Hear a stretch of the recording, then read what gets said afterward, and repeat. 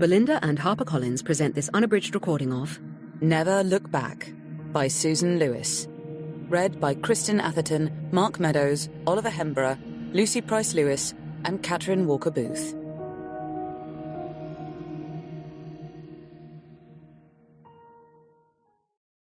Prologue. I think, my love, that I might have come up with a way out of the unfortunate situation we're in. Rudy Kaplan had uttered the words softly, rhythmically, making them sound like part of a song. His wife, Romy Kaplan, looked up from the notebook she was writing in, and her heart skipped a beat as she watched him leave the piano.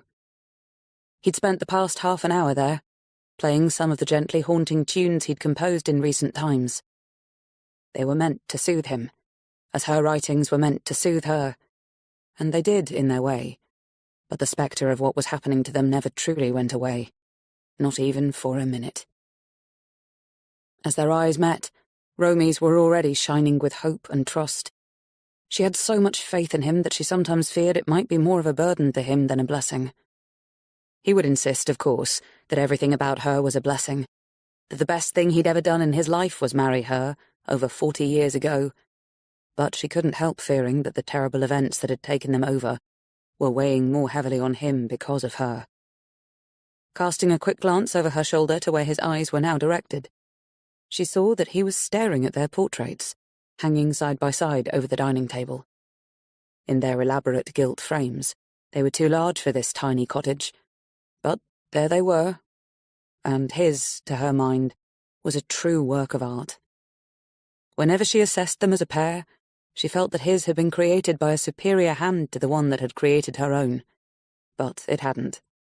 The same artist had done both, taking a lot of time to get to know them first, encouraging them to share stories of their lives together, their dreams for the future. In the end, the capturing of Rudy's charm and irony, the soulfulness in his deep brown eyes, the enlivening hints of him as a younger man, made Romy love the painting almost as much as its subject. Hers was different. Like her, and yet not, as though the artist hadn't quite seen her, or had maybe tried to turn her into someone else. The woman depicted certainly had Romy's naturally high cheekbones, full-lipped smile and silver blonde hair styled in a wispy sort of bob, but even Rudy, who professed to adore the painting, agreed that the playful light in her luminous violet eyes wasn't quite there. Nor was the infectious energy she exuded, or the natural vivacity that drew people to her. The crafted contours of her slender face made it appear more oval than heart-shaped, even a little harder than she was in reality. "My love," he murmured softly, looking at her now as he reached for her hand. She smiled and put aside her notebook and pen. Even after all these years, the romance in him could cause her heartbeat to quicken, and his voice, at least to her ears, remained as hypnotically melodic as it had ever been. Everyone had always loved it when he sang. Folk, jazz, even opera. But he hadn't done much public singing lately. "The idea came to me a couple of weeks ago," he told her softly, as though afraid of being overheard.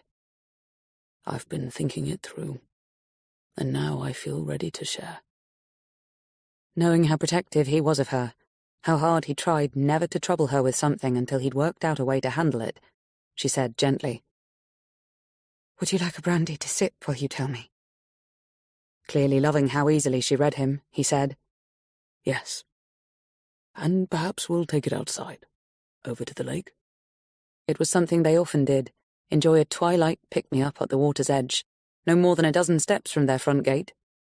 With the sun shimmering its last rays over the surrounding valley slopes before disappearing behind the hill, it always felt the perfect place to end the day. Sometimes they'd put on music and dance, cheek to cheek, Rudy crooning softly in her ear. Neighbours from the smattering of nearby cottages would occasionally join them, bringing their own cocktails, music and chit-chat. A truly lovely group of new, dear friends who'd made this tucked-away lakeside enclave their home. Some were their age, others younger. No children, which was a shame. Romy had always loved children, and was sad never to have had any of her own. Rudy took himself off to their bench, almost hidden amongst a cluster of yellow irises and milfoil, carrying jumpers and blankets in case it turned cold. It was still early March, after all. As Romy watched him from the kitchen window, she reflected, as she often did, on how fortunate they were to have found this place at the heart of a meandering and leafy vale, with no one to bother them much, or to ask too many questions. It was very different to what they'd had before, of course, but it didn't matter. What really counted was that they had one another, and were no longer in danger of doing harm to anyone. "You two are so much fun," their new neighbours often told them. "You really know how to enjoy life. We didn't get together much before you came, hardly even knew one another. And you're a fabulous cook, Romy. All your exotic recipes and Rudy's stories. As far-fetched as fairy tales, but no less fascinating for that. The places you've visited, the things you've done." Feeling a wave of nostalgia approaching, a current of memories bent on carrying her away from the moment, Romy stepped out of the tide and waved cheerily to Nuala Higgins, their neighbour from 2 doors down, as she went chugging past in her old VW Polo. Romy often walked with Nuala and her dog, climbing stiles and wooded hillsides up to the common where cattle had priority over traffic and winds blew in from afar. She knew she should head outside, but she was nervous about what Rudy might have to say. She mustn't let herself hope that there was any real way out of their situation. However, hope was hard to suppress. Satisfied that Rudy was settled, his wispy hair being gently tossed by a wayward breeze, she turned to survey the room behind her, taking a moment to remember what she was supposed to be doing. This little home of theirs was so quaint and old, with its wooden beams crisscrossing the sloping ceiling, a red brick fireplace in the sitting area, and awkwardly fitting French doors that opened onto a back patio and lawn. There were dozens of photographs and books around the place, along with special mementos from all over the world, and plenty more still in boxes in the spare bedroom. Squashed in under the stairs was Rudy's mother's roll-top desk that served as their office, while the treasured piano sat wedged into a small alcove at the far end of the dining table. 2 antiquated chintz sofas flanked the hearth, where Rudy's daily fire was turning to ash. He liked it to remain lit, no matter the weather. So she went to stoke things up with a poker and dropped on a log. Ah, yes, drinks. And she'd take out some nibbles as well. As she stooped to open a kitchen cabinet, she found herself falling into the trap of paranoia that so often dogged them these days. It was as though they were being sucked back into a dark and distant past, to a time when they'd known beyond doubt that they were being watched and listened to. It was a time when the world had been a very different place to what it was now, and they had been different people. Today, when the feeling and fear of another presence came over them, they escaped by going to their bench, especially when they had something important to say about the situation. After filling a tray with glasses and small bowls of nuts and olives, she spotted Rudy's mobile on the windowsill and decided to leave her own next to it. They wouldn't need them this evening. If anyone called, they could always leave a message. Much better that they had the time to themselves without interruption. A few minutes later, with everything set out between them, Rudy tapped his glass to hers and said quietly, "Here's what I think we should do." Romy was hardly daring to breathe. Was there really a way out of the dreadful position they were in? "I think we should contact Christy Ward," he told her. She blinked in surprise, several times. She knew the name, of course. Everyone did. More than that. She'd once known Christy's mother, someone she'd thought about often over the years, but never as much as these past few months. Had they ever actually met Christy? They'd come across so many people in their lives, but Romy couldn't immediately recall ever having been introduced to the well-known podcaster. "Layla could probably put us in touch," he said, seeming to pick up on her concern. Her eyes widened slightly as she realised this was true. Her goddaughter, Layla, had worked with Christy Ward a few years ago when they were both in TV. "I think Christy Ward will help us," Rudy declared decisively. It didn't take Romy long to see why he thought that, or to agree that he could be right. There was no need for her to consider it more thoroughly. He'd already done that, or he wouldn't have mentioned it. But would she want to? She countered cautiously. We won't know unless we ask. This was true. They wouldn't. And Romy would be all for it, was she not now thinking of the risk involved? They were only enduring this to protect those they loved, and what had already been done to them and others could also be done to Christy Ward. We don't want her to get hurt, Romy said worriedly. And she'd have to... How much do you think we can tell her?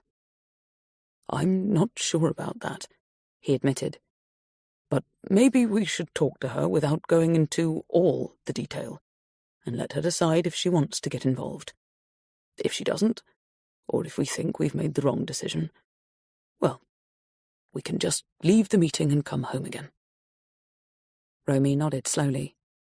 Christy did seem like a good choice of person to go to, for all sorts of reasons, mostly to do with her mother. Do you think Layla would set something up? Rudy asked. Certain Layla would, if she asked. Romy said, She's in Dubai, remember? But that doesn't matter. The question is, how do we stop her mentioning it to her mother when they're next in touch? Beth's already worried enough about us. I don't want to add to it. Beth was Romy's best friend of almost 60 years. They were as close as sisters. Maybe even closer than that. Rudy sipped his drink and stared thoughtfully out at the water, where shadows of fish skittered about in the darkness and tiny bubbles of air broke the surface. They seemed to Romy to embody all their memories, their fears, everything they needed to keep hidden that just kept rising up again. How was Beth when you spoke to her earlier? Rudy asked. Actually, she sounded quite good. The effects of the last chemo have started to wear off. She's looking forward to our trip. He smiled. It'll do you some good to get away for a few days, too, he said. Is Johnny planning on joining you? I don't think he can, but you know we'd love it if you came. No, this is for you and Beth. Some time together in your happy place while she recuperates and recharges. I'll stay here and keep thinking. Good idea, she whispered, leaning over to kiss him. I'll miss you while I'm gone. I'll miss you too, he said, and kissed her back. Chapter 1. Wait. What? Christy exclaimed, having to stop Layla to make sure she'd heard right. They're dead? Both of them? She really hadn't seen that coming. Or had she just not been paying proper attention? A quick glance at her podcast co-host, Connor Church, told her that he'd been equally as blindsided. No. Rudy's dead, Layla Cates hastily corrected. But Romy... Well, that's why I'm here. We've no idea where she is. So he died and she disappeared? Christy said. At the same time? No, he died back in March, the 21st to be precise, and the last time anyone saw her was 6 weeks later on the 7th of May. So just about a month ago. As she took this in, Christy regarded Layla intently, trying to remember how long it had been since she'd last seen her. It surely had to be 6 or 7 years when Layla had briefly worked as an intern at the TV studios, where Christy had been a senior editor with Connor leading her research team. These days, following Christy's breakup with her husband, who continued to exec produce and present the news, she and Connor ran a successful true crime podcast. So, Layla must surely be around 30 by now, and was, according to the email she'd sent out of the blue last week, based in Dubai. However, she was here today, at the Hindsight production office on Bristol's harbour side, lovelier than ever with her flame-red hair and topaz blue eyes, and seeming to exude an air of confidence that had to be admired, considering her not-so-well-hidden distress. Responding to the clear sense of urgency in Layla's tone, Christy said, Maybe let's slow things down for a moment. When you say that Rudy Kaplan, your godfather, is dead, how exactly did he die? Actually, Rudy's not my godparent, Layla corrected, grief clearly etched across her face. But he drowned in the bath. Christy blinked. An accident? Maybe. The post-mortem showed that he'd had quite a bit to drink, which wasn't unusual for him, but... well, it wasn't straightforward. There were some marks around his neck and on his arms that could have been consistent with some kind of a struggle. Is that what the autopsy said? Connor asked. I think so, but the coroner's ruling was accidental death. Where was Romy when it happened? Christy asked. In Portugal, with my mum, Layla said. They've always been best friends, you see, and we own a townhouse there. Rudy was alone in the cottage, and when he didn't answer his phone for a couple of days, Mum and Romy flew back to make sure he was all right. Romy found him. You can probably imagine how awful it was for her. They think he'd been in the bath for 4 days by then. Shying from the thought of it, Christy asked, Was anyone with her when she went in? My mother was downstairs. She'd driven them both from the airport. I was in Dubai, but I flew back as soon as I could arrange time off. Poor Romy was in a dreadful state. They were very close, her and Rudy. True soulmates. And the fact that there were a few days when the police were saying it might not have been an accident only made things worse. And do you think her disappearance now has something to do with his death? Layla frowned. I suppose so. It's all so complicated. Did Romy believe the death was an accident? Connor asked. Layla pulled a face. It's hard to say for certain. Sometimes she seemed to, other times not. My mother could tell you more about that because she was there at the time. All I know is that they decided in the end that the injuries had been caused earlier by him getting caught up in something while swimming in the lake opposite their house. According to the neighbours, he'd swum that day. And this was back in March? Christy asked. Layla nodded. Connor said, And now, almost 2 months later, Romy has vanished? That's it. As I said, they were very close. We couldn't imagine how she was going to cope without him, but she seemed to be managing, at least in the early weeks. Then... this. She left her home suddenly. No one's seen her in 6 weeks. She's been posting on Facebook, but it's all a bit weird. Not really like her. Mum and I are so worried. We've tried getting in touch, but Romy's phone is always switched off. I flew in a couple of days ago and went straight to her cottage to try and find out what was going on. But there was no sign of her or her car. I asked her neighbours if they'd seen her, but they haven't. And they're worried too. Her voice cracked. I just don't know what to think. Pushing his dark-framed glasses higher on his nose, Connor said, And now you're hoping we'll help you to find her? Layla's troubled eyes left his and moved back to Christy. And maybe some answers about Rudy, she dared to venture. When did your mother last see her? Christy asked. Layla sighed. She thinks it was a couple of weeks after Rudy's funeral. My mum hasn't been well, so... Anyway, she'd been trying to spend time with her before the cancer returned. But Romy kept insisting she was all right, that she could cope on her own. As Dad says, they're as bad as one another when it comes to not wanting to be a burden. So they end up not seeing one another when there's probably no one they want to lean on more. I just don't understand why she hasn't been in touch. I know it's been a difficult past year for Romy, with Mum's illness, Rudy's death, and even before that, when they lost the big house and moved to where they are now. Her voice trembled. Or were, until recently. As there was a lot to unpack there, Christy asked, Have you spoken to the police about Romy's disappearance? Layla swallowed hard. They're not interested. As far as they see it, Romy is a perfectly healthy woman of sound mind and body who has a history of impulsive travelling. But that was when Rudy was alive. So what do you think might have happened to her? Connor prompted. Layla shook her head helplessly, and reaching into her bag, she pulled out a single sheet of paper. I wanted to show you this. Taking it, Christy read the printed email and looked at Layla again. Can you give me a number for Christy Ward? Layla quoted aloud. There is something R and I would like to discuss with her. Let's keep it as our secret for now. When did she send it? Christy asked, searching for the date. That's the thing, Layla replied, looking pained. It must have gone into my junk folder. I found this printout at the cottage dated the 11th of March. 10 days before Rudy died. Christy was frowning hard now. This really wasn't making much sense. You said she's still posting on Facebook? Layla nodded quickly. She's posted a couple of little videos of herself in the past few weeks, since she disappeared from her cottage, saying she's having the best time and no one should worry about her, that she'll be back soon. Christy's eyes widened. No wonder the police wouldn't engage. But if she's telling you she's all right... That's the trouble. She might be saying she is, but why isn't she answering her phone? Where is she, and when is she intending to come back? Christy glanced at Connor, hoping he might have something useful to say. It's a mystery, he confirmed uselessly. Repressing an eye roll, Christy said, I'm afraid we're not private detectives.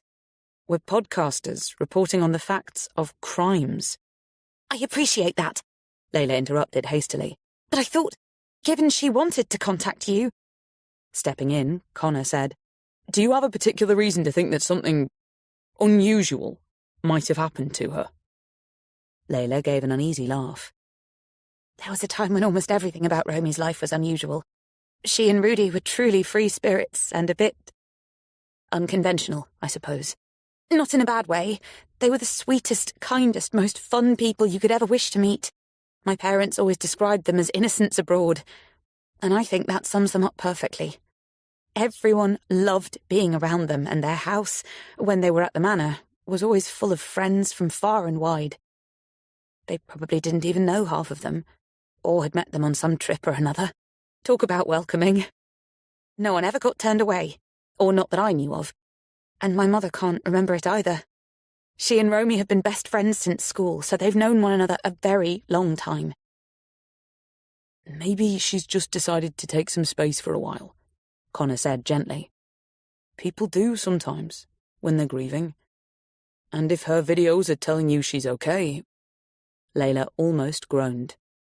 That's more or less what the police said, but Romy's not like that. Honestly. She's always so considerate of other people's feelings. She really isn't someone who'd just ignore our messages when we're saying we're worried about her. So there are no responses at all? Christy asked. Layla shook her head. She looked close to tears by now.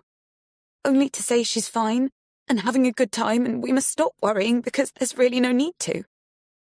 When was the last time you saw her? Connor asked gently. I came back for a few days at Easter. How did she seem then? Christy asked. Calmer than she'd been after the funeral, on the surface at least. She wouldn't have wanted anyone to know she was grieving, but of course she was.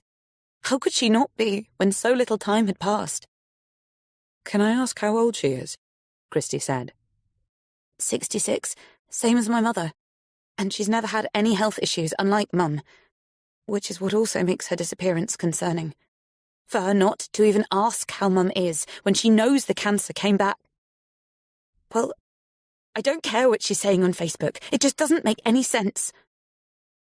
Maybe we should take a look at the posts, Connor suggested. Layla nodded quickly, took out her iPad and clicked through to Romy's page. Here's the first, she said, and turned the screen so Christy and Connor could view the playback. Christy watched closely as the static image of an attractive older woman with silvery fair hair and an exquisite heart-shaped face came to life. Hello, my lovely friends, she said, her voice soft and warm. Just wanted to let you know that I'm fine. Actually, I'm feeling better than I have in quite a while. It's good to be away. No reminders here. So please don't worry about me. I'll keep in touch and be sure to let you know as soon as I'm coming back. As the reel ended, Layla clicked onto the next. This time Romy's hair was twisted into a messy knot at the top of her head, and she was wearing sunglasses. She began by saluting the camera with a glass of white wine. Bottoms up, everyone. Hope you're all lovely and well. I'm missing you, and wish you were here living La Dolce Vita with me, but I'll be back before you know it, and we can raise a glass or two together.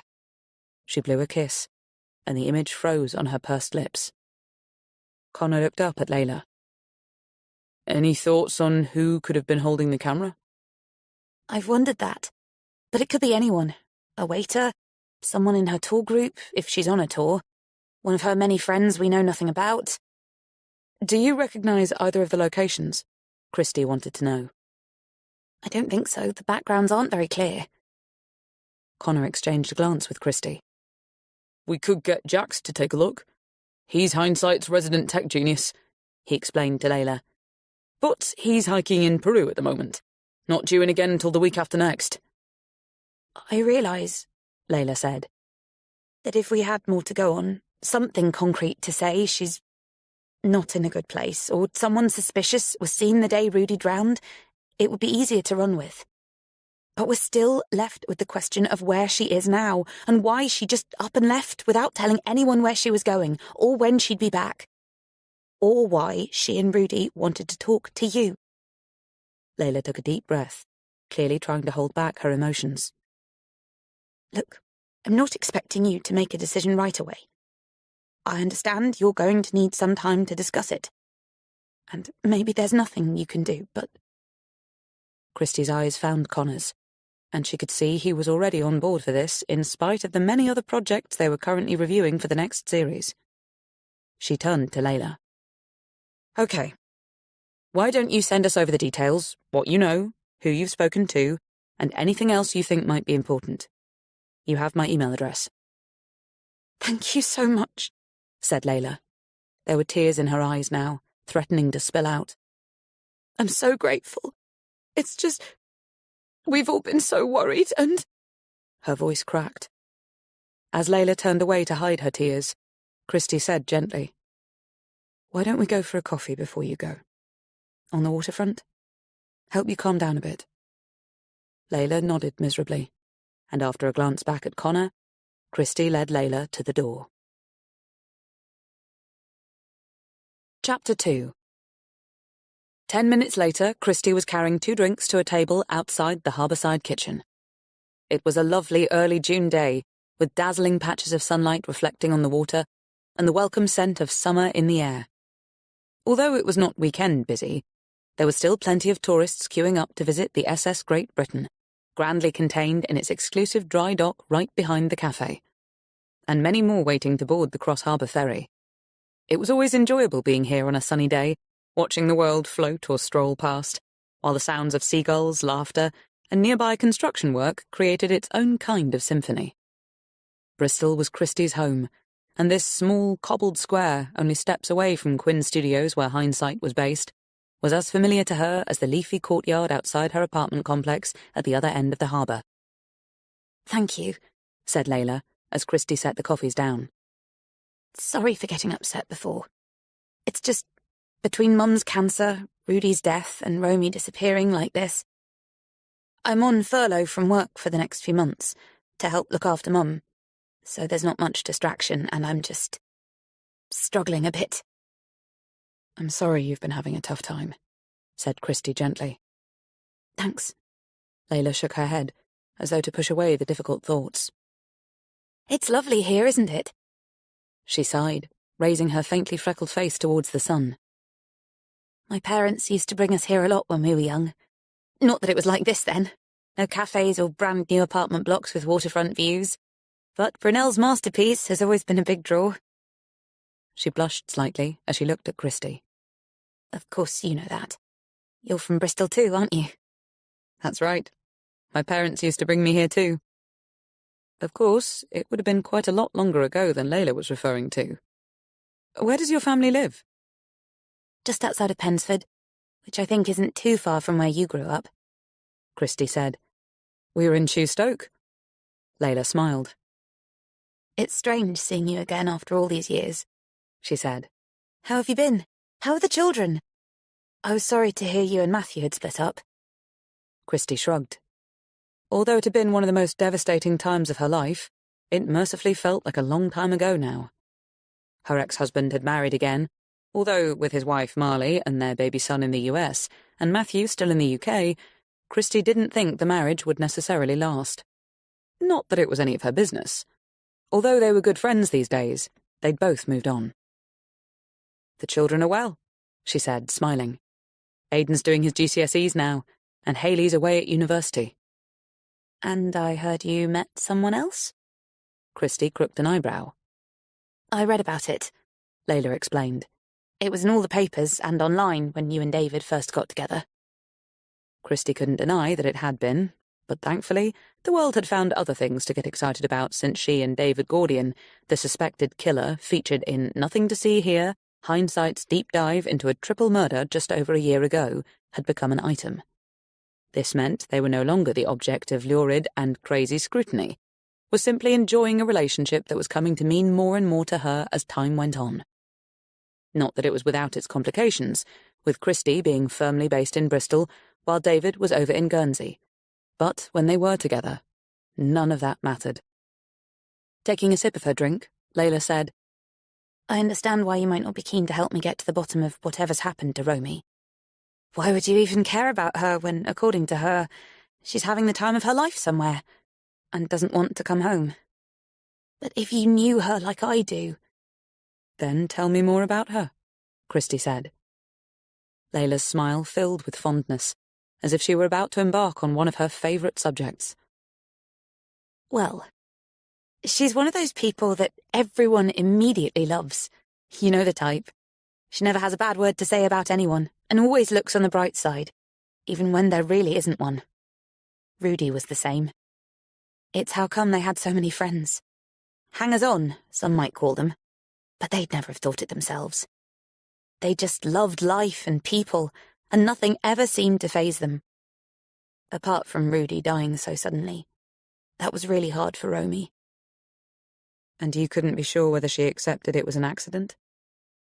To be honest, I don't think she did believe it. But being the way she is, she didn't want to make a fuss or upset anyone. Who would she have upset? Layla shrugged and shook her head. The police? She wouldn't want to take up their time when they had so many more important things to be dealing with. That's how she'd have seen it. She'd also have been worried about Mum. And there were the neighbours. These days they live somewhere called Bellbrook, a secluded and close-knit little hamlet a few miles from Tetbury, and Romy was afraid the press and lots more police might descend on them and ruin their peace and quiet, never mind their gardens. I know it probably sounds bonkers to you that she'd put everyone else first when Rudy had died, but that's a perfect example of who she is. She's always been overly concerned about everyone else, to a degree that can make you quite impatient with her at times. Knowing the type, Christie took a sip of coffee as she said, So let's start with Rudy. Do you have any theories on who might have wanted to harm him? I'm afraid none of us do. I'm including my parents and brother in that, because we've discussed it at length. We just feel that something's not right. Not so much about Rudy's death. We'd have probably accepted it was an accident if it weren't for the way Romy reacted to it. One day, she was certain Rudy would never have been so careless as to fall asleep drunk in the bath. The next, she was saying it had happened before, so it was an accident that had found its time. It ended up with her telling us to let things alone and say prayers for him. As Christie assessed this, she turned to gaze across the harbour, where a wedding couple was being photographed on the bow of a highly decorated barge. I've sent everything to the police, Layla told her. But so far, no one's got back to me. That'll be because she's making a point of telling you that she's absolutely fine, and she'll be in touch when she's ready to come home, Christie pointed out. Layla seemed to deflate as she stared down at her coffee. Look, Christie said. I'm sure you know the statistics, but just in case, someone is reported missing every 90 seconds here in the UK. 170,000 people disappear every year. And a good proportion of them don't want to be found, Layla interjected. I got all that on day one when I went to the police, and I understand their reluctance to take it any further, I really do. Who in their right minds is going to believe that what she's actually doing in those posts is calling out for help? Christie's eyes widened with interest. How do you come to that conclusion? Mum is certain of it. Christie waited. There had to be more than that. Layla shrugged. Okay. I realise you can't see or hear it when you watch the reels, but that's how we're reading them. Incidentally, Mum would be here now if she could, but she's undergoing more chemo at the moment, and today isn't a good day. Before Christie could respond, she continued, If you're going to turn me down, then please recommend a good private detective. I'm sure you must know someone. Christie raised a hand. As a matter of fact, I don't, she said, but I can tell you this. It's clear to me that Connor wants to help you, and as we still haven't committed to a new series for the autumn yet, it's possible we could look into it for you. Layla gasped as her eyes flooded with tears. Do you mean it? She cried, clutching her hands to her face. I mean, I know you wouldn't say it if you didn't. Remind me how long she's been gone? A month. Definitely not long enough to overexcite the authorities, even without the videos. But leave it with me, and either Connor or I will get back to you as soon as we've gone through your notes and discussed them with the rest of the team. Chapter 3. Has anyone got hold of Rudy Kaplan's autopsy report yet? Harry Quinn asked, making himself comfortable on the production office sofa next to his wife, Mina, who shifted along to make room. Mina was as proud of her Indian heritage as she was dismissive of her beauty, and as good a friend to Christie as Christie had ever needed. As co-owners of the podcast studios, also ex-colleagues of Christie's and Connor's from back in their TV days, the Quinns regularly attended hindsight meetings, especially when something new was on the horizon. Not that a decision had been taken about this particular case yet, but as the business and finance brains behind operations, their input was always valued, even if they weren't members of the core investigative team. I emailed the coroner's office this morning, Connor told him, attaching blow-ups of Rudy and Romy's headshots, provided by Layla, to the whiteboard they used for their projects. In hers, Romy was laughing into the camera, appearing delighted about something, and came across as the kind of woman who would be a lot of fun to know.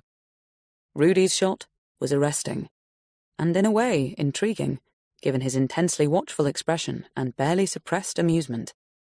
Yes, Christie thought, she'd probably like to know him too, although she had to admit her judgment was probably currently being influenced by what she'd heard about them from Layla, who clearly adored them. She only had to consider how she'd viewed David Gordian, the subject of Hindsight's first major podcast, when she'd first seen him as the brutal killer of 3.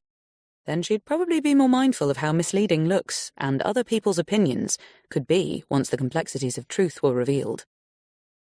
Haven't heard back yet, Connor added. It could be that the request will have to come from a relative. We'll see. As he stood back to assess the photographs, Christie felt the poignancy of the board's stark emptiness beneath the childless couple, making them seem, at this early stage, as if they were adrift. Was that what she was thinking? Did Rudy have any other family besides Romy? Clover asked, apparently sharing Christie's thoughts. With her colourful character and equally as colourful beaded hair, Clover Saint-Jean was one of the series' senior researchers, alongside Jackson Kane, their tech expert. Layla's pretty certain there isn't anyone, Christie told her. The problem we're up against, if we go ahead with this, is twofold. First, Romy could walk back through the door at any minute and we'll have wasted our time. Secondly, if she doesn't, we've got absolutely no way of tracking her. Her phone is permanently switched off, apart from when she's posting, apparently, and no banks, phone companies, or internet providers are going to share anything with us. So, how will you take things forward? Harry wanted to know. It's highly likely we won't be able to. But for some reason, that's making me even more determined to test what we do know. Without Jax digging into the tech side of things, we're still limited, but Clove's been studying the responses to Romy's Facebook videos and... She gestured for Clove to take over. It's clear, Clove began, bunching her hair behind her head as she read from her screen, that Layla and her parents aren't the only ones who are worried about Romy. There are quite a few responses to her posts. Here's one from a friend called Jenny, who, according to her profile, lives in Lyon. Salut, chérie, looking good as ever. Glad you're having a great time, but really need to talk. Please call me back. I sent a direct message to Jenny, Clove continued, and to others who've posted similar comments, and every reply I've had so far has echoed what Layla told us, that it just isn't like Romy to go off without a word and not to call back when someone asks her to. What about texts or WhatsApps, that sort of thing? Harry asked. Or the comments on Facebook? Is she responding to any of them? Yes, occasionally. There are messages where she follows up with things like, lots to tell when I'm back, or do you remember when we were in Greece together? Or thanks for the book recommendation, loving it. Nothing specific about where she is or what she's doing apart from, as she says, having a good time. Is she on any other social media? Mina asked. She had an Insta account for a while, but it hasn't been used for a couple of years. Layla says she's always been more comfortable with Facebook. Same goes for a lot of people her age. Does anyone have any theories as to where she might be? Or what could have happened to her? Mina persisted. I mean, if something has. They're all mystified, Clove replied. And worried. Have a listen to this voice note I got in response to one of my messages. She hit play on her computer and sat back as the recording began. It's Theo Crush here, old friend of Rudy and Romy. I got your message asking if I've seen or heard from Romy since I posted her on Facebook page. I haven't. It's been a while now. This is quite out of character for her. And considering what she's been through, I am becoming increasingly afraid. Yes, afraid for her well-being. Frowning, Harry said, Have you spoken to this guy? We've been trying to get hold of him since yesterday, Christie assured him. But he's either not picking up, or he just hasn't got our voicemails yet. According to his Facebook profile, Clove continued, he deals in 18th and 19th century musical instruments and is based in Vienna. She shrugged. Just thought I'd throw that in. Not sure how or if it's relevant. Any details about his friendship with Rudy and Romy? Christie asked. Photos of them together, that sort of thing. Yes, a couple that look as though they were taken at his shop on Stahlberggasse. Guess that's the street, and one of them with Crush and his wife. Presume it's his wife. At a concert, but I haven't gone very deep yet. Here's another old friend who rang me back. She's someone I did have a chat with, and she agreed to me recording the call, so here goes. Her name's Hester McKinley, by the way. Please don't let anyone try to tell you that dear Romy has gone doolally or has tried to harm herself. It's true she was devastated by Rudy's passing, and maybe even a little unhinged by it. But who wouldn't be, considering how close they were and everything that's happened to her? She never believed his death was an accident, no matter what she told everyone else. And if you ask me, she knows who did it. Maybe they've come for her now. Mina's eyes widened as she turned them to Christie. Christie nodded for her to continue listening. Can you be more explicit about who they might be? I can't name names if that's what you're asking, but I do know that something sinister went on around the time they left the manor. Romy told me so herself. We have to do this, Hesty, she said. It's the only way to stop them going after everyone else. Did she explain that? No. She didn't want to talk about it again, and if I tried, she kept insisting I'd misunderstood what she'd said. Did Rudy ever mention anything similar? No, but I wasn't quite as close with him as I was with her. Dear man, my husband, Richard, performed with him a few times, you know. Everyone adored Rudy. He was good enough to be a professional. Everyone said so. I think he considered it once in a while. He did so enjoy being on stage. But in the end, he couldn't be bothered with the routine and discipline of it all. They didn't like constraints, him and Romy. It's what set them apart from the rest of us. Singing and dancing, that's what made their world go round. Of course, having a lot of money helped. Anyway, if you're interested in finding out where Romy is, and I hope you are because someone should be, you might want to look into what really happened to Rudy. As I said, I don't know anything for certain, but it could give you some clues. And that, Connor said, as Clove stopped the recording, is when I contacted the coroner's office. So you're already putting a podcast together on this, Mina said. Given the recordings? We're just gathering material at the moment, Christie replied. We're not sure there's a series in it. How can we be when she could turn up at any time? Anyway, I rang Hester McKinley back myself, and she told me that she and her husband felt sure it was some bad investments on Rudy's part that resulted in them having to leave the manor. Which was when? Harry asked. Clove checked Layla's notes. September last year. Any detail about the investments? We don't even know if they were a thing, Christie pointed out. But something else Hester said, which both she and Layla's mother appear to agree on, is that Romy and Rudy weren't themselves over the summer before leaving the manor. Apparently, they always threw at least 3 or 4 parties. July 4th, Bastille Day, Rudy's birthday. But last year, there was only Romy's birthday celebration at the beginning of May. Nothing after that. According to Hester, Clove continued, they didn't go on holiday anywhere. They were at the manor the whole time until the end of September, and on the one occasion when Hester and her husband did go over, they got the impression Rudy and Romy were eager for them to leave. It was really strange, Hester said. Rudy kept putting a finger to his lips, kind of shushing them, and Romy was constantly looking over her shoulder as if she thought someone was following her. I'm hoping to talk to Layla's mother Beth in the next couple of days, Christy picked up. She and Romy have known one another forever, and apparently Beth's keen to talk to me as soon as she's up to it. She's having a bad reaction to her latest bout of chemo. Poor thing, Mina murmured. Having been there, my heart goes out to her.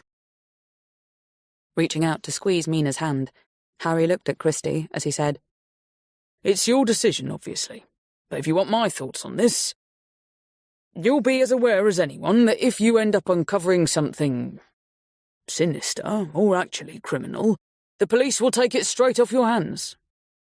So where's that going to leave you if you're mid-series by then? If we get to a point, Connor answered, where we think Romy could be in danger, or has even gone past that point, and I think we all know what I mean by that, obviously we'll take it straight to the police. Until then, I don't see any harm in helping Layla and her family get to the bottom of what's really going on. Mina was looking worried. So it could be a live investigation, as opposed to the retelling of a cold case? Is that really how you want to proceed? The last 2 series have had really strong elements of breaking news about them, Connor reminded her defensively. So, if there is anything to this, it could fit right in. Clearly sensing the kickback, Harry said, Just think about it before you fully commit. He clocked the way Christy and Connor exchanged glances and added, Unless there's something you haven't yet told us about. You have sponsors, Mina pointed out, when neither of them answered. I know you don't welcome any sort of outside interference, but if you want a decent budget, they matter. Cutting Connor off before he got annoyed, Christy said, a little too sweetly, Thanks for the reminder, Mina. We both realise that it would be hard to produce anything the way we do without the sponsors. And equally as important to us is the support we know we can always rely on from you and Harry. Chapter 4. A few days later, Connor and Christy left the M4 at Junction 18 and headed towards the sleepy little hamlet of Bellbrook, buried deep in the hallowed Cotswolds. Connor was driving, so Christy took a moment to absorb the glorious spectacle of sun-drenched fields stretching all the way out to far horizons, with the occasional glimpse of farms and livestock breaking into the patchwork. There was a reason why this part of the country was so desirable. It was simply and quietly stunning. Several minutes later, after turning off at a quaint market town to continue the journey, she began recording. OK, we left the main road a while ago, and we're now in a wooded valley with a river running alongside us. It's gorgeous, shady and peaceful. Dappled sunlight, tangles of wildflowers. Every now and then we pass a sign to a farm or the gated entry to a private estate. There was a time when some very wealthy merchants had their homes around here. Think textiles, grain, metals. No idea who lives in these properties now. More likely hedge fund managers or rock stars. And royalty, of course. Ah, here's the humpback bridge Layla mentioned, and just past it, parked in a lay-by, we find an Amazon delivery truck trying to blend with nature. Laughing, Christy turned off the recorder and sighed luxuriously.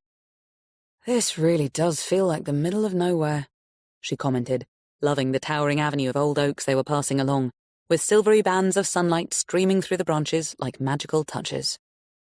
And yet it can't be more than 6 or 7 minutes since we left the main road. Ah, I've just spotted the lake, over there, through the trees. Layla said to look out for it, and then we should take the next turning right. Changing down a gear, Connor stifled another yawn as he said, Sorry, up half the night with the baby. Well, you do want her to have teeth, don't you? Christy responded dryly. With a groan, he drove slowly along a narrow, hedge-lined road until they shuddered over a cattle grid and found themselves at the edge of a truly dreamy rural idyll. The lake, glittering blackly and enticingly in the late morning sun, was to their right, while a smattering of picture-book cottages, a couple of converted barns, and an old water-mill basked in the lee of the wooded hill to their left. On the opposite bank were more woods climbing densely and steeply to the skyline. "You have to photograph it for the website," Christie told him. "I know we're not posting anything yet, but this just has to be seen to be believed. It's utter paradise." She thought about that and added, "Or it could be spooky as hell when the mist is down and night's drawing in." "Well, it's definitely the right place," Connor told her, and nodded towards Layla as she came out of the closest cottage to wave them forward. You found it! She cried, rushing to open Christie's door and looking for a moment as though she might hug her. "Are you okay?" Christie asked, noticing Layla's bloodshot eyes. Layla laughed awkwardly and pushed back her hair. "Yes, I'm fine," she said. "Just relieved you're here. And as you can see, a bit emotional. Idiot that I am, I was hoping to find her inside when I let myself in just now.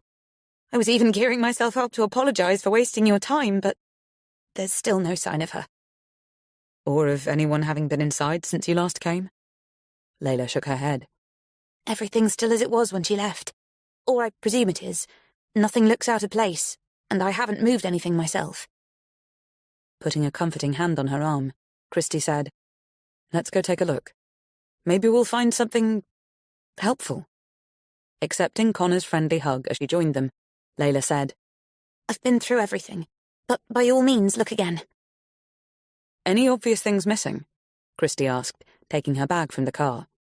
"Such as clothes, toothbrush, toiletries?"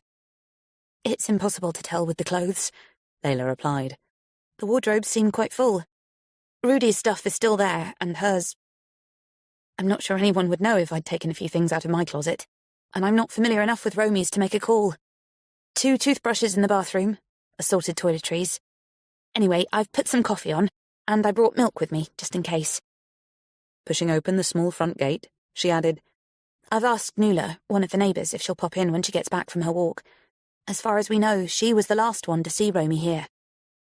Christie's phone rang, and seeing it was David, on FaceTime, she said, "Sorry, I need to take this. Shouldn't be long." And clicking on, she turned towards the lakeshore, where a cluster of drooping irises, hairy willow herb and milfoil seemed to be protecting an old wooden bench.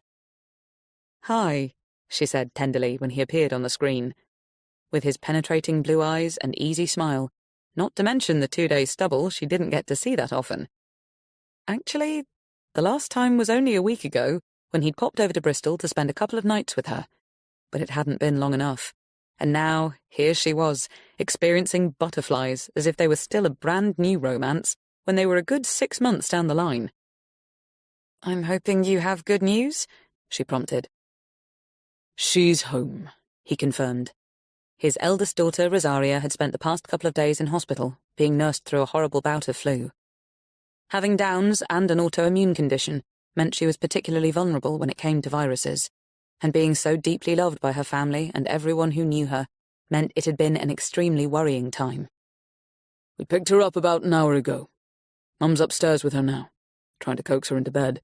She's having none of it, of course, but my money's on Mum winning, if only because Rosie's still pretty weak." His mother, Cynthia, had played an invaluable part in helping him to raise his 3 children, and she continued to run the house with Anna, 27, coming and going from her flat in St. Peterport, and the girl's half-brother, Laurent, aged 12, at school on the island. Sinking down on the bench, and as soon as she's up for it, I'd love to hear from her. Dryly, he said, "I won't tell her that yet, or she'll be straight on the phone. Where are you? I don't think I recognize that background." "We've just arrived in the hamlet I told you about." "Ah, the missing woman who's been posting on Facebook." Accepting the irony with a grimace, she said, "Something like that. It's possible, of course, that she doesn't want to be found, but for the moment, we're going with the chance that something might have happened to her." "Do you have time to talk me through your theories?" "As yet, we don't really have any. But we're about to take a look around the house." "Then I should let you go. I just wanted to update you on Rosie's progress. And to say that I'm missing you. I'm missing you too. It was true. She was. And she couldn't actually see how it would change with him living in Guernsey and her based in Bristol. Their time together was too often limited, although maybe made all the more precious by the absences. Remind me when you're off to Denmark? Flights are booked for the middle of next week. Laurent's coming. You're taking him out of school?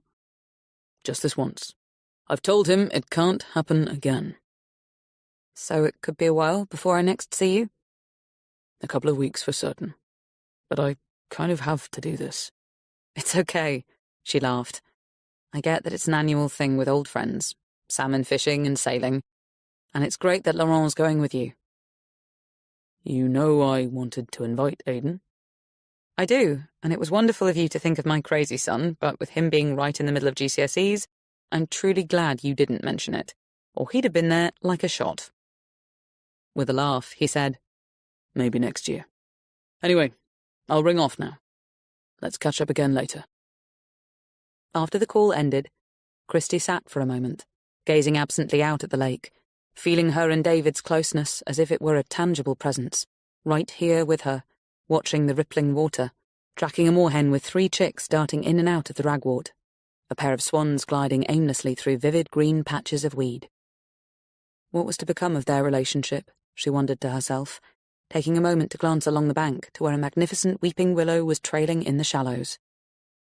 Could they carry on like this, with him firmly entrenched in his beautiful island home, and her not willing to leave Bristol? Why was she even asking herself the question, when the subject of them making a more permanent commitment hadn't even been raised? Getting to her feet, she was about to turn towards Romy's cottage, when she spotted someone getting into a boat on the opposite shore. They were too distant for her to make out anything about them, but when it became apparent they were rowing this way, she gave a friendly wave. No response. Assuming she hadn't been seen, Christie shrugged and turned to go into the cottage. Chapter 5. Everything okay in Guernsey? Connor asked, glancing over his shoulder as Christie entered the kitchen. He was standing beside Layla, studying something on a desk in front of them. Rosie's home now, thank goodness. Christie immediately noticed the portrait of Rudy hanging behind the dining table. This is quite impressive. Layla smiled as she saw where Christie was looking. Romy told me she actually swooned when she first saw it, she said. And who can blame her? He was a good-looking man.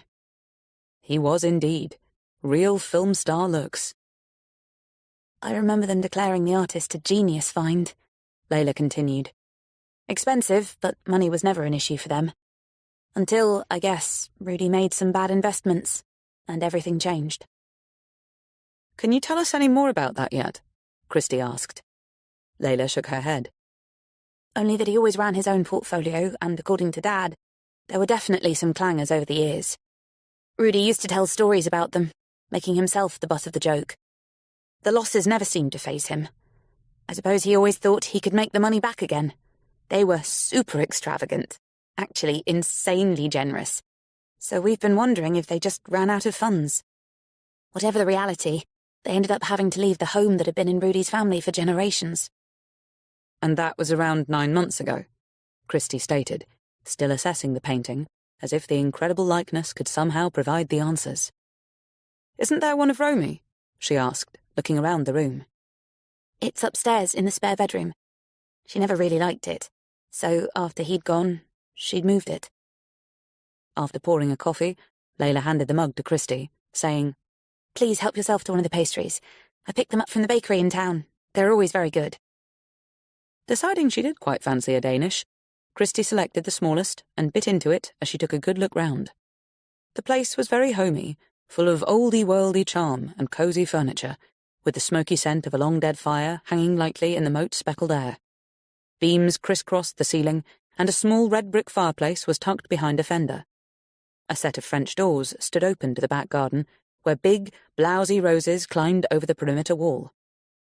Noting an assortment of photographs along the mantelpiece, Christie took another sip of coffee and went to study them. She smiled when she found several of Layla from over the years, many with Romy and another woman, presumably Beth, Layla's mother. There were plenty of Rudy and Romy together, either laughing or hugging or standing side by side in front of various landmarks from around the world. And on closer inspection, to her surprise, there were some recognizable faces in quite a few. They obviously moved in elevated circles, she remarked, picking up one of the Kaplans with the ex-leader of a French political party, his wife, and 3 other suited men. Glancing round, Layla smiled as she said, There was a time when they got invited just about everywhere from Budapest to Bangkok, Cairo to Canberra. I could continue with the alphabet, but I'm sure you get the drift. How did they know all these people? I guess they started out as friends of friends, meeting at parties. Rudy was a brilliant networker, and he spoke quite a few languages, so it was never difficult for them to mix. Or to host eclectically interesting dinners, which they did, often, right up until last May. If there was anything after that, we don't know anything about it. Christie moved on to a collage on the wall, and stood back to admire the shots of Romy striking various dance poses. Those that were full length showed her to be a slender, graceful woman with a ballerina's poise, while in some, she exuded a very definite ballroom energy. Amusingly, right in the centre, was a shot of Rudy apparently singing his heart out. Turning back to his portrait, Christie studied it more closely.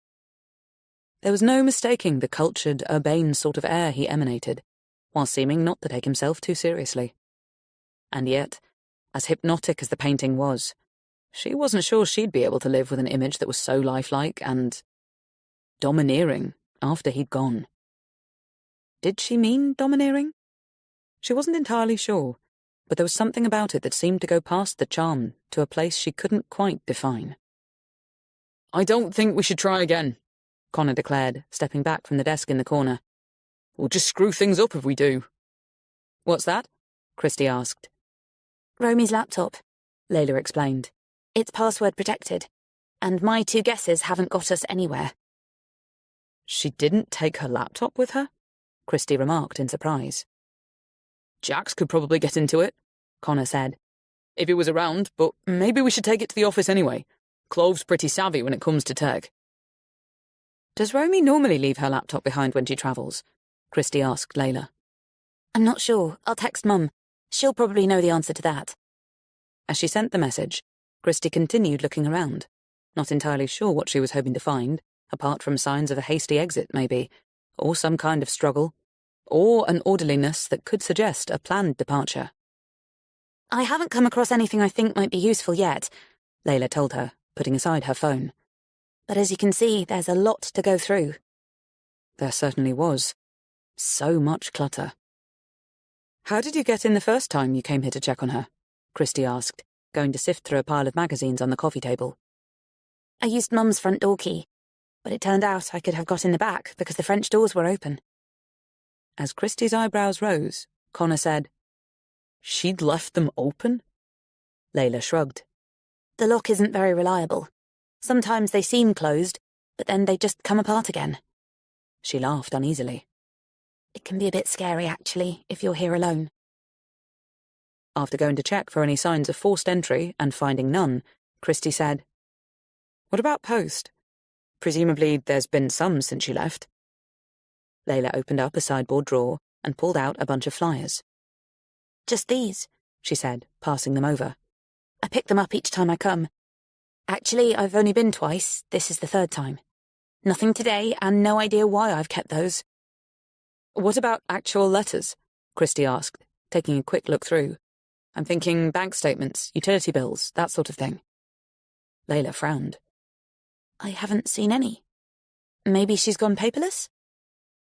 There still ought to be something, Connor commented, looking over Christie's shoulder. And have the bills been paid, I wonder? How would we know if they're on direct debit? Layla asked. We need to take the laptop back to the office with us, Connor decided. See if we can get into it. Even so, we could find ourselves having to call a whole slew of energy suppliers to try and pay a bill for this property. If the address is on their records, we'll know if anything's outstanding or if it's all up to date. It still won't tell us where she is, obviously, but it might give us something. Putting the flyers down, Christie said, Is there an answer phone anywhere? Upstairs, next to the bed, Layla replied. I've checked it. and the only messages are either cold calls or friends trying to find out where she is and asking why she isn't getting back to them. Christie said, "You should make a list of who's been in touch, in case we need to contact them. Have you checked the fireplace to see if she might have burned something before she left?" Connor went to check, and as he pulled a charred chocolate wrapper from the ash, Layla gave an anguished sort of laugh. "She always loved Snickers," she said. "We had a cake made out of them for her 60th, and she kept telling us she wasn't going to share it with anyone. She did, of course, and I wouldn't be surprised if she ended up having none of it herself." "Hello? Hello!" They all turned as a stout, late middle-aged woman with neat grey hair and a waggy-tailed scruff of a dog came into the kitchen. "Ah, Nuala," Layla smiled, going to her. "Thanks for coming. This is Christie and Connor, who I told you about." Nuala treated them to a frank up and down before holding out a hand to shake. "I've listened to your podcasts," she told them brusquely. "Very good. Yes, very good. Glad you've decided to get on board for this. You are on board, aren't you?" Connor glanced at Christie as he said, "Life vest's already fastened." "We want to help if we can," Christie broke in. "It's nice to meet you, Nuala." "You can call me Mrs. Higgins until we know one another better. Are you going to record this?" Surprised and amused, Christie said, "Would you like us to?" "It's what you do, isn't it? Why else would you be here?" Barely disguising a smile, Christie said, "Do you have something to tell us you think might be helpful?"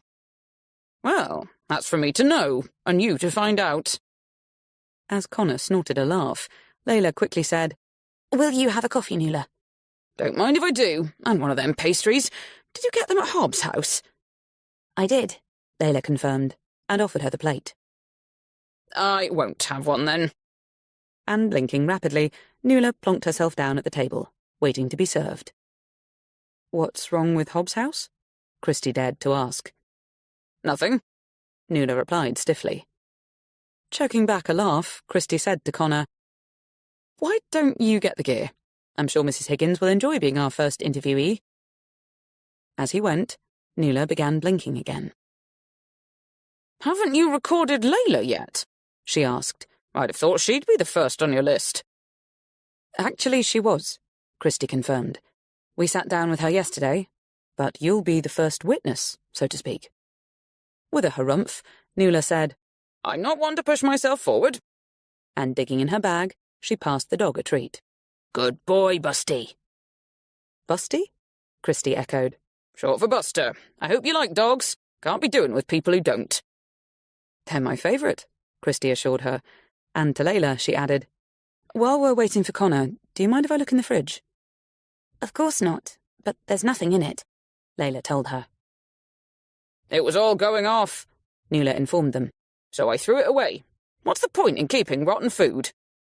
"None," Christie assured her, making a mental note of Nuala's apparent ease of access to the cottage. "It just might have given us an insight into when she was last here, or when she was planning to come back." "How?" "Well, without seeing it, it's not easy to say, but if there were long shelf-life items—" "Have you watered the roses?" Nuala asked Layla. "Not yet, but I will," Layla promised. "Don't worry, I can do it. She'll be very upset if no one takes care of them. She was very helpful with my garden when I went to stay with my nephew for a few days in May." Exchanging a look with Layla, Christie said, "Maybe I can have a quick look round upstairs?" "She's not up there," Nuala told her. "I've already checked." Christie wondered how they were going to control this woman, and felt the relief of Connor's return. Before Nuala could get distracted by anything else, she said, "Why don't we do your interview now, Mrs. Higgins? I'm sure you have other things you need to be getting on with." "Free all day," Nuala told her, "but happy to record when you are." She shot a scowl at Connor that clearly startled him, and made Christie want to laugh. After running a quick sound check, Connor gave the thumbs up to begin. If you could start by telling us who you are. "I'm Nuala Higgins, Romy's neighbour 2 doors down and her friend. We're all friends around here, and that's mostly thanks to Romy and Rudy.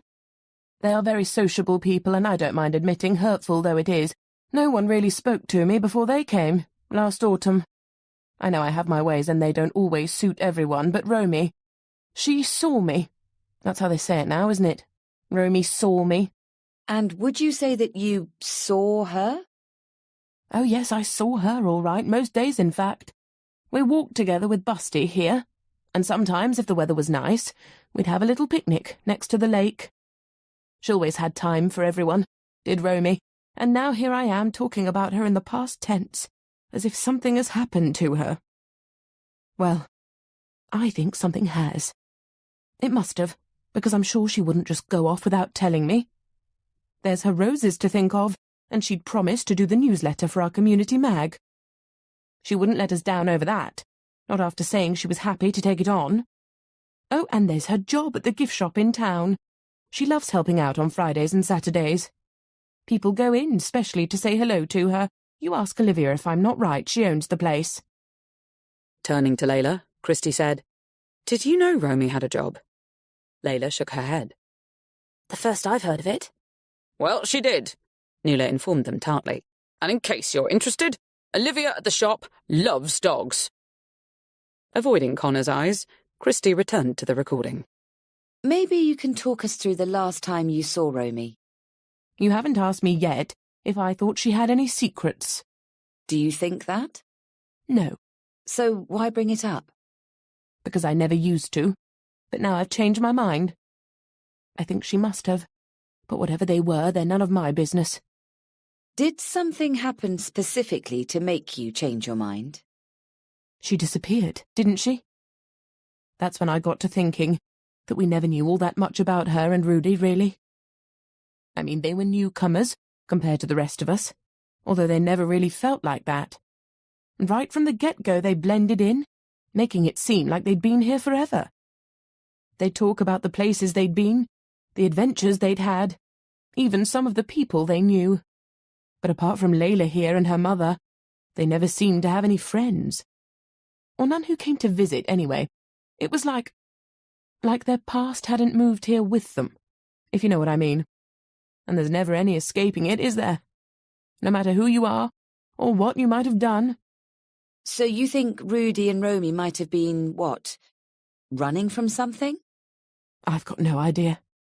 All I can tell you is the last time I saw Rudy, he was getting out of the lake after a swim. And the last time I saw Romy was the day after the king's coronation. But that was over a year ago. True, but the first anniversary was 5 weeks ago, on the first May bank holiday. We had a little party out front to celebrate. Quentin from next door brought the champagne. He's part owner of a wine shop in Tetbury, and the rest of us did all the cooking. Romy made scones. I whisked up some vol au vents, a speciality of mine. Anyway, I saw her the next morning as I was going past with the dog. She was in the window and gave me a wave. After that, she was gone. So she left later on Tuesday? I think so. I noticed her car wasn't there on the Wednesday morning, and it's never come back. So, she could have gone any time on Tuesday evening or Wednesday, before I realised the car wasn't in its usual spot. What kind of car does she drive? She's got one of them smarts, you know, with 2 seats. She and Rudy loved bombing about the countryside in it, gave them a proper thrill it did, like a couple of kids in a go-kart. It made me feel a bit sad to see her driving it on her own after he went. She didn't go quite so far or so fast anymore. Sensing Connor had something to ask, Christy gestured for him to stop. Did you see anyone coming or going from the house in the days leading up to Romy's disappearance? Nuala puffed out her cheeks as she thought. Eventually, she shook her head. No one I didn't recognise, no. Strangers stand out a bit around here, so I'd have noticed, if there was someone who hadn't been around before. That's if I was looking, of course. I don't see everything that goes on in our little bit of the world. I've got a life, you know. So someone could have visited her? I can't say yes or no to that. I can only say I didn't see anyone. After signalling to Connor to stop recording, Christy said to Layla, "There must be some documentation around for the car. If nothing else, it'll give us a registration number that we can try to have tracked." There's a ton of boxes and a couple of filing cabinets upstairs, Layla said. Also, Mum was insured to drive it, so she might have the details if I can't find anything here. "I think it's a disgrace," Nuala declared, "that the police aren't getting involved in this. They should be taking fingerprints and checking for blood and hairs and stuff, and they'd have tracked her phone down by now, I'm sure of it." They do something with triangles that tells you where someone is when they're making a call, and she's obviously using the phone if she's posting on Facebook and sending messages. Christie said, "Do you have keys to this house, Mrs. Higgins?" Nuala nodded. And she has keys to mine. It's what neighbours do. How often have you been in here since she disappeared? Christie asked. Nuala shrugged. 2 or 3 times, just to check if she'd turned up and left her car somewhere else. Usually, I'd just go straight round the back to take care of the roses. Did you ever notice while you were doing the watering that the French doors were open? Nuala turned to look over her shoulder. Can't say I did, but there's a bit of a problem with them, always has been. Luckily, there's no history of break-ins around here, but that's no reason to be lax. I kept telling her she ought to get the lock fixed, especially after Rudy went, when she was here on her own. Did she ever seem nervous of someone getting in? If she was, she'd have done the repair, wouldn't she? She kept saying she meant to get round to it, but doesn't look like she did. But I can tell you this. She was forever checking for bugs. They had a real thing about them, her and Rudy. It's why, she told me, they spent so much time over on the bench, even in bad weather. They didn't feel as creeped out over there, was how she put it. Christie looked at Layla, who appeared both surprised and baffled. I never knew they had that sort of problem, or phobia, Layla stated. Well, they did, Nuala told her. You can ask the bloke who comes every now and then to clean the place. I don't think he ever finds anything that isn't in all our homes, but some objectionables are easier to live with than others, aren't they? Personally, I can't abide snakes, but luckily, we don't get too many of them around here. Or not of the reptile variety, anyway.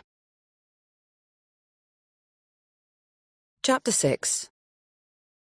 A few hours later, Christie and Connor were back at the office, with the tall sash window wide open and fans at full speed to try to cool the stuffy air. "I know it sounds crazy," Christie declared, as she turned from the whiteboard where she'd just added Nuala's contact details. "But Connor and I both leapt to the same conclusion, if you can call it a conclusion, and actually you can't. It's just where our heads went, but honestly, bugs. The place regularly being cleaned, as in swept clean. Nuala clearly thought they meant insects. But what does it say to you?" Harry Quinn dabbed a trickle of sweat from his receding hairline. "I guess the same as it said to you," he concurred.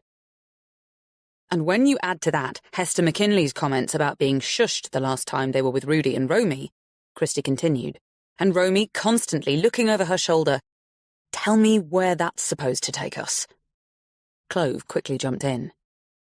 Please say someone was spying on them. It'll make things so much more exciting. With a raised eyebrow, Christie sat back down at her desk. She was glad Harry and Mina had dropped in for an update. Hopefully, it was a white flag after the tense meeting a couple of days ago. And as they hadn't mentioned it, nor had she and Connor. "So, is there any more of this Nuala's interview than you've just played us?" Mina wanted to know. "No, we ended it there," Christie replied, and then somehow managed to persuade her to leave before getting Layla's reaction to what had been said. "And it turns out," Connor ran on, "that Layla heard the comments the same way we did.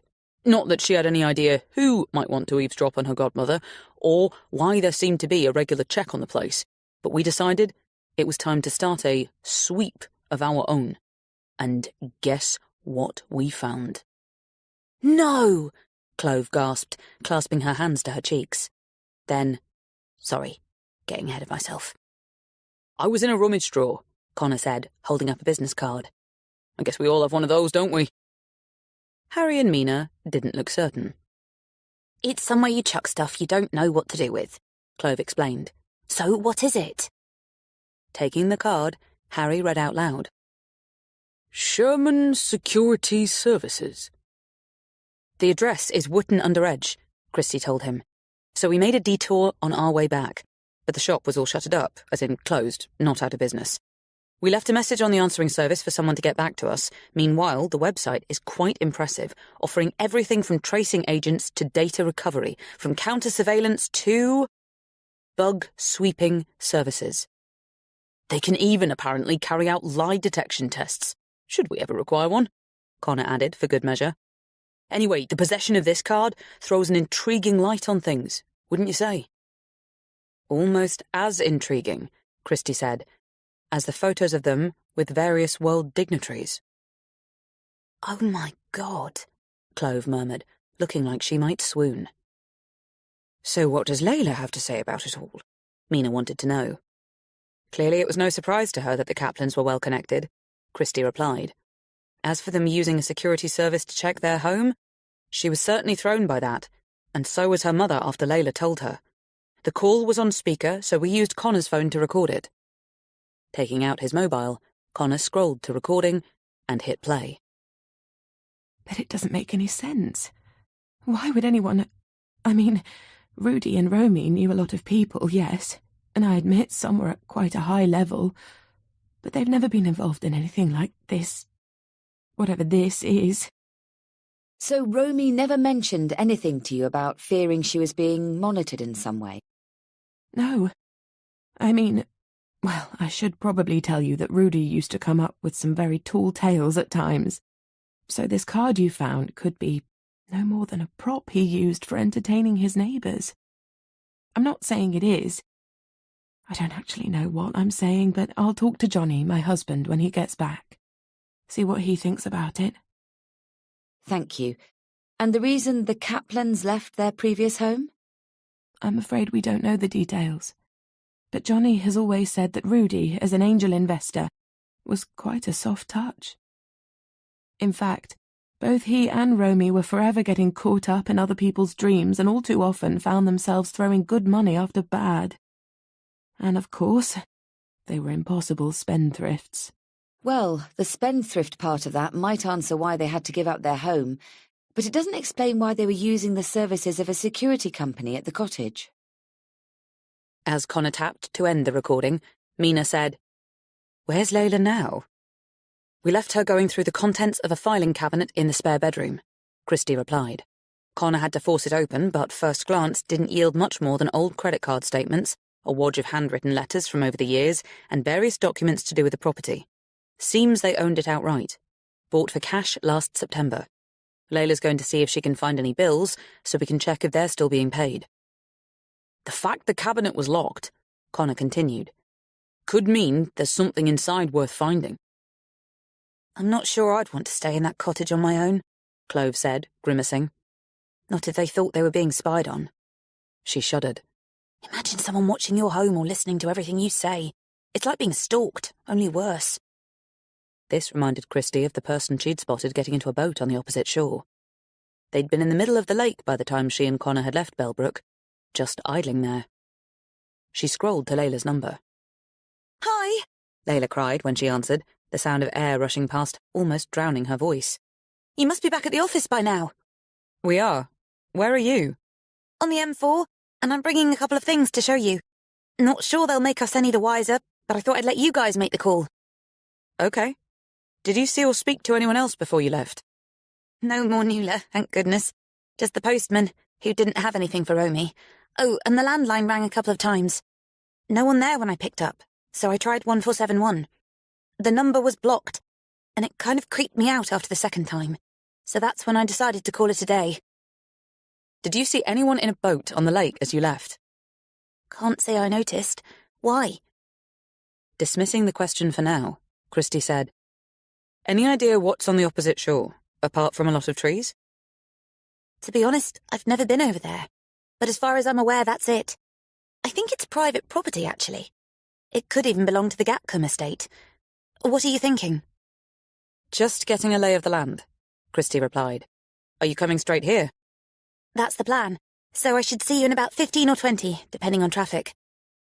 As Christie rang off, Connor said, What was all that about a boat on the lake?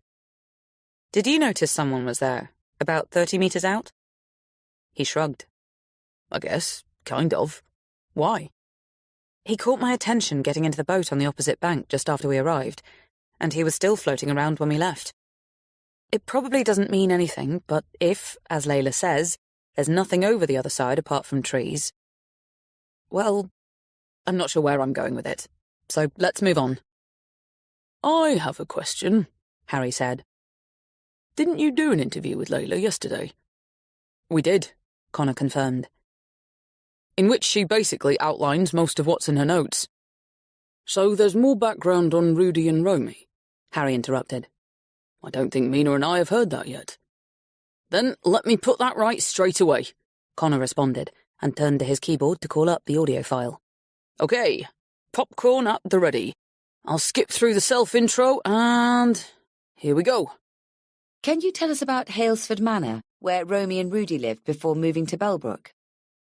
Sure. It's an amazing place, about 5 miles north of Cirencester, at the end of a beautiful tree-lined driveway. It was in Rudy's family for generations. His great-great-grandfather was an East India merchant whose son became some kind of industrialist, and his son invested big in oil at just the right time. Actually, you'll have to get the full story from Dad, but regarding the house itself, it's early Georgian in style. Quite grand, but not vast like some from that period. It has 6 or 7 bedrooms, plus the top-floor servants' quarters where us kids used to sleep whenever we went to stay. There's a super elegant drawing room, a dining room that could seat 20 or more, a fabulous library, and 4 or 5 acres of lovely grounds. Think streams, orchards, wildflower gardens, and views to die for. I remember spending hours staring out of the windows, imagining horse-drawn carriages coming up the drive with elegant ladies on board. A bit Bridgerton, I suppose, although this was long before the series, obvs. Sometimes I didn't have to imagine, because Rudy and Romy loved themed parties. Regency, Roman, Bohemian, you name it. Romy was such a romantic. Actually, they both were, and they were seriously into dressing up. Oh, and if they had guests from overseas, they used to get them to wear their traditional costumes, if they had one. That was always great fun, trying to guess where they were from. My brother was quite good at that. Do you know how Rudy came to inherit the manor and family fortune? He was the only surviving relative when his uncle died, but they had a great relationship, so I don't think he got it by default or anything like that. He was pretty young when it all fell into his lap. Still in his 30s, I think. It obviously gave them a wonderful life for years and years. But in the end, well, maybe they never had as much as appearances suggested. It must have been really difficult for them when they were forced to sell Halesford Manor. I'm sure it just about broke their hearts, but they wouldn't ever talk about it. We didn't even know it was happening until Romy emailed Mum one day, with her new address. Of course, Mum and Dad drove straight there to find out what was going on. But they were told not to worry about anything. They were happy to be in their delightful new cottage. It was the same when I went to see them a month or so later. That must have been late October. By then, they actually did seem quite settled. It was always typical of them to make the best of a situation. And if their other friends stopped coming, which most of them did, well, they weren't in a position to host anyone the way they used to, and to quote Romy, you can't blame people for getting on with their lives. Which is what they were doing themselves until all this came along. When Connor stopped the recording, Harry said, What I'd like to know is who was advising Rudy Kaplan financially? According to Layla, he ran his own portfolio, Christie replied. But surely someone was brokering, acting on his behalf. Good question, Connor responded. We haven't found any details of a broker or advisor yet, or a lawyer, come to that, but they must exist. What about Romy? Mina asked. Is she also from a wealthy background? She grew up as an only child in Somerset, Christie told her. Went to the same school as Layla's mother, and mine, actually, though she was a fair bit older, and dropped out of uni during her first year after meeting Rudy. He'd already graduated from Cambridge by then, and wanted to go travelling, so she went with him. They got married a year later, which was around the time he joined the Foreign Office. Doing what? Harry asked.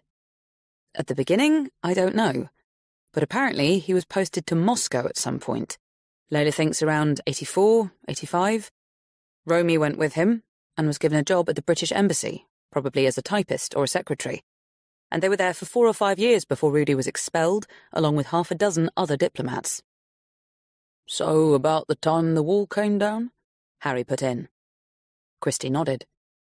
After that, they lived in the States for a while, and then Rudy inherited from his uncle in '96, and they returned to England. Mina said, So officially, they haven't worked for almost 30 years? I don't think so. At least not in any sort of conventional sense. Until more recently, apparently. Nuala tells us Romy was part-time in a local gift shop, which reminds me, Clove, I've got the owner's details, so maybe you could make contact. On it, Clove responded, making a note. Meantime, Cambridge, Foreign Office, Moscow? In the 1980s, Mina added. Philby Blunt McLean? Christie cocked an eyebrow. Their time was a bit before Rudy's, but even his was 40-odd years ago, and on the face of it at least, there's nothing to connect him to the intelligence services, apart from the Moscow expulsion. Isn't everyone who works at the British Embassy in Moscow involved in espionage in one way or another? Clove asked, appearing to work on 2 laptops at once. Back then and now. Regarding her curiously, Christie said, What are you doing there? This is Romy's laptop, Clove explained, turning it around. I'm not at all sure about being able to get in. Jax is our man. So why don't I try to track him down in Peru, see if he can talk me through it, or suggest someone we can give it to? I'll leave that with you, Christie told her, and looked up as a car pulled into the small parking lot outside their window. Seeing it was Layla, she said to Harry and Mina, Do you guys want to sit in for this? Or have you had enough for now? I've got a meeting in 5, Harry responded, checking his watch. And aren't you supposed to be voicing a pod for Kelly Gates' show? He said to Mina. That's tomorrow, she responded. But I do have some calls to make. As they got up to leave, Harry hesitated for a moment, then said, Remind me, when did Rudy and Romy move into their cottage? Last September, Christie replied. Why? He shrugged. I'm just thinking, if his death and her disappearance have anything to do with the loss of his estate. Well, I guess I'm just trying to figure it out. As are we all, Christie commented wryly, glad that it had apparently captured his attention. What if Rudy was a Russian agent? Clove blurted hopefully. And the high living and great wealth was just a front. His inheritance, the manor, everything could have been a legend. I think that's what they call it. Clearly amused, Harry and Mina went on their way, and moments later, Layla came in, all freshness and glorious hair in spite of the heat. God, it's humid today, she declared, sinking down on a sofa in front of the open window while fanning herself with a notebook. Let's have a drink, Christie suggested, and got up to inspect the fridge in the corner kitchenette. Seems we have lemonade, water, wine, or beer. I'd love a beer, Layla sighed. Same here, Connor piped up. When Clove didn't say anything, Christie turned to her. Wow, Clove muttered, staring at her screen. Definitely didn't see this coming. What is it? Christie asked. Clove sat back. Better take a look. Chapter 7. Christie went to peer over Clove's shoulder as Connor wheeled in his chair and Layla joined them. Romy's laptop was still on the login page. On Clove's, a frozen image of Romy, looking smiley and tanned, was filling the screen.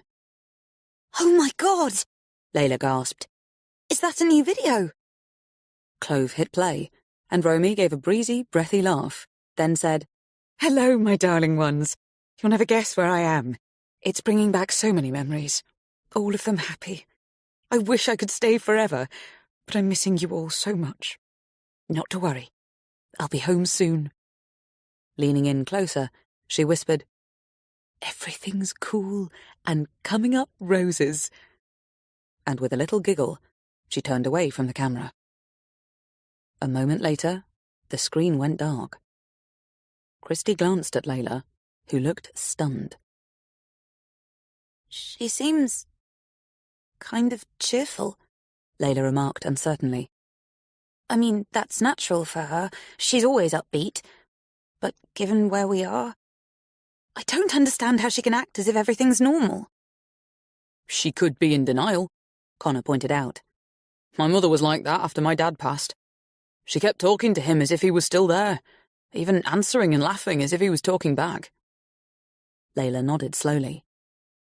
A kind of self-protection thing, she murmured. I guess better that than think of her tearing herself apart in grief, or going into the darkest depression. Can you play it again? She asked Clove. Clove did, and as they listened and watched, Christie noticed the shadow of someone falling lightly across the table Romy was seated at. "Stop," she said. "Do you see that?" They all did, now it had been pointed out. The person holding the phone or camera, Clove mused. "Could just be a waiter," Connor said. Accepting he was probably right, Christie said, "When was this posted?" Clove checked. At 4:38, so just over 20 minutes ago. I'll set up an alert so we'll know the instant something drops from now on. "Try calling her," Christie said to Layla. "Her phone could still be on, presuming it was her phone she used. Can we check that, Clove?" Clove grimaced helplessly. Maybe Jax could, but beyond my skill set, I'm afraid. Straight to voicemail, Layla told them. Romy, it's me. Where are you? We really need to speak to you. Call me back as soon as you get this. Connor was still studying the reel. "Wherever she is," he said, "it seems to be somewhere hot." "Well, that narrows it down," Christie responded dryly. "Okay, it doesn't look like this country." "The oleander bushes in Church Square suggest somewhere Mediterranean," Christie conceded. "But it could equally be South America or Sydney. Is that some kind of statue or fountain there, to the right?" Clove tried zooming in, but everything just dissolved into pixels. As Romy's face filled the screen again, Layla said, "The more she's telling us not to worry, the more worried I feel." "What I'd like to know," Christie stated, returning to her desk, "is what made her post this video now, today, when we've just been at the cottage? Is it a coincidence, or what else could it be?" "Let's check the dates she uploaded the others," Connor said, scrolling to them. "See if there's any kind of pattern." It didn't take long. "Random days," he said, "but kind of a week apart. I guess it tells us that she's keen to keep in touch, even if she doesn't want to speak to anyone directly." Layla said, "If you're thinking we should respect her space and back off, I might agree if only she was in touch with Mum. There's no one closer to her now that Rudy's gone.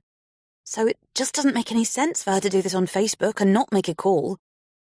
Bothered by the omission herself, Christie said, "Why don't you let your mother know about this latest video? Maybe she'll recognize the background, or see something we're missing." "Is it possible," Clove ventured as Layla sent a text, "that there's a hidden message in what she's saying?" Looking doubtful, Connor signaled for her to play it again. "Not getting one myself," he said when it finished. "Maybe because it's not meant for you?" Clove countered. "Are there any responses to the video yet?" Christie asked. Checking, Clove said, 2 so far. Ursula Schneider, we're having a party on 25th of July, hope you can make it. Barbara Sevilla, left a message on your mobile, still waiting for you to call. Another's just popped up." She stopped, pulled a face, and glanced awkwardly at Layla. "What?" Layla asked, and went to look over Clove's shoulder. Her eyes widened as she read the post. "Oh my God," she murmured. "Who is that?" Having it up on her own screen now, Christie read it out. "AV, we know where you are, Romy, and we know what you did. Easy to run, not so easy to hide. Give our best to Rudy." "What the fuck?" Connor muttered, as Layla stared at the screen in shock. "Does AV mean anything to you?" Christie asked her. Layla shook her head. "I don't understand it. Running and hiding? Giving best to Rudy?" "I'll try to make contact," Clove said, and got straight to work. "It's so sinister," Layla protested, clearly still struggling to take it in. "Who would say something like that when everyone knows Rudy's dead?" "Maybe this person doesn't," Christie countered. "And if he or she knows where Romy is," Connor put in, "why are they having to point it out?" "That's why it's sinister!" Layla cried. "It sounds like a threat." "No details on their profile," Clove declared. "Whoever posted could have created one specially." She grimaced apologetically. Sorry, it's the best I can do. Jax will probably be able to find out more. Christy turned to Layla. I know you probably don't want to hear this, she said, but we can't be certain that Romy's actually posting anything herself. I get that it appears to be her, but the videos could have been shot at any time and uploaded by someone else. Is there a way to find out whose phone or computer was used? Clove shook her head defeatedly. Once again, Jax is your man, she replied. Christy looked at Layla. If it isn't her posting the videos, any thoughts on who it could be? Layla shook her head worriedly. Okay, Christy declared. I'm just posing the question.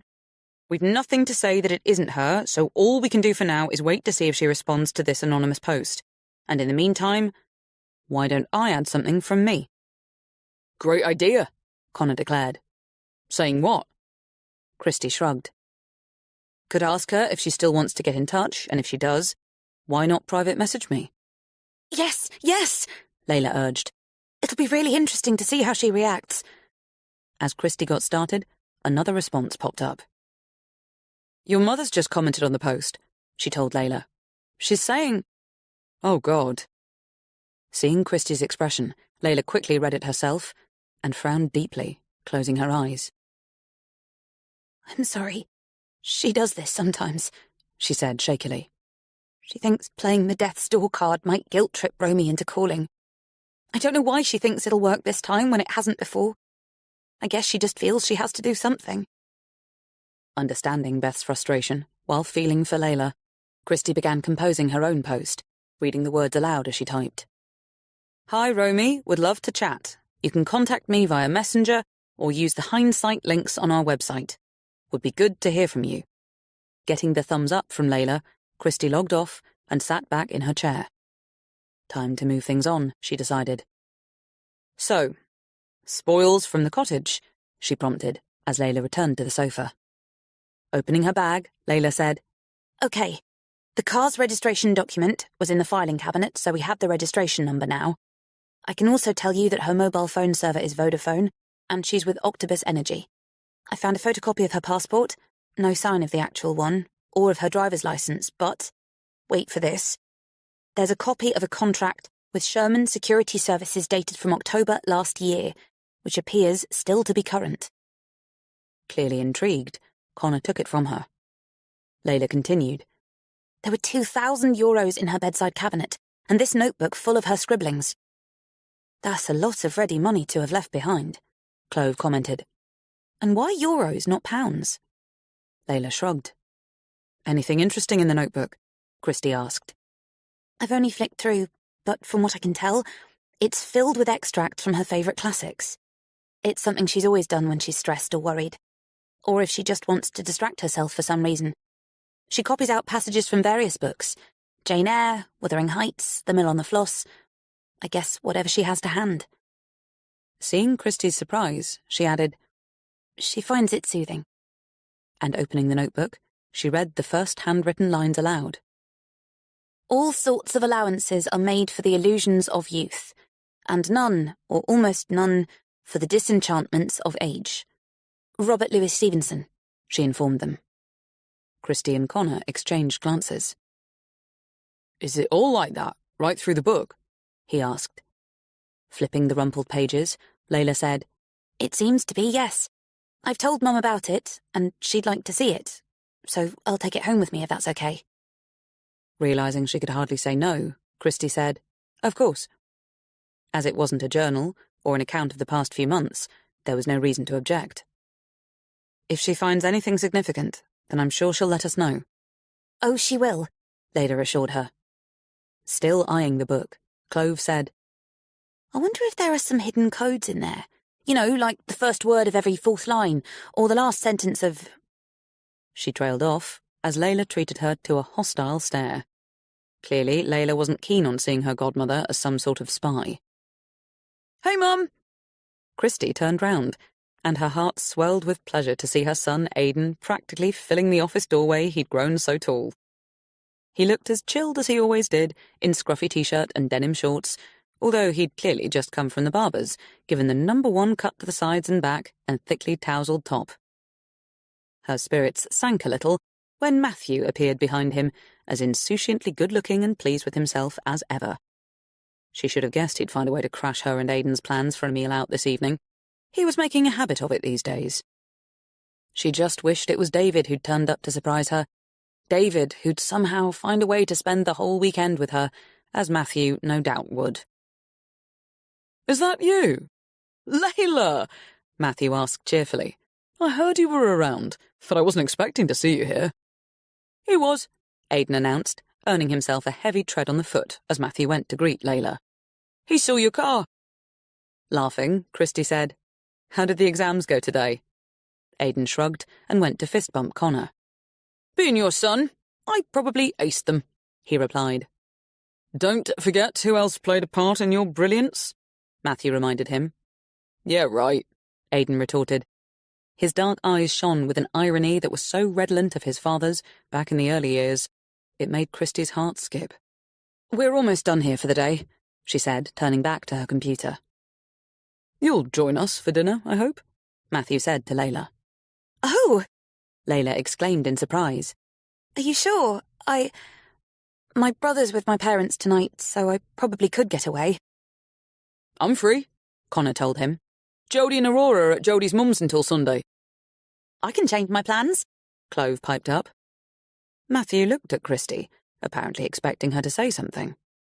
When she only shrugged, he broke into a laugh and threw out his hands. "Okay, everyone's welcome," he declared. "We just need to find somewhere that can fit us all in." "You go ahead," Christy instructed, "and text to let me know where you are. I want to call David before I leave." Matthew's expression clouded. "You're not still seeing him, are you?" he groaned. "I thought you might be over it by now." Shooting him a look that she knew he'd understand perfectly, nice try, but you willing it won't make it happen, she waited for them all to leave and decided to write up some notes from the day before trying David. A little while later, after failing to get hold of him and receiving a text from Aiden to let her know they were at the olive shed, she was packing up to leave when her mobile rang. Seeing it was Beth, Layla's mother, she quickly clicked on. "Hi, it's Christy," she said. "How are you?" "Layla's not answering her phone," Beth told her. "So I hope you don't mind." "No, it's fine. She probably doesn't have a signal where she is. Is everything okay?" "Well, I'm not sure that it is. I think I've just had a call from Romy." Chapter 8. "So it was definitely Romy?" Connor asked as soon as Christy had brought them up to speed. They were at a pavement table outside the olive shed, with assorted platters of delicious tapas spread out for sharing, along with large glasses of chilled white wine, all going down a treat. "The call was from her number," Christy replied. Beth could hear someone breathing, and she kept calling out, "Hello, Romy, is that you?" But then the line went dead. "So she doesn't know for certain it actually was her?" Connor pressed. Christy shook her head. Beth tried ringing back, but was diverted to voicemail, not straight away, as has happened before. Interestingly, it was an international ringtone. Layla sat back in her chair, clearly more worried and perplexed than ever. "I guess you've tried phone tracking software," Matthew ventured. "We've never got anywhere with it," Layla told him, "because the phone's almost never on." "You should try finding out where she was when it was last in use," Aiden told her. "How do we do that?" Clove wanted to know. "Well, I don't think you can, but her provider should be able to." "Good luck with that," Connor grumbled. "Data protection. But I think it's worth you and your mum trying to get something out of them, Layla. I know you're not family, but they might be willing to help if they know you're concerned." Topping up everyone's glasses, Matthew said, "You say she's not in this country?" "Which chimes with her latest Facebook post," Clove piped up. "Not that we could identify the location, but it definitely looked foreign." "So that's narrowed it down," Aiden remarked, helping himself to a chicken thigh dripping in harissa and honey. "Can we load up on the patatas bravas?" Matthew looked round for a server. "Christy, we saved the last calamari for you, but we can always get more. Actually, let's go for a second round of everything. Everyone okay with this pick pool?" "Bring it on," Connor encouraged, raising his glass. "So, What's our next move, apart from editing the interviews we have so far? There are lots of people we're still waiting to hear back from, Christie replied. The gift shop owner who Romy worked for one.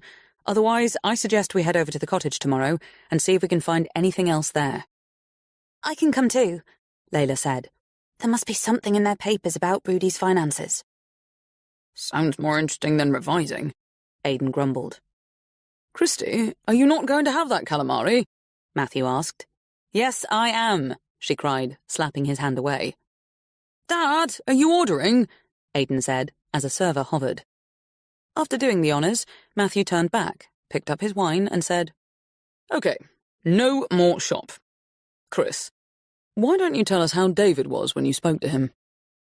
Managing not to roll her eyes, she said, Actually, I couldn't get hold of him. Matthew feigned surprise, before nodding knowingly. Probably means he's dumped you, he said. She sighed. Oh, shut up. You're such a dork, Dad, Aidan told him. With a grin, Matthew said to Layla, Why aren't you drinking? I have to drive, she reminded him. It's all right for those of you who live in walking distance of everything. We don't, Aidan reminded her. Or we do, when I'm at Mum's. Not at Dad's, though. Are you still in Lee Woods? Layla asked Matthew. Christie said, He is, when he's not in LA with his wife. Which is hardly ever, Aidan told her. Doesn't she come here? Layla wanted to know. No, but the baby did, for 2 whole months, Aidan replied. His name's Bear, and he's cute as hell. Dad was gutted when he had to take him back, weren't you? Matthew didn't deny it. We still miss him, don't we? Chris, you were amazing while he was here. I'd never have managed without you. You had nannies, she reminded him, annoyed that he was making her seem a part of his new family. And Hayley came to stay for 2 weeks. She's the one who was amazing. This was true, given their daughter was in her 2nd year at Edinburgh and could have done without having to play stand-in mother to a child whose real mother was in Santa Fe making a movie. She'd only taken the time out because Christie had been in Marrakesh with David, and she'd felt sorry for her father. As the conversation moved on to Connor's baby, Aurora, Aidan's plans for the summer, and Layla's life in Dubai, Christie checked her phone to see if David had tried to get hold of her. He hadn't yet, but it didn't matter. She'd call him when she got home, after she'd brained Matthew for suggesting she'd been dumped. I don't know why you have to do that, she snapped at him as he and Aidan walked her back along the waterfront later. It's childish and makes you look like an idiot. If I didn't know better, I might think I'd hit a nerve, he responded dryly. And if I didn't know better, I might think you're trying it on with Layla. She's pretty hot, Aidan pointed out, if you're into older women, which she would be for me. But I thought you liked them young, Dad, given Marley's my age. She's 23, Matthew protested, as Christie snorted a laugh. But still a child in so many ways, Christie put in, and immediately felt mean for mocking Marley's arrested emotional development. Seriously, she said. How's she settling back into life in LA with the baby? Sighing, Matthew said, OK, as far as I can tell. Do you have any plans to go out there anytime soon? I think I've had all the time off I can get away with for a while, he replied. I guess there's a chance she might come here. Well, we know she would, if you asked her to. Christie stayed silent. It's weird that, isn't it? Aidan commented. How she's ended up crazier about Mum than she is about you. I mean, I get it. I feel the same. Just kidding! He laughed as Matthew cuffed him. She is, though, isn't she? Totally into Mum. Because she lost her own mother, Christie said. And for some unfathomable reason, she's trying to cast me as the replacement. So she comes in, breaks up your marriage, marries your ex, has his kid, and now she wants to come live with you so you can help bring her and Bear up at the same time. That's not how it is, Matthew protested. As far as I know, she doesn't want to leave LA. But she'd definitely visit, if Mum wanted her to. The guilt trips aren't working, Christie told him. She's your wife. He's your son. You deal with it. Mum's moved on, Aidan informed him. And now she's got David, that's where her focus is. And who can blame her? All respect, Dad. But you were the one who got yourself into all this, and you've got to admit, David's a great guy. I'd marry him if he asked me. Laughing, Christie said, I don't think he's asking anyone, but he'll be glad to know you're keen. Don't you have someone to call? Matthew asked Aidan. Nah, he replied. Loving chatting with you guys. They'd reached the Prince Street Bridge by now. Time for Christie to turn off towards the Redcliffe end of the harbour side. So she said, You know, you two really don't have to come any further. Where's your car, Matthew? Actually, it's at yours, he admitted. We needed to pick some things up for exam man here, so we'll stick with you. Having no choice but to yield, Christie crossed the cobbled road and said to Aidan, So, what have you got tomorrow? Let me think. Psychology? Geography? It might be chemistry. You're not doing chemistry. Thank God for that. I was just starting to worry. Christie walked on quietly, knowing he was teasing her, while still not taking this crucial stage of his education any more seriously than he took anything else. He and Matthew talked cricket, and some band they were both into, and more about Aidan's ever-changing plans for the summer. When finally they reached the leafy courtyard in front of her apartment block, she searched for her keys, and looked up again quickly as Aidan said, Hey, we weren't expecting to see you here.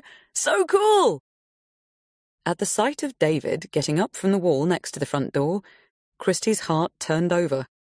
He was so impossibly good-looking with his shock of thick, fair hair and piercing blue eyes, and so relaxed in his manner that she still had problems believing she'd once seen him as a cold-blooded killer.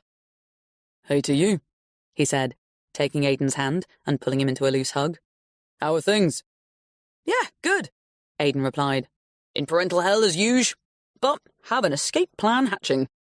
Laughing, David turned to Matthew and greeted him equally as warmly. Good to see you, he said. How are things in the news world? Probably about the same as the money world, Matthew responded, clearly torn between his instinctive liking of the man and an abiding wish to get him out of their lives.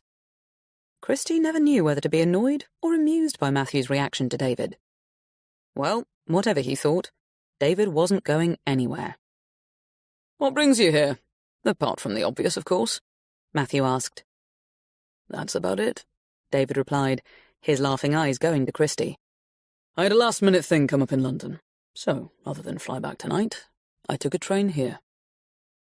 Wishing Matthew and Aidan would evaporate, so she could give free rein to a welcome, she said, This is the kind of surprise I love. But if you're thinking of inviting these guys in for a coffee or nightcap... Mine's a Bailey's, Aidan jumped in. Are you serious? Matthew snorted. That's a girl's drink. Aidan looked at his mother. He doesn't get it, does he? She shook her head. You're not supposed to say that sort of thing anymore, Dad. It's sexist. Clearly baffled, Matthew turned to David. Count me out of that one, David laughed. But, Aidan, if you want a Bailey's... You can have one at Dad's, Christie said, pushing Aidan towards Matthew's car. Looking injured, Matthew said, Sounds like it's time for us to go, son. If you're staying for the weekend, David, it'd be great to catch up. Always good to see you, David assured him, and Christie kind of melted, because she could tell he was as keen for them to be alone as she was. Chapter 9. The following morning, Christie was in front of her laptop in the dining area of her open-plan kitchen sitting room when David wandered through from the main bedroom. He was unabashedly naked, and in such great shape for a man his age, any age actually, that she felt an undeniable urge to walk him straight back to bed. Found you, he murmured, stooping to kiss her upturned mouth. And coffee's already made. Help yourself, she said as he went to do just that. She watched him for a moment, drinking in the splendid physicality of him until he turned, and his ironically raised eyebrow made her laugh. What are your plans?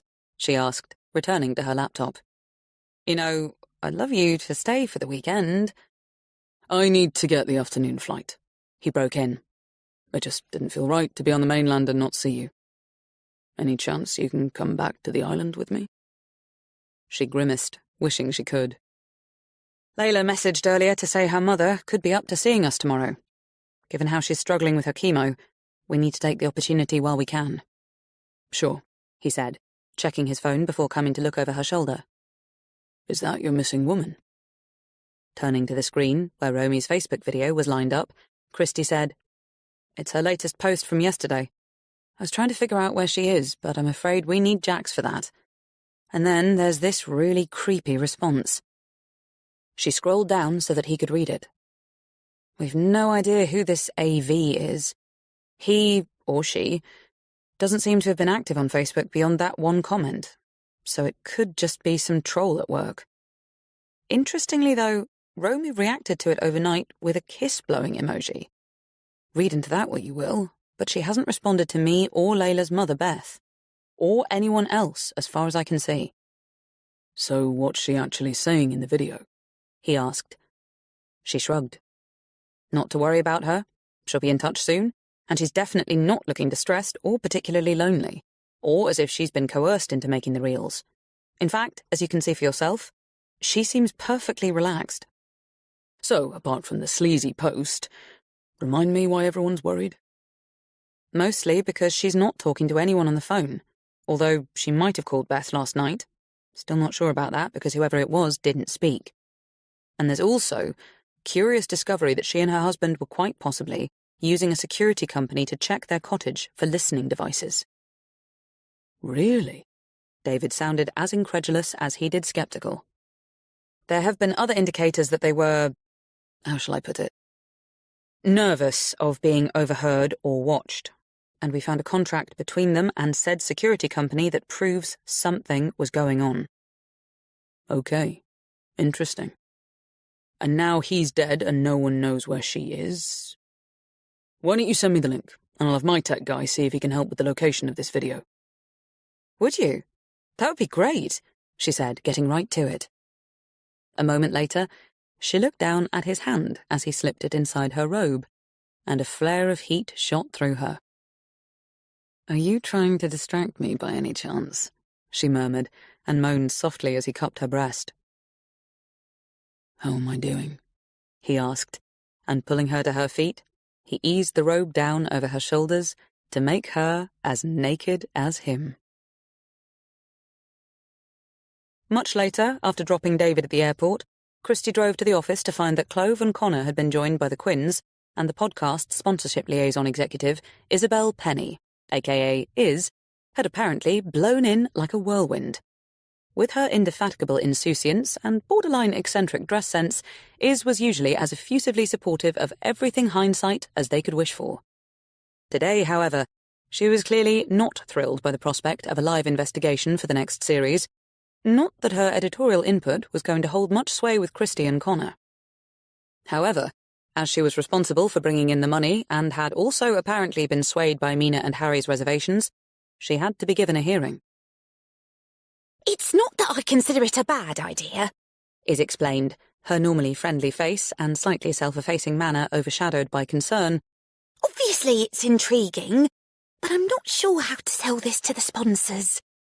Well, as I see it, Connor responded tightly, that's your job. What we're focused on is a woman whose life could very well be in jeopardy. What you need to tell them, Christy cut in swiftly, is that we're happy to do this without their backing if that's what they want. But I don't think it is. So we'll leave it with you, Iz, to sort things out. I know you're more than capable. That's unspeakably patronizing, Mina scolded. She's just trying to point out that you're not even sure yourselves that you actually have a series here. And say what you like about the sponsors, Harry chipped in. You wouldn't be where you are today without them, so it's maybe a good idea to keep that in mind.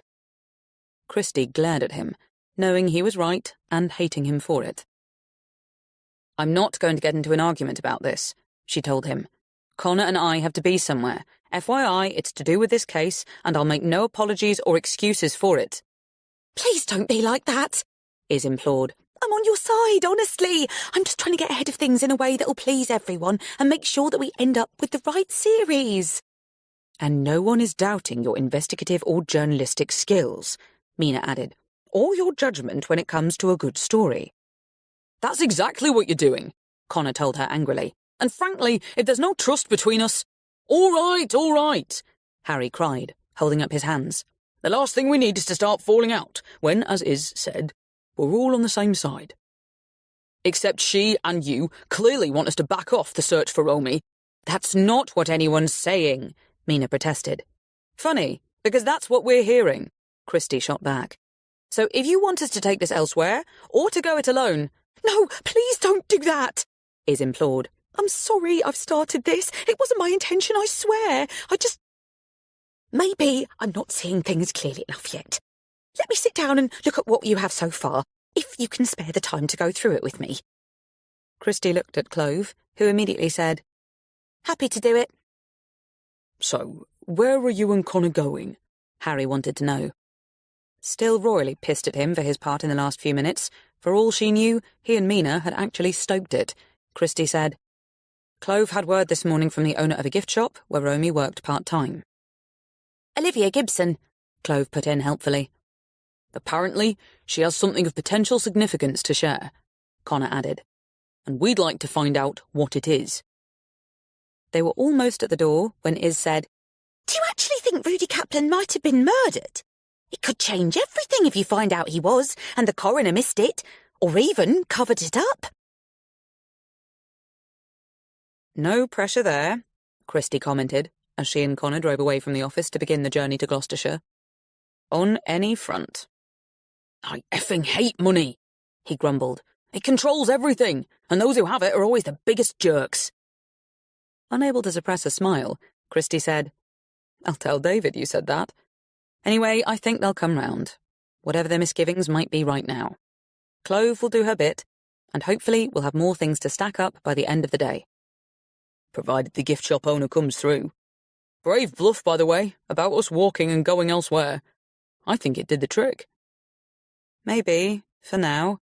What really matters is that we believe we're doing the right thing. After a pause, Christie added, We do, don't we? Sure we do. No doubt about it. Enjoying the dryness of his tone, she checked a text from Aidan, letting her know he was sure he'd nail chemistry, such a twit, and put in a quick call to Clove. Can you speak? She asked when Clove answered. Oh, hi, Christie! Clove sang out, her tone making it clear that she wasn't alone. Am I on speaker? Christie asked. No, that's fine. Okay, well, sorry to land you with everything, but I know we can trust you to sell— Totally on it, Clove assured her. Great. Anything else we need to know about the woman we're about to interview? Nothing new since I gave you my original notes. She sounds pretty posh, kind of what you'd expect from someone in that neck of the woods. Friendly, concerned, keen to help in any way she can. On a different matter, I got word just after you left that Jax is expected to turn up at a base camp sometime today or tomorrow. They have satellite phones, so I might be able to speak to him. Okay, good. If you do make contact, best make sure you've got a list of what you need to ask, and files to send if he can receive them. Remind me when he's back. Next Friday, due to be here the following Monday. Good. In the meantime, David's asked one of his guys to take a look at the latest Facebook video to see if he can work out where it was shot. I'll keep you updated on that, and you know how to get hold of us if you need to. As she ended the call, Connor's phone rang. Hey, Layla, he said, accelerating to join the M4. Are you at the cottage yet? I arrived about 5 minutes ago, she told him. And there's been a bit of a development. Connor glanced at Christie. Go on, he prompted. Quentin is with me, Layla said. Romy's immediate next-door neighbour. He heard someone moving about in here last night, actually early hours of the morning. He looked out to see if Romy's car was back, but the space was still empty and he— Cutting in, Christie said, Is he going to be around for the next couple of hours? We'd like to come and talk to him after we've seen Olivia, if he is. He's saying yes. He's happy to wait until you get here, Layla replied. That's great. I'll let you know when we're on our way. 40 minutes later, they were driving down the hill into Nailsworth, an appealing old mill town at the heart of one of the Stroud valleys, where craft and bookshops, cafes, delis and galleries made it as welcoming a place as Christie had ever visited. How far do you reckon this is from Rudy and Romy's? She asked, as Connor found a place to park around the back of the high street, near Morrison's. 15 minutes? He guessed. What's the name of the place we're looking for? Checking Clover's notes, Christie said, Live and Lavish. She looked up and saw they were right opposite the quaint little store, with its smart golden navy awning over a bay window displaying all sorts of candles, jewellery, picture frames and ceramics entwined by fairy lights and soft white tissue paper. A bell rang as they opened the door, and to Christie's surprise, she saw that the place was much bigger than it had appeared from the outside. So many gifts, from toys to trailing plants, ornate boxes, racks of cards, earthenware pots, throw pillows, children's books, diffusers and soaps. It was the kind of emporium she knew she and her daughter Hayley could easily become lost in for several hours. You must be Christie and Connor. A tall, dark-haired woman with a large nose and friendly grey eyes was heading their way, already reaching out a hand to shake. I'm Olivia, or Liv, whichever you prefer. It's good of you to come all this way to see me. I'd have happily come to you. Such a strange thing about Romy, isn't it? We've been so worried. Alice, would you mind manning the till while I take our guests through to the back? A dainty young girl with feathery fair hair and crimson cheeks appeared from behind a display of hand-painted mugs and said, Big fan of the pod. Hope it's okay to say that. Good luck finding Romy. We're all on side for it. Christie smiled. That's good to know, she said, and followed Olivia and Connor through a door marked Private into an Aladdin's cave of an office, where 2 chairs had already been cleared for guests. Please sit down, Olivia said. There was too much merchandise stacked up around her desk for her to get to the other side, so she perched on an exercise ball, but bounced up again as she said, Refreshments before we begin? I can offer tea, coffee. We're fine, thanks, Christie assured her. I take it you're okay with us recording what you say? Oh, of course, I was expecting it. Not that I can tell you much, I'm afraid, although there was something— Just give us a minute, Connor interrupted, still setting up. Olivia watched as he pinned a mic to her collar, tested it, and gave the signal to go ahead. As I was saying, something unusual happened here at the shop, less than a week before Romy disappeared. I take it we're dating her disappearance to the last time she was seen, the day after the coronation bash over at Bellbrook? Christie nodded. Yes, well, it was the Friday before that, during the afternoon. It's not unusual for people to drop in for a chat with Romy. She's acquired quite a fan club since joining us at the beginning of the year, so I didn't think anything of it. When a young woman turned up that particular day, I presumed she was a tourist, not having seen her before. We get lots of them going through. But then I happened to spot her passing something to Romy. I think it was a note or a card. After she'd gone, I could see Romy was not quite herself. Upset, distracted. So I asked if she was all right. She said she was, but then she asked if I'd mind her leaving early. She wanted to get home. And this was the Friday before she disappeared, so 3rd of May? That's right. Of course, I didn't know until the following Friday, when she didn't turn up for work, that anything was wrong. I tried calling her, and in the end I drove over to check on her. That's when her neighbour, Nuala, told me that no one knew where she was. Can you describe the woman who gave the note to her? I'd say she was probably early 30s, with short, fair hair, around 5'6", quite slim. Oh, and she had an accent of some sort. I only heard her saying goodbye to Romy, something along the lines of, see you soon. She sounded Irish, or maybe it was Scottish. It was so fleeting, I'm afraid I can't be sure, and I'm not very good with that sort of thing. Oh, and her eyes were incredibly blue, really striking. I wondered if she had those special lenses in. Christie glanced at Connor, in case he had anything to add. How did Romy come to be working here? Did you advertise? No, nothing like that. We met quite by chance while I was walking my dog on the common, and she was with her neighbour Nuala also walking the dog. We got chatting, and when Romy realised I owned one of the gift shops in town, she became quite excited. She said she'd always longed to own one herself. So I invited her to drop by any time, and the next thing we knew, she was working little shifts on Friday afternoons and all day Saturday. She loved it. I sometimes thought she'd have done it for free if I'd allowed it, but of course I didn't. I couldn't pay much, but she was happy to have a little pin money, as she called it. Something off the books, Christie reflected to herself, as Connor brought the recording to an end and started to pack up. After thanking Olivia warmly and asking her to be in touch if she happened to see the woman again, or if she remembered anything else she thought might be helpful, They returned to the car. Minutes later, they were heading deeper into the countryside while speaking to Layla on the phone. I can't say I've ever met anyone who fits the description, Layla replied, after Christie repeated Olivia's words. but obviously Romy knew a lot of people. I'll find out if it rings any bells for Mum. Where are you now? On our way to you, Connor told her. Is Quentin still there? Still here, and still very keen to tell you what happened last night. Chapter 10. Quentin Maloney turned out to be as wonderfully dapper as any man of his generation could be, with his paisley smoking jacket and silk cravat. The big bushy eyebrows that seemed to blend with his mass of grey curly hair only added to the avuncular appeal of his cheery smile. He was waiting for them at his front gate with Layla, and was as eager to tell them about himself, his dead wife, 2 sons, 3 granddaughters, and his wine shop, as he was to help with the search for Romy. I don't mind admitting, he said, as Connor began setting up to record. It gave me a bit of a scare in the night. They were seated around his small garden table now, sheltered from the sun by a rickety parasol, and so close to an array of hanging bird feeders that Christie could actually smell the nuts inside. There was no sign of anyone on the lake today, or in the other cottages, although the sound of a nearby lawnmower told of someone being at home. Okay, keep going, Connor said encouragingly, once the mics were set up. Well, I couldn't make out what the noise was at first. I was in that deep a sleep, I thought for a minute I was imagining it. But it soon became clear that I wasn't. My first thought was burglars downstairs, but then I realized it was coming from next door.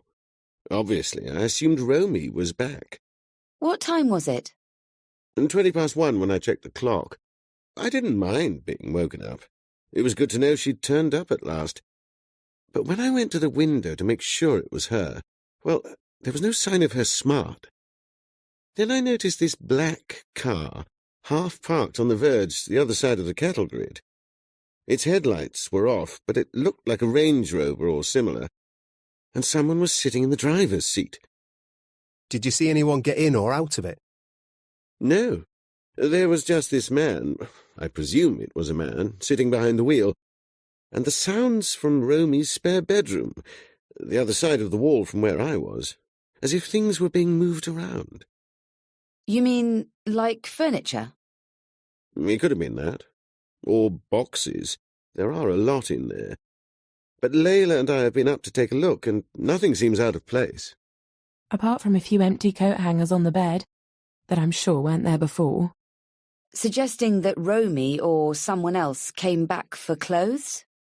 That was my assumption, but I've no way of telling if anything's been taken, without knowing everything that was there before. According to her phone, she was overseas last night. You mean when she rang but didn't speak to my mother? Precisely. Quentin, did you see anyone leave the cottage, or the car driving away? I heard it go, but I didn't see it. Nature called, I'm afraid, and by the time I got back to the window, there were just the tail lights going off into the dark. It's most peculiar that nothing appears to have been disturbed upstairs, because I know what I heard. It was like something heavy was being shifted. I'd have gone to find out what was happening, but I'm not a young man, and if it was burglars, there's no knowing what they might have done if I'd caught them in the act. You were right to be cautious, especially as Romy's car wasn't there. What was it all about? That's what I'd like to know. And was it her, or someone else? Though Christie had a theory on what might have been happening, she didn't want to voice it while Quentin was there. So, after signalling to Connor to end the recording, she said, "If nothing's missing and no one's hurt, I guess we can only wait to see if they come back again." I'll definitely be keeping my eyes and ears open, Quentin assured her. Just don't depend on me for any heroics, that's all. After they'd thanked him again and gladly accepted his generous offer of 2 bottles of Chablis to take home with them, Christie led the way over to Romy's cottage, where Layla had left the door ajar. Once inside, Connor said, Are we seriously thinking that Romy stole into her own home in the dead of night to take a few clothes and shift around some furniture or boxes before just leaving again? Obviously, if she's overseas, it wasn't her, Christie responded. Or it was her, and someone else has the phone. Clearly having no explanation for any of it, Connor said to Layla, I don't suppose you've found what you actually came here for? You mean whatever there might be concerning Brody's financial interests? Layla replied. I haven't looked yet, but I'll make a start now. Before you do that, Christie said, here's what I think could, I stress could, have been happening last night. I admit the coat hangers kind of skew this, but not necessarily. I'm wondering if someone came to remove whatever listening devices they'd planted. Layla's eyes rounded. The timing of the visit is interesting, Christie explained, coming right after we were here. So was someone listening in? Or watching? The man in the boat! Connor broke in. Possibly, she conceded. Any word from Sherman Security yet? It'll be good to know when their last visit was, presuming it wasn't the middle of last night. I'll try them again, Connor replied. But with it being Saturday... As he dialed the number, Layla took herself upstairs for another look round. Christie turned to stare at Rudy's portrait, feeling oddly as though it could tell her something if only she knew how to look at it the right way. Hey, yes, it's Connor Church here, he said into the phone. I left a message. Mr. Grayling, that's right. Manager of Domestic Surveillance. Is he there by any chance? Oh, great. Thanks, yes, I'll hold. Christie turned round in surprise and stepped in closer as Connor switched the call to speaker and pressed to record. They'd sort out permissions later, once they knew what Grayling had to say. Sorry, Mr. Church, I was going to call you back on Monday, but as I'm in the shop today and you're on the line, what can I do for you? You mentioned something about one of our residential clients. I'm sure you're aware we can't give out confidential information. Of course, I understand that. But I'd really appreciate it if you could confirm that you have a contract with the Kaplans at number 1 Bellbrook. We have a copy of it. All we want to know is if it's still active. Can't one of the Kaplans answer that for you? I'm afraid Mr. Kaplan has passed away, and we don't know where Mrs. Kaplan is at the moment, which is why we're in touch with you. It's a bit of a long story, but if you're able to tell us when you last visited her home... As I've already said... I'm not asking you to reveal what was found, although happy to hear it if you can see your way to it. We'd just like to know if your visits were about listening devices or hidden cameras, anything like that. There was a lengthy silence from the other end, as both Christie and Connor held their breath and crossed their fingers. OK, I'm prepared to say this. None of our technicians' reports show a positive discovery in that location.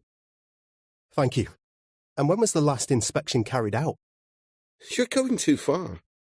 A month ago? Before that? After? Just give me an idea. I hope you realise this is off the record. The last sweep was the 12th of April. The next is due on the 12th of June. Thank you. Just one more thing. If anyone gets in touch to cancel or change the date or the service, please will you let us know? Goodbye, Mr. Church. The line went dead, and Connor rang off with a growl of frustration. Christie said, You did well to get that much out of him. And actually, it's all we need for now. Confirmation that nothing's ever been found, and when the next visit is due. Which is, in fact, this coming Wednesday. So it could mean someone's planting and removing devices in between the security checks. Hence the visit last night to clear the place before the Sherman technician turns up to do his sweep. Nodding thoughtfully, Connor said, I think one of us should be here when the technician comes. We might get more out of him, or her, than I've just managed out of Grayling.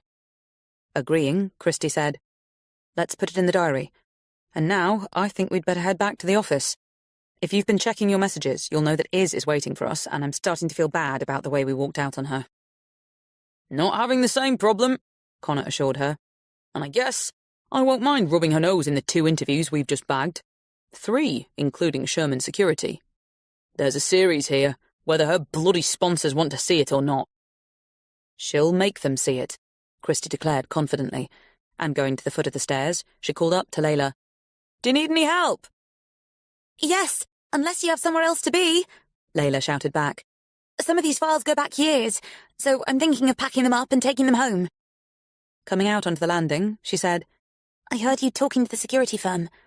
So someone has been checking the place over for bugs? Christie nodded. Layla's expression was grim. I don't know whether to be scared, creeped out, or what I should be, she said. But I do know I'm not keen to stay here on my own if you need to go. Understanding her reticence, Christie said, "We'll help you load up your car, and then we really should get back to the office." Chapter 11. It was mid-afternoon by the time Christie and Connor walked through the door to find Iz and Clove working quietly at their desks, and Iz looked so pleased to see them that Christie felt sure if she'd had a tail, she'd have wagged it. Things are definitely looking up, Iz effusively assured them. I'm working on a strategy for the sponsors that is going to be much enhanced by the interviews you've just done.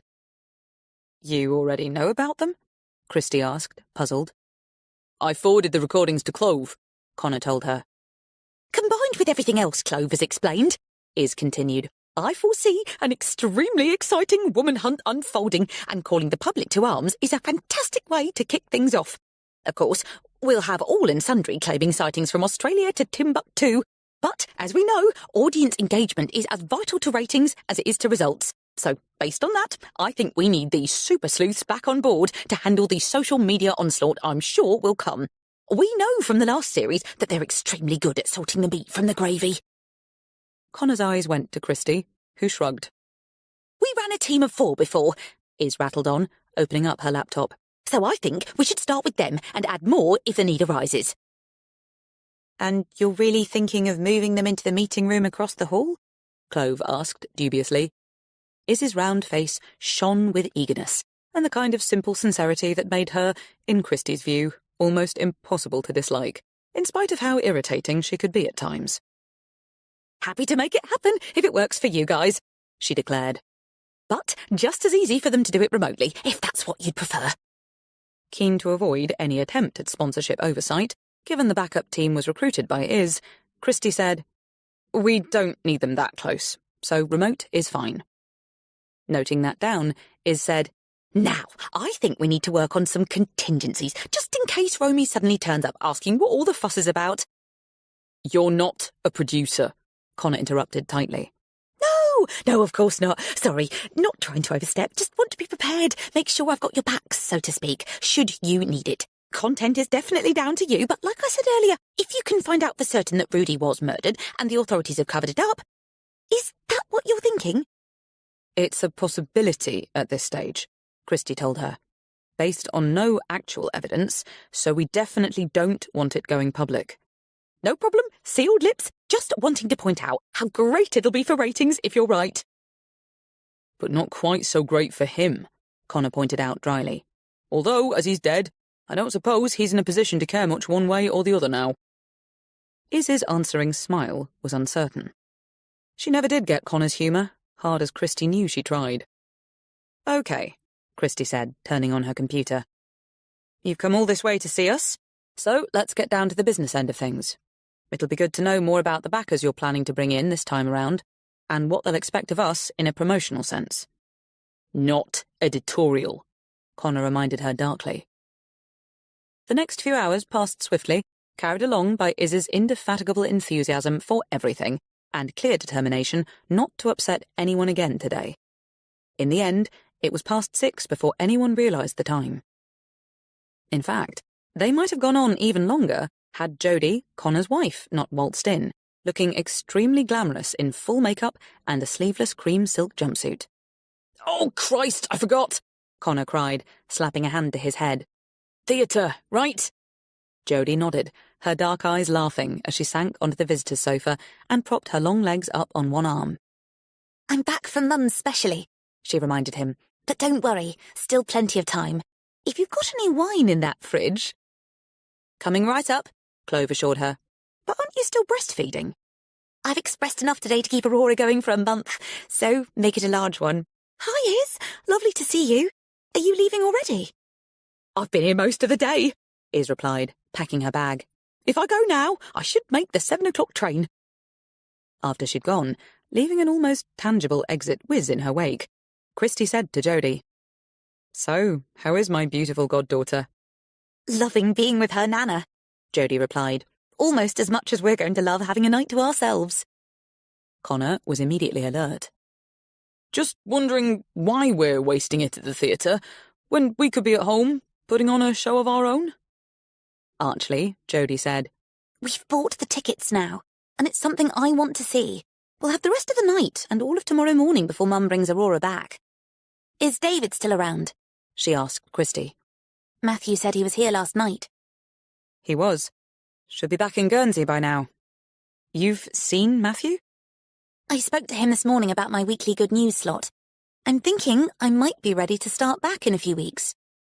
Speak of the devil, Christy said, as David's name came up on her phone. Hey, you.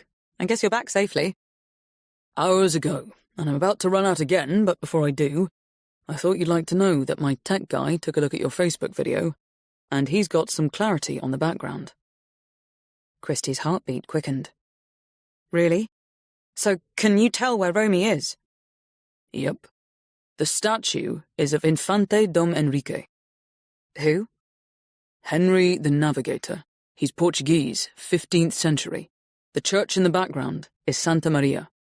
And there's an old slave market nearby, although it's not in shot. Hang on. How do you know if it's not Google Maps? So, it's the main square in Lagos, spelt Lagos, but pronounced Lagos, on the Algarve. Christy blinked. He saw all that when we couldn't make out anything at all? Seems these things can be done when you know how. Anyway, that's where she was when she made the video. All you have to do now is find out who she was with, and if she's still there. As to who, there's only a shadow. There's a reflection in her sunglasses. I'll send the enhancement now. I think it might surprise you quite a lot. Chapter 12. The following morning, Christy was at Layla's family home on the outskirts of Pensford, an old sandstone farmhouse with views across open fields to the long-disused viaduct that had been a source of great fascination for Christy's father back in the day. She'd just shown Beth Cates the video enhancement of Romy in Lagos, and though Christy wasn't surprised by Beth's response, she was concerned by the distress it had clearly caused. But it can't be Rudy, Beth protested, still studying the reflection in Romy's sunglasses. It just can't. She looked beseechingly up at Christy, her pale face blotched with sores, her naked eyes bloodshot and haunted. It wrenched at Christy's heart to know how much she was suffering, while trying to hide it for her family's sake, even more than her own. Beth touched a skeletal hand to her turban, which had started to slip sideways, and Christy felt her heart stir again when Layla tenderly straightened it. Being here, seeing mother and daughter like this, was bringing back too many memories of the care she'd taken of her own mother in the final months, and how hard it had been, still was, all these years later, to let her go. But this was about Romy, and the reflection in her sunglasses that appeared to be Rudy's. You have to admit, it looks a lot like him, Layla said, going to lower a blind to protect her mother from a sudden stream of sunlight. But Rudy's dead, Beth reminded her. So obviously it can't be him. But are you sure about that? Layla challenged gently. Beth looked puzzled. About Rudy being dead? Of course I am. But what if he isn't? The way Beth recoiled from the suggestion was hard to watch. What on earth are you saying? She cried. Romy found him herself. You know that, so I don't understand what's going on here. She looked at Christy, clearly needing her to explain. I think we're looking at someone who's very similar to Rudy in appearance, Christy told her. I mean, we can't see the eyes. It's only the lower half of the face and neck. But what if it is him? Layla interrupted. Remember that AV character on Facebook said, "Give our best to Rudy"? Stop it, Layla, her mother insisted. I grant you, it looks like Rudy, but we know it can't be. So I'll tell you what's most likely happening. She's met someone who reminds her of him, and this whole escapade she's on is some sort of crazy romance to try and distract herself from the terrible grief. You know how impulsive, even irrational she can be at times, and his death was such a horrible shock for her. And the reason she's not calling you? Layla asked. Apart from that one attempt on Friday evening when no one spoke, so we still don't know for certain it was her. It was definitely her number, Beth pointed out. and I'm sure the reason she's reluctant to speak to me is because she knows I'll try to talk sense into her and make her come home. Christy, I hope you're not listening to any of this, thinking this person is Rudy. I couldn't bear it if you did. Feeling for her, Christy said, "It's possible this is an old video that's been repurposed, for want of a better word, in order to deflect." Surely no one would do that.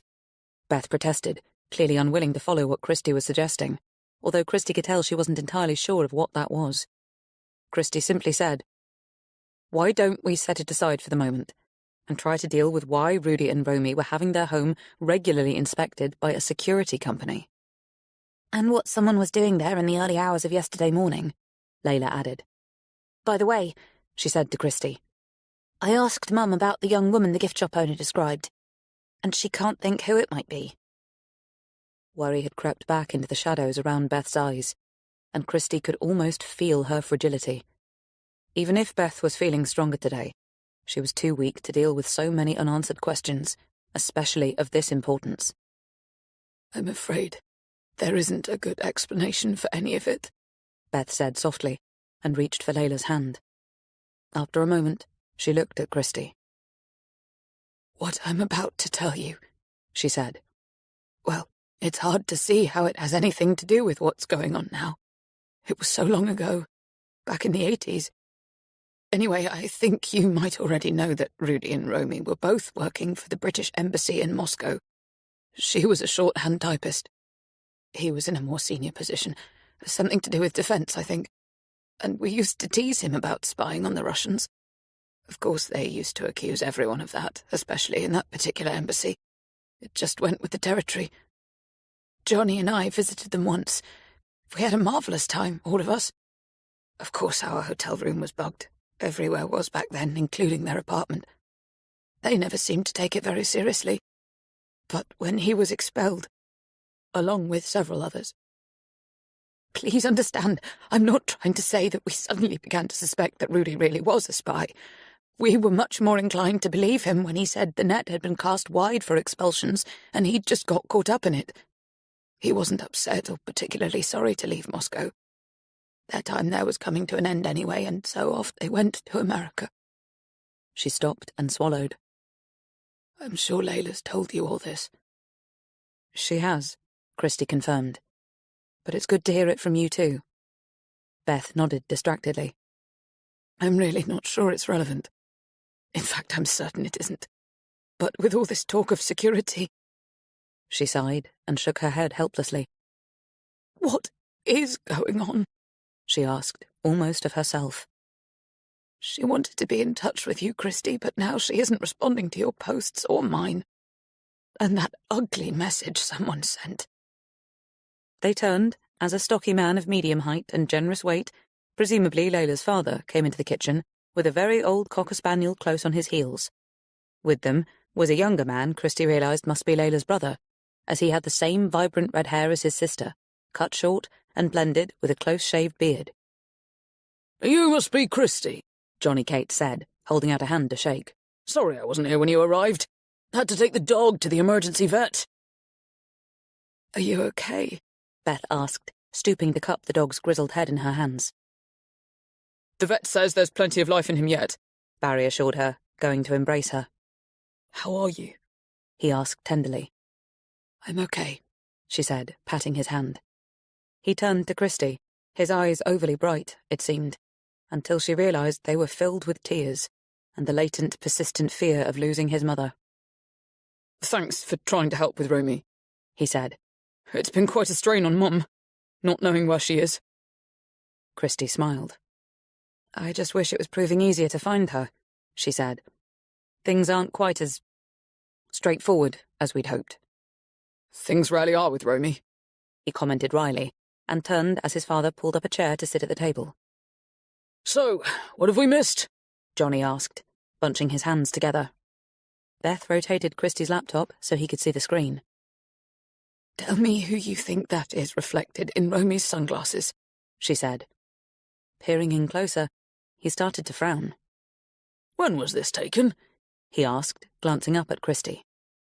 Romy posted the video a couple of days ago, Beth answered. We watched it together, remember? Christy's had some work done on it, and this is what's come up. Barry took a look and sounded shocked, even offended when he said, I can see it looks like Rudy, but obviously it can't be him. But what if it is? Layla interrupted. Her brother and father regarded her askance. What are you saying, Sugar? Johnny asked. We know Rudy's dead. What we know is that Romy didn't want to make a fuss when it happened, Layla reminded him. She wanted the whole thing over quickly. Even the police thought the circumstances were suspicious at first. Layla, stop! Beth broke in, clearly agitated. Yes, stop, Barry told her. Because what you're saying or implying, Layla, is outrageous, insane even. And you can see how it's upsetting Mum. Flushing, though apparently not ready to let it go, Layla said, Did you see Rudy yourself, Mum, when Romy found him in the bath? Beth looked confused. No, I didn't, she admitted. But I saw Romy and what a state she was in. Darling, this is a crazy way of thinking. Rudy's dead, and now we have to focus our efforts on finding Romy. Too right, Johnny said gruffly, and got up to fill the kettle. Barry said, What are you making of it all, Christy? I mean, you're not thinking that's Rudy, are you? In the reflection? I admit it threw me when I first saw it, Christy replied. And with everything being so unpredictable. She broke off, realizing she was heading down the wrong path.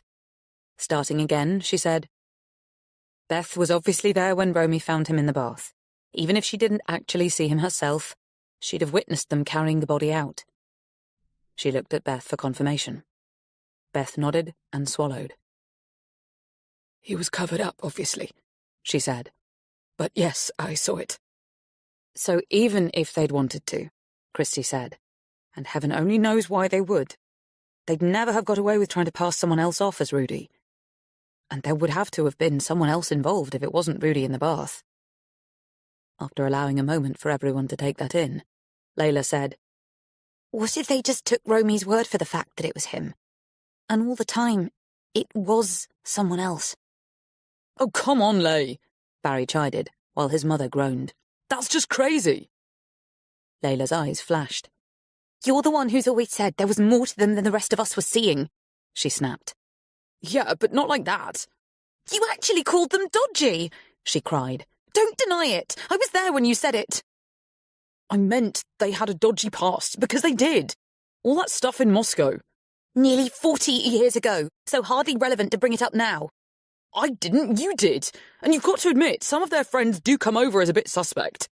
Not that there's anything wrong with that. We've all got dubious mates, even you. Theirs are just richer or classier or smarter. Stop, Beth cut in fiercely. Both of you.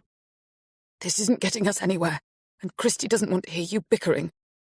I'm sorry, she said to Christy. We're all on edge over this, and stress often brings out the worst in people. Christy looked at Layla, and saw that although she had plenty more to say, she was holding back for her mother's sake. It reminded Christy of the spats she used to have with her brother, and how their mother would step between them. Oddly, it made her miss him, and wonder how he was over in Canada. They should make an effort to be in touch more often. It wasn't as if they didn't care about one another, because they did. He was just getting on with his life in Toronto, much as she was getting on with hers here. She almost winced when Layla said, If you didn't actually see the body, Mum. It was Rudy, Beth said forcefully. Now please, Layla. I don't want to hear any more. She reached for a tissue and dabbed her eyes. For heaven's sake, do you realize what you're accusing your own godmother of? How could you even think such a terrible thing of her? As Layla glowered at her brother, and he arched his eyebrows as though he'd scored a point, Christy made a mental note to find out if further ID checks had been carried out after Rudy's body had been taken to the morgue. If they hadn't, well, they'd cross that when, if, they came to it. For now, keen to settle things down, Christy said, I think we should continue to assume that it was Rudy who died. The man in the reflection, while he bears a strong resemblance, could actually be anyone. Or maybe it is him, and the video has been recycled in a way to... Romy wouldn't know how to do that, Barry protested. But even if she did, why would she? Good question, Christie conceded. But maybe let's focus on where the video was shot for the moment, and when it was posted. We know it was in Lagos in the Algarve. Why believe that, if you're not believing anything else? Barry countered. Actually, it does make sense that she'd be there, Beth cut in. I mean, if anything makes sense in all this, and I'm not sure it does. Her lashless eyes came to Christie's. Johnny and I have a small townhouse a few miles from Lagos, on a golf resort. Nothing fancy. But Romy's always loved it there. She enjoys the simplicity of it, she says. We used to go quite regularly, just the two of us. We were there right before Rudy died. Christie said, "Would you mind if I started recording?" Beth glanced at her husband, then at her son and daughter. I'm cool with it, Barry told Layla. Just remember, I'm not the one trying to say it wasn't Rudy who drowned. Enough! His father barked. If you two are going to carry on, you need to leave the room. I'm not going anywhere, Layla retorted. I'm the only one who really cares where she is. That's a stupid thing to say, Johnny snapped. You know how important she is to your mother. To all of us. Immediately contrite, Layla said, I'm sorry, Mum. I didn't mean that. He just winds me up sometimes. Maybe I should go, Barry offered. No. We want you here, Beth insisted, and reached for his hand. It's all going to be fine. We can do this. Just take deep breaths and remember this is about Romy, not any of us. Christie managed not to smile as both Layla and Barry obeyed their mother's breathing instructions. We're happy for you to record, Johnny said. Just please stop if we start embarrassing ourselves again. I'll only use what you want me to, she assured him. He nodded his thanks and said, It's good for Beth to be doing this. She needs to feel involved. She and Romy go back a long way, you know, right to their school days. Which reminds me, Beth said, watching Christie reach into her bag for the recorder. There's something I have to tell you, but it can wait until we've done this. Though intrigued, Christie decided not to press her, simply placed a mic on the table, and after identifying them all for the recording, she said, I was going to start by asking you, Beth, about the time of Rudy's death, but maybe we should leave that for now? No, I'll tell you what I can, Beth insisted. You two are not to interrupt, she instructed her children. Especially not you, with all that nonsense, Layla. Putting a finger to her lips, Layla signalled for Christie to continue. Okay, if you're sure, Christie said to Beth. Maybe you can tell me if Romy seemed worried or agitated before you cut short your stay in Portugal. Yes, as a matter of fact, she did.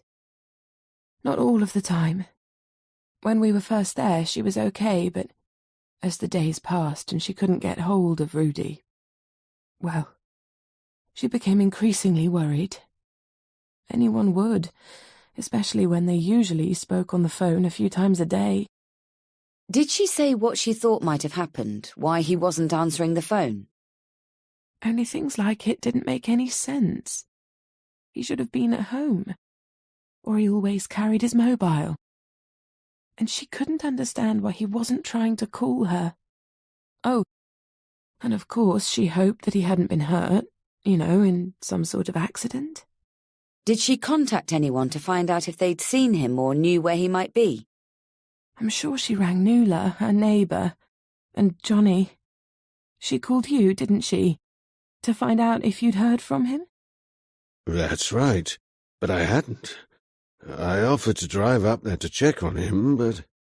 In the end, we decided to fly home. She kept saying she had a really bad feeling about things and, well, as it turned out...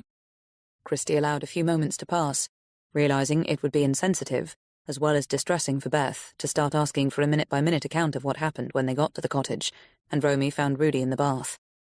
They could always come back to it, if necessary. For the moment, she decided to move things on. Can you tell us something about the police investigation that followed Rudy's death?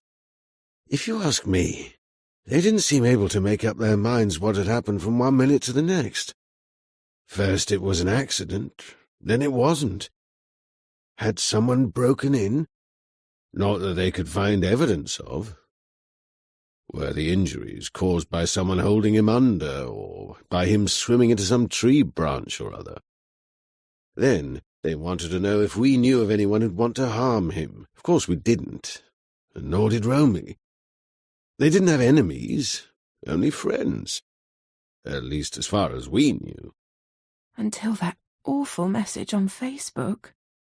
Well, that was just a crank. Put it out of your mind. I keep trying to, but then I ask myself, why did she think someone was spying on them? She never mentioned a word of that to me, and we always told one another everything. Except you don't know where she is now. I thought you promised to stay quiet.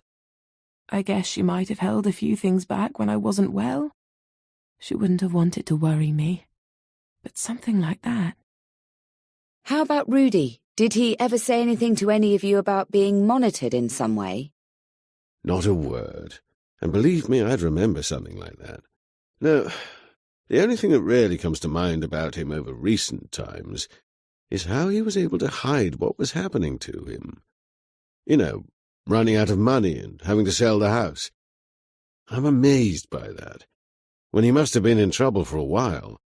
Those things don't happen overnight, do they? But the first we knew of it was when Romy gave Beth a change of address. You can probably imagine how shocked I was. But she didn't want to discuss it. She just said the manor had become a drain on them financially, so it was time to downsize. Was there anyone else living at the manor with them before they left? A housekeeper, for instance? Yes, there was Inga. I can't recall her surname, and I'm not sure of her actual title, but I guess she was a kind of housekeeper cum PA. I know it made Romy sad to let her go. She was always very fond of Inga. I'd say they were quite close. But it's hard not to be close with Romy. She makes everyone feel so special. I know Layla talked to you about the woman who passed Romy a note in the gift shop. Could it have been Inga? Not from the description Layla gave me. Inga's much older, probably around 60. Okay. If you're able to remember Inga's full name or anything else about her, it might be useful to talk to her anyway. Of course. I'll do my best. I know Romy stayed in touch with you after they moved, but what about her other friends? She had so many, and I can't be sure who she did or didn't stay in contact with. I only know that they more or less stopped entertaining. Of course, the cottage was too small to throw the kind of parties they used to, but they'd always been very social and welcoming before, and they loved putting people together. We used to call them the matchmakers, whether it was business or romance or just people who came from the same part of the world. Layla mentioned they had a lot of foreign connections? Because they travelled so much, and with Rudy speaking so many languages. Beth stopped and turned to her husband. You know, the more I think about it, the more certain I feel that she's staying in the townhouse. She has keys, and she knows all the codes for the pool and gym and Wi-Fi. To Christy, she said, She's always called it her happy place. And that's what she's saying in the videos, isn't it? That she's happy and we shouldn't worry. We should call the complex managers to ask if someone's staying there, Johnny suggested.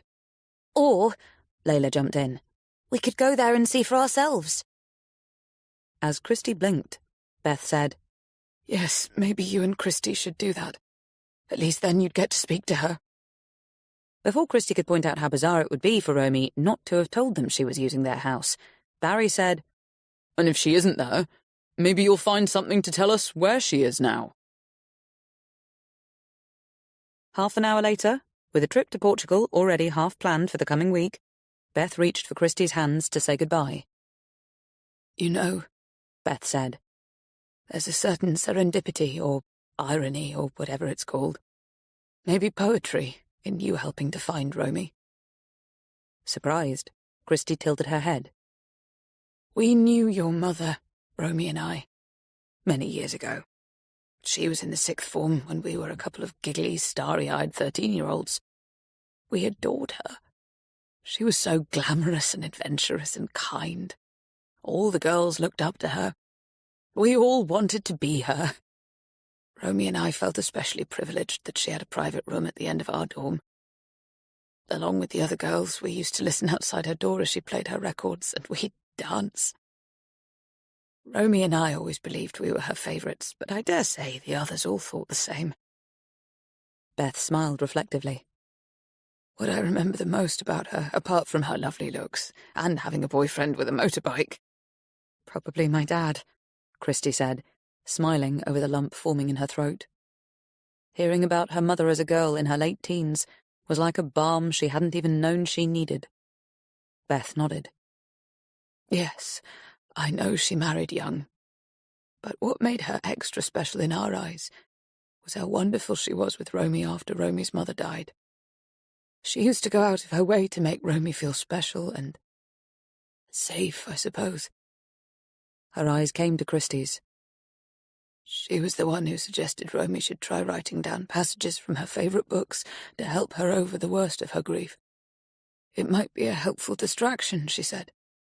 She knew, of course, that Romy had a great love of literature, so it was the right thing to suggest. And it's advice that Romy has followed ever since, right up to the notebook Layla found a few days ago." Beth smiled sadly.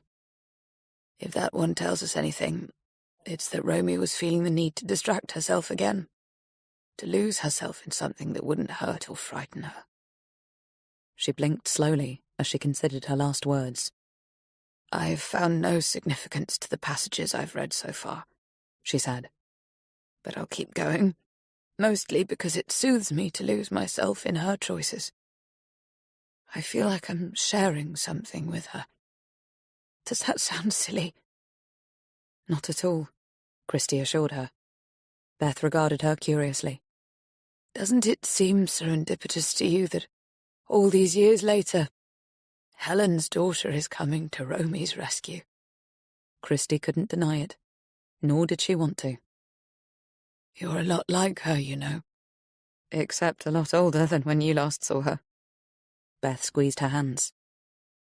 "I can only begin to imagine how much you must miss her," she said. "You won't know this, but Romy and I came to the funeral.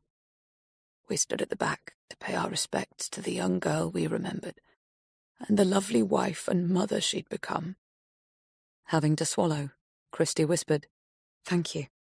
I know she would have appreciated that, and I certainly do." Beth smiled. "Maybe she did know," she said softly. "We liked to think so anyway. And seeing you here today helps me to believe that in her way, through you, she's still looking out for dear Romy." Chapter 13. Later in the day, with the distant thrum of a band playing on the harbour side, Christie was sitting in her small patio garden going through her notes. Almost unconsciously, she was inhaling the scents of jasmine and honeysuckle, a couple of early summer arrivals in her loosely curated tangle of wildflowers and budding succulents. It seemed that everything today was reminding her of her mother, from this colourful little haven in the centre of town to the chirrup and tweet of birdsong. She had a very real sense of her being close by. 10 years, and she still missed her terribly, and hearing Beth Cates speak of her so warmly had left her feeling quietly reflective and not a little emotional. It was wonderful to get a tiny snapshot of her like that, she told David when he rang. And oddly, it seemed to matter even more for it being so long ago, when she wasn't even as old as Hayley. We forget to see our parents as young people, don't we? We just take them for who they are today, oblivious to who they were and what mattered to them before we came along. Riley, he said, "I know my mother would wholeheartedly agree with that." She smiled. "How is my favourite person?"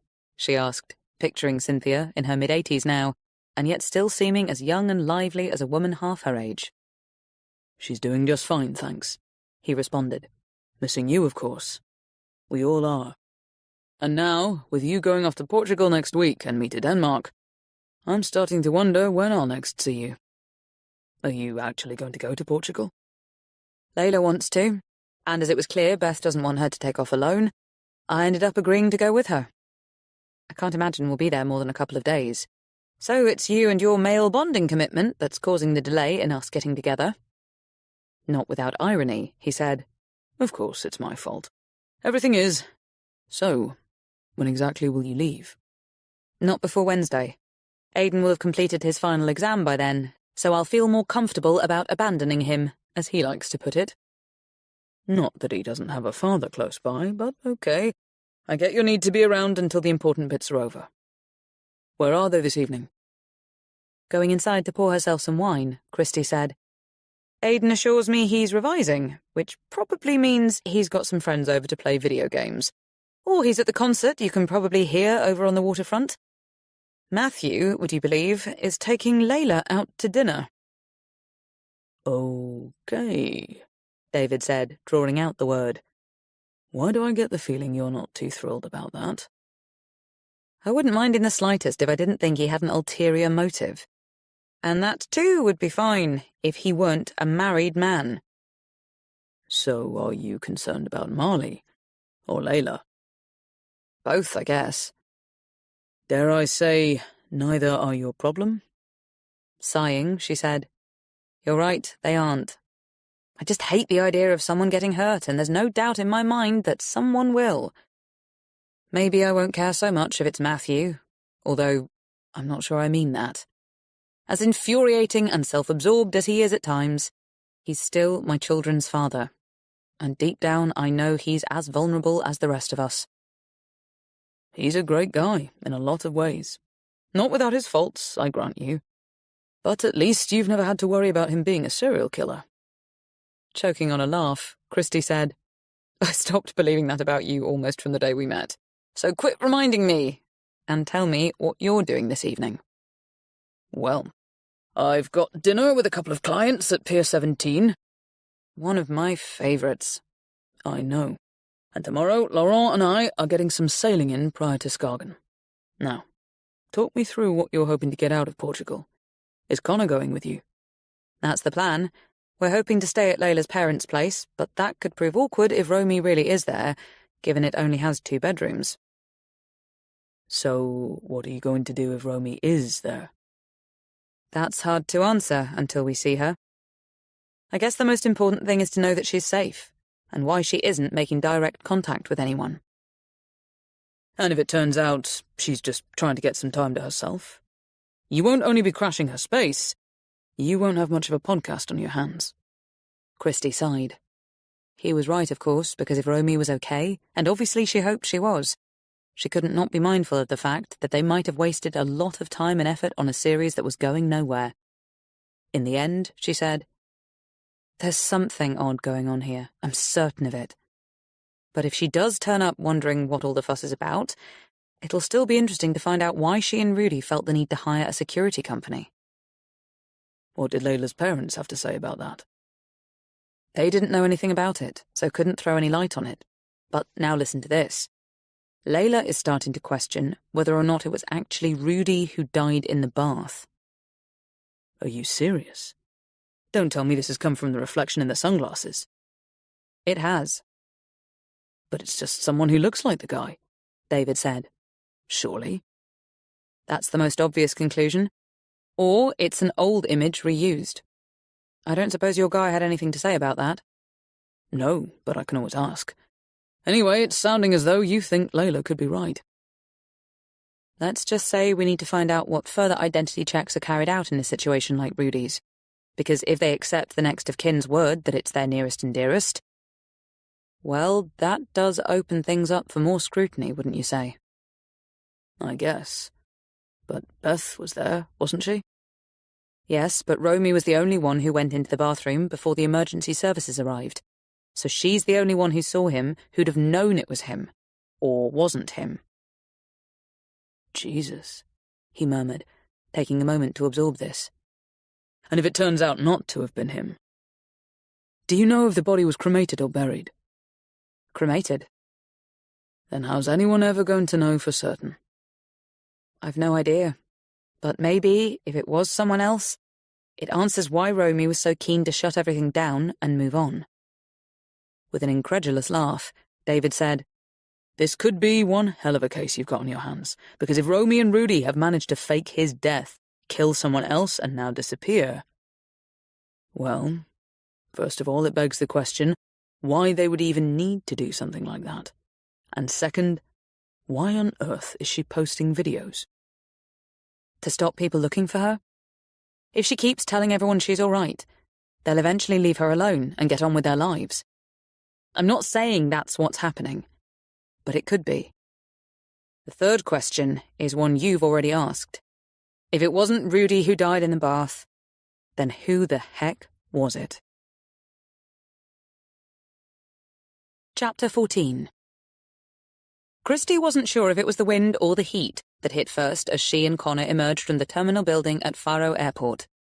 Both were so intense that it was no easier to walk with dignity than it was to stay cool. It's not usually as bad as this, Layla shouted over her shoulder, fighting to hold onto her wheelie bag as they crossed the road to the concrete sprawl of a car park. On reaching a wooden platform in front of a ramshackle kiosk, she immediately climbed onto it and pressed herself into the unruly crowd waiting to pick up rental cars. I guess they don't do queuing here, Connor commented as he and Christy waited, holding onto his glasses as his hair rose up for takeoff.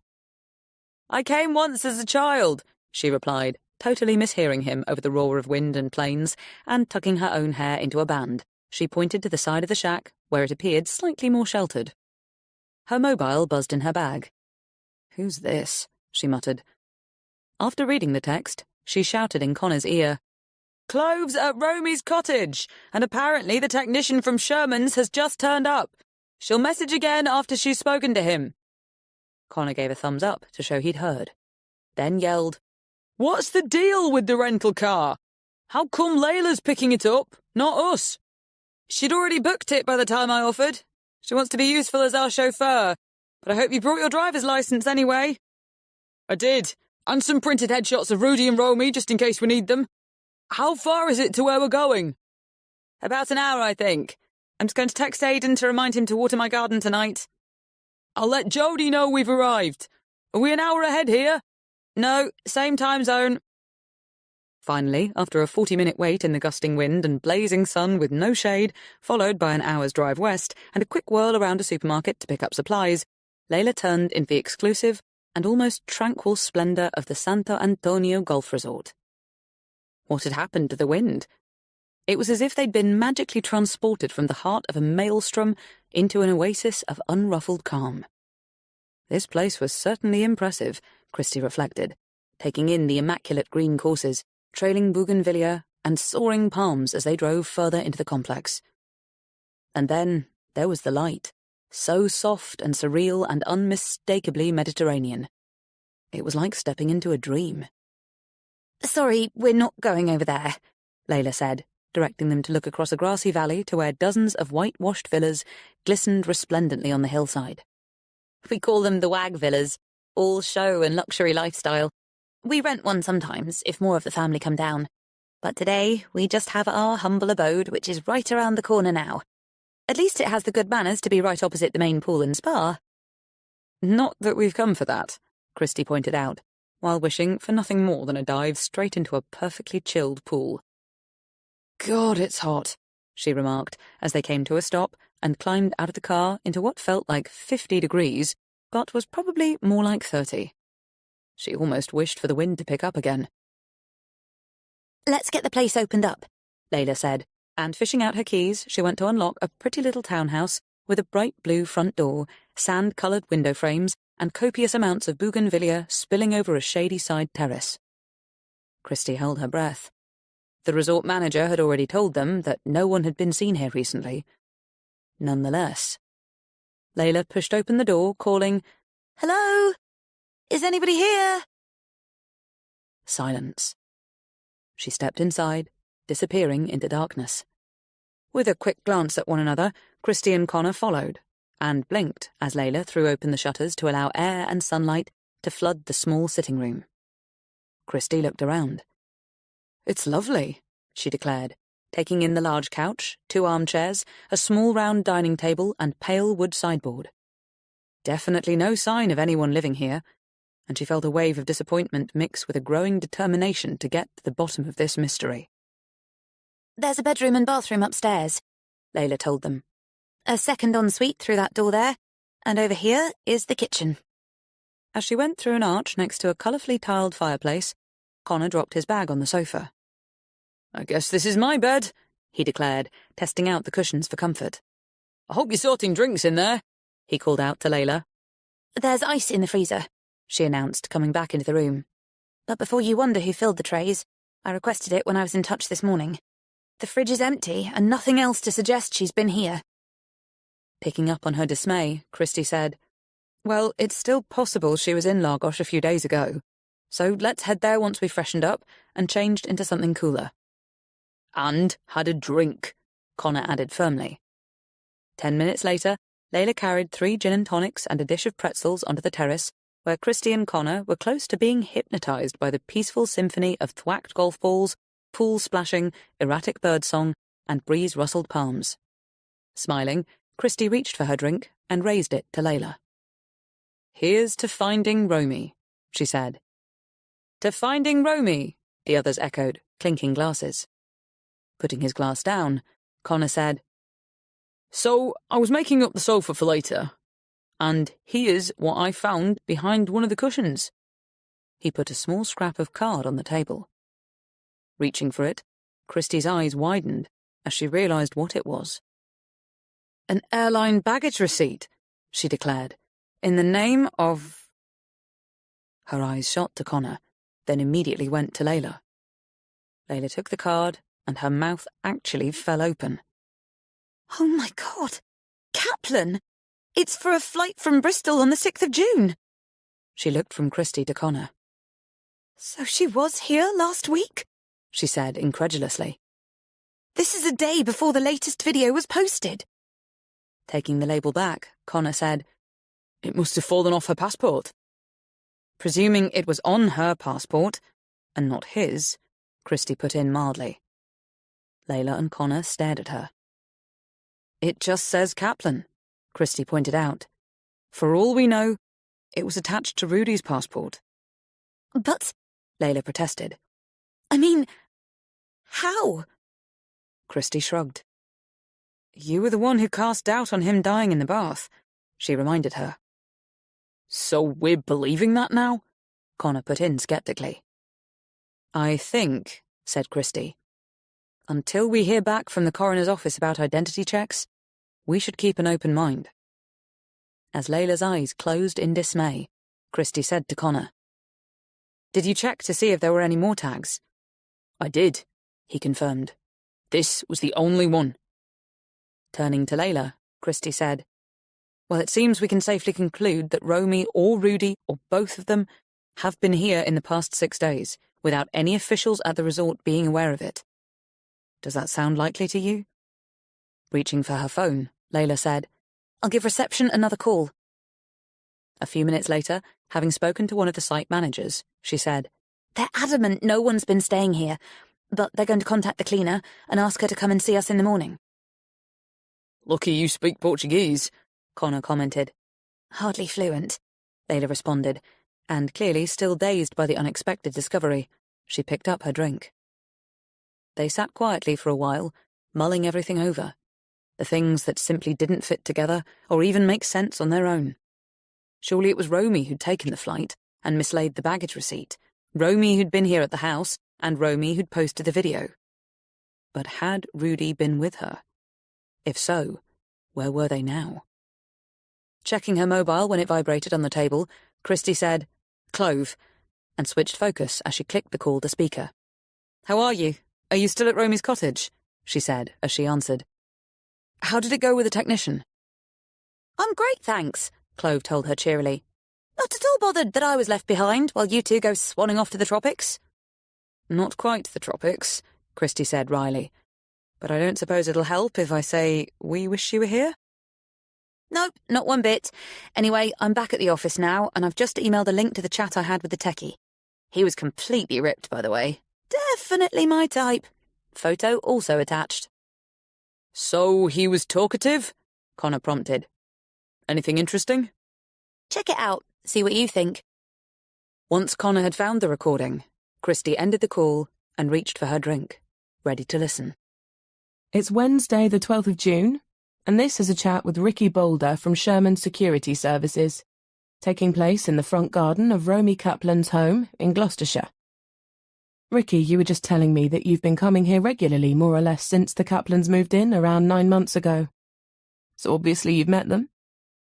Sure. Great guys, always very friendly and interested to know if I found anything. I was very sorry when I heard Rudy had passed away. Have you ever found anything during your searches? Nope. Not once? Never. What exactly were you looking for? The usual low-tech stuff, listening devices, mini recorders, hidden cameras, that sort of thing. Where would you expect to find them, if there had been any here? I guess in lamps, under tables, attached to routers or electrical gadgets. So all over the house, not just downstairs? That's right. And how did the Kaplans seem when you told them the place was clear? Relieved, I guess, but they still wanted me back every couple of months. Did they ever tell you who they thought might be spying on them? No, and not my place to ask. Did they ever help you to look? No, they either waited in the sitting room or a bench over by the lake if the weather was good. The last time you were here, did Mrs. Kaplan mention anything about going away or maybe not being around the next time you came? Not that I recall. It wasn't long after her husband had passed, and you could see how hard it had hit her. They always struck me as being very close. So, no plans that you know of to go travelling or to stay with a friend, maybe? No, nothing like that. But listen, I was hardly her closest mate, so for all I know, she was planning something. Just didn't want to discuss it with me. Okay. Do you have keys to the place? No, so if you hadn't been here today, I wouldn't have been able to do my job. Do you want me to, by the way? Happy to carry on if you say so. Yes, why not? I'm not expecting you to find anything, but as you're here... The recording dropped, and moments later, picked up again. Ricky's gone now. Another all clear, but Nuala, Romy's neighbour, went into the house with him, and she noticed something I guess no one else would have. Can you tell us what it was, Nuala? It's not so much what I saw as what I didn't see. The portrait of Romy that she moved to the spare bedroom? It's gone. I've looked for it, and I shall again, but there's a space upstairs where it used to be leaning against the wall, face in. She never liked it much, you see. I can tell you it was definitely there the last time I looked, because I dusted up there only last week, and I wouldn't have missed a big gap like that. When the playback stopped, Christy turned to Layla, who appeared so deep in thought that it was a moment before she seemed aware of them, waiting for her to speak. I'm trying to remember, she said. If it was there the last time I went in. I know we talked about it, but do you recall seeing it when we went upstairs? I guess we wouldn't have noticed if it was facing the wall, Connor pointed out. But if it has gone, Christy said pensively, do you think it's what Quentin, the neighbour, heard in the middle of the night? Someone taking it? How big is it? Connor asked. I guess about 3 feet by 2, and I wouldn't say it was heavy. Not that I ever picked it up, but it didn't appear to be. So not sure how much noise would be made moving it around.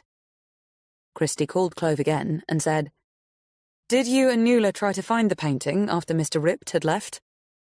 We did, Clove replied, and it's definitely not there. Bewildered, Christy said. But who on earth would want to take it? Layla's eyes darkened with yet more confusion as she said, The only person I can think of is Rudy. Are you kidding me?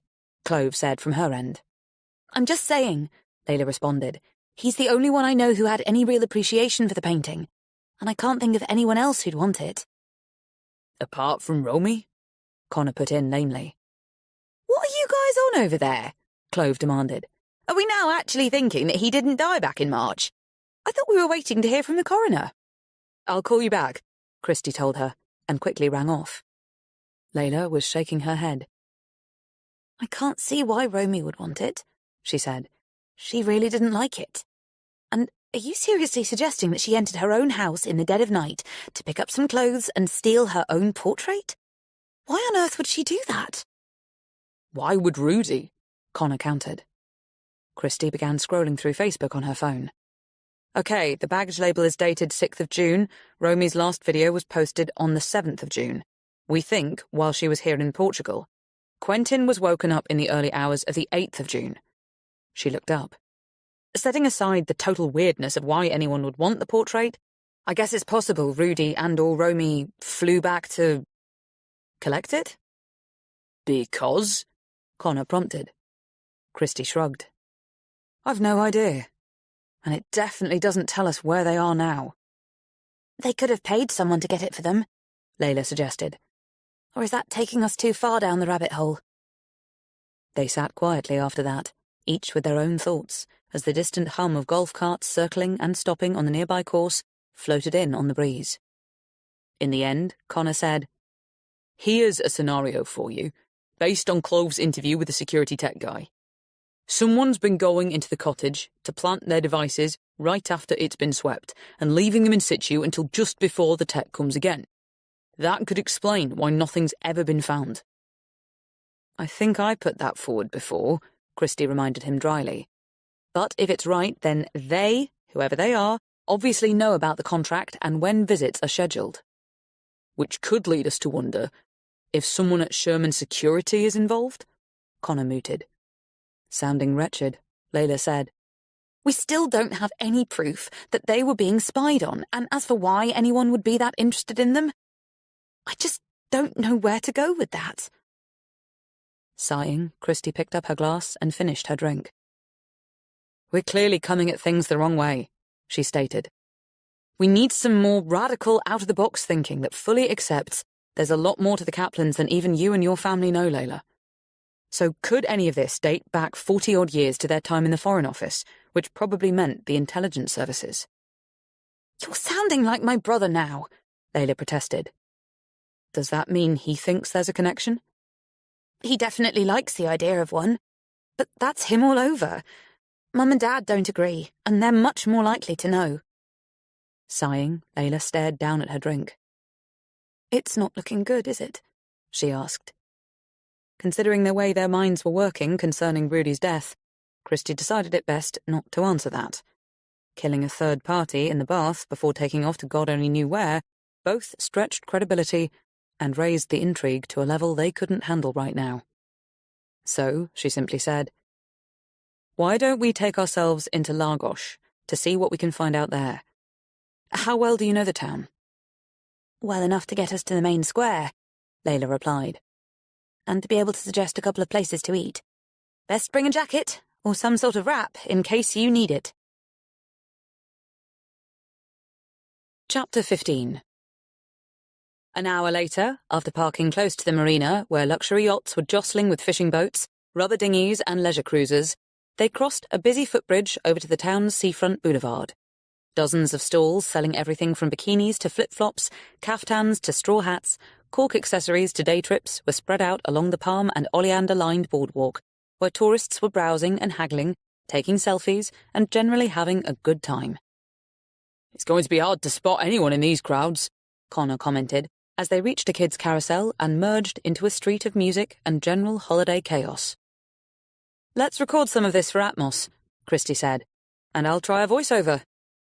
Minutes later, she was half shouting into a handheld mic. We're making our way through the popular coastal town of Lagos, where you can hear as many English voices as Portuguese, maybe more. The bars and restaurants are rammed, entertainers in abundance. I'm sure you can hear the trombonist we're passing. How on earth we're going to spot Romy, if she's here, heaven only knows, but we're determined to give it a try. Okay, we've just crossed a small plaza, piazza, whatever it's called here, with a fountain at its heart. And now we're heading along Rua Afonso de Almeida. Not sure who he was, but more cafes and novelty shops, You can get a tattoo here, Connor, or maybe a hair wrap. Have you seen this tiny dog perched on an accordion while its owner plays? Cute. Okay, we can't be far from the main square now. This way. Down to the left. They let the recording run, collecting up effects until finally they emerged into a comparative oasis of calm.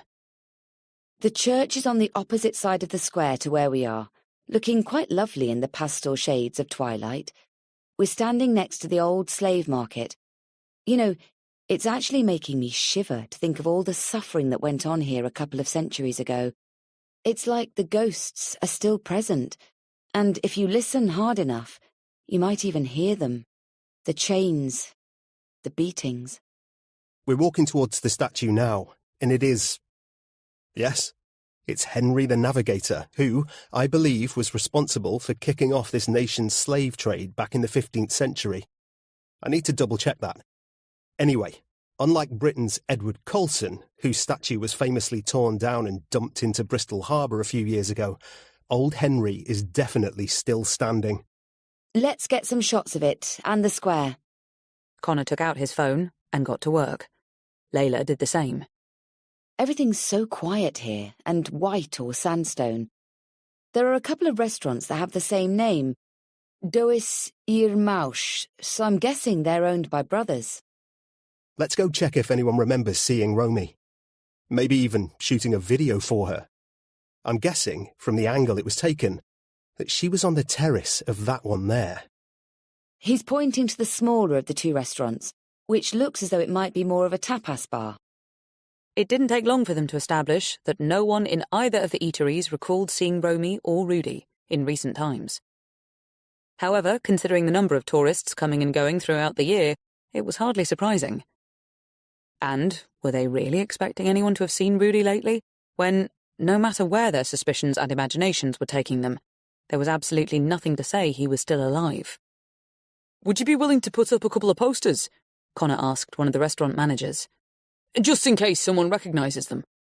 Claro, this is not a problem, and I will contact you if there is any news. Now, would you like to eat? We have a table free over here on the terrace.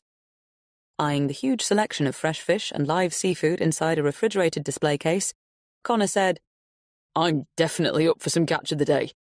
How about you guys?" Gambas for me, Layla said eagerly. Me too, Christy smiled. And maybe on our way back to the car we should try showing the headshots around a few more places in town. Once they'd given their food orders, Layla looked up from her phone, saying, Mum's just sent me something she found in Romy's notebook. She found it written into a chapter from The Woman in White.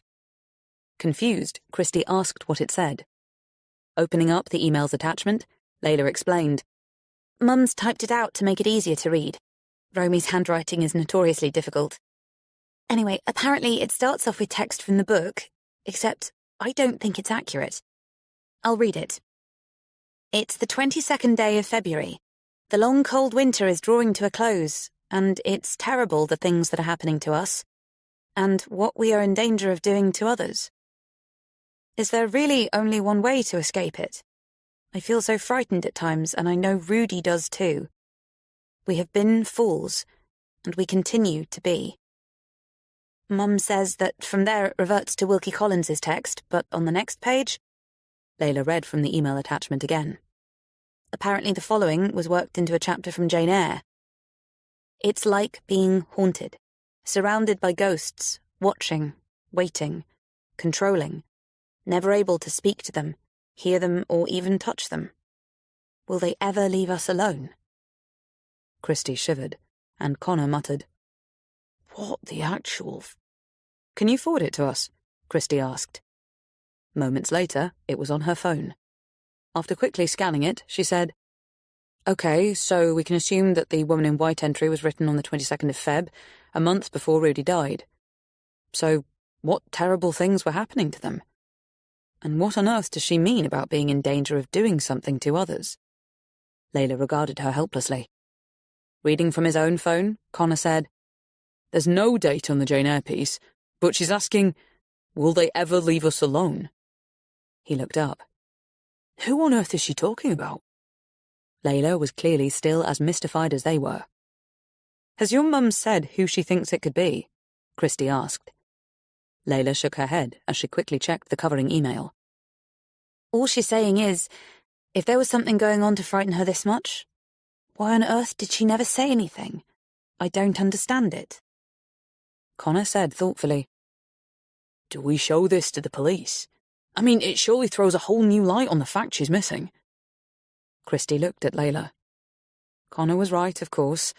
This could somewhat change things, although she had to wonder how seriously the police would take a couple of cryptic insertions into some literary text. Maybe Clove should go through the notebook from here, she suggested, just in case there's more. Layla looked doubtful. I don't think Mum will be willing to give it up now she's found this, she said. Not that she won't share it if she finds anything, I'm sure she will. But she'll want to be the first to read it. Which was a no about giving it to the police, Christie realised. A response she found intriguing, although perhaps not altogether surprising. Chapter 16. The following morning, Christie and Connor were drinking coffee on the townhouse's small terrace while Layla busied herself in the kitchen. So, any further thoughts on the notebook entries? He asked, biting into a pastel de nata. Putting her mug down, Christie said, Well, given how unspecific they are, sinister, yes, but definitely obscure. I think the only chance we have of working out what they mean is if Beth manages to find any more. And even then, I can't see the police being particularly interested at this stage. I agree, but speaking for myself, I find them quite fascinating. I think we should get Layla to read them out for a recording. No idea where we can use them yet, but it'll be good to have them. He looked up as the doorbell rang. It'll be them, Layla called out. I'll go. By the time Christie and Connor stepped into the sitting room, Layla was already showing in the visitors, 2 women, one old and quite portly, the other slim and slow-eyed. This is Isa, who runs reception, Layla explained, indicating the younger female. And this is Maria. Isa smiled as she shook Christie's hand. She was a little worried about coming alone. She does not speak English, you see, so I hope it's not a problem that I am here too.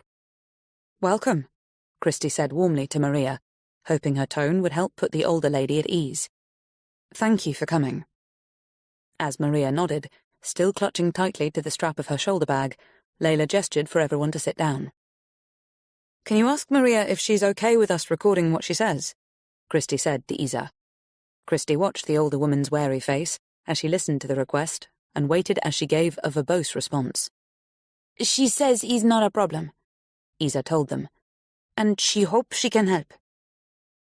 I guess you've already explained why we want to talk to her, Christie said, as Connor prepared to record. Sim, I have. And Layla explained to me on the phone that you find a baggage receipt in sofa? That's right. Maria will tell you what happened, and you will decide if she did the right thing. Intrigued, Christie turned to Connor, and receiving the go-ahead, she began by asking Maria, via Isa, when she'd last cleaned the house they were in. Maria's reply was so lengthy and animated that Christie started to wonder if they'd moved on to other things.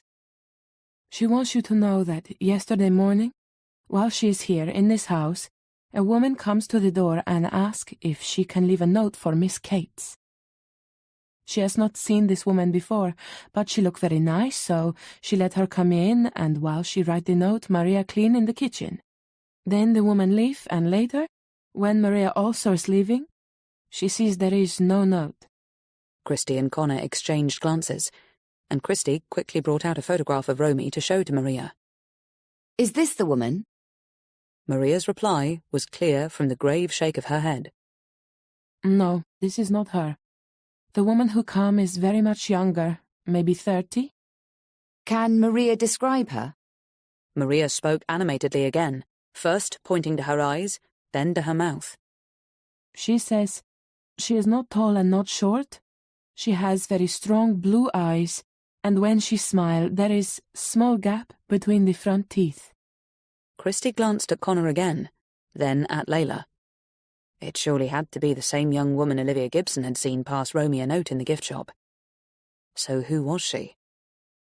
Speaking to Maria in Portuguese, Layla asked a question that received another solemn shake of the head, followed by a short burst of words. I wondered if anyone was with the woman, and Maria says she didn't see anyone. Ask her how long the woman stayed. A few minutes. No more. Did she go anywhere else in the house, besides this room? Maria's answer was clearly negative. Is there anything else Maria can tell us? After Isa had translated, Maria's eyes came regretfully to Christy, and she splayed her hands to show she had no more. Christy smiled at her, and signalling for Connor to stop recording, she said to Isa, "Please thank her for coming today. She's been very helpful, and perhaps she'll let us know right away if she sees the woman again."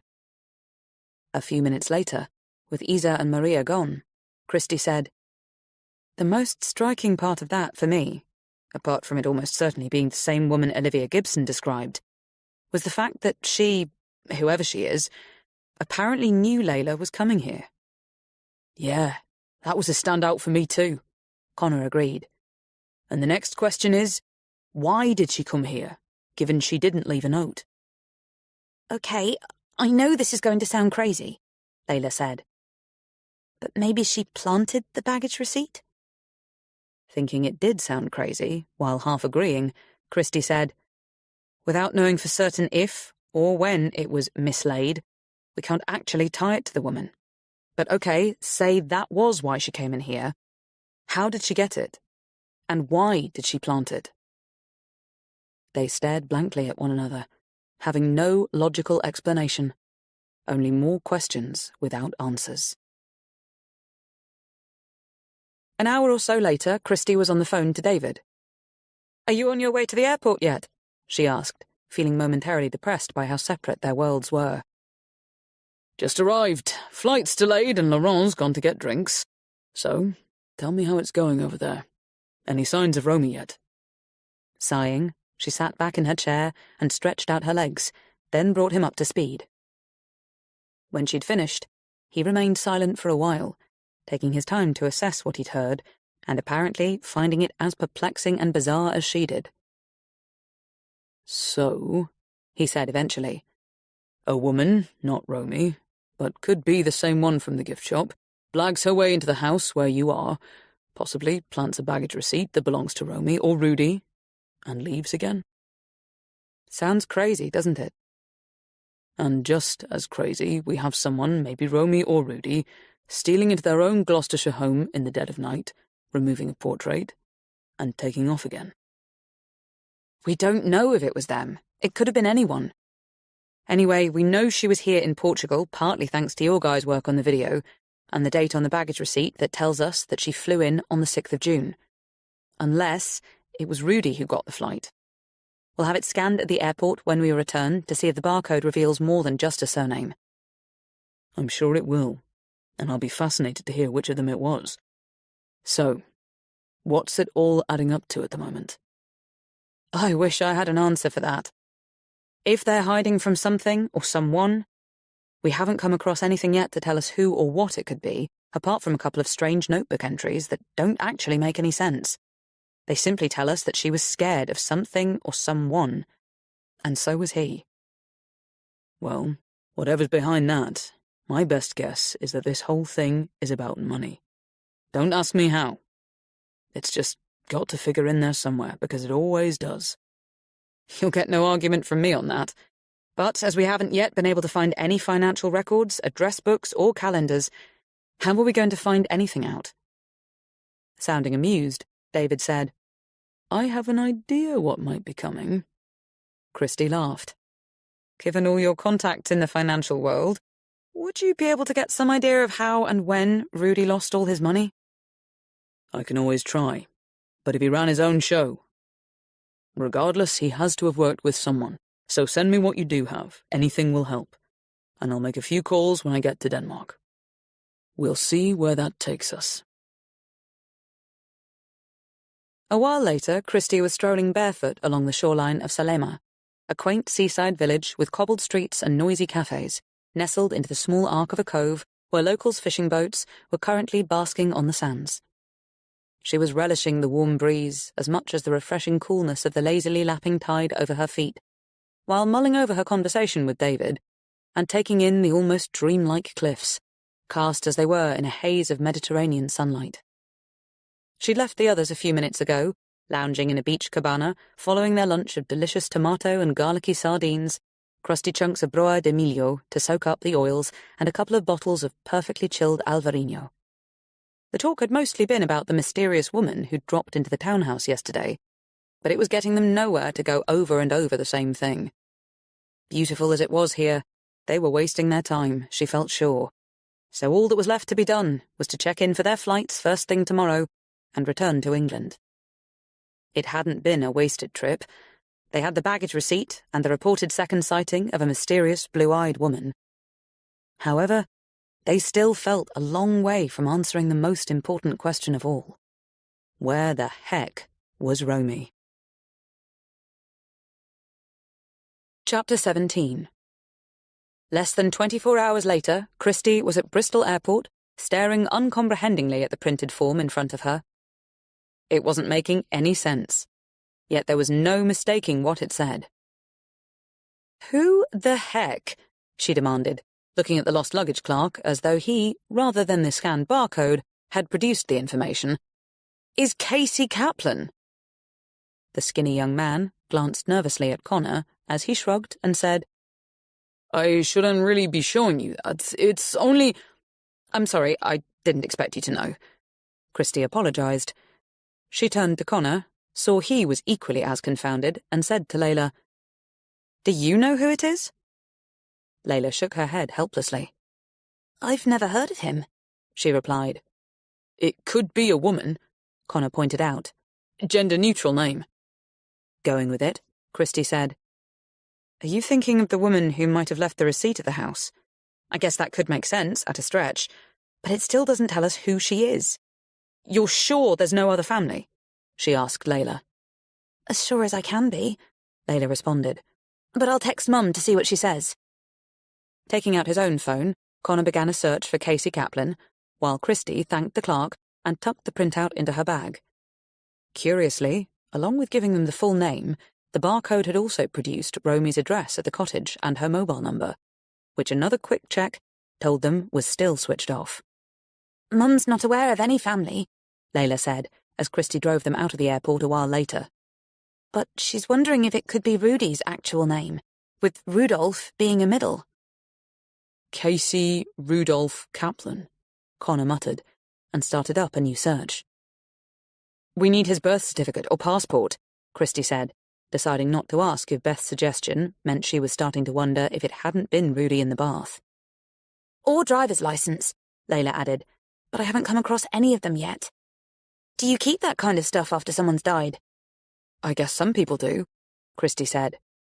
"Oh, God, maybe it's another indicator that he is still alive," Layla groaned.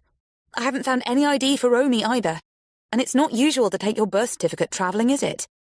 You'd have thought that, at least, would be somewhere in the cottage." Finding it all just as odd as Layla clearly did, Christie said to Connor, "What time are we supposed to be seeing Iz today?" "Not until 4, he replied. "But I haven't looked at any of the promo scripts yet, have you?" "Not a one. So we best make them a priority when we get back. Layla, are you coming with us? Or can I drop you somewhere?" "My car's outside your office," Layla reminded her. "And I was thinking I might take a drive up to the cottage to have another look round. Not that I'm doubting Nuala, but that portrait has to be somewhere. It's too weird to think someone actually snuck into the house and took it. And while I'm there, I'll have another go at finding something official with Rudy's full name on it." "Maybe we should come with you," Christie suggested, and immediately realised that wasn't such a great idea. "We can't let Iz down at such short notice," she said. "She's probably already on her way from London." "Iz can't make it," Clove told them when they pulled up outside Quinn Studios to find her sitting under the copper beech with Mina, both of them sipping cold drinks. "Problem with the trains," Clove explained.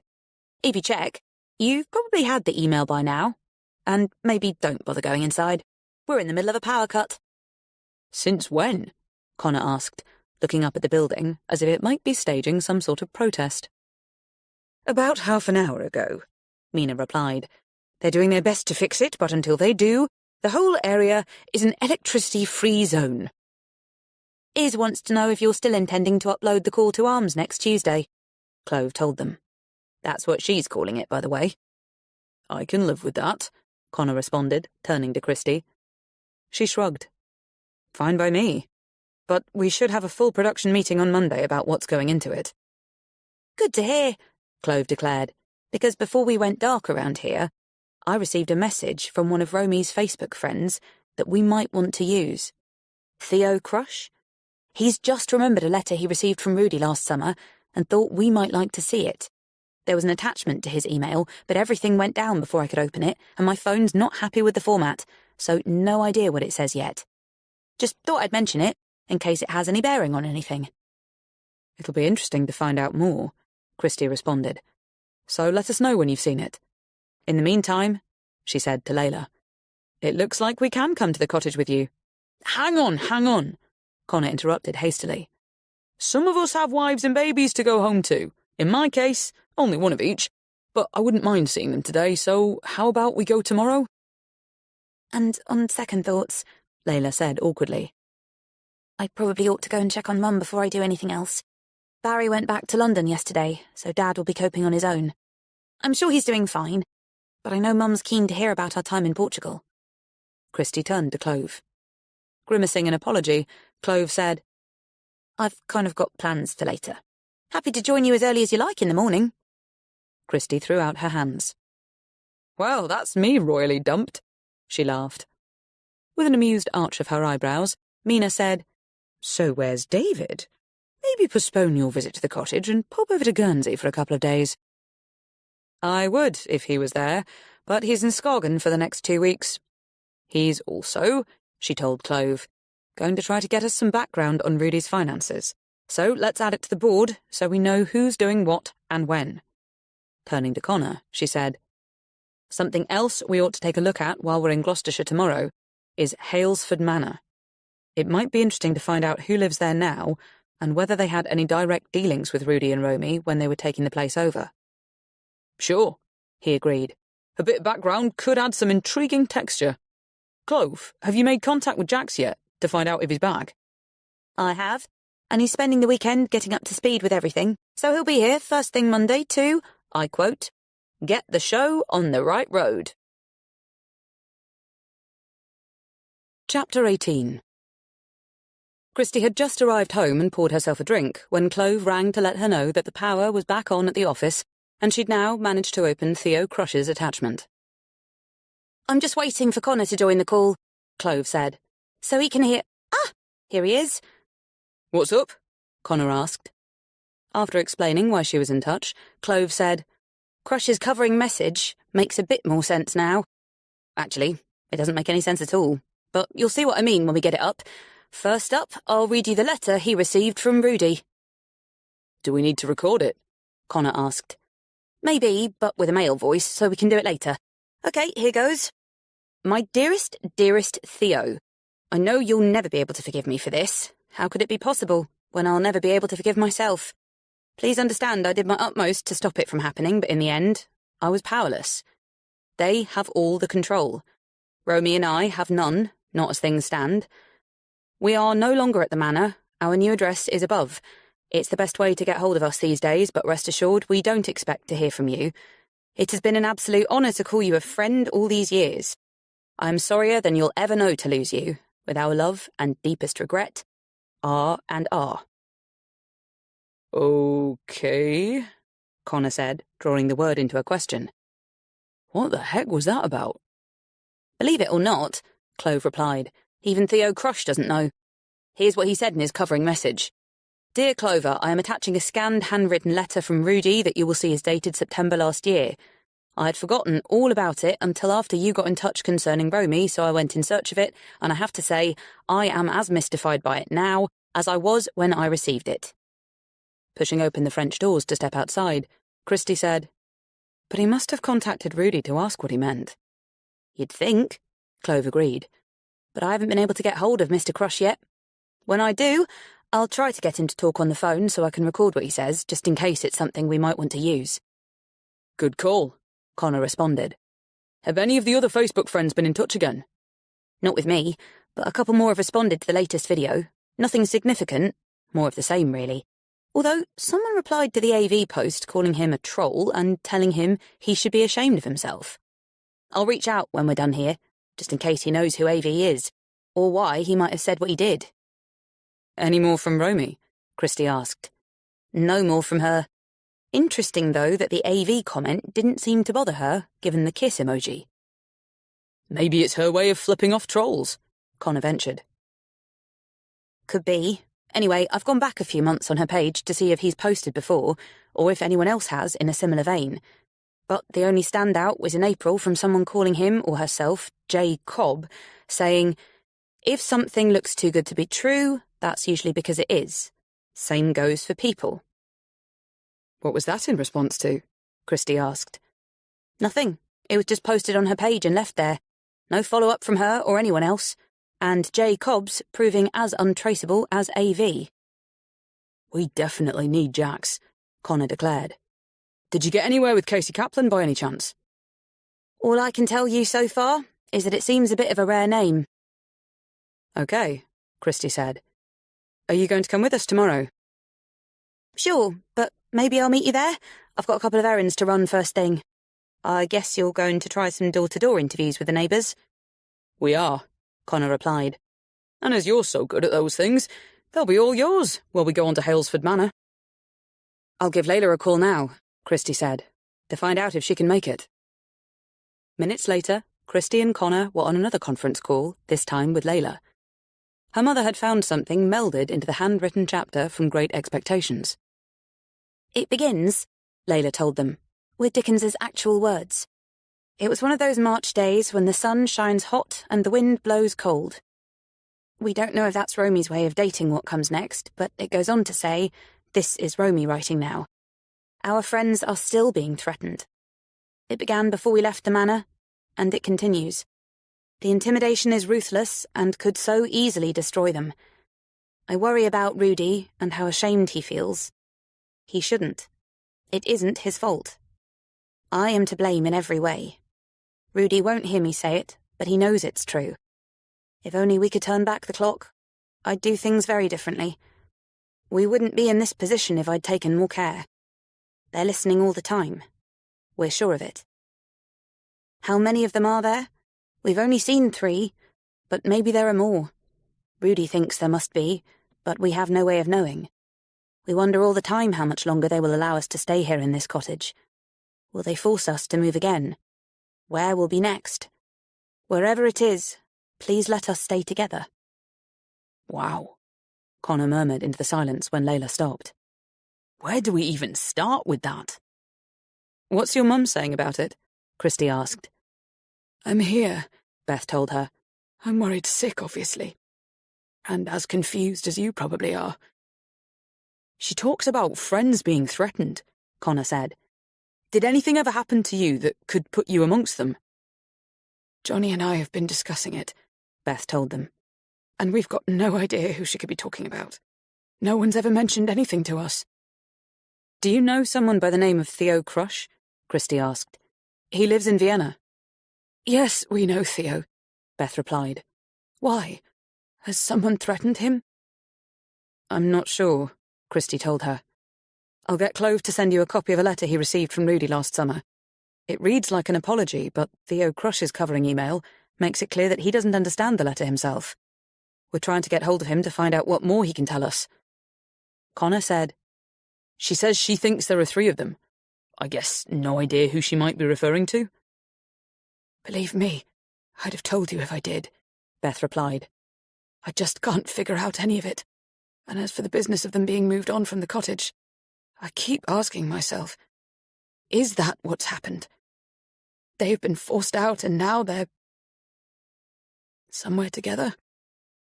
As her voice faltered with uncertainty and deepening concern, Christie could tell she'd read the very worst into somewhere together, and only wished she could think of a way to dismiss the fear.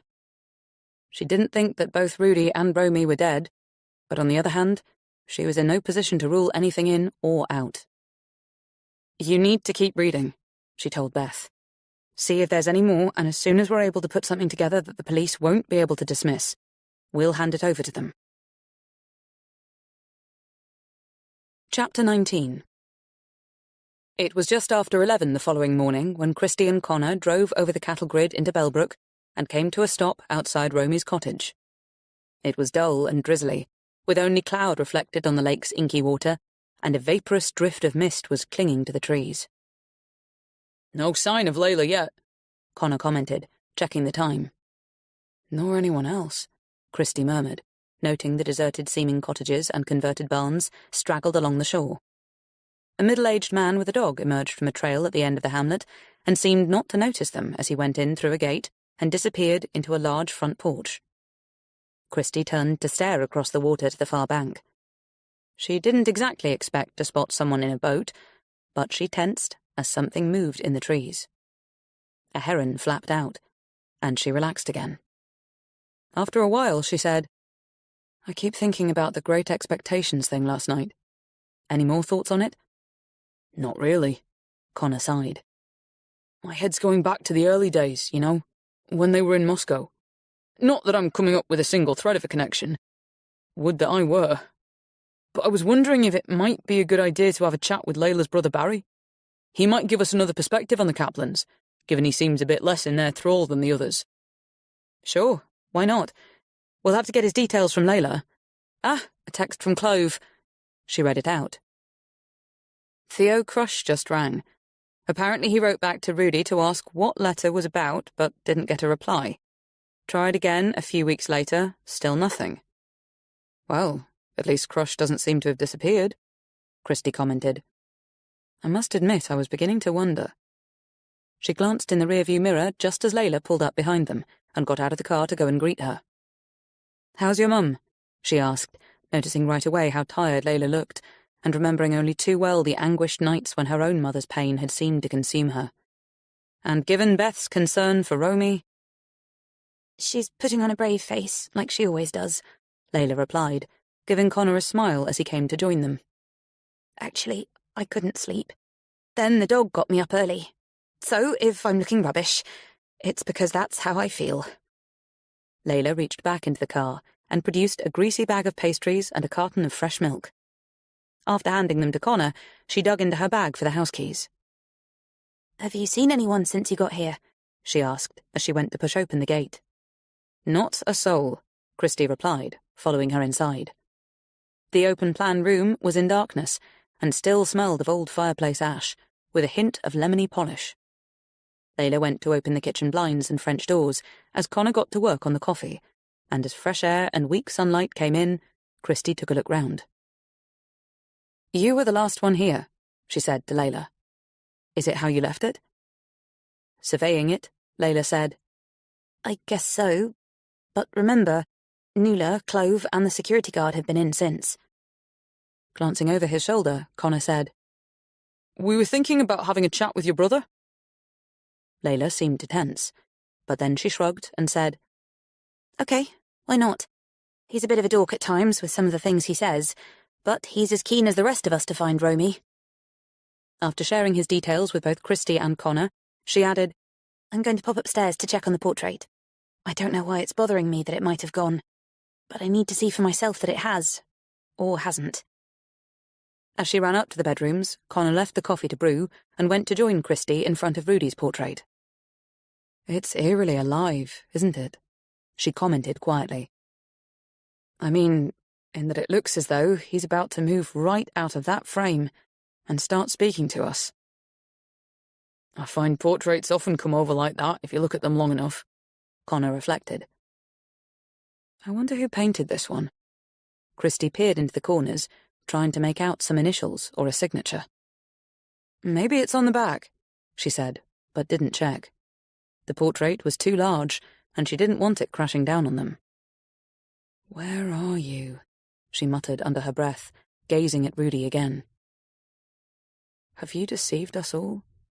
Or did you really die in the bath? Connor said, And if you didn't, who did? They both started and looked up at the heavy crunch of Layla moving or dropping something upstairs, then turned as Nuala came bustling into the kitchen. I spotted you outside, the old lady declared. I was keeping an eye out. Have you found her? Christie admitted they hadn't. Nuala looked both worried and impatient. I thought not. She sighed, going to plonk a foil-covered plate next to the coffee maker. Thought you might like some of these, and to know that I've talked to all the neighbours since you were last here to find out exactly when they last saw Romy. What a concern this is, especially after poor Quentin got woken up in the night with all that. Her head snapped up as something heavy hit the floor above them. Who's that? She demanded, appearing ready to go up and fight. Layla, Christie told her. Of course. I saw her car. What's she doing? Just checking around. So you've spoken to the neighbours? That's right. And I've made some cookies, so help yourselves. Nuala tore the cover off the plate, then poured herself a coffee while saying, I've written everything down, but everyone's happy to talk to you themselves. Like I said, we're very worried, especially after all Romy's been through. Do you know of anything else, apart from the shock of Rudy dying? Connor asked. Nuala's eyes flashed. Isn't that enough? Quickly stepping in, Christie said, So, did you learn anything interesting from the neighbours?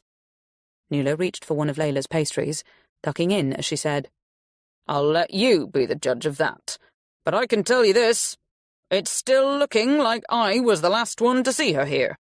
I expect you'll want to talk to them yourselves, though, and with it being a Saturday, most of them are in.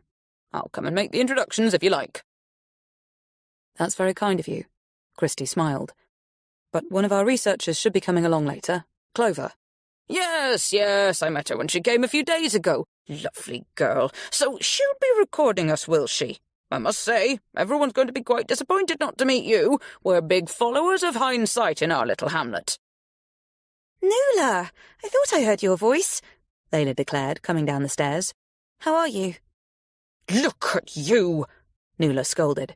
What's all that in your hair? Putting a hand up to check, Layla grimaced and pulled away a cobweb. No sign of it, she told Christie and Connor. What are you looking for? Nuala demanded. Maybe I can help. Romy's portrait, Layla reminded her. Ah, yes, I could have told you it wasn't there. I searched for it myself, you know. Do you have a coffee? No, then I'll pour you one. As she turned to the kitchen, Layla looked at Christie, clearly trying to alert her to something without drawing Nuala's attention. Realising what was needed, Christie said to Nuala, I can take over there while you go and tell your neighbours that Connor and I will be happy to say hello before we leave. Appearing delighted, Nuala immediately took off to share the good news, and as soon as the door closed behind her, Layla said, I've just found something. I didn't want to bring it down while Nuala was here, but you need to see it. As Layla ran back up the stairs, Christie went to add milk to the coffee Nuala had poured, while Connor helped himself to a cookie. Here, Layla declared, slightly breathless from the quick sprint up and down the stairs. She was holding out a large padded envelope, crumpled, cobwebbed, and slightly torn. I moved an old chest of drawers to see if the painting was behind it, she said as Christie took it. And this fell to the floor. Christie opened up the package and reached inside, feeling around. Her heart jolted as she realised what her hand was closing on. Jesus. A gun, Connor declared as she pulled it out. What the hell? Christie stared at it, turned it over, and, hating the feel of it, quickly put it on the table. Connor picked it up. Is it loaded? He asked. He spun the barrel, found no bullets, and put it down again. I don't understand, Layla said shakily. Why on earth would Romy or Rudy have a gun? Christie checked the envelope again, found a smaller one inside, and pulled it out. Have you looked in here? She asked. Layla shook her head. As Christie opened it, Connor said, You know, it's going to flip Clove right out if it contains a bunch of fake IDs. Knowing it would flip her out too, Christie pulled out the contents, unfolded them, and quickly scanned each document in turn. Her eyes focused on the last, then shot to Layla. I don't know what to make of this, she said. And I'm not sure you will either. Chapter 20. They were seated at the table now, below Rudy's portrait, the smaller envelope's contents spread out between them, the gun back inside the larger one. I've got so many questions I hardly know where to begin, Layla groaned, pushing her hands through her hair and looking more tired than ever. Clove, who'd arrived a few minutes ago, said, Should we record a description of what we're looking at? Connor nodded and gestured for her to go ahead. Taking out her device, she kicked things off herself. What we have here is a bunch of certificates. Rudy's and Romy's births, their marriage, Rudy's death, showing that he drowned on Thursday the 21st of March 2024. No middle names. Layla's anguished eyes went to Christie. There's also a short-form birth certificate for a Casey Callahan, born 17th of February 1992 in Matlock, Derbyshire. So she'd be what now? 32? The right sort of age to be Rudy's daughter, with Callaghan being her mother's name. And now she's a Kaplan. Presuming she's the owner of the baggage receipt, and I guess she has to be. Unusual first name and too much of a coincidence otherwise. Weird that it was all wrapped up with their certificates. Not to mention secreted away with a gun, for God's sake. Everyone sat with that for a while. Do you think she was blackmailing them in some way? But why would Rudy give up his home to hide the fact he has a daughter, if that's who she is? Romy would never have left him for having an affair, especially over 30 years ago. And it still doesn't explain why they needed a gun, or why her birth certificate is with theirs. Everyone started at the sound of a sharp rap on the kitchen window. Nuala was beckoning them outside. "The neighbours await," Clove remarked, ending the recording. "Is there anything in particular you want me to cover? I've made notes, Obs, just—" "Ask if anyone knows Casey Callahan or Kaplan," Christie instructed, "and describe the blue-eyed woman who went into the gift shop and the townhouse in Portugal, in case anyone has spotted someone like that coming and going." "On it," Clove assured her. "Big question now. What are you going to do with the gun?" Having already considered it, Christie said, "As none of us has a license, it'll have to stay here?" She made it a question for Layla. "I agree," Layla said. "But we can take the certificates with us." "Of course." As they began folding them back into the envelope, Clove said, "Are you coming to do the meet and greet now, or do you want to wait until I'm done?" "You could be here all day," Connor pointed out. "So we'll do it now." After Clove had left, Christie picked up the envelope containing the gun. "I guess we should take it back upstairs." "I'll do it," Layla offered. "I know where I found it, and we don't want Nuala stumbling across it when she's looking around. Not that she has any reason to search for anything now, but best to be safe." She was back a couple of minutes later, dusting herself down and taking out her phone, which was ringing. Seeing who it was, she looked at Christie. "My brother," she announced. "I can always call him back, but if you want to talk to him—" Christie turned to Connor. "No time like the present," he said. "We can always call him again if we need to." Clicking on, Layla said, "Hi, Baz. How are you?" His response wasn't audible, so Connor signalled for her to switch to speaker. Doing so, she said, "Yeah, I'm okay too, I think. I'm with Christie and Connor at Romy's cottage. We've found a couple of things that are pretty weird and worrying." "Like what?" he asked, sounding intrigued. Ignoring the question, she said, "They'd like to have a chat if you've got time. I think they probably want to record it." Christie nodded. Barry said, "Sure, I was about to head to the gym, but hey, let's go for it. Although not sure how helpful I can be. You know much more than I do about everything." With a humourless laugh, Layla said, "Which is like next to nothing, as it turns out. Okay, you're already on speaker, and Connor just getting set up. Do you mind if I make this a video call?" Sure. Not looking my best, so don't hold it against me. A moment later, he appeared on her phone screen, clear-eyed and clean-shaven, so not looking bad at all. "Hi, Barry. Thanks for agreeing to do this.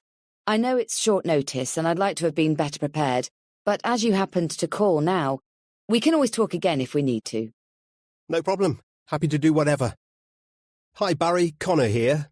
Christie's co-producer. She'll probably do most of the talking from our end.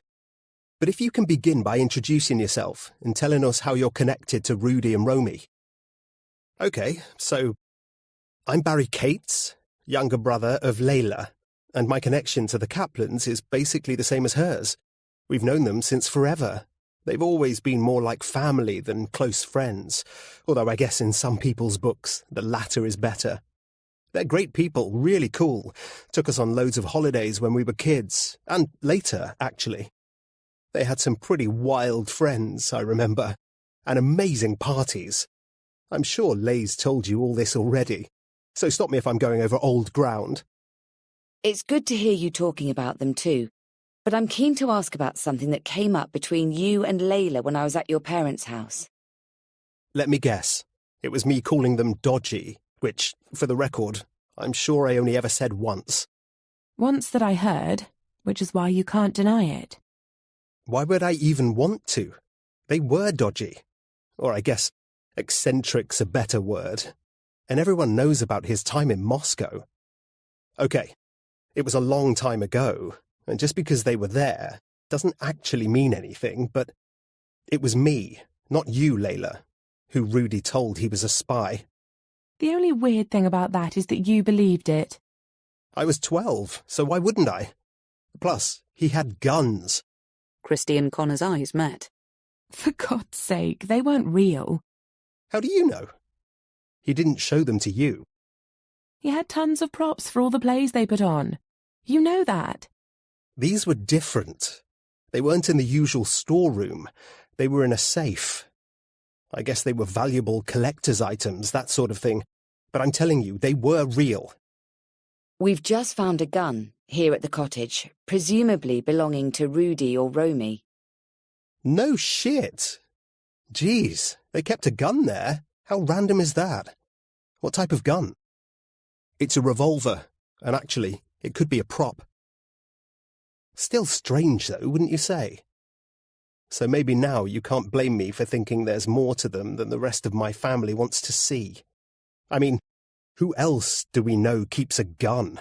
Real or otherwise. And actually, thinking of them still being involved in some sort of intelligence swap has never been a stretch for me. Because you spend your life disappearing down conspiracy theory rabbit holes. Barry turned away from the camera, apparently distracted by something or someone at his end. Christy and Connor watched and waited, not able to tell if he was talking to someone or if he was listening as someone else spoke, only certain that something had snagged his attention and wasn't letting go in a hurry. In the end, Barry turned back and appeared slightly rattled as he continued. Sorry, thought my flatmate was out. But seems not. Anyway, nothing to do with this. So, where were we? Oh, that's right. The old conspiracy theory chestnut. You're so predictable, Layla. Should definitely have seen that coming. But what the hell? This isn't supposed to be about me, is it? I thought we were discussing Rudy and Romy. And do you know what? I wouldn't think worse of them if they did have something shady going on, and if you found a gun. Talk about me being predictable. Okay, let's move this on. Barry, can you tell us about the last time you saw the Kaplans? Sure. It would have been at Rudy's funeral that I last saw Romy. No, actually, I saw her once after that, at my parents' place. She was in bits. Really upsetting to see, especially for Mum. I guess it's why Romy stopped coming as often.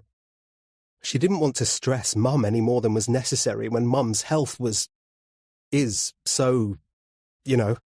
And Rudy? When did you last see him? I can't be certain about that.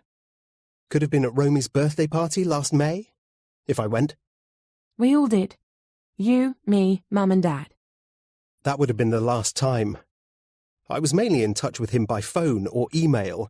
He'd give me advice now and then on stuff I was doing, or he'd ask me how things were going with my job. He always showed an interest. That's the kind of guy he was. Oh, I remember at the party, he talked to me about some crypto thing. He wanted to know if I knew anything about it. I told him I didn't, and he should probably stay away from it, unless he had someone he trusted to advise him. Do you know if he took it any further? No, but it seems pretty likely, given how things started to go downhill for him after that.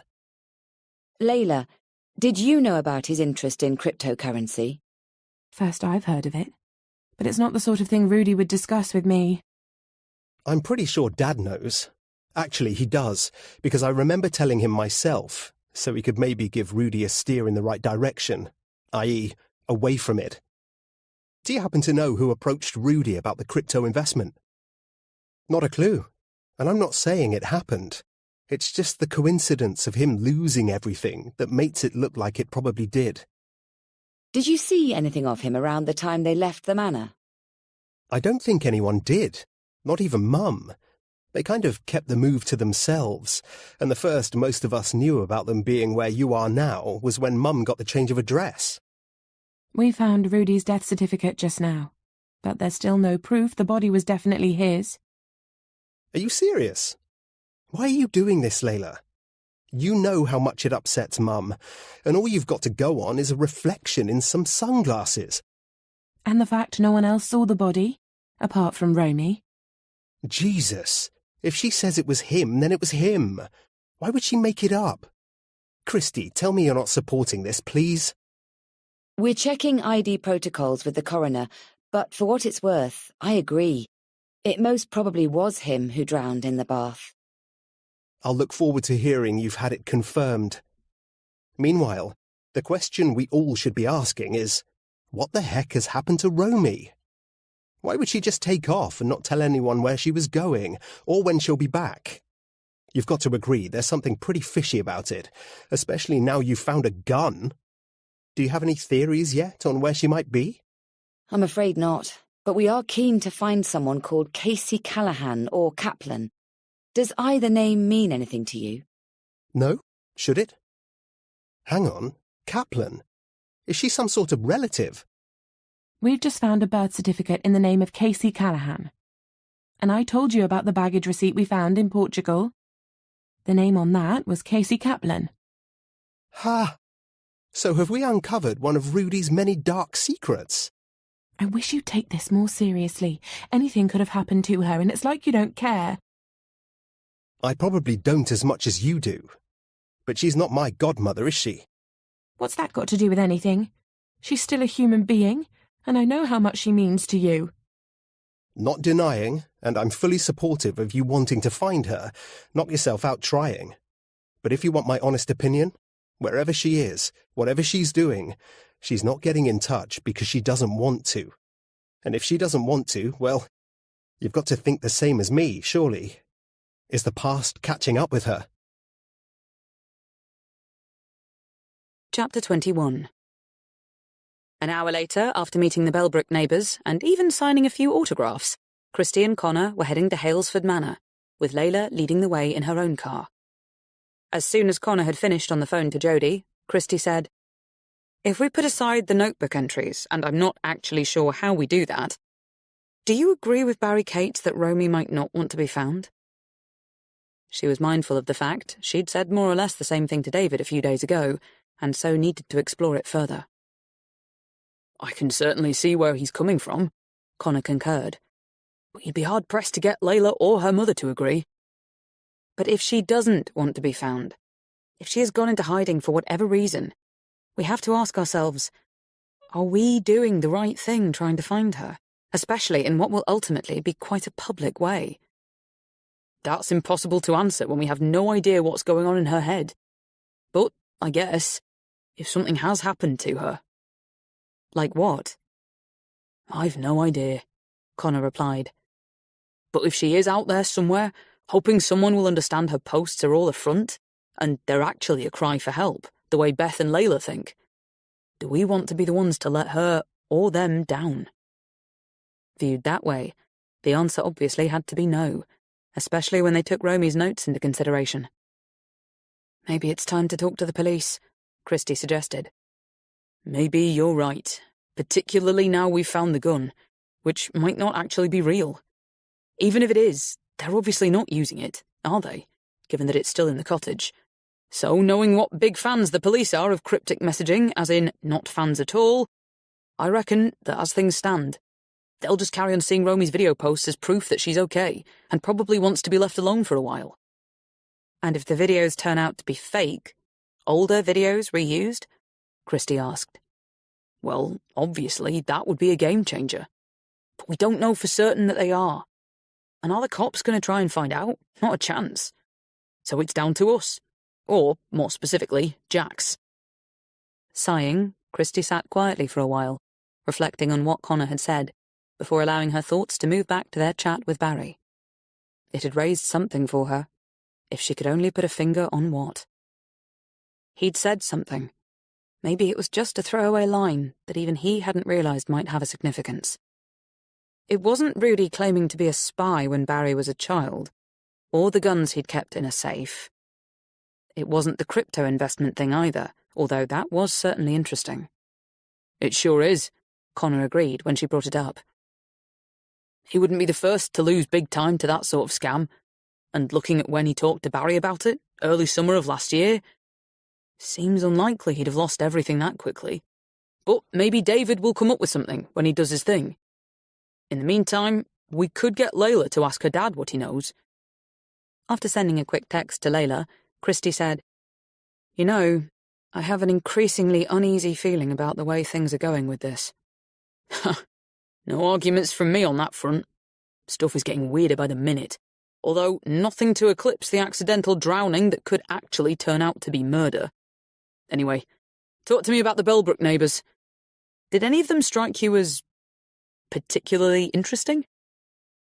Christy pictured the friendly residents, some local business owners, others retired doctors and teachers, all easily described as upstanding citizens and seeming as keen to be helpful as they were delighted to meet the Hindsight team. She slowly shook her head. "Did anyone stand out for you?"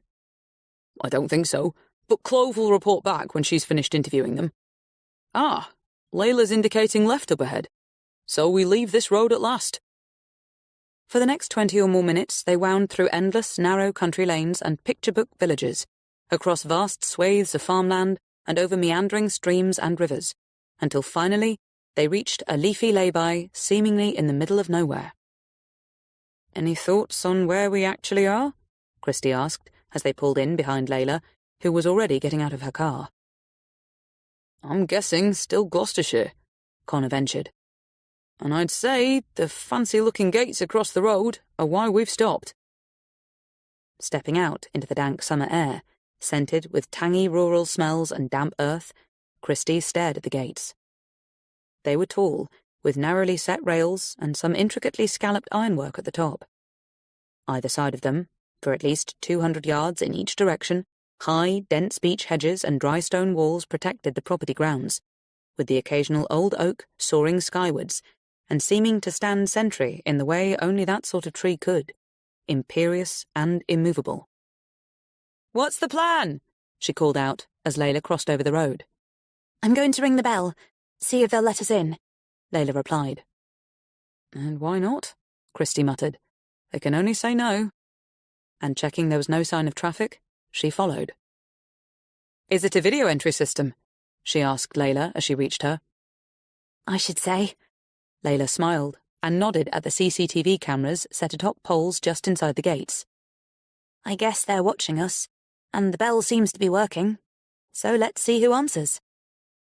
"What are you going to say if someone does?" "Still working on my script," Layla admitted, and together they peered through the gates, down a long, poplar-lined drive, to where the front of the house was only partly visible about a quarter of a mile away. However, it was enough to see that it was classically Georgian in style, with perfectly symmetrical sash windows either side of a grand portico entryway. "Impressive place," Christy remarked. Layla smiled. "They couldn't have treasured it more, or been more generous in how openly they shared it.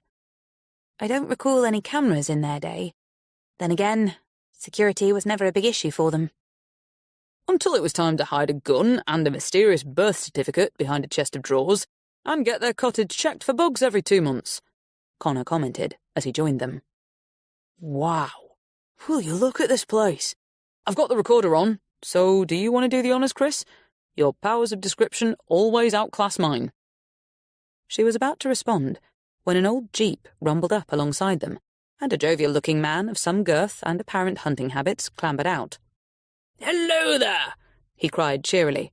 "Peculiar sort of day, ain't it? Not sure whether it's going to rain or not." Stepping forward to shake his hand, Layla said, "Nice to meet you. I'm Layla Cates. And you are—" "Bill Butler at your service. Lost, are you?" No, my godmother used to live here. Romy Kaplan." "Oh, is that right? Godmother, eh? Well, I know Romy and Rudy. We were really sorry about his passing. Lovely bloke. Lovely people. We were sad to see them go, me and the missus. They were about 3 miles down the road, Blackberry Farm. Can't miss it. He turned to stare in through the gates. If you're hoping to get inside, I don't think you'll have any luck. The new people are hardly ever there, and as far as I know... He broke off as a black, open-topped Aston Martin appeared at the far end of the drive and began coming towards them. Flash kid, Butler muttered under his breath. Who is it? Christie asked. Chap who takes care of the place. Nothing gets past him. Well, it wouldn't, would it? All the cameras they've put up.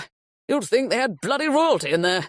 Hello, Mr. Alders. Fancy seeing you here, he said as the car came to a stop only feet in front of them, and a short-haired, deeply tanned Adonis sprang out of the vehicle. Hello there, Bill, the Adonis said, approaching the gates. Is everything all right? Though his eyes were hidden by dark glasses, he exuded nothing but charm as he looked from Christie to Layla to Connor and back again. I was just explaining, Layla replied, that my godmother used to live here. Really? Do you mean Romy Kaplan? Yes, I'm sure you do. How is she? I was very sorry to hear about Rudy. Such an awful thing to happen. So you knew them? Layla said. Not well. We met a few times when they were handing the manor over. I think it was difficult for them, leaving. Well, it would be. It's such a beautiful place. Were you involved in the handover? Christie asked. He regarded her quizzically, flicked a quick glance at Connor, and said, Sorry, I'm not sure. Christie Ward, she told him, putting a hand through the bars to shake. And this is Connor Church. Good to meet you, Connor said, clearly not meaning it at all. Are you filming something? Alders asked, clocking the recorder. Before Connor could respond, Christie said, So were you? Involved in the handover? Resummoning his friendliness, Alders said, Not exactly. Slightly above my pay grade. But I do manage the property these days. Must be quite demanding, Connor commented. An estate that size. Oh, it's not so big. So, Romy was your godmother, he said chattily to Layla. That's right. I'm just showing my friends where she used to live. My family and I used to come here a lot before she and Rudy moved out. I don't suppose you've seen her lately, by any chance? Apparently startled by the question, he frowned curiously. I'd have to say probably not since they moved out. How is she?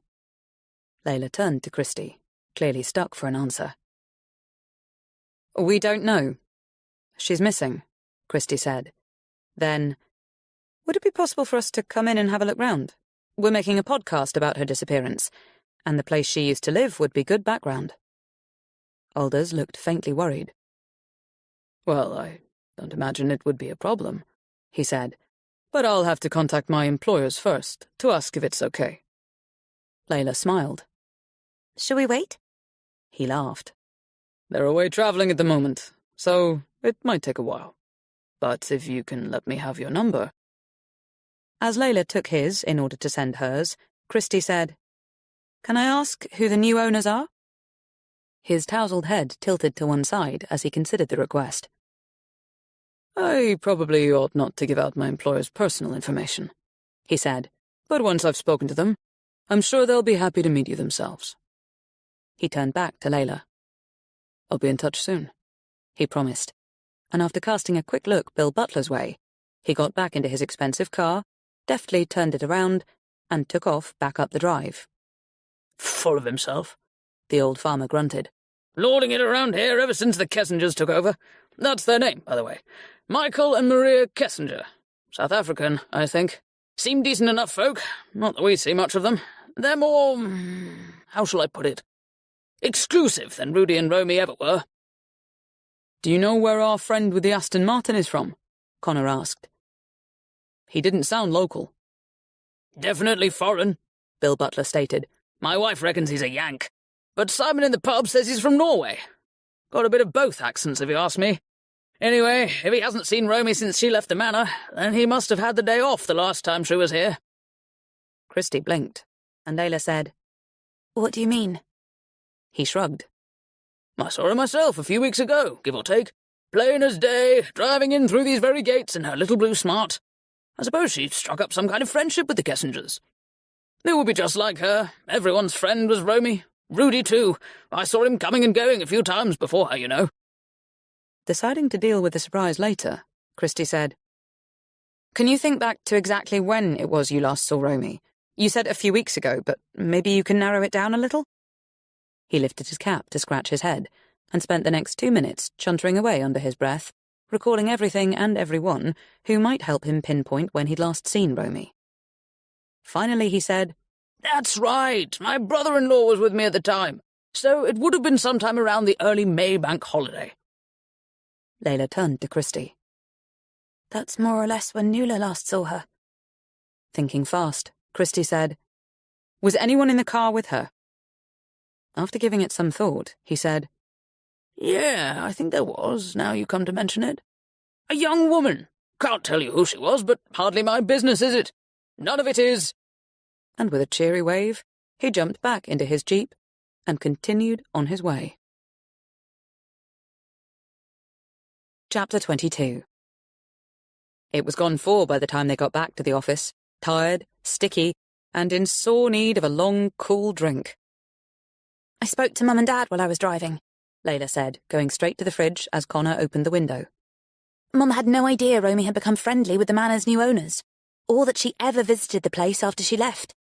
Honest to God, Romy is turning out to be such a dark horse, I might actually start agreeing with Barry if it goes on like this. As Mum put it, just when you think you know everything about someone, it turns out you know nothing at all, and she's pretty hurt by it." Not surprised that an incipient sense of distrust was starting to move in, Christie said, "What about your dad? Did you ask him about a crypto investment?" "Yeah, he said he did bring it up with Rudy after Barry mentioned it, but Rudy told him it had gone away, and he didn't need to worry." Taking a glass of water Layla was offering, Christie sank into her chair and drank deeply before saying, "We need to get everything written up and entered on the whiteboard." "What are you doing?" she asked Connor.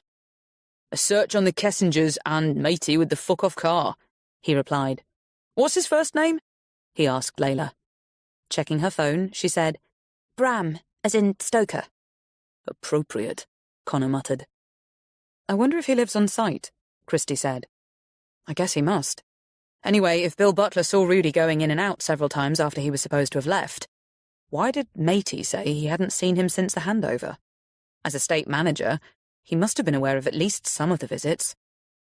"I didn't trust him from the moment I clapped eyes on him," Connor asserted. "Although, I have to admit, I might have had some car envy going on." "No," Christie cried in mock shock. "But you're Superman. You can fly. Bet he can't compete with that." "Yeah, funny. Anyway, those cameras would give us all the information we need about the comings and goings, if we could get to them." "Is there a way?" Layla asked. Connor's eyebrows rose. "Not if we want to stay legal." "But if we don't, there's a track that runs alongside the perimeter wall at the back, and a tree that overhangs—" Stopping her, Christie said, "And once we're in, what then? You can't seriously think we could get anywhere near the computer that controls the cameras without being seen. So no, we won't be breaking in. We'll just wait to see if he gets in touch to offer you a visit." "And if you don't hear from him," Connor added, "no reason not to call him." Breaking into a smile as Clove came into the room, Christie said, "And here comes the real star of the show. Let me get you a drink. I expect you need one after gossiping with the neighbours all afternoon." "A couple of vodka shots with a whiskey chaser should do it," Clove responded, dropping her heavy bag on the floor and collapsing into her chair. "Failing that, I'll take a beer." Passing bottles to everyone, Christie said, "So did you learn anything interesting?" "You mean apart from never to tell anyone my life story unless asked? God, some people, they just don't know when to stop. Anyway, no one's ever heard of Casey Callahan or Kaplan or seen anyone who fits the description I gave. Of course, they wanted to know who she was, so I just said we're trying to find out, which is basically the truth." Picking up her phone, Christie said, "Connor and Layla will fill you in on our very interesting trip to the manor, while I go and reassure my children on our WhatsApp group that I haven't abandoned them and am still completely fascinated by every minute detail of their endlessly chaotic lives." Laughing, Connor said, "I wondered what was going on with your phone as we were driving back. Say hi from me." And me, Clove added. After spending the next 10 minutes in the meeting room catching up on Hayley and Aidan's latest news, Hayley was currently in Oslo with her boyfriend, Aidan in discussions with his father about financing a surf trip to southwest France. Christy returned to the office, just as Layla was saying, So are we thinking it was the blue-eyed woman in the car with Romy when Bill Butler saw her driving into the manor? I'd say there's a good chance it was, Connor concurred. So if she is Casey Kaplan or Callahan... Callahan for ease? Christy suggested. Okay, if she is Casey Callahan... Layla sat back and threw out her hands in frustration. We still don't have the first idea who she actually is. I'm guessing you still haven't found out anything about her? Christy asked Connor. I've been on it since we got back, he replied. But as far as the internet goes, she doesn't seem to exist. Which could mean neither Casey nor Callahan nor Kaplan is her real name, Clove offered. In which case, we should check if the birth certificate is authentic, Christy said. And let's not forget, she turned to the whiteboard, that according to the baggage label, she was in Portugal on the 6th of June, the day before Romy posted one of her videos. And she was either still there or went back on the 12th of June when Maria the cleaner saw her, which was after we believe the portrait was taken from the cottage. After a few moments of mental checking, Connor said, Having all these movements and sightings is great, but what are they actually adding up to? Christy shrugged. That Casey Callahan knows Romy, has travelled with her, passes messages to her, possibly collects clothes from the cottage for her, visits the manor with her. In other words, Romy knows exactly who she is, and for whatever reason, she seems never to have introduced her to her closest friends or neighbours. I'm afraid I can't give you any more than that right now, but what I can suggest is that we go home and take a break, come back on Monday to discuss whether or not we're going to upload a podcast on Tuesday. Are you thinking of not? Layla asked worriedly. Unwilling to admit that was exactly what she was thinking, Christy said, Before we make a decision, we need to be certain of what we do and don't want to reveal at this stage.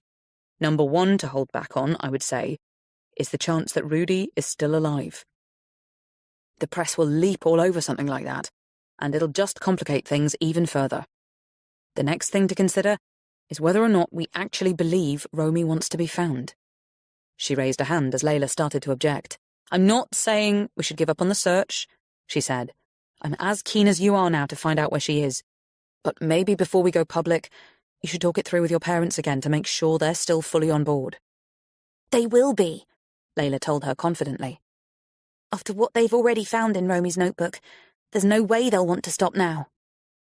Okay, but talk to them anyway, and be really straight with them, because if it turns out Rudy didn't die in the bath, then he and Romy could be facing some very serious charges if and when we catch up with them. This isn't me trying to help them avoid justice.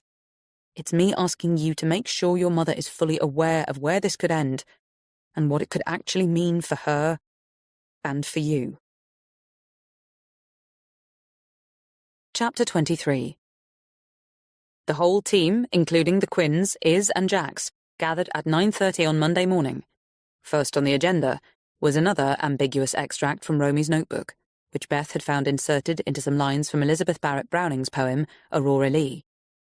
As Layla read it aloud, Connor recorded it. It starts, I who have written much in prose and verse, for others' uses will write now for mine. It is the 17th of March, and Beth and I have just spent a beautiful day quietly soaking up the sun, reading, remembering, laughing and sometimes crying. She tells me she won't die, and I believe her because I have to. Life would be as unbearable without her as it would without Rudy. I don't want to think about either. I dreamt of her last night, and in the dream I told her everything. But even as I spoke the words, I could feel them turning to ash in my mouth, and I saw her starting to fade. I can't ask her to share this with me. Rudy thinks I will while we're here in Portugal, but he's wrong. How is he managing without me? Has there been any more contact? Please don't let anyone hurt him. He doesn't deserve it. He's done everything they ask, but I'm afraid he might have some crazy idea of taking matters into his own hands. As soon as Connor stopped recording, Layla said, Mum is more certain than ever that Romy needs help, wherever she is, so she wants us to keep going. Christy nodded solemnly, still inwardly debating how to view what they'd just heard. And your dad agrees? She asked. Definitely. He also said, in light of what might or might not have happened to Rudy, can we try not to involve the police yet? Christy looked around at the others and felt the intensity of their anticipation as if it was some sort of pressure. In addition to this extract and Layla's father's request, they were readying themselves for the start of a new series, with no idea yet whether it would remain in their control after the first call to arms. The police would surely take an interest if they became aware of these extracts. Or would they? She guessed only time and an upload would tell. Okay, I think we need to take a deeper look into the positioning of the extracts, she said. Is it in any way relevant?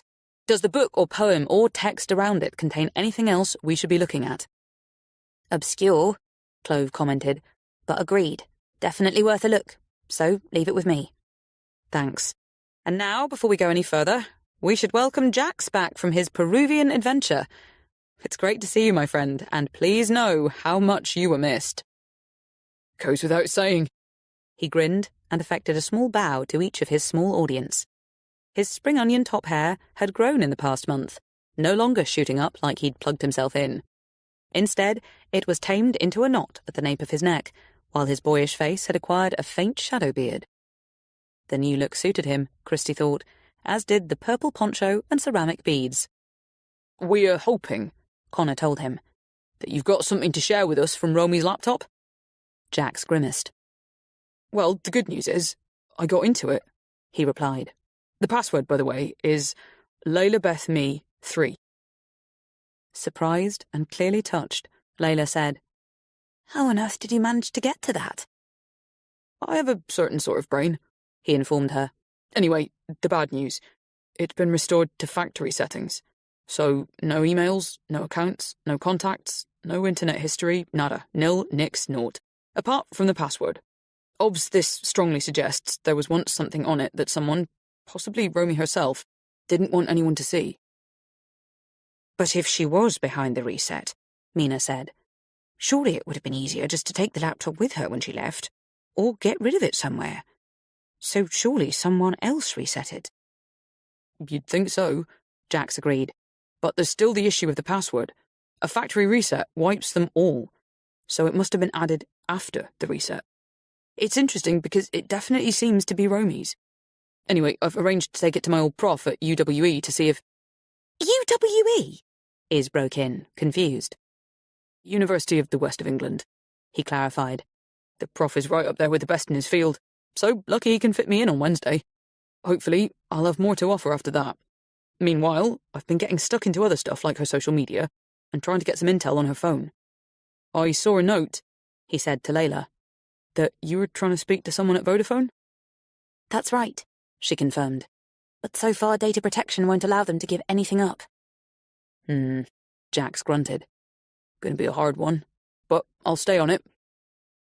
Well, I think we're all feeling more optimistic now you're on board, Jax, Christy said. So we'll leave that with you and crack on with the plans for tomorrow's upload. The intro is already recorded. Connor and I did it a couple of weeks ago. Of course, things have changed since, but some of it remains usable. We'll play it for you later. In the meantime, to Pracy, we've flagged that this is a special episode asking for help with a missing person. There's also mention of a potential murder, but we're going to park that unless we hear from the coroner's office. We have! Clove jumped in, fingers straight to the keyboard. Turned up early this morning. I'll share it when I find it, but basically it says all protocols were followed, blah-de-blah, blah-de-blah, so they haven't actually answered the question. Which was? Harry prompted. Was Romy's identification of Rudy's body sufficient for them to accept he really was Rudolph Kaplan? Christy provided. In other words, are any further checks carried out after the one given by the next of kin? Typical bureaucratic reply, Connor commented. Or, we've hit on an anomaly, and they don't want to admit it. We'll take it up again if it turns out to be necessary. Meantime, jury's still out on whether he did or did not drown in the bath. But I still don't think we can make a thing of it until we know more. Okay, Christie said. As it won't form part of the first upload, let's stay focused on what we are going to share, which is that the last time anyone saw Romy was 6 weeks ago at her home in Bellbrook. We've decided not to mention Bill Butler spotting her driving into Halesford Manor around the same time. We're still hoping to get in there, and if they think we're trying to accuse them of something, the doors might not be thrown open. So do you think she's in there? Mina asked doubtfully. We have no idea, Christie replied. But we know she's been in Portugal since the last sighting here, so frankly, she could be anywhere. Connor said, This upload will include the interviews with Romy's neighbour, Nuala Higgins, also the one with Beth Cates, Layla's mother, and with Layla herself. What about the gift shop owner? Clove interjected. It's there, Connor assured her, along with Quentin, the neighbour. We're also running snippets of our trip to Portugal. He looked at Jax expectantly, but Jax's head was now down whatever rabbit hole he was now in, so Connor continued. There's nothing to say Romy's still in the Lagos area, but no harm in getting listeners to keep a lookout if they're in the Algarve. We'll be directing everyone to our website as usual and to our social media where Romy's photograph is already featuring. We've also decided to talk about the baggage receipt, Christie added. Just the discovery, not who we then learned it belonged to. Actually, why don't we play what we've put together so far so we can get some feedback? Calling up the file, Connor hit play and put his feet up to listen along with everyone else. It was a fairly straightforward pod, lasting no more than 30 minutes, and ending with some words that made everyone turn to him and Christie in surprise. So, join us again soon to find out more about A Missing Portrait, a curious letter from Rudy Kaplan to an old friend in Vienna, a mysterious birth certificate, a gun, and how it all relates to our search for Romy Kaplan. We also hope to share more about the mystery surrounding her husband's sudden death. Was it really him? Or did someone else die in his place? Perhaps he's still out there somewhere, maybe listening to this. As the playback stopped, Christie smiled. We'll be editing out the last bit, she assured them all. But the questions do need to be asked in spite of, or maybe because of, the coroner's evasive response.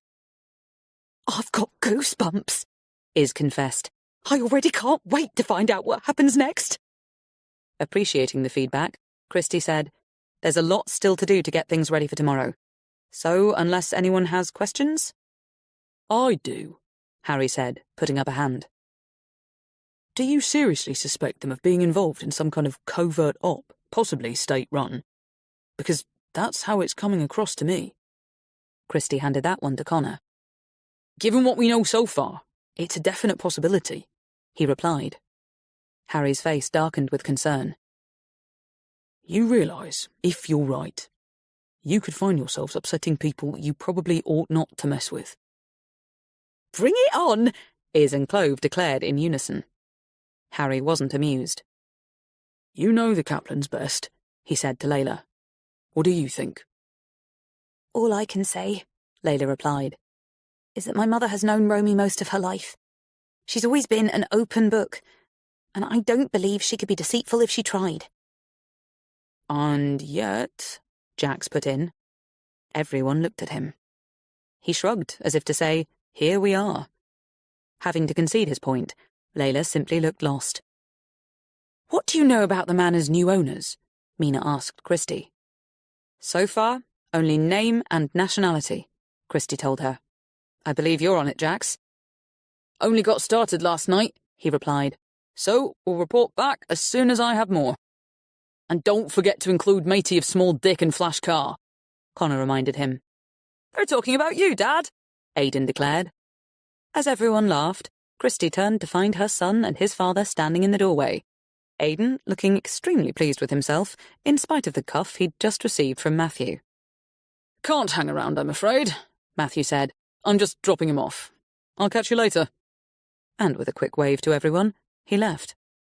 If you're staying, you can sit, Christie told Aidan. But we're in the middle of a meeting, so try not to be you. Turning back to the others, she said, Where were we? Aidan said, Matey with the small... I'm not talking to you, Christie cut in. Laughing, Harry said, Have you thought about what you're going to do if Romy suddenly decides to show up again and the mystery's over? It'll still be extremely interesting to hear where she's been, and why she hasn't made any direct contact, Christie replied. Although obviously, we don't know if she'll want to share. Connor, do you remember the programme we did on GCHQ? It has to have been about 7 or 8 years ago. Who was the guy we interviewed? He was incredibly helpful and offered up quite an interesting perspective on various methods of intelligence gathering. Iz said, GCHQ? Government Communication Headquarters? Correct, Connor told her. And I should have the guy's name in my contacts somewhere. Why? You think he's worth talking to? Maybe, she replied. Let's see what comes back after tomorrow's drop first. A few minutes later, after Harry and Mina had gone and the others were getting stuck into their various tasks, Christie said to Aidan, Are you here for the day? If so, you can make yourself useful. Just stopped by to pick up some keys, he told her. I'm staying at yours this week, remember? And I've lost mine. Again? For God's sake, Aidan. Funny how you never seem to lose your phone. Surgically attached. Anyway, Dad's dropped my stuff in the meeting room, so I'd be grateful if you could bring it home with you later. You're presuming I have my car. It's outside. Oh, and while we're on the subject, can I use it for my driving lessons as soon as I'm 17? Or would you rather get me one of my own? Nice try, she said archly, but not going to happen. Now, if I give you my door keys, I want you to go straight to get them copied and bring them back here before you go home. Cool. Oh, and the bloke you interviewed at GCHQ? Henry Godfrey. She blinked as Connor looked up, clearly as surprised as she was. How can you remember that? She asked. You'd only have been about 9 when we made that programme. He came to our school to give a talk last year. Great bloke. We were all ready to sign up as the next James Bond after. Actually, still sounds like a blinder. I hear Cambridge is the place to start, if you want to get into that business, right? Let's put it on my list for when we start scoping out unis. I can see myself as a bit of a Jason Bourne, can't you? Christie laughed. More like Johnny English. Now on your way. We've got a lot to do here. And don't forget to bring my keys back. Chapter 24. It was much later in the day, with the first upload still only half edited, and decisions still being made on what to include, that Jax surfaced from one of his deeper dives to murmur, This is interesting. Christie and Connor both looked up. Jax's head remained down. Hey! Connor prompted. Jax looked up, surprised, then apparently realising he'd spoken aloud, he said, Oh, sorry. Geeky stuff. Just doing a bit of cross-referencing. But has anyone noticed Romy's post on her Insta page? You're kidding, Clove cried, grabbing her phone. I thought that account was dormant. Not anymore, Jax responded, and using his own phone, he flicked the posted images onto their screens. Not a reel this time, Christie murmured, as she began studying the latest posts. Just a happy-looking tourist taking in the sights of Luzern? That's what it says, Jax confirmed. Don't know the place personally. I've only been once, Christie said, focusing on each shot in turn. The first was of Romy in stripy dungarees and baseball cap, standing on the iconic chapel bridge, pointing up with one hand and down with the other, presumably bringing attention to the tiled roof above and hanging baskets below. In the second, she was in jeans and t-shirt on a hillside with a stunning view of the lake in the background. The third showed her laughing delightedly as she rode a cable car up a mountainside, and in the fourth, she was leaning against the landmark water tower with flowers in her hair and blowing a kiss to camera. A perfect day out with loved ones, Christie read aloud. She looked at Layla, who was staring at the images, clearly as bewildered as everyone else. Luzern's in Switzerland, right? Clove asked. Just to be clear. Christie nodded. So definitely no longer in Portugal. When did she post it? Connor asked Jax. Checking, he said, Half an hour ago. Any comments yet? 2, Clove replied. One from Sophie B. Reiner saying, having the best time in one of our favourite places. The other's from Jack Reiner saying, so happy to be here with Romy making new memories. Christie's eyes returned to Layla. I've never heard of them, Layla told her, but I'll check with Mum. Their profiles are set to private, Clove said, but I'll see what I can find out about them. Not to tread on your toes, Jax, but guessing you're pretty stuck into the Halesford Manor crowd. Go for it, he told her, and returned to his own mission. Christie's phone rang, and seeing it was David, she decided to take a break and go outside while they spoke.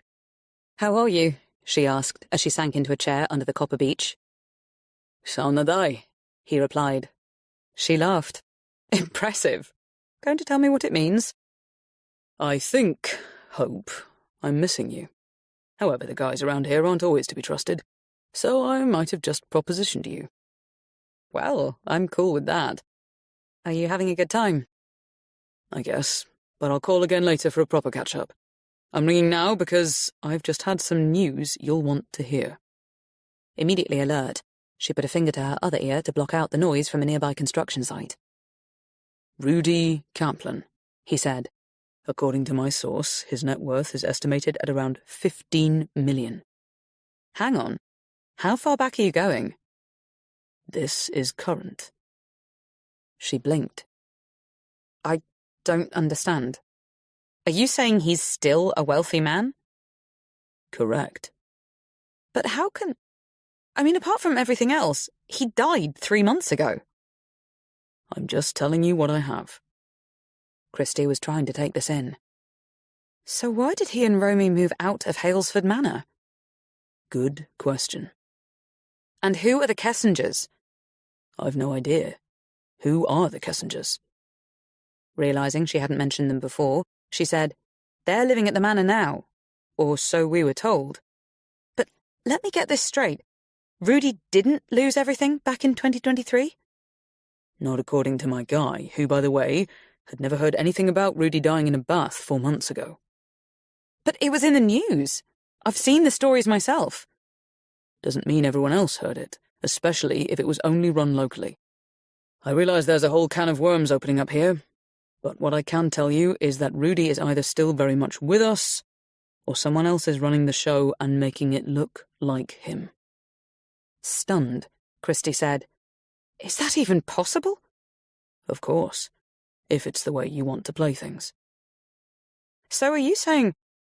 Actually, what are you saying?" "That people can get very creative where money's concerned." Sighing, she said, "I'm not sure that helps." "Okay. If he didn't die 4 months ago, then something pretty damn serious must have happened to make them fake it. Well, you know that, but whatever it was, it hasn't cost Rudy or Romy their fortune." "But it has cost someone their life," she muttered. Then, clocking the way he'd inserted "or Romy," she said, "Are you suggesting Romy could be running—" She was thinking too fast again. What was she trying to say? "Is it possible Romy has taken control of the estate?" No, that doesn't make any sense. She'd surely still be living there if it was true." "Maybe she is living there." "Wives have been known to do far worse than a little matricide to get their hands on the reins," he reminded her dryly. Would Romy do that? Was she actually capable? Not the Romy she'd been hearing about. But how reliable were the sources? How well did they really know her? Speaking the rest of her thoughts aloud, Christie said, "So this might not be about espionage. It could be about fraud and murder if Rudy is dead. Actually, even if he isn't, because someone died." "All I can tell you is that he's still playing the markets, investing in his preferred funds, backing various startups.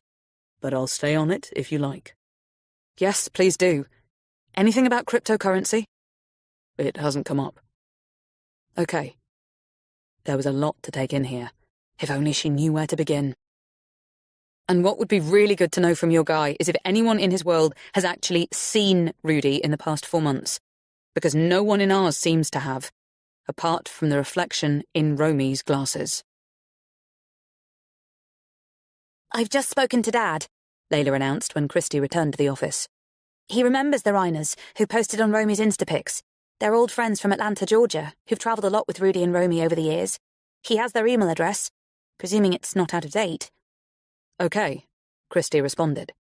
"Send it over to Clove so she can get in touch. Her head was still spinning with what she'd just learned from David. Should she tell Layla that Rudy's estate was still intact? That someone, possibly him or Romy, was running it in spite of having left the manor? She had to, of course. Why was she even holding back? "You're looking worried," Connor told her. "Everything okay?" "I'm not sure it is," she replied. "David's just told me something about Rudy's estate." As she explained, careful to keep any suspicions of Romy's part in the apparent deception to a minimum, she could see how baffled and even fearful Layla was becoming. In the end, she said, "David's still talking to people, and obviously we'll redouble our efforts to get hold of Rudy's lawyers. But that's where we're at right now." Clearly still struggling with it, Layla said, "Are you going to use any of it in tomorrow's upload?" "I don't think we can. In fact, the way it's going, it's becoming increasingly likely we'll have to hand things over to the police. But we won't do that until you've told your parents what I've just told you." "I don't want to do it over the phone," Layla said, starting to pack up. "So I'll head off now and see you tomorrow." Chapter 25. True to her word, Layla was back the next morning, arriving soon after everyone else, and looking as though she'd had a pretty bad night. "Dad didn't want me to tell Mum," she said, as Christy passed her a coffee. "He thinks all this is taking too much of a toll already, so being asked to see Romy in this horrible light, I must admit, it's shaken me up. A lot." "How did your dad react when you told him?" Connor wanted to know.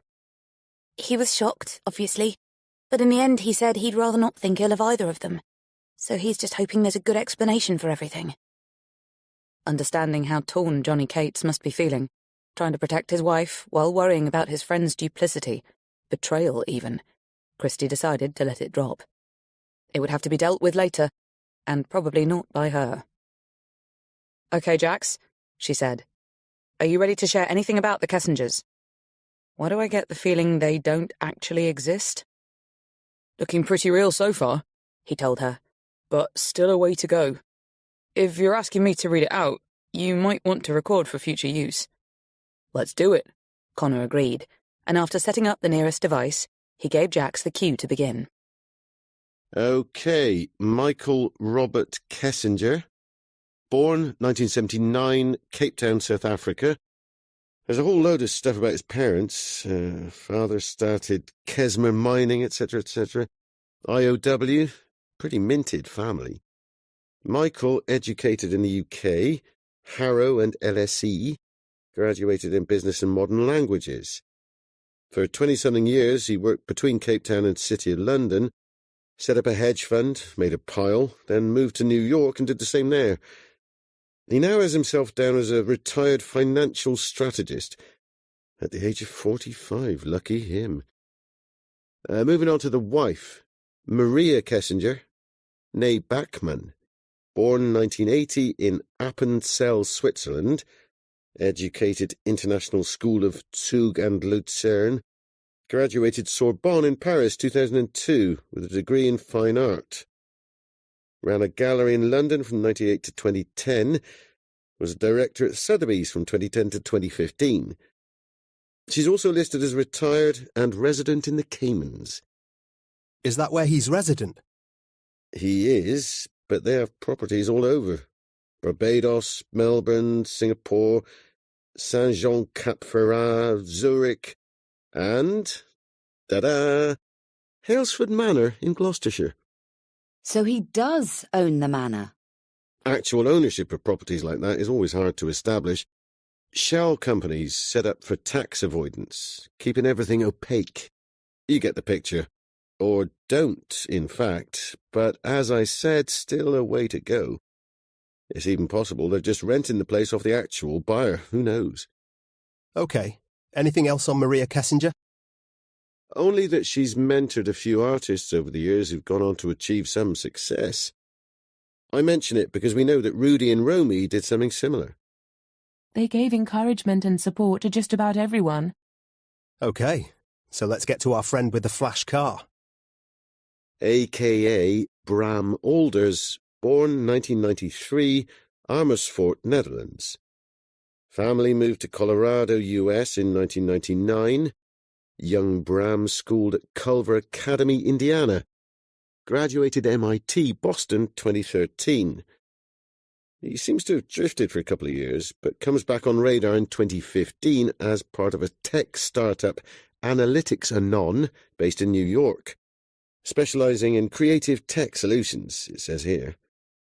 It folded in 2021, and Bram took up his current post as property estate manager of Halesford Manor in 2023. His partner, Lisa McIlvoy, works there too as admin coordinator. Do you have a visual for her? Actually, for all of them? Sure do. Come into a printer near you any time now. For the whiteboard, once you're done with them. Anyway, back to matey Bram. It's my hunch, Connor, that the decent set of wheels belongs to the Kessingers, for his use when they're not around.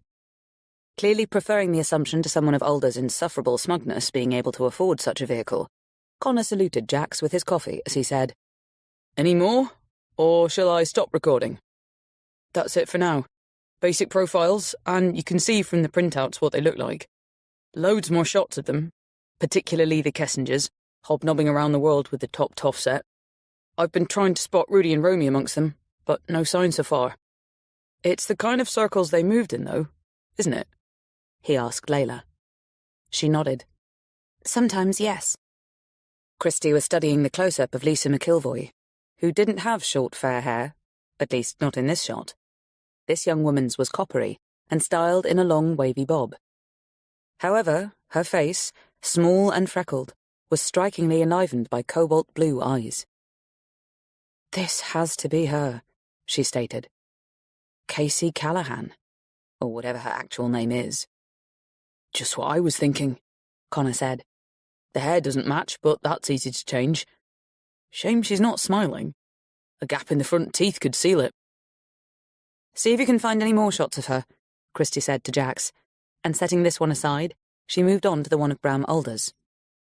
Seeing him here, handsome, immaculately groomed, and undeniably full of himself, reminded her of how insouciantly he'd claimed not to have seen Romy since she'd left the manor. "I'm trying to find some sort of background connection between the Kessingers and the Kaplans," Clove said, "apart from both women being patrons of the arts." "We have all the connection we need with Halesford Manor," Connor pointed out. Clearly troubled, Layla said, "Do you think there's a chance Romy's actually in there?" "According to her Insta page, she's in Lucerne," Christie reminded her. "Do you think one of us should pop over there to check it out?" Clove asked hopefully. "Before you go packing your bags," Jax piped up, "let's make sure these shots are for real. As you know, it's not difficult to create false content these days, but not always easy to tell. Don't worry, the prof and his students will be all over it by Wednesday."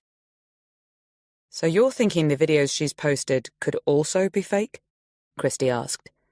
"Sure am, but still working on it." "What does it even mean if they are?" Layla asked. Connor said, "That she's either deliberately misleading everyone, or," Jax came in, "someone is creating content to make it look as though she's out and about, when actually she's... Well, that's the point, isn't it? We need to find out where she is. And if you want my advice, amigos, start bracing yourselves, because, in my humble opinion, this has all the hallmarks of being PDD. Pretty damn dark." "As does this," Layla said soberly. She was staring at the screen of her laptop, face pale and expression drawn. "Dad's just sent it," she said, realizing everyone was looking at her. "Another extract from Romy's notebook. It starts with Robert Browning's Home Thoughts from Abroad. We all know the opening line." "Hang on," Connor interrupted. "Before you start reading, let's record it." As soon as he gave the signal, Layla returned to her father's email. "Oh, to be in England, now that April's there, and whoever wakes in England—" She broke off and looked up. "Do you want me to read the whole of the first verse? Romy's words come in towards the end." Christie said, "Go straight to it, and Clove can study the verse." "I've been thinking about Beth a lot today. Her love of April, and Robert Browning's poem. It's April now, and I am here in this cottage thinking of Italy. It's where Browning was when he wrote the poem. We spent many holidays there, Rudy and I.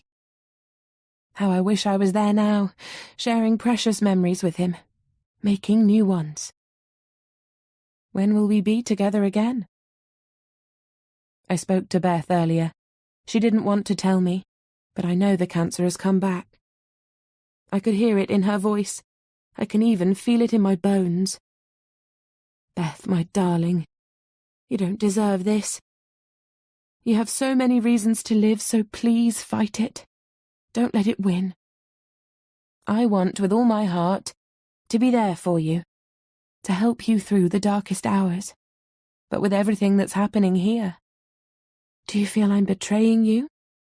Are you angry and hurt that I am proving myself worthless at this critical time? Are you excusing me by telling yourself I'm grieving?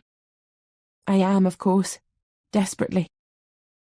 I know how incapable you are of thinking the worst of those you love. I would forgive you if you did think the worst of me, Beth. But would you be able to forgive me if I told you the truth? When Connor ended the recording, quiet followed, as though they'd all fallen into a slump of confusion and sadness. Christie roused them by passing over the emotional impact of the words straight to the practical meaning. April is after Rudy is supposed to have drowned, she said. But I don't think this makes things any clearer about whether he did or didn't. Although it veers more towards the fact that he did. She talks about the desire to make new memories, but obviously we all wish that about people we've lost. She also wonders when she and Rudy will be together again, then goes on to say she's grieving. What's concerning me the most, Layla said, and I know it'll be the same for Mum, is how worried she seems that Mum wouldn't be able to forgive her if she knew the truth. Turning to Clove, Christie said, "Have you found any relevance yet to the text she's using to surround her writing?" Clove shook her head. Sorry, nothing, unless there's a bigger picture I'm just not seeing. Okay, let's not allow it to become a distraction, Connor advised. Right now, we need to refocus on what's going into the next episode, and I'm guessing this won't. My parents are still keen for us not to use anything from the notebook yet, Layla told him. They want to know more about what they're leading to, just in case, I suppose. Understanding Layla's reluctance to spell out her gravest concerns, Christie said, "Please make them understand that we can only hold back for so long, because the last thing we need is to find ourselves implicated in some sort of conspiracy to cover up a crime."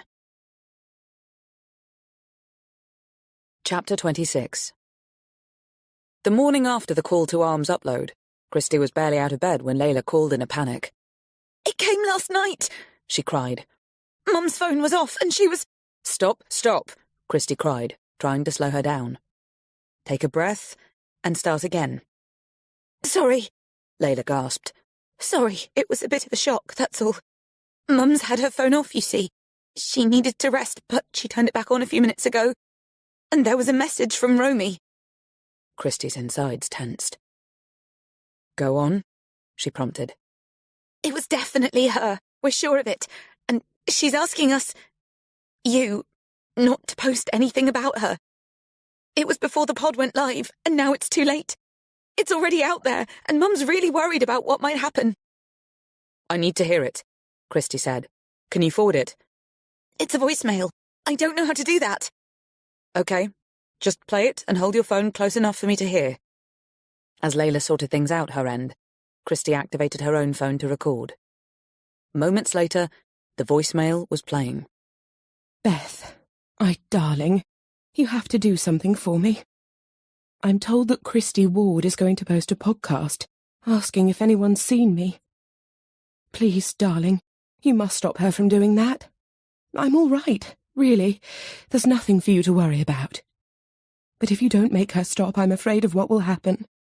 Things are such a very long way from what they might seem to you. Trust me on this, if you can. Love you, my darling, darling friend. I'll call again soon. What the fuck? Connor exclaimed as Christie ended the playback. They were at the office now, everyone having been summoned early by Christie's text alert. Do we think it's genuine? Mum does, Layla hastily told him. She knows Romy better than anyone, and she's absolutely certain of it. Plus, it came from Romy's number. I guess your mum tried calling back, Christy said. Several times. She's left messages too, asking her to stop talking in riddles and to please call again. Do you have your mum's phone there? Jax asked. Layla held it up. Try ringing the number again, he instructed. It'll be interesting to see if it's a UK or international ringtone. Layla quickly pressed redial. The call went straight to voicemail, no ringtone. Still focused on the message, Clove said, So, what's she afraid of? Things are such a very long way from what they might seem to you, Connor quoted. What the hell does that even mean? What I'd like to know, Christy said, is how she knew we were going to upload last night. Have you transcribed the message yet? She asked Clove. Done, Clove assured her. Okay. What did she say right at the beginning? Reading aloud, Clove repeated the words. You have to do something for me. I'm told that Christy Ward is going to post a podcast asking if... She stopped when Christy raised a hand. It's not certain she knew exactly when we were going to post, Christy said, but the fact that she knew it was about to happen and says she was told... Who would have told her? As the others shook their heads, trying to think, Connor said, My money's on Matey Bram. I reckon he either sussed who we were, or he knew anyway and made out he didn't. One of the hazards of being famous, Jax quipped. If it was him, Christy said, then it'll mean he knows a lot more about Romy than her name and old address. I guess he hasn't contacted you, Layla? Layla was already shaking her head as she checked her phone. Then maybe pop him a text to find out if he's heard back from his employers. My money's on us never being let in there, Connor declared. But let's try not to be negative. Sighing, Christy said, Well, there's clearly something strange going on regarding the manor. But what isn't clear, as if anything is if Romy is a willing party to it. She sounded pretty troubled in her message, Clove pointed out. By her conscience? Christy countered. Or because someone was forcing her to make the call. She could also be a very good actor. It wasn't an act, Layla came in strongly. You know what she's written in her notebook, so you can't not be aware of how afraid she was when she wrote those things into The Woman in White and Jane Eyre, and how worried she is about Mum and upset about not being with her. But she never says why she isn't, Connor pointed out. Unable to argue with that, Layla closed her eyes despondently. Jax said, Sorry, I have to go. Seen the Prof at 10, and he doesn't like late. Just leaving you with this.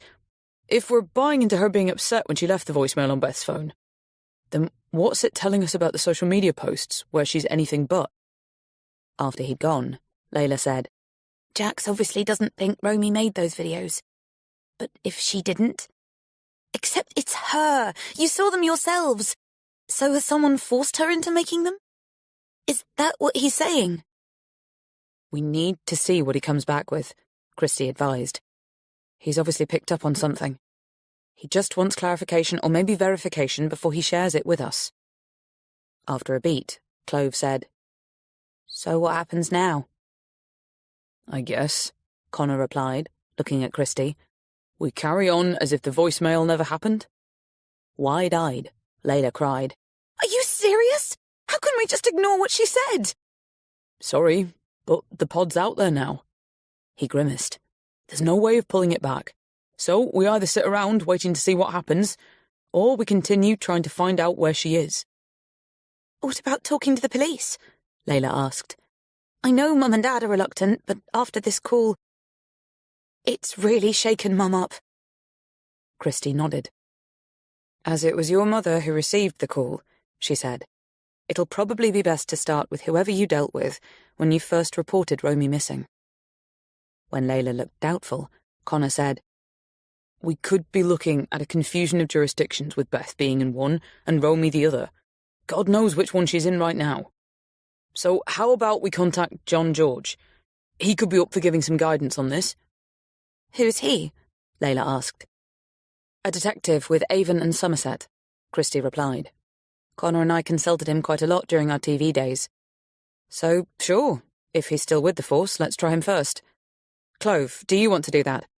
Tell him who you are and offer to send him a recording of the pod and the voicemail. Meanwhile, I'm going to reach out to Henry Godfrey at GCHQ, see if he thinks there's anything we should know about Rudy and Romy. So we're back to some sort of intelligence op? Clove asked, perking up. Exploring all avenues, Christie responded. Did he find any contact details for Godfrey? She asked Connor. I should let Dad know what's happening, Layla said, returning to her phone and leaving the room. Christie said to Clove, I don't suppose you've heard back from the Reiners yet? The friends who are supposedly with Romy in Lucerne? Clove shook her head and held up her hand as she said into the phone, Oh, hi, it's Clover Saint-Jean here from the Hindsight team. I'm trying to get hold of DC John George. Leaving her to it, Christie picked up Godfrey's email address from Connor, sent a quick message asking if they could be in touch about Rudy and Romy Kaplan, FO employees circa 1980s, and she was about to get started on an update for Harry and Mina when Layla returned. Dad says you should do whatever you think best, she said bleakly. And he will help all he can. Touched by the stoic support, Christie said, Incidentally, do you know if your mum has found any contact details for Romy's old housekeeper yet? She hasn't mentioned it, but I think I'll go home now to see how she is. I'll ask her then.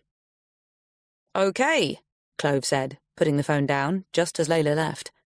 John George is no longer a DC. He's a DCS, that was me told, but a friendly sidekick listened to everything I had to say and assured me someone will get back to us in the next 24 hours. It was nearing the end of the day when Christie received a reply from Henry Godfrey at GCHQ, saying he'd looked into the Kaplans and had found no record of them post-1996. He hopes that's helpful, she said, looking up from her screen. Given the source, Connor said, we could be forgiven for thinking that was a brush-off. Christie had to agree. Clove groaned.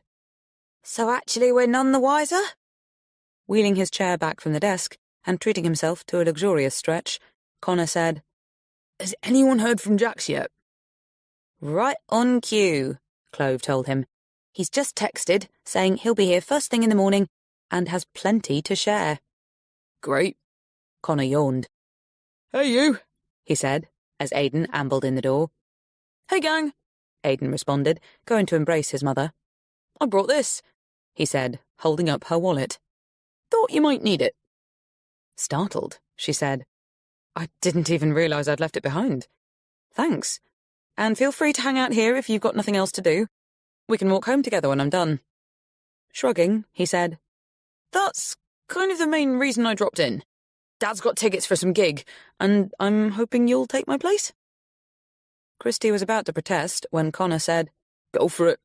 We could all do with a few hours downtime. Apparently it's one of your favourite bands, Aidan told his mother. Which one? She asked, certain she'd know if Springsteen or Stevie Nicks were in town. The Dinosaurs. He said you danced to one of their tunes the first night you met. I've never heard of them, she retorted. And for the record, we didn't dance to anything the night we met. I see. Straight to horizontal, was it? He countered. That's what I love about my dad. He's got all the moves. Chapter 27. He's not wrong, is he? Matthew laughed when Christie repeated Aidan's comment about his moves. I mean, there was a time when you jumped me just for the way I walked in the door. Arching an eyebrow, she said, In your dreams. Although she had to concede, they had been pretty much all over one another back in the day. For a lot of their marriage, actually. Until he'd cheated on her with a younger woman and turned her life upside down and himself into a cliché. They'd arrived at this pub in Redland a few minutes ago, where a young blues band was due to appear once the prolonged setup was complete. And she was actually starting to feel glad she'd come. Connor was right. A step back from trying to figure out what they could be missing and what their next steps should be was far more likely to result in clearer heads and new ideas than remaining obsessively focused so they couldn't see the wood for the trees. Thanks for coming, Matthew said, raising his glass. Smiling, she tapped it with her own and took a sip, all the time thinking she'd actually rather be having some downtime at home talking to David on FaceTime, or to Hayley, who she hadn't spoken to for a few days. Realising how hurt Matthew would be if he could read her mind, she smiled again and briefly dropped her head onto his shoulder. "How do you know about this band?" she asked, finding the familiar scent of him a little more pleasing these days than she had for a while. "We featured them on the programme a couple of weeks ago," he replied. "Going places, they say. We were lucky to get tickets." Eyeing him knowingly, she said, "You never really did expect Aidan to come with you, did you?" He cocked an eyebrow and sipped his drink. "I thought you might need—" "Need what?" she asked when he stopped. He shrugged. "Nothing. Just glad you came." Shaking her head fondly, she watched the stagehands running around and wondered if she should ask him about Marley and the baby. It wasn't something she wanted to get into, but it seemed mean not to show an interest when his wife and son and the bizarre situation they were in clearly mattered a lot to him. Just as she started to speak, he said, "So, do we buy Aidan a car for his birthday?" Having expected the issue to come up at some point, she replied, "Maybe let him learn to drive first?" "In his own car?" "If you want to get him one." "I thought it was something we could do between us, now hindsight's doing so well." A gift from his parents. How together that would make them seem. "I don't mind contributing," she said. "But what about this summer of surfing he's planning?" "It's still under discussion, but the guys he's hoping to go with are not entirely without a few brain cells. I would say, unlike him, but he's smart enough when he wants to be. I've said he needs to be back in time for his results mid-August. Maybe we should hold off on the car until then." They turned to the stage as a young lad in a sharp blue suit and jaunty Trilby hat stepped up to the mic and said, "Sorry folks, having a few tech issues, but we'll be right with you." Pointing to her near empty wine glass, Matthew said, "Another?" "I have to drive," she reminded him, "so a sparkling water will be fine." While waiting for him to return, Christy checked her messages just in case one of the team had made some kind of useful breakthrough or had some thoughts to run past her. But it seemed they were all taking the evening off. So she sent a quick WhatsApp to Aidan, thanking him for setting her up on a date with his father, followed by an upside-down face emoji, and another to David, asking how late she could call. "Here we go," Matthew said, setting down their drinks and shifting his stool closer to the table. "Cheers." "Cheers," she echoed, wishing the band would just get on with it now. "Are you okay?" he asked. Surprised by the concern in his voice, she said, "Sure. I didn't miss you while you were at the bar, if that's what you were thinking." He smiled. "It wasn't, actually. I was just hoping I called it right tonight, and being out is cheering you up." She frowned. "What are you talking about? Why would I need cheering up?" His eyes filled with what looked like despair. "Aidan didn't show you, did he?" he groaned. "Show me what?" Reaching into his jacket, Matthew pulled out his phone, scrolled to a recent message, and passed it to her. Seeing the image of David with Laurent on a sailboat, presumably somewhere off the coast of Denmark, she said, "And?" "Keep going," he told her. She swiped the screen, and her heart turned over. The next 3 shots had clearly been taken on the same boat at the same time, but these included Laurent's mother, Juliette, who was apparently also on this boys-only trip to Skagen. God, she was a beautiful woman, and didn't they seem to be having so much fun? Swallowing dryly, Christy said, "Where did you get these?" "Laurent sent them to Aidan," he replied. "He's apparently loving being on holiday with his parents." Her head was spinning as she passed the phone back. "I'm sorry," Matthew said quietly. "No, you're not," she snapped. Several tense moments passed until she got to her feet. "Enjoy the band," she said tightly, and left. "Christy, wait!" he called, running down the street after her. "Don't touch me!" she growled, snatching her arm free as he tried to take it. "You enjoyed that, didn't you?" You think, just because your life is fucked up, mine should be too. That's not true. I'm sorry. I swear it. I thought Aidan had shown you the pictures. Well, he didn't. And it's not really the point, is it? She was beyond furious. You must have known I wouldn't want to discuss it with you. Besides which, David is free to go on holiday with whomsoever he pleases. But not to lie about it. And you are free to go fuck yourself and leave me alone. She was at her car now, fumbling for the keys. Standing against the driver's door, he said, He doesn't deserve you, and you know it. One more word, she seethed. Now move out of the way. Let me come with you. Just go. I don't want to look at you any more or hear anything else you have to say. Matthew stood aside, allowing her to open the car door, then looked down at her as she got behind the wheel. I don't blame you for being angry, he said. I would be too in your shoes. Go away, Matthew, she raged and grabbed for the door. Just go away and leave me alone.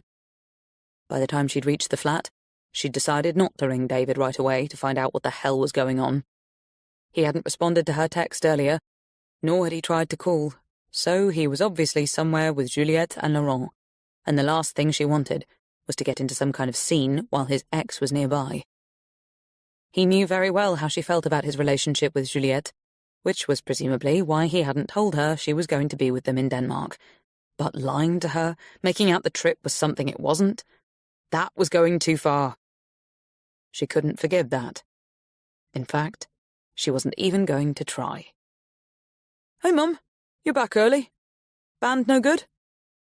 Christy started when Aidan came out of his room, then glared at him as if he was in some way responsible for how she was feeling. Oh, shit, he muttered. Dad showed you the photos. When did you get them? She asked, going to pour herself a drink. Yesterday. I kind of knew they weren't a good thing, but hey, listen, they're probably not the way they seem. Christy went to cup a hand around his face, looked deep into his eyes and said, Nice try. Pressing a kiss to his forehead, she took herself and her wine off to bed. Chapter 28. Christy, for God's sake, I didn't know she was coming, David cried when they spoke the next morning, while Christy speed-walked to work and wondered why she'd allowed herself to get into this now.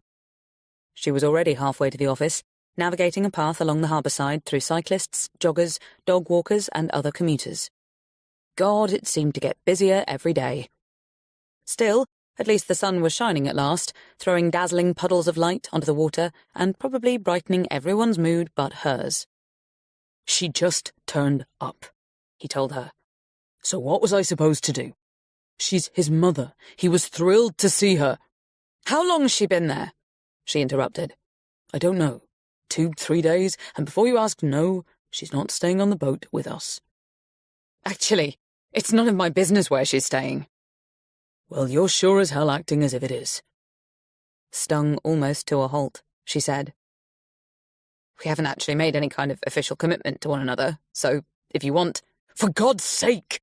Do I go off like this every time Matthew shows up on your doorstep? Do you think I like how much time you guys seem to spend together? I'm here hanging out with friends. She turned up on me. I had no idea she was coming. Christy, come on. Can't stay mad about this. We've both got pasts. We have to accept that. And anyway, she's not even here anymore. Pleased to hear that, Christy slowed her pace a little. She wasn't quite ready to be fully mollified, but maybe she was getting there. You should have told me, she stated, feeling as childish as that sounded. You're right.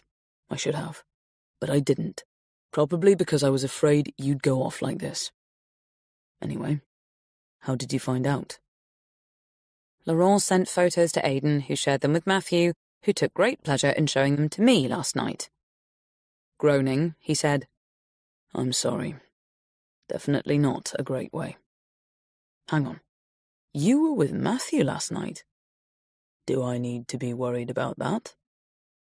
Realizing he was baiting her, Christy slowed almost to a stop and said, Maybe let's get off the subject now? Sure. Just as long as I'm forgiven and you understand how much you mean to me. As pleased with that as she was no doubt supposed to be, she said, "Same here. And I'm sorry too. I guess my stubborn old insecurities still haven't quite gone away." I know. And it's why I didn't want you to hear about it, in case you read more into it than was there. Which you did, big time. But now you know you were wrong, and we're good, yes? "We are," she confirmed with a smile. "I'll do better next time." With a laugh, he said, "As will I. So, how come you were with Matthew last night? Actually, don't bother answering that. Just tell me what's on your agenda today." Turning into the cobbled street that led to the studios, she said, "Given the way things have been going, I'm fascinated to find out. I just hope we're doing the right thing, trying to track down a woman who might very well not want to be found. Which reminds me, have you found anyone who's actually seen Rudy Kaplan in the last few months?" "Not yet, but I'll stay on it." Relieved to have sorted things out with him, and grateful for his help, she said, "Thanks. I mean it. Thank you. Now I've just arrived at the office, so I should probably ring off. Shall we speak again later?" "Sure. Call me when you can. If I end up somewhere with no signal, I'll try you when we're back online. Oh, and I'm going to send you a link to a Chris Stapleton number. See what you think." Curious and wishing there was time to follow it up now, Christy ended the call and went straight to the coffee machine. "Morning, team," she declared cheerfully. "Trust we're all ready to seize the day?" "Sounds like someone benefited from a night off," Connor commented dryly. "Looking good," Layla told her. "How's your mum?" Christy asked. Layla grimaced. "Kind of the same." "I'm guessing no more messages from Romy, maybe expressing disappointment that we went ahead with the pod? Or advising us not to continue?" Layla shook her head. "And no more strange entries in the notebook. To be honest, Mum's worn out by it all, but no way will she give up.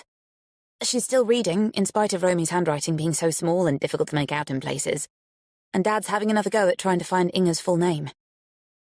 "The housekeeper PA," Connor clarified. Layla nodded. "She surely got to know something, given she was around almost until they left the manor. Maybe she'll hear the podcast and get in touch?" "There's always a chance," Christy agreed. "I take it your mum's keeping her phone on all the time now?" "Of course. And Dad has it while she's sleeping." Christy nodded and went to turn on her computer. "No news overnight," Clove said, "apart from a few more friends responding to Romy's posts, a couple of possible sightings in Lagos, and lots of advice on how to proceed from the know-nothings. Oh yes, and a text from Nuala Higgins asking if there's anything else the Bellbrook neighbours can do." "I was thinking we could maybe ask them to stake out Halesford Manor," Connor quipped. "Check on comings and goings, you know. But I don't suppose they're the best-suited individuals for a covert op." Riley, Christy said, "I wouldn't underestimate Nuala if I were you. I reckon she could achieve anything she set her mind to." "Apart from finding Romy," Layla pointed out. Christy smiled sadly. "Okay, so where's Jax?" she asked, looking around. "I'm ready to hang on his every word." "Apparently something major came up," Clove told her. "So he's back at UWE with the prof, and will be in touch def before end of day." "Great," Christy muttered. "And where exactly are you going?" Clove was putting on her coat. "DCS John George is sending someone to talk to us," Clove explained. "I'm treating them to a coffee at the river station." "And I'm going with," Layla added. Minutes later, Connor took off to one of the studios to check out music and sound effects, so, seizing the moment, Christy quickly opened the link David had sent to a YouTube video. She wasn't surprised to be taken to a Chris Stapleton song. He'd already told her to expect it. But the title, the lyrics, and the beautifully performed duet with Dua Lipa just about melted her heart. "Think I'm in love with you." They'd never said those words to one another before. For several minutes, she simply sat, listening, imagining him somewhere on his boat, thick fair hair blowing in the wind, strong muscles flexing as he took the helm or hauled sails, the way he laughed, his eyes penetrating and knowing as he looked at her, the feel of his body wrapping around hers, the smell and taste of him. Knock, knock. Starting, Christie looked up to find a woman standing at the door. But not just any woman. It was one of her oldest and dearest friends, whose exquisite aquamarine eyes and inky dark curls were as familiar to her as they were beloved and missed. Andy Lawrence! She cried, leaping to her feet and wrapping the other woman in a bruising embrace. They were the same height, even had a similar look, although Christie was fair-haired and less olive-skinned. They fit in just about every way, and always had. What on earth are you doing here? She asked. It's so good to see you. It's been too long. How are you? Laughing, Andy pulled back to get a better look at her, and apparently happy with what she saw, declared, As gorgeous as ever. Look who's talking, Christie laughed. Have you just decided not to do the aging thing? Clearly amused, Andy said, We're both going to be 50 far sooner than I'm ready to admit, but luckily it doesn't seem to be slowing either of us down. I'm sorry I haven't been in touch for an age. I'm just as bad. What matters is that you're here now. How long are you staying? This is just a flying visit, I'm afraid. Mum's having tests at the BRI today, so I need to get back to her. Oh, God, nothing serious, I hope. Fingers crossed not. She sends her love, by the way, and we'd both love it if you came to visit when you have time. Bring David, if you think he'd like to meet us. I know Graham would get a real kick out of meeting him. Laughing, Christie said, I'm sure the feeling will be mutual, but at least stay and have a coffee with me now. I can't, honestly. I need to be there in case they finish with Mum early, so let me tell you why I've called in, apart from to lay eyes on you. I listened to your latest pod on the drive up, and you mentioned a missing portrait? Blinking in surprise, Christie said, That's right, we did. Andy smiled. Well, there might be nothing to this, but just in case. There's a couple who live a few miles from me on Exmoor. It could be worth you talking to them. They have quite an interesting story to tell about one of their parents' portraits. Christie's eyebrows shot up. Since Andy was an ex-detective, who now spent a lot of time helping people in her community with police issues, Christie was more than ready to listen. Are you going to give me any more than that? She pressed. I'd rather they told you themselves, as I don't know the entire story. They're cruising the fjords right now, but I'm sure they're picking up emails, so I'll check they're happy to talk to you. I'm sure they will be. Then you can decide for yourself if what happened to the parents has any bearing on what might be going on with Rudy and Romy Kaplan. Andy Lawrence was here? Connor cried in delighted surprise. Why didn't you come get me? She couldn't stay long, Christie replied. Anyway, turns out she heard the latest pod and it reminded her of something, so she's going to put us in touch with a couple who apparently have an interesting story to tell about their parents' portraits. Clove's jaw dropped. What? She exclaimed. Definitely didn't see that coming. What kind of story? Connor urged. She wants them to tell it, but we both know she wouldn't have brought it to us if she didn't think it might be relevant. As Connor went to enter Andy Lawrence's details on the whiteboard, Christie asked Clove, So how did it go with the police officer? It didn't, Clove responded. She just assured us someone will get back to us in due course. Christie was as dismayed by the prevarication as Clove clearly was, although not altogether surprised. Well, I guess we won't hold our breath. How about the Rayners? Anything from them? Reiners, Clove corrected. Nothing yet, so whether they're still in Luzerne with Romy, or wherever they're... Ah, here's Jax at last. Hey, Einstein, she exclaimed, accepting his video call. Is everyone there? He asked, looking faintly wild-eyed and mussy-haired. This needs to be a team meeting.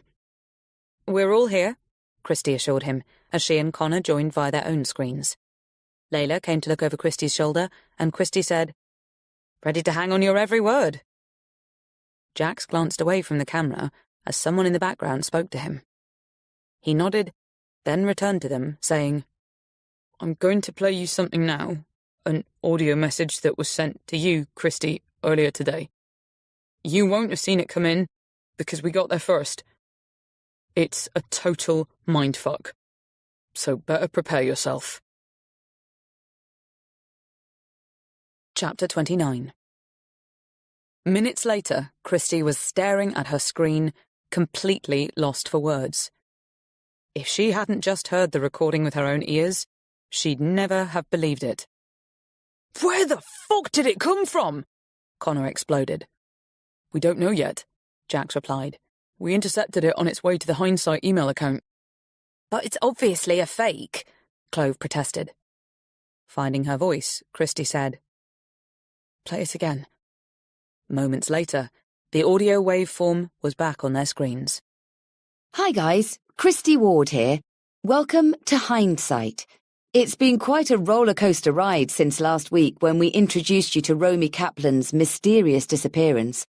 So many of you have been in touch to share sightings, details of old friendships with Romy and her husband Rudy, thoughts on where Romy might be now, and why she would leave her Gloucestershire home without letting anyone know where she was going. It's certainly sparked a lot of speculation, not to mention imagination, and the outpouring of love for Romy has touched us deeply. I can tell you it's touched her too. In fact, she was moved to tears when she read some of your messages. Yes, I'm delighted to say we found Romy, or perhaps I should say she found us, at her home in a Gloucestershire hamlet when she returned quite unexpectedly 3 days ago. She hadn't realised until then that her need to get away for a while had caused so much concern. And, of course, she was deeply sorry for not responding to her friend's lovely comments under the reels and photos she'd shared during her short absence. Here she is, in her own words. My goodness, if I'd only known. How silly and horribly negligent of me not to check who was reading my little posts. My only intention was to make sure no one was worried, that you all knew I was fine and even enjoying being alone for a while. As you probably saw, I took a few trips down memory lane to places Rudy and I visited with some of you, so you were always there in my heart. And you still are. I'm so very sorry for all the fuss I've caused, and for the confusion that has, I hope, now been put to rest. I'm leaving my home again for a short time to go and stay with friends while all this settles down. And I apologise wholeheartedly to my dear neighbours for any intrusion and inconvenience they've had to suffer as a result of my thoughtlessness. I hope, in the fullness of time, to make it up to them. So, mystery solved. Romy is fine, and everyone's concern for her safety, while genuine and heartfelt, turns out to have been misplaced. Actually, I have to admit it was nothing short of alarmist on our part, and for that, I sincerely apologise.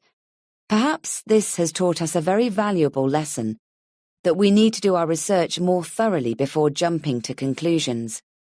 Thank you again for engaging with us.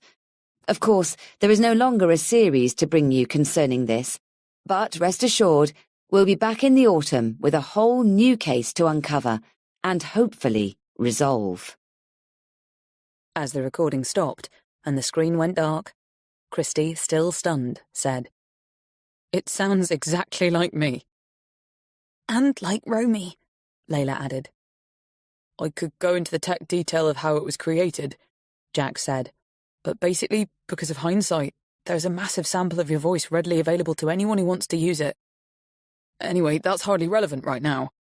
What is the fact that almost everything you've seen online to date is just as fake. The reels, the images, some of the friends' responses. If you go far enough back in Romy's social media, you'll see that in some instances, old videos and photos have provided some of the source material.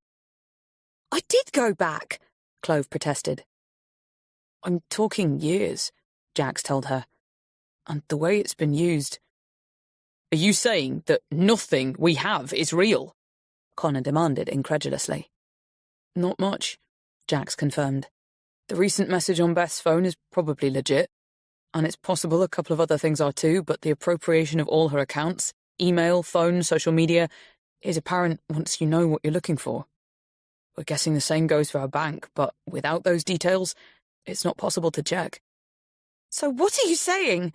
Layla demanded, clearly horrified. That someone has taken everything from her and... Oh my God, what the hell have they done with her? We have to find her, she urged Christie. Agreeing, Christie said to Jax, "Do you have something you can send to the police that proves all these posts are fake?" He turned from camera again as someone spoke to him.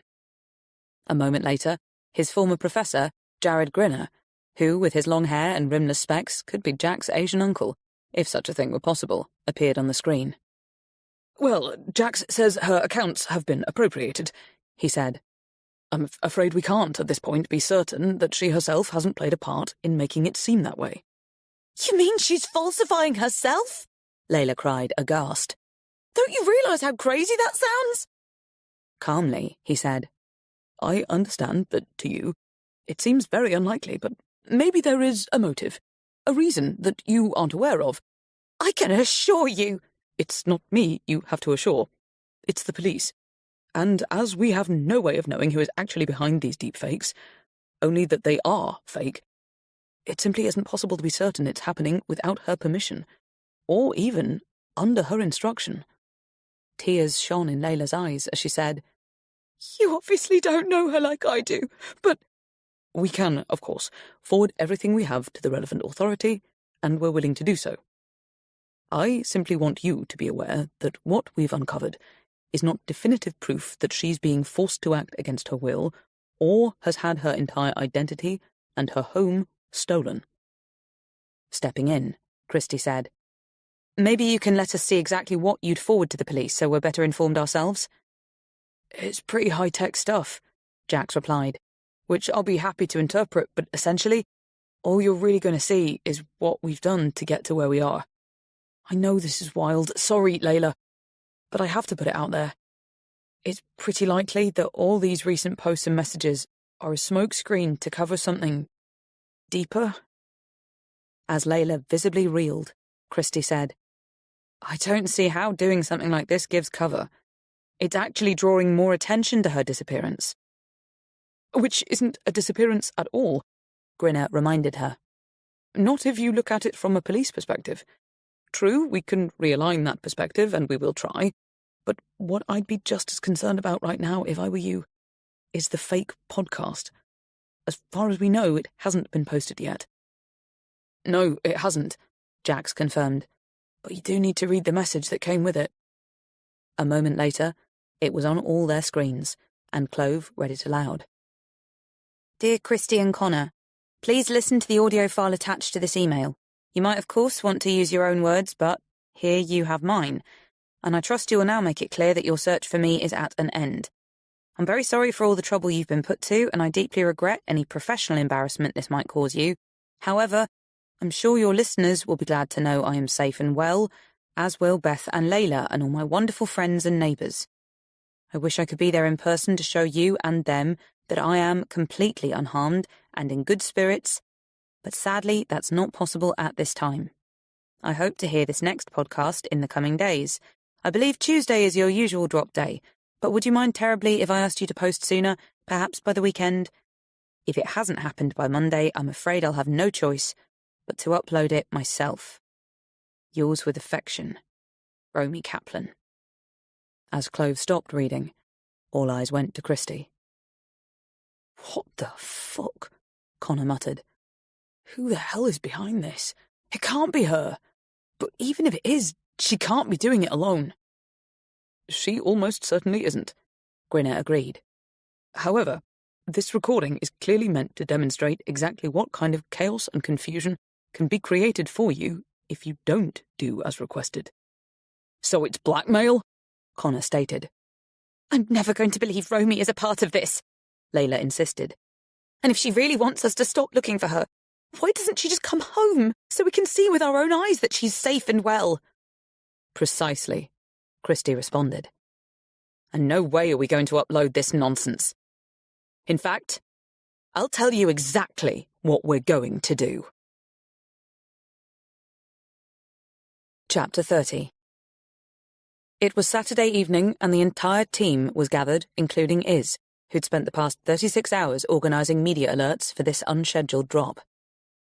Harry and Mina had brought one of the company's lawyers, Charles Goodman, with them, and Professor Jared Grinner was in the process of joining via video link. Though alert, Christie was sickeningly aware of how invaded she felt, how helpless even, knowing that her actual voice had been stolen and used against her in this way. She'd had nightmares about it since Thursday, dark and deeply disturbing. Indefinable, and yet so trenchantly, unshakably real. It could be just the beginning. What was to stop them from taking her image next, and using her like a puppet to perform however they wanted? It was a truly despicable form of identity theft, an egregious violation of her person that strangely felt every bit as horrific as a physical assault. By now, everyone had listened to the fake podcast, and to the already recorded response to it that Christie and Connor had created. Both were about to be uploaded to all their usual channels. There would be no surprises in this room. However, there was a strong hope that DCS John George, whom Connor had contacted earlier, would listen as promised and be in touch right after. "Okay, are we ready?" Christie asked, looking around at the intense, almost belligerent faces. Their precious podcast was under attack, and they weren't going to take it sitting down. "Hit it," Clove instructed. "and fuck them, whoever they are. Sorry, I don't mean Romy," she quickly added to Layla. "Although, if it turns out she's—" "Let's not go there again," Christie stepped in. "Go ahead, Jax. Let it roll." As the standard intro began to play, announcing sponsors and thanking contributors, Jodie, Connor's wife, moved quietly amongst them, refilling wine glasses and offering nibbles. Then the main body of the podcast was underway. Hi everyone, and welcome to this special edition of Hindsight. Those of you who follow us live are no doubt intrigued to know why we're coming to you 3 days before our usual drop. And I'm sure, when you hear the reason, you're going to be as blown away by what's happened as we are. On Thursday evening, we received an audio file from Romy Kaplan's email account.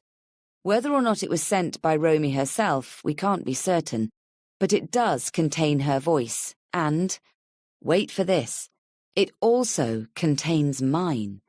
We're going to play it for you in a moment, but first, I want to warn you that you'll hear me saying things I've never actually said. That's right.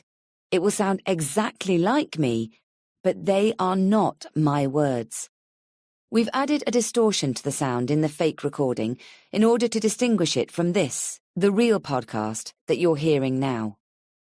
To be clear, and to keep it simple, someone, somewhere, has used artificial intelligence to create a Hindsight podcast, in which Christie is telling you that the search for Romy Kaplan is over. It is not. You will also hear Romy's voice assuring you that she is safe and well. We have no evidence of that. Connor and I will talk to you again when the deep fake finishes. You'll know it's real because my voice will be as you're hearing it now. Everyone was silent as the counterfeit pod began to play, this time with a grainy sort of echo added to Christie's voice, making it sound as though she was in a large, empty room with a faint hiss of static underlying the words. Romy's contribution remained as received. After it finished playing, there was a short pause before Christie and Connor picked up again. Many of you will be aware of the case of OpenAI copying the voice of a Hollywood actor to promote their product. Well, that's more or less what's happened here. The use of an AI-generated voice to emulate Christie's, with the aim of shutting down our podcast. Leaving all the legal ramifications of that aside for the moment, we can certainly take from it that someone, somewhere, wants us to stop looking for Romy. Maybe now is the time to reveal that the videos posted on her social media accounts over recent weeks are also fake, as are the images and some of the friend responses. Since she disappeared on or around 7th of May, there has, in fact, been only one voicemail from her that our experts have deemed genuine. In it, she is asking her best friend to stop us from posting about her. She says, and I quote, that she is afraid of what will happen if we don't. Unfortunately, the message didn't reach us until after our first pod went live. So now we're left to wonder, is she afraid of what will happen to her or to us at Hindsight? It could be that the digitally manipulated podcast you just heard is the start of a much bigger attempted tech takedown of our series. Or, we have to ask ourselves, has something already happened to Romy that we don't yet know about? Of course, the police should get involved in this case now, and we have invited them to do so. We're hoping, once this message hits the airwaves, someone will be in touch. A final word to whomever sent us the fake podcast. Until we lay eyes on Romy Kaplan and see for ourselves that she's safe and well, our search continues. As Jax faded out the closing credits, Christie looked around the room, her eyes finally landing on Charles Goodman, whose legal advice they'd followed while putting this answering podcast together. He was in his 60s, with silver hair and a short dark beard, and it being a Saturday evening, was casually dressed. "Good job," he told them. "It remains to be seen what effect it will have, but, at the risk of repeating myself, bringing a lawsuit against someone whose identity and whereabouts are unknown is virtually impossible." "Meaning," Harry said tightly, "that there's no obvious way of shutting them down and preventing another fake pod." Which in itself makes it a case for the police, Mina pointed out. Christie's phone vibrated, but it was Matthew, not DCS John George, so she let the call go to voicemail. Apparently reading her mind, Connor said, "There's a good chance George hasn't actually heard it yet, in spite of promises to listen right away." "I guess you realise," Harry said, "that if the police do take this over, that'll be the end of the search as far as hindsight is concerned." "Whatever happens," Christie said, "Romy's safety has to come first, and at some point, we'll surely be able to tell the real story, whatever that might be." "You'll be shut down completely if it does have something to do with the intelligence services," he warned. Aware of that and annoyed by it, Christie looked at her screen as Jared Grinner said, "There are two things I'd be focusing on right now, if I were you. First, what kind of reaction are you going to get from the fake podcasters by calling them out?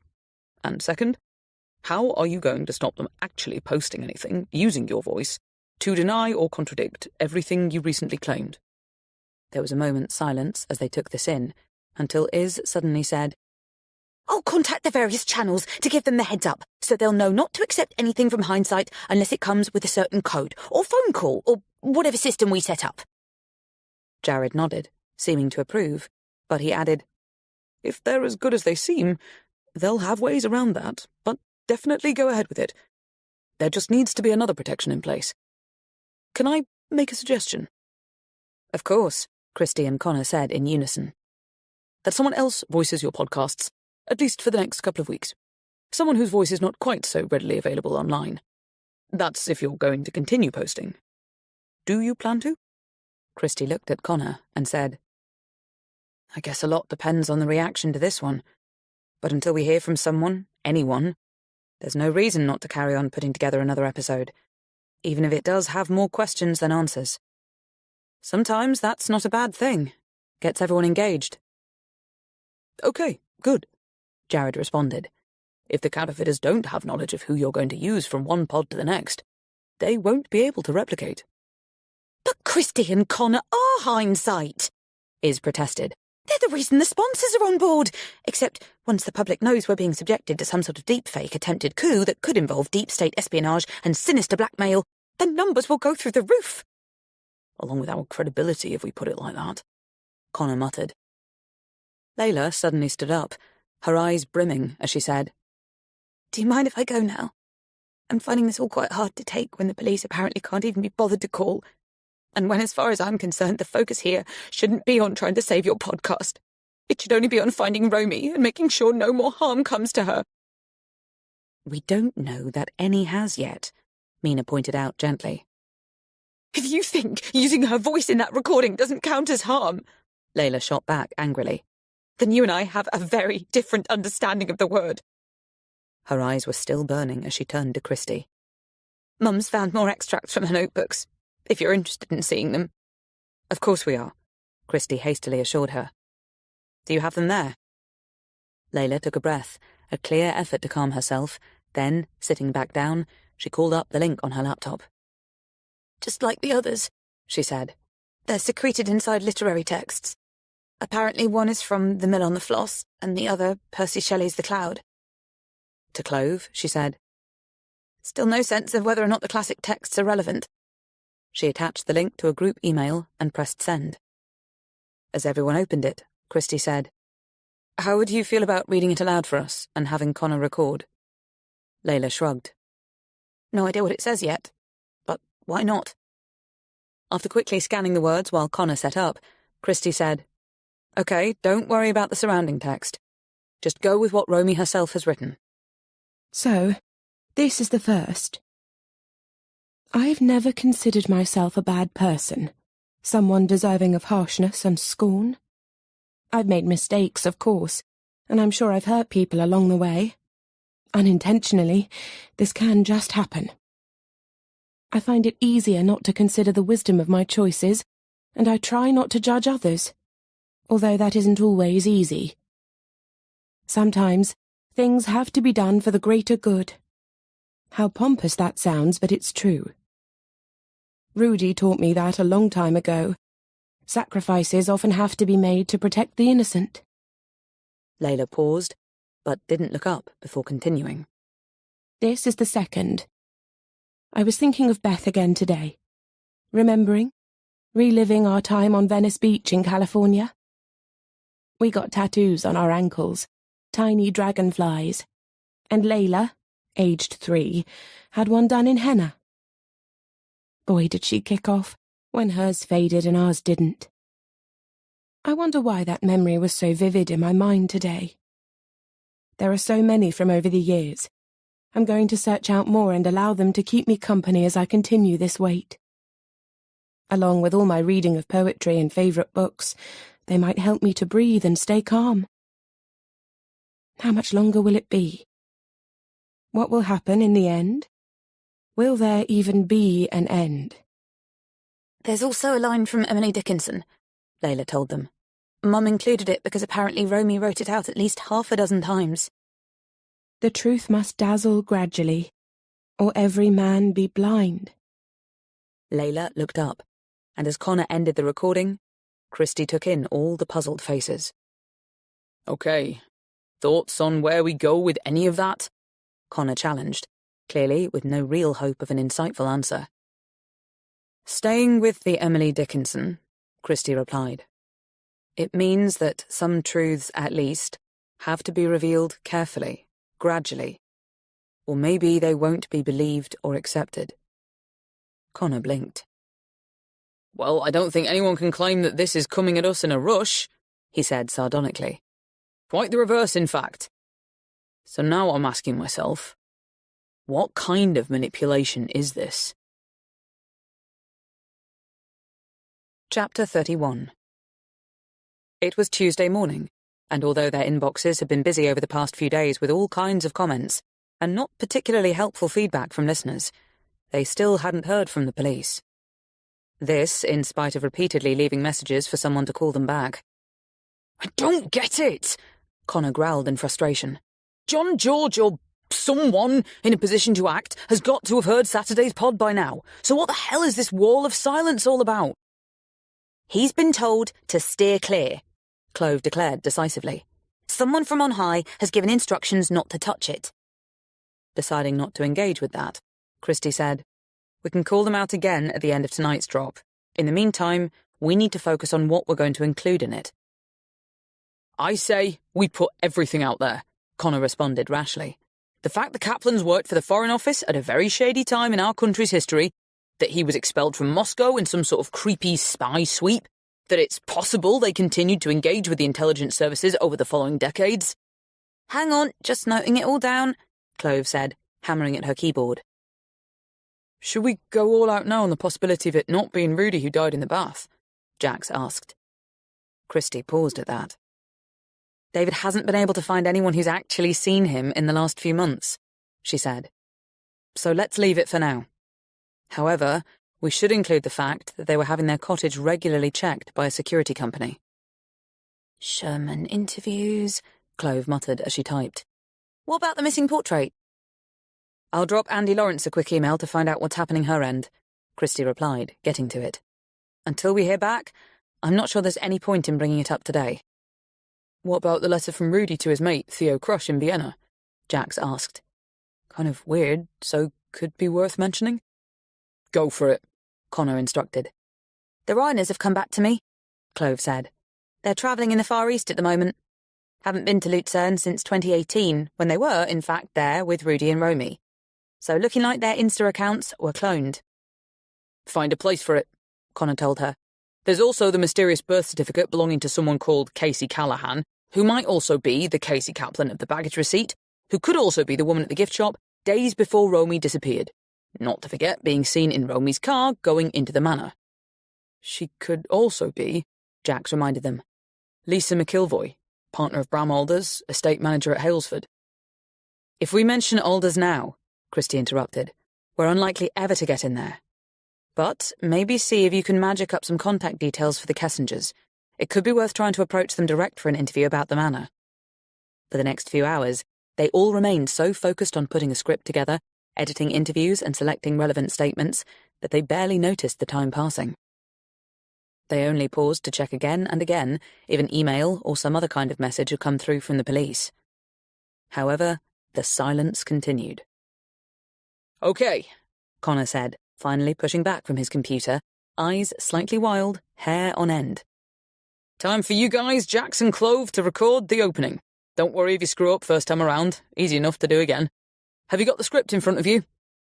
Giving him the thumbs up, Clove and Jax leaned into their mics. Hi, and welcome to Hindsight. I'm Clover St. John. And I'm Jackson Kane. As many of you will already know, thanks to our unscheduled drop at the weekend, our podcast is under siege from a malign force. So Clove and I, as the team's senior researchers, are bringing you this episode on behalf of Christie and Connor.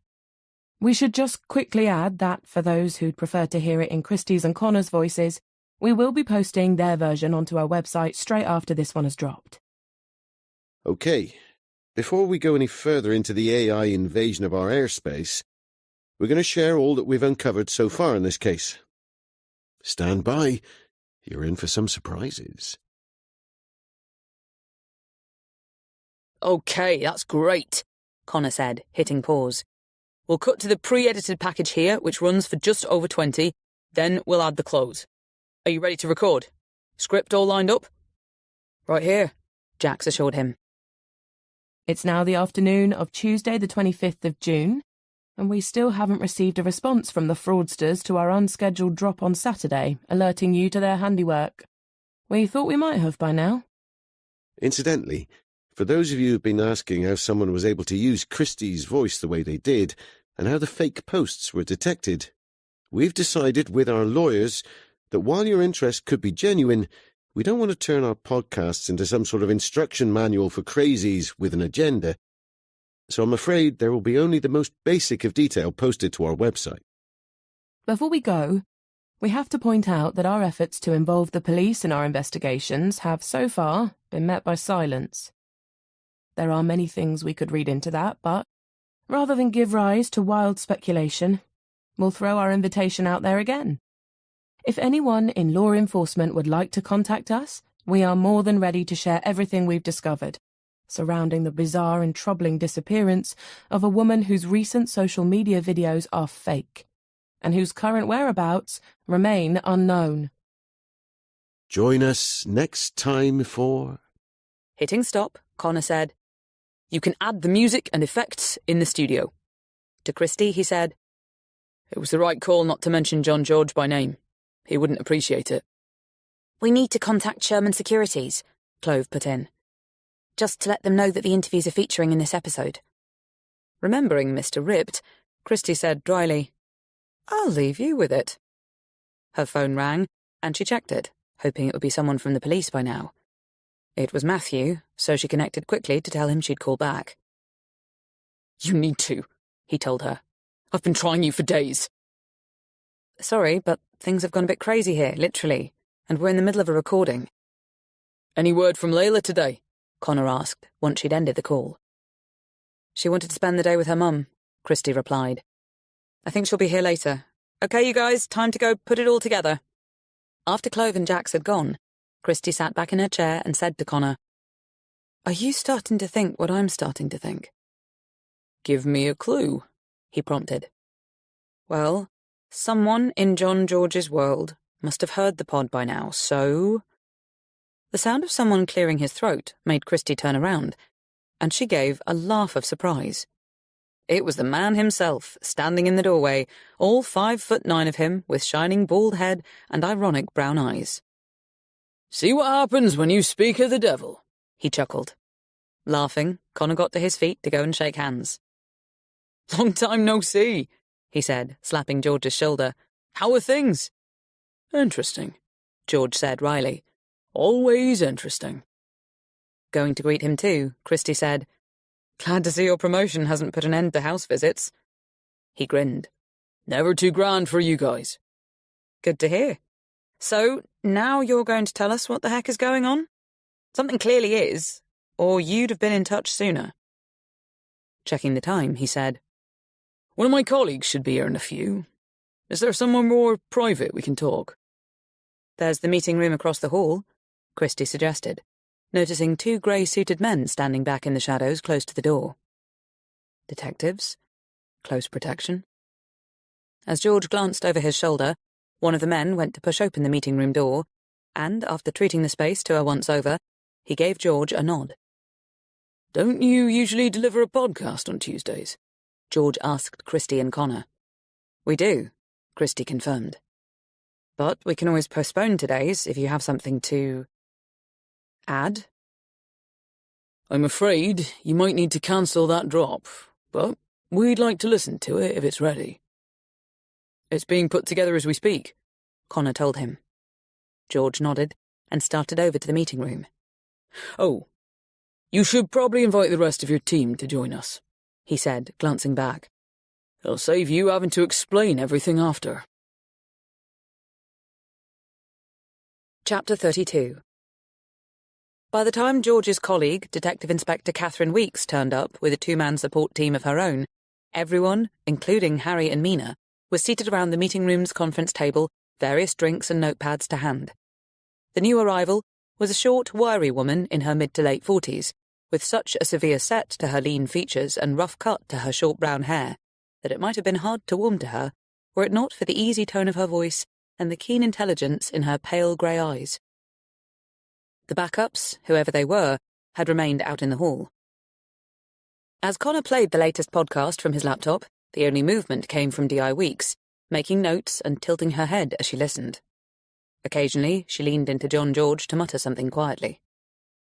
For his part, George simply tapped a finger on the table as he took it all in. When the recording finally finished, all eyes went to him. He thanked them and got right into why he and D.I. Weeks were there. "Catherine is one of my officers currently seconded to a cross-agency operation between the UK Financial Intelligence Unit and the National Cybersecurity Centre. If you're not already aware of the former, it's a division of the National Crime Agency focused on organised crime and terrorist finance." Feeling a chill go through her, Christie glanced around and saw that it was the same for the others. "Don't let that alarm you," George went on lightly. "I'm simply letting you know that there is an ongoing investigation into a certain sort of fraudulent activity that it appears you, as a team, have stumbled into." Clearing his throat, Connor said, "I'm sorry, but I can't get past organised crime and terrorist finance, and how the hell it could connect to someone like Romy Kaplan." Nodding his understanding, George gestured for Catherine Weeks to take over. "Try not to get hung up on labels," she advised. "The UK FIU covers a wide range of financial illegalities. Yes, many are related to mafia-style gangs and terrorist cells. However, there are plenty of other types of aggressors in play today, no less nefarious in their fraudulent activities, in some ways, every bit as abhorrent. I'll point you to a CrowdStrike report after this that could be useful, but to paraphrase the foreword of that report, generative AI has lowered the barrier of entry for minor-skilled adversaries, making it easier to launch more sophisticated attacks, even on protected systems." "CrowdStrike?" Connor prompted. "You can Google it," she told him, "but essentially, it's a cybersecurity company that provides attack response services." After allowing a moment for that to sink in, Weeks continued. "On a more relatable level, are you familiar with the term mate crime?" Christie frowned and nodded. It's when someone befriends a vulnerable person and basically steals all their money. Correct. They choose their targets carefully, gain their trust, and ultimately clean out their bank accounts before taking off into the sunset. Or not taking off, as happens in some cases, but we'll come on to that. In this digital age, we're dealing with a much more sophisticated method of appropriation, resulting in equally, if not more devastating consequences for victims. It can begin in the time-honoured fashion of befriending and building trust, but today's targets, while they're still selected for their perceived susceptibility and monetary value, become the unwitting subjects of identity-based attacks that circumvent multi-factor authentication. Christie decided to let Jax explain later in simpler language, knowing he would have a far greater understanding of what was being said than the rest of them. Having already established that deepfake technologies are a key tool in most cybercrime these days, Weeks continued. let's focus for a moment on how you, as a team, have been targeted. You dealt well with the fake podcast. In fact, you have it to thank for bringing the Kaplans to our attention. We've looked into them since, and it seems highly probable that they've fallen victim to the kind of exploitation consistent with what I've already outlined, which, for your purposes, could be described as a high-tech take on mate crime. Clove asked, Is it like cuckooing? Weeks rocked a hand back and forth.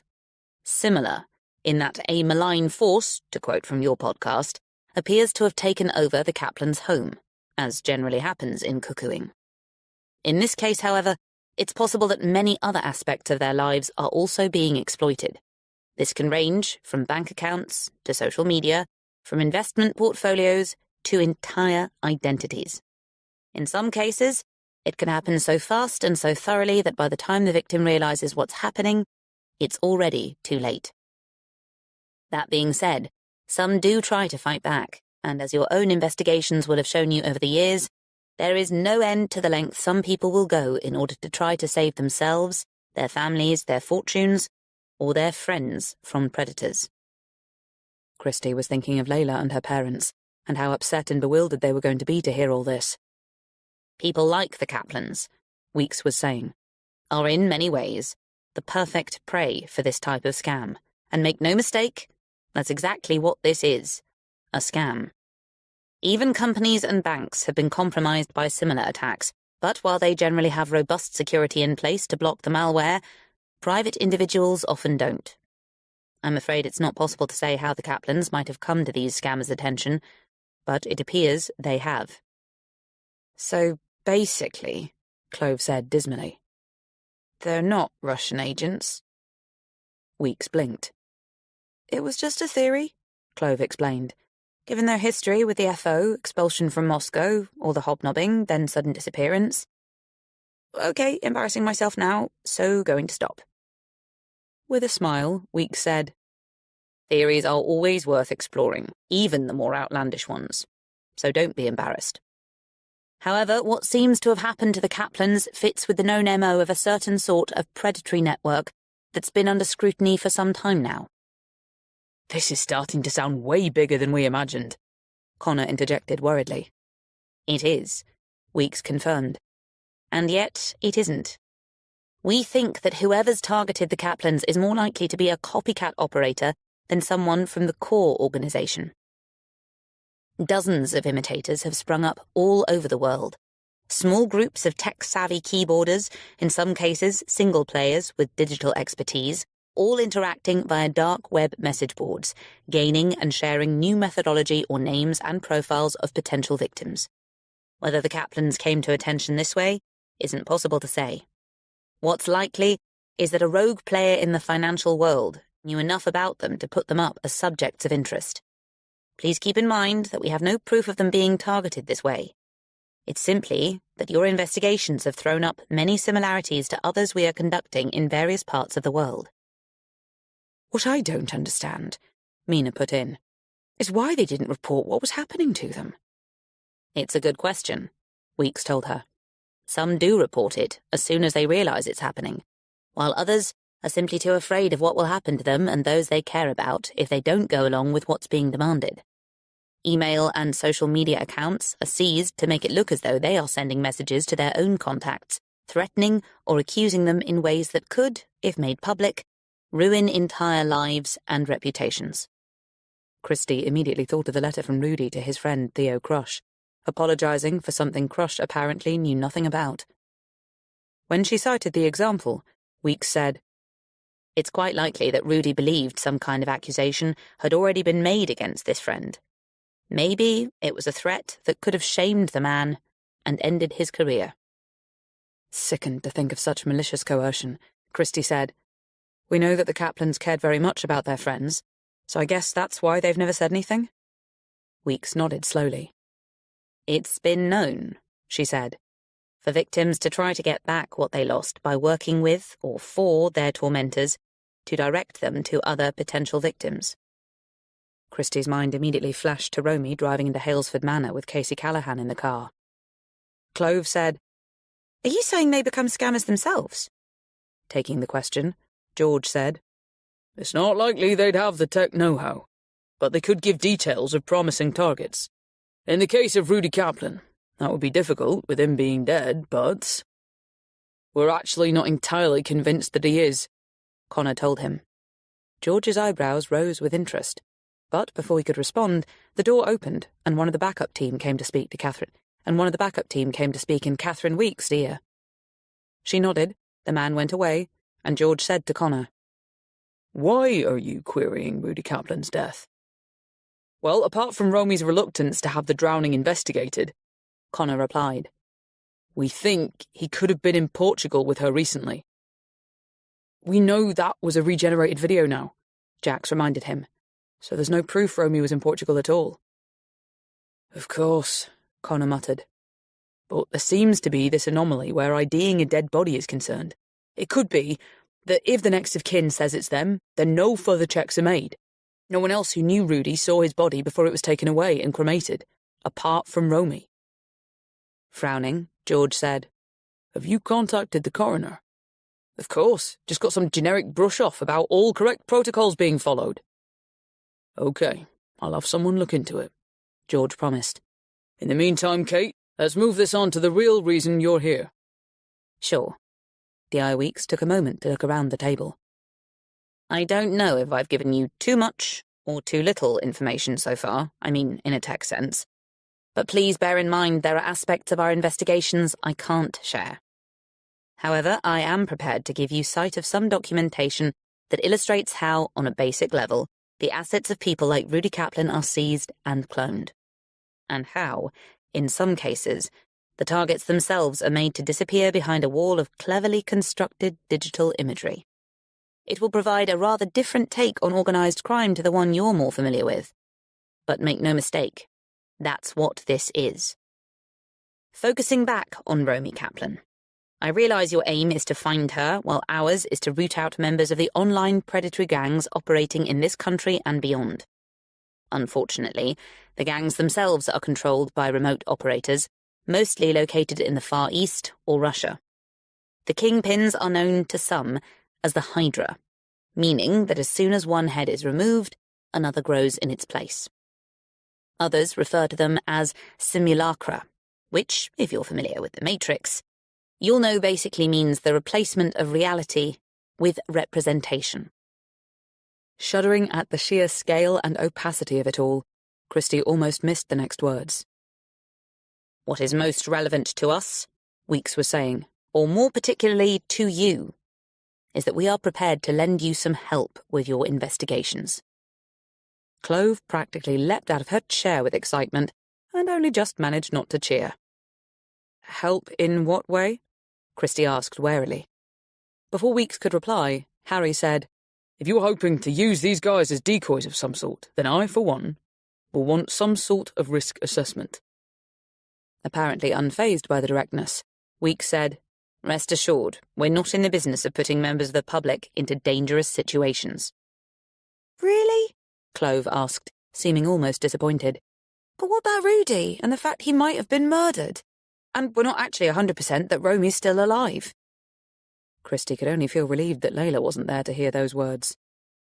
All eyes were on Weeks as, appearing unruffled by 2 excellent points, she said, "Before we go any further, I'd like to ask if there's anything you haven't shared on the podcast, including the episode we've just listened to, that might be useful for me to know." Christie threw a quick glance at Connor as she said, "A portrait of Romy has disappeared from her home, but we're not sure yet where that might fit in." Weeks frowned. "Okay. Get back to me on it if you find it does. Anyway, picking up for a moment on the birth certificate and baggage receipt. You're probably aware that faking ID won't be difficult for the kind of people we're dealing with, so it's doubtful this person is even called Casey, never mind Callahan or Kaplan." She checked her notes. "You mentioned a Lisa McIlvoy?" Jack said. "Partner of Bram Alders, estate manager at Halesford Manor. We don't have anything on her yet, but she kind of fits the description of the woman the cleaner saw in Portugal and the gift shop owner saw in Gloucestershire, and possibly of the passenger in Romy's car when she was last seen driving into the manor." "When exactly was that?" George asked. "Around the time of Romy's disappearance," Christie replied. "As far as we know, Romy and Rudy moved out of the manor back in September 2023, and not even her best friend was aware of her staying in touch with the new owners. Except we're not actually sure now that they do own the place. It's possible they could be renting." "Do you know who they are?" Weeks asked. "A couple called Kessinger from South Africa, we're told." "They bear out," Jax informed them. "We've gone deep into it, and no reason to think they're not real. Proper hotshots, proper minted. Apparently not in residence at the moment," Connor put in. "The place is being run by the aforementioned estate manager, who we rubbed up against when we went to do some background on Romy." "Did you go inside?" George wanted to know. "Not even past the gates," Connor told him. There was a pause before Weeks said, "It doesn't surprise me that the Kessingers are real, and I'd say there's a good chance they'll be renting the property. It's another example of how some of these people work. They let out high-end residences, estates even, for vast sums and bank the gains. In some cases, they've been known to give themselves cover by acting as housekeepers or estate managers." "I knew it!" Connor cried, slapping the table. "I told you, Chris! It was written all over him! Dodgy as fuck!" "Have you checked him out?" Weeks asked Jax. "Everything appears for real so far," Jax replied, seeming to share Connor's disappointment in that. "But some gaps in his history could be worth digging into." "If his profile has been generated by AI," Connor protested, "how are you ever going to know if it's real?" "There are markers, when you know what you're looking for," Jax told him. Connor said to George, "Are you at least going to go and check the place out?" Weeks glanced at her colleague, then said, "We'd never get a warrant at this stage, and knocking on the door won't achieve anything because if this estate manager is a malign operator, and there's something to be found inside, he'll refuse to let us in, then disappear before you can even say magistrate." Christie said, "Layla has his number, so maybe we do have a way in. She's waiting for a call back from him." "Layla is Romy's goddaughter?" George asked. "The one interviewed on the podcast?" Christie nodded. "We asked if we could go in and have a look round to do some background on Romy. He's supposed to be clearing it with the Kessingers, so it's possible he'll call back with an invitation." "If he's even asked them," Connor pointed out. "I'll lay money we never hear from him." "Maybe not," Christie responded. "But we've already talked about contacting the Kessingers directly. Have you managed to get anywhere with that yet, Jax?" "Barely got started, but confident I'll come up with something." "If they are renting the place," Christie said to Weeks, "or even if they own it, it'll be interesting to find out if they're willing to let Layla take a trip down memory lane." Weeks was looking interested. "It's certainly worth a shot," she responded, glancing at George and receiving a nod. "If Layla does manage to get in," Christie said, "then what is she supposed to be looking for? I mean, apart from Romy. And do we really think she's in there?" "Whether she is or isn't," Connor protested, "you can't seriously be thinking of letting Layla do it on her own." "No, of course not. We'll go with her." Turning to George, Christie said, "It's perfectly normal for podcasters to check out the places someone used to live. We do it all the time. To refuse us entry, well, that would tell us something in itself, wouldn't it?" George merely looked at Weeks, whose expression was inscrutable as she thought. In the end, she said, "These guys are not as incapable of making mistakes as they like to think. Producing a fake podcast proves it in this case. Certainly not a smart move, which those behind it surely understand by now. So, If they are inside the Kaplan's old home, I'll have a couple of my team scope out the surrounding area, see if they can get some idea of comings and goings. If I might be so bold, Mina put in, I think if this tour of the manor is going to happen, we need to revisit the question of risk. There's always a risk in covert ops, Clove informed her. This is hardly that, Christie laughed. We'll be going in as ourselves, doing what we do. Knowing what you know, Mina argued. It's covert, and therefore it could be risky. George said, If there is anything to hide inside, it won't be anywhere in evidence when these guys go in. They'll have had enough time to make certain of it. So, to repeat, if we do manage to get in, what exactly should we be looking for? Christie asked. Without having been in there, Weeks replied. I guess anything that doesn't feel right about the place. It could be that Layla will have a better sense, given her prior knowledge, but basically, watch the body language of whoever shows you around. Keep an eye out for anyone else, and clock anything that seems as though it doesn't belong.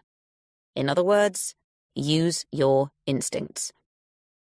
And at the same time, record everything quite openly, Christie declared. A doddle. But you won't be able to use it, George reminded her. For now, she conceded.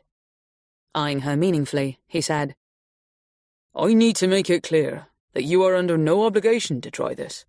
In fact, if you want to step away from the case now, you can put out an announcement saying you've handed all your findings to the relevant authorities and will continue to help in any way you can. But there will be no more podcasts relating to this search. Which, of course, would be the sensible thing to do, Mina declared. Bugger that, Clove exclaimed.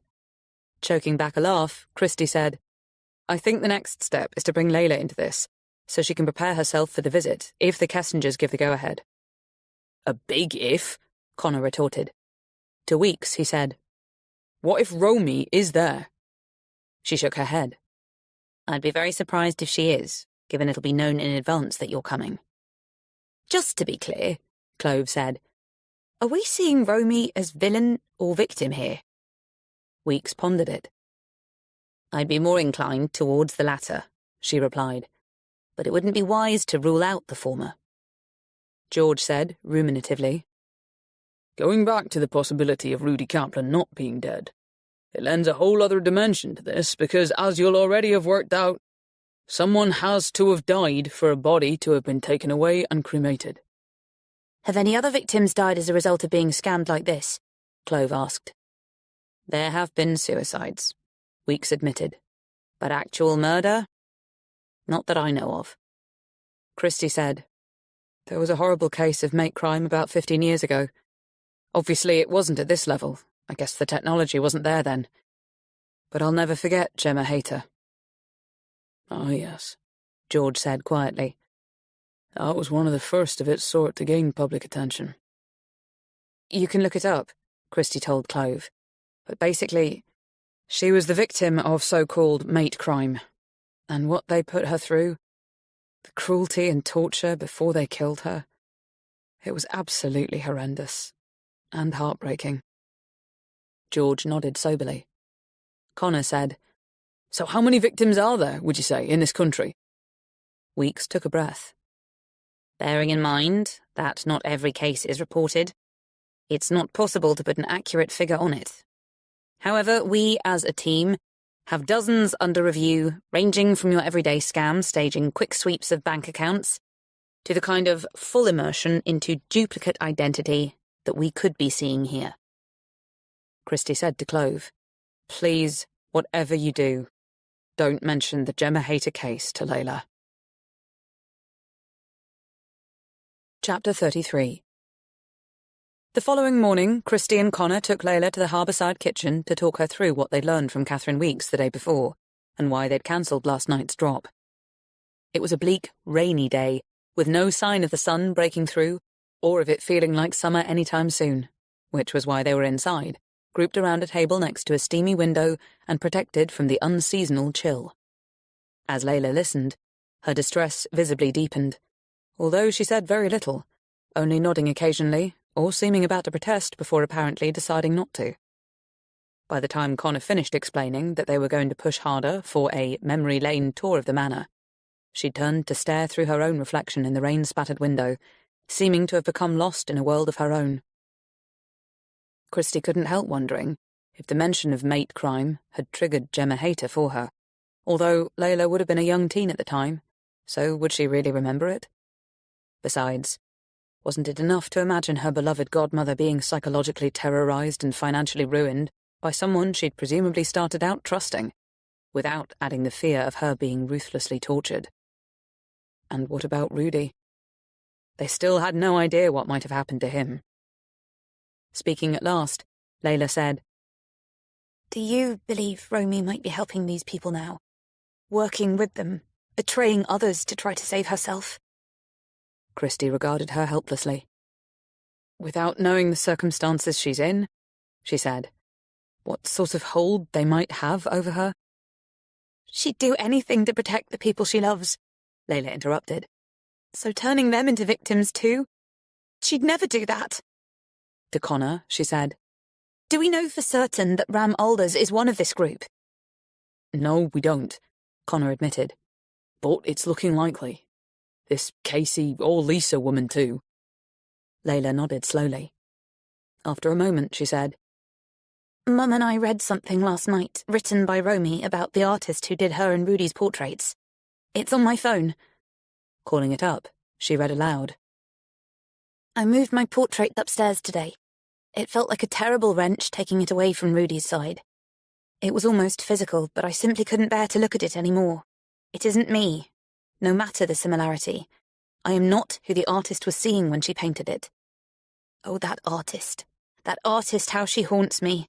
I could tell by the faraway look in her eyes as she worked, the wistfulness and depth of feeling that seemed to come over her at times, that she was engaged elsewhere.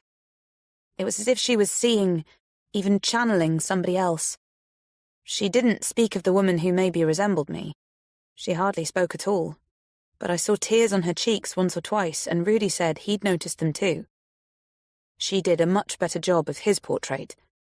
She was happier around him than she was around me. Everyone was happier around Rudy. He didn't only make my world a better place, he did it for everyone without even trying. I miss him so much. Sometimes it's hard to think about him, to remember the love that bound us so tightly together. And yet, it's almost impossible to think of anything else. Was I wrong to move the portrait? It's creating a sense of separation now that I'm finding bewildering and very upsetting. If I close my eyes, I can almost feel the joy of the hours we sat together, watching each other and laughing as the artist captured us in ways we had no understanding of at the time. Oh my, the trust we put in her, the way we welcomed her into our home. If only we'd known what it was all going to lead to. As Layla looked up, Christie could feel her heart rate increasing. "So it was a woman who painted them," she said, not sure why she'd presumed it was a man. And clearly the portraits were a part of winning their confidence. "Is there anything else?" Connor asked. Layla shook her head. "It's followed by some verses from Beowulf, apparently one of Rudy's favourites." "Let's send what you've just read to Catherine Weeks," Christie said. "It's possible this artist, whoever she is, I'm thinking the blue-eyed woman, has used her skills to capture other victims already known to the police. It's also highly possible that the people Andy Lawrence is putting us in touch with will be able to identify who did their portraits." She checked her phone to find that a WhatsApp had come in from Jax. "Are you still at the kitchen?" "Yes." "On my way." "More coffee?" Connor offered. Seeming not to have heard, Layla said, "Actually, I have some other news. Not as major or shattering as yours, or as obscure as Romy's notebook. But Mum and Dad have managed to make contact with Inga Trevors, Rudy and Romy's old housekeeper. She's in Vancouver, where she's been since they had to let her go. Mum says she was really upset to hear about what's going on, and she's happy to talk to you whenever you're ready. Don't worry about the time difference." "That's great," Connor declared. "At last, someone who might shed light on what went on at the manor before the Caplins left. She might even be able to ID the artist as well. I'll have Clove set things up." Christie said, "Are we dismissing the possibility that Inga Trevors might be involved in some way?" Connor considered it. Who knows who the fuck is involved at this stage? He grumbled. But I get the impression Inga was trusted by the Kaplans. He was looking at Layla. I'm afraid they trusted everyone, Layla responded. So I'm not sure what to tell you about Inga. Minutes later, Jax plonked himself down at the table, raindrops spotting his glasses and coating his jacket. We're in, he declared, opening up his phone and scrolling. I emailed Maria Kessinger last night on behalf of you guys, and here's the voicemail she left this morning. Hello, Christy and Connor. I hope you don't mind me using your first names. I'm afraid I haven't heard your podcasts, but I shall certainly be listening out from now on. Regarding a visit to Halesford Manor, I shall contact the estate manager right away to assure him you are very welcome. His name is Bram Alders. I'll email his contact details. I only wish I could be there in person to take Layla around and hear her stories about the time she spent there over the years. My husband and I would like to visit the place more often, but you know how life gets in the way. You have this number now, so please feel free to call if I can be of any further help. Enjoy the tour, and don't forget to let us know when we can expect the podcast. As the message ended, Christy high-fived Connor. So, how do we want to play this now? She asked. Coming to a quick decision, he said, If we haven't heard from Bram Alders by the end of the day, hard to see how he's going to avoid it if Maria tells him to be in touch. You realise she more or less confirmed he hadn't even been in touch about it, Christy put in. Exactly. So I say we contact him with a date and time for our visit. In the meantime, forward that voicemail to Catherine Weeks, he said to Jax. Who are you calling? He asked Christy. Andy Lawrence, she replied. A message arrived before she'd finished dialing, and seeing it was from David, she read it, briefly smiled, and returned to her call. Voicemail, she told the others once she'd connected to Andy's number. Hey, it's Christy. How's it going with your portrait guys? We're really keen to speak to them. Andy rang back half an hour later. They're leaving the cruise ship today, she told them. So should be home late this evening, and they're very happy to talk to you. I'll text their names and contact details, but they've asked if you could delay until tomorrow. They have to settle his father back into his flat before they can deal with anything else. Chapter 34. You only think? Christy murmured, gazing into David's eyes as they lay face to face in the afterglow of their snatched hours together. He frowned curiously. Chris Stapleton's song, she reminded him. Ah, he broke into a smile. Think I'm in love with you. Putting his mouth to hers, he murmured, No doubt. And drawing her in closer, he kissed her deeply. He'd been waiting when she'd arrived home an hour ago, having made an unscheduled stop on his way back to Guernsey, and since Aidan had taken Laurent over to Millennium Square, they'd wasted no time in ending up where they were now. I miss you, he told her, smoothing her hair behind her ear. When we're not together, things don't feel quite right. I know, she whispered. But doesn't the time apart make being together even more special? He considered it and said, You could have a point. What just happened felt pretty special, that's for sure. Smiling, she kissed him again. Then, aware that the boys could return at any moment, she reluctantly rolled onto her back and made herself sit up. Immediately, she started to laugh. The trail of hastily discarded clothes leading to the bed told its own story, as did the tangle of sheets and duvet around their limbs. More interesting, though, was the potent masculinity of his naked body, so strong and tanned beside her own. She could probably never get enough of looking at him. 20 minutes later, after quick showers and a tidy up, David opened a bottle of wine and carried it out to the garden, where she was drying rain off the table and chairs. A sudden burst of evening sunshine was causing steam to rise from the patio stones, while the flowers and leaves appeared impossibly bright. Aidan just messaged to say they're grabbing a pizza with a couple of his mates, she told him as he filled 2 glasses. With no small irony, David said, Good of him to let us know after we got up. I had the same message from Laurent. He tapped his drink to hers. To beautiful you, who I seem to love and admire more with each passing day. He frowned. Or would that be after each mind-blowing event? Kicking him, Christie laughed and said, You need to work on your lines. They start off well, but the finish... Laughing too, he said, There are some pretty good rejoinders to that, but I'll spare you. Just tell me you love me too. And then, why don't you bring me up to speed with everything? Tilting her head, she said, How about I do it the other way round, and save the best for last? He thought about it, apparently decided he didn't mind the suggestion, and raised his glass again in a gesture for her to continue. They'd almost finished the bottle by the time she'd talked him through the past 24 hours, from John George and Catherine Weeks turning up at the office, to the new understanding of what could be happening to Romy, and just how freaked out she'd felt about having her voice stolen by the fake podcasters. It's like some weird out-of-body experience, she said with a shiver. It feels like you have another existence that you have no way of controlling, which, I suppose, is what it is.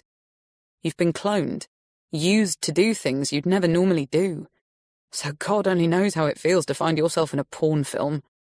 Or how it feels to be Romy, if they've taken her over the way we think they have. So, he said, frowning thoughtfully, a division of the NCA is now on board for the pod? She grimaced.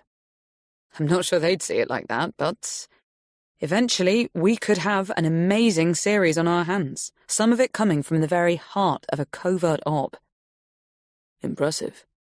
But your next move is to get inside Halesford Manor? Or to identify the artist Romy wrote about.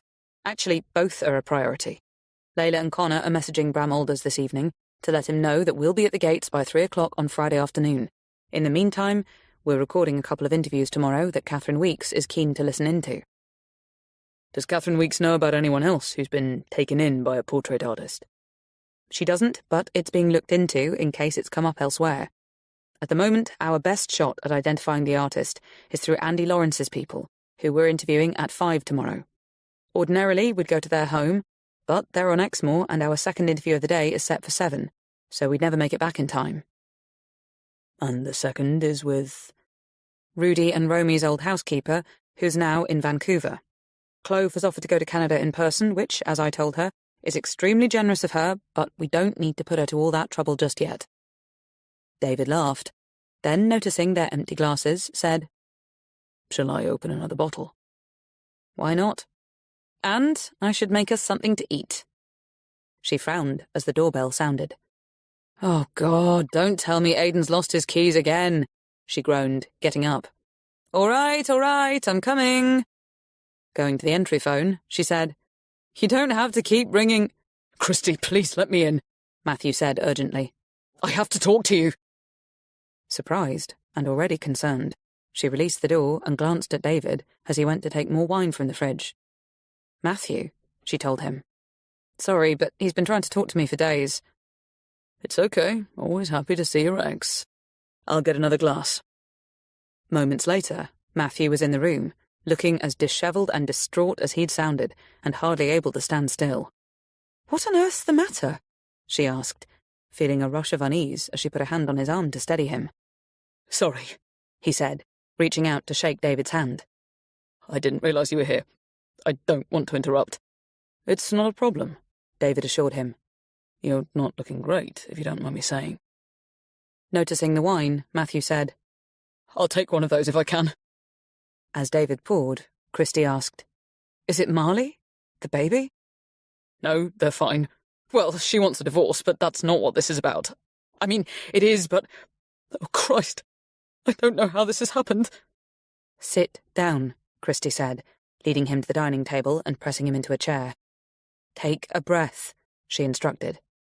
Doing as he was told, Matthew thanked David for the wine, took a mouthful and said, Sorry, I didn't mean to barge in. I just had to talk to someone. Maybe I should leave you guys alone, David suggested. No, stay, Matthew insisted. You might as well hear it. The whole effing world will know soon enough. And to Christie's horror, he started to cry. I'm sorry, he sobbed, as she kneeled in front of him. It's just so fucking overwhelming. Shush, she soothed, taking his hands in hers. It's going to be all right. Whatever it is, we'll sort it out. He gave a dry, bitter laugh. Those used to be my lines when you were upset, he reminded her. But let me tell you, it's never going to be all right. Not if any of this gets out. Going to sit next to him, David put a firm hand on his shoulder and said, Just tell us what it is. We can't help until you do. Matthew nodded, dashed a hand through his hair, and looked for a moment as though he might cry again. Instead, he swallowed hard and said, I first knew about it at the weekend. I got a call at home from Melinda in HR. She wanted to give me a heads up, she said. He closed his eyes tightly, took a breath and tried again. Apparently they've had complaints about me from a couple, that's what she said, a couple of female members of staff. They're saying that I've harassed them sexually. One's even claimed I, forced her to go all the way. His eyes, so like their son's, came to Christie's, bloodshot, frightened, and utterly devastated. You know me better than anyone, he cried wretchedly. You know I'd never do something like that. But who's saying it? She demanded. Did Melinda give you any names? She doesn't have to, apparently. They have the right to remain anonymous. I got called in by the MD on Monday to discuss it, and I just found out earlier that I've been suspended. Christie quickly wrapped him in her arms and looked at David as she said, We need to speak to a lawyer? David nodded as Matthew said, I thought of that, but I know just about everyone in town, and I don't want them thinking this of me. Anyway, I shouldn't need a fucking lawyer when I haven't done anything wrong. Because she had to, Christie said gently. Has something happened with someone that they might have misunderstood? No! He shouted. I swear I haven't laid a finger on anyone. I'm not stupid. I know what crossing the line is, and I'll make sure I never go anywhere near it. I don't even give anyone a compliment these days. I'm so afraid it'll be taken the wrong way. I swear the allegations are false. But if I don't know who's saying these things, I've got no way of defending myself. The horror of it clearly intensified as he said, What the hell am I going to tell the children? Thank God Aidan's off to France tomorrow and Hayley's in Oslo with Hugo. Just think, Christie urged again. Is there someone who might have a grudge against you for some reason? Someone you might have upset without meaning to? Have you passed someone over for a promotion? Criticised someone's research? There isn't anyone, he growled. I've got a great relationship with all the women I work with, or I thought I did until this fucking shit show. Carefully, David said, Do you know if it's someone who works at the company now? Could these complaints be historical? And for some reason, they're only just being brought to attention. Matthew regarded him helplessly. I swear to God, mate, I've never laid a hand on anyone in that way. Christie, tell him. You know I wouldn't. I know, she said softly. And I'm really sorry this is happening. If you like, I'll try to have a chat with Melinda, see what I can find out. Maybe if we're able to pin it to some dates, we'll have a better idea of who it could be. Whoever it is, they're lying, he growled. I just don't understand why someone would want to do this to me. Okay, I can be a prick at times, we all can. Well, except you, I suppose, David. David laughed. I have my moments, but what matters now is that you try to get yourself together, because I think Aidan's just got back. Closing his eyes in despair, Matthew said, I'll go out to the garden, pretend I'm on a call. Don't, for God's sake, tell him anything. Of course not, Christie assured him. Just go. It wasn't until much later, after Aidan and Laurent had disappeared into Aidan's room to play on the Xbox, that Christie was able to say to Matthew, This is probably going to sound crazy, but the people we're up against in the case I'm working on, the fraudsters, it's the way they operate. I can't explain it all now, but there's a chance that what's happening to you is some kind of warning to me that if I don't back off our investigation, this is what will happen to the people around me. They tried shutting us down with the fake pod, remember? It didn't work. So this could be them showing me what they'll do to my family and friends if I don't start paying attention. Matthew stared at her in disbelief, glanced at David and back to her. I'm not sure I followed any of that, he said. But I should have known it would be all about you. It was a familiar tease, one that usually made her smile, but this time neither of them did. For your sake, I hope I'm right, she muttered, not adding, because the alternative would mean the accusations have come from real female colleagues, and I have no idea how any of us will handle that. Chapter 35. When Christie arrived at the office the following morning, she found Connor white-faced, unshaven, and clearly furious. Jodie had an email last night from social services, he growled at her. They want to come and talk to her about the baby. Apparently, they've had reports of her going out and leaving Aurora alone in the house. Horrified, Christie cried, Why the hell didn't you call me? I was trying to deal with Jodie, and I knew David was there. It wasn't until I got over the shock myself that I guessed what it really was, so I got in touch with Jax. I did the same. What? We'll come back to it. Where is Jax? At UWE with the prof. He was pretty sure the email was fake, but he's getting it confirmed. Of course it's fake, Christie declared angrily. We've already been warned that this is what they do. I think they've gone after Matthew as well. Connor listened in appalled silence as she told him about the sexual harassment complaints Melinda, their old HR director, had received, swearing under his breath and looking about ready to throw a punch. I know it's you, he growled, glaring at Alder's headshot on the whiteboard. And I'm coming for you. Picking on my wife is your biggest mistake. Where's Jodie now? Christie asked, going to pour them both a coffee. At her mother's. Firing up again, Connor cried. You know, the trouble with this kind of stuff is if anything gets out, it never goes away. There'll always be someone who believes it, no matter how fake it is. Christie knew this was exactly what Matthew feared, and they both had a point, because it was true. Those kinds of slurs were virtually impossible to shake once they were made. Listen, she said. If you want us to back off and let Catherine Weeks take it from here... The hell are we doing that? He raged. No way is that bastard getting away with it. We just have to make sure nothing ever goes any further than it already has, as if that's not fucking far enough. He looked around the room and threw out his hands in fury and despair. Should we be discussing him here? He cried. Is he listening to us? Are you listening? He shouted. You fucking asshole! Coming to a stop in the doorway, Layla regarded him cautiously. Shall I go away and come back? No, come in, Christie told her. I'm afraid we've been getting a taste of what Romy and Rudy must have experienced with the threats to their friends.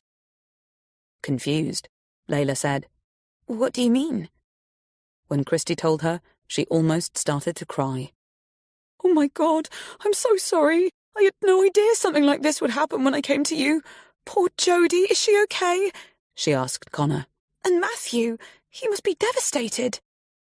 Jodie's coping, Connor told her. But I can tell you, it shook her up big time. Matthew's flying to Guernsey with David later today, Christie informed them. He needs to get away. So that's what they've decided. Connor gave a laugh. Did you just say Matthew's going to Guernsey with David? He asked. I know, crazy, isn't it? She said. But they actually seem to like each other. Aidan calls it a budding bromance, and I don't suppose I can argue with that. Of course, Aidan now wants to go with them instead of surfing in France, so I left them trying to change his ticket. Going to Iz's desk in the corner, where she usually sat when Iz wasn't around, Layla said, Did you contact Bram Alders about turning up at the manor tomorrow?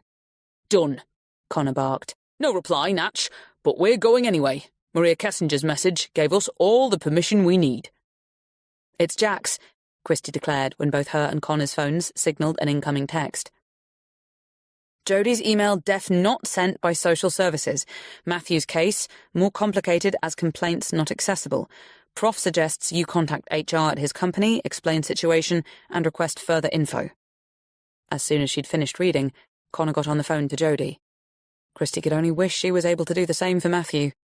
Being told that his situation was more complicated would only increase his stress levels, and God knew it wasn't doing much for hers. Almost certainly the email complaints were fake, but the HR investigation very much wasn't, given that Matthew had spoken directly to Melinda, and he'd already been put on suspension. She looked up as he came into the office with David, her heart flooding with a potent mix of emotions. "Thought we'd stop off on the way to the airport," David said, coming to drop a kiss on her forehead. "Aiden's going to join us for a few days, then I'll catch up with his mates in Biarritz." "Hey, Connor, how are things?" "Better than 10 minutes ago," Connor responded. "You look all in," he told Matthew. "Not the best of times," Matthew admitted, and went to embrace Layla. "How are you?" he asked. "I'm okay," she replied, looking searchingly into his eyes. With a brief smile, he turned to introduce her to David, then said to Christy, "Any news?"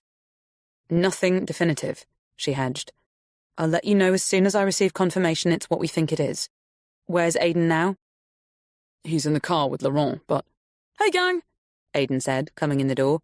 "Just wanted to say bye, Mum, and try not to worry about me." "Too late for that," she said dryly as he hugged her. "It goes with being your mother.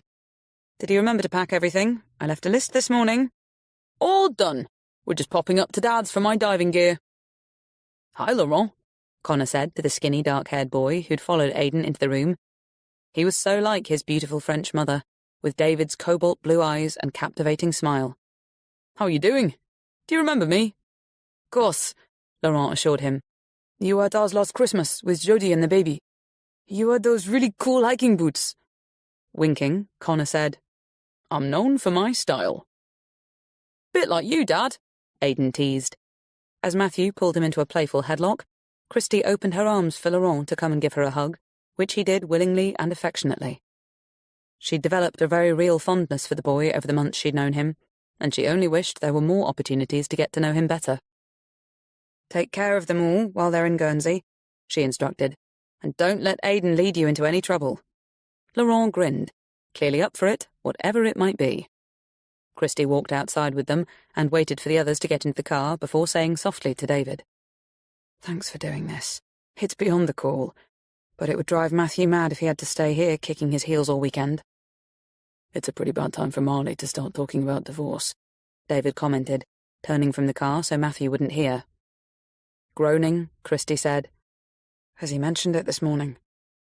"Only to say what I just did, that the timing could have been better. Anyway, he'll have us to distract him for a few days, and my mother to talk to if he feels the need."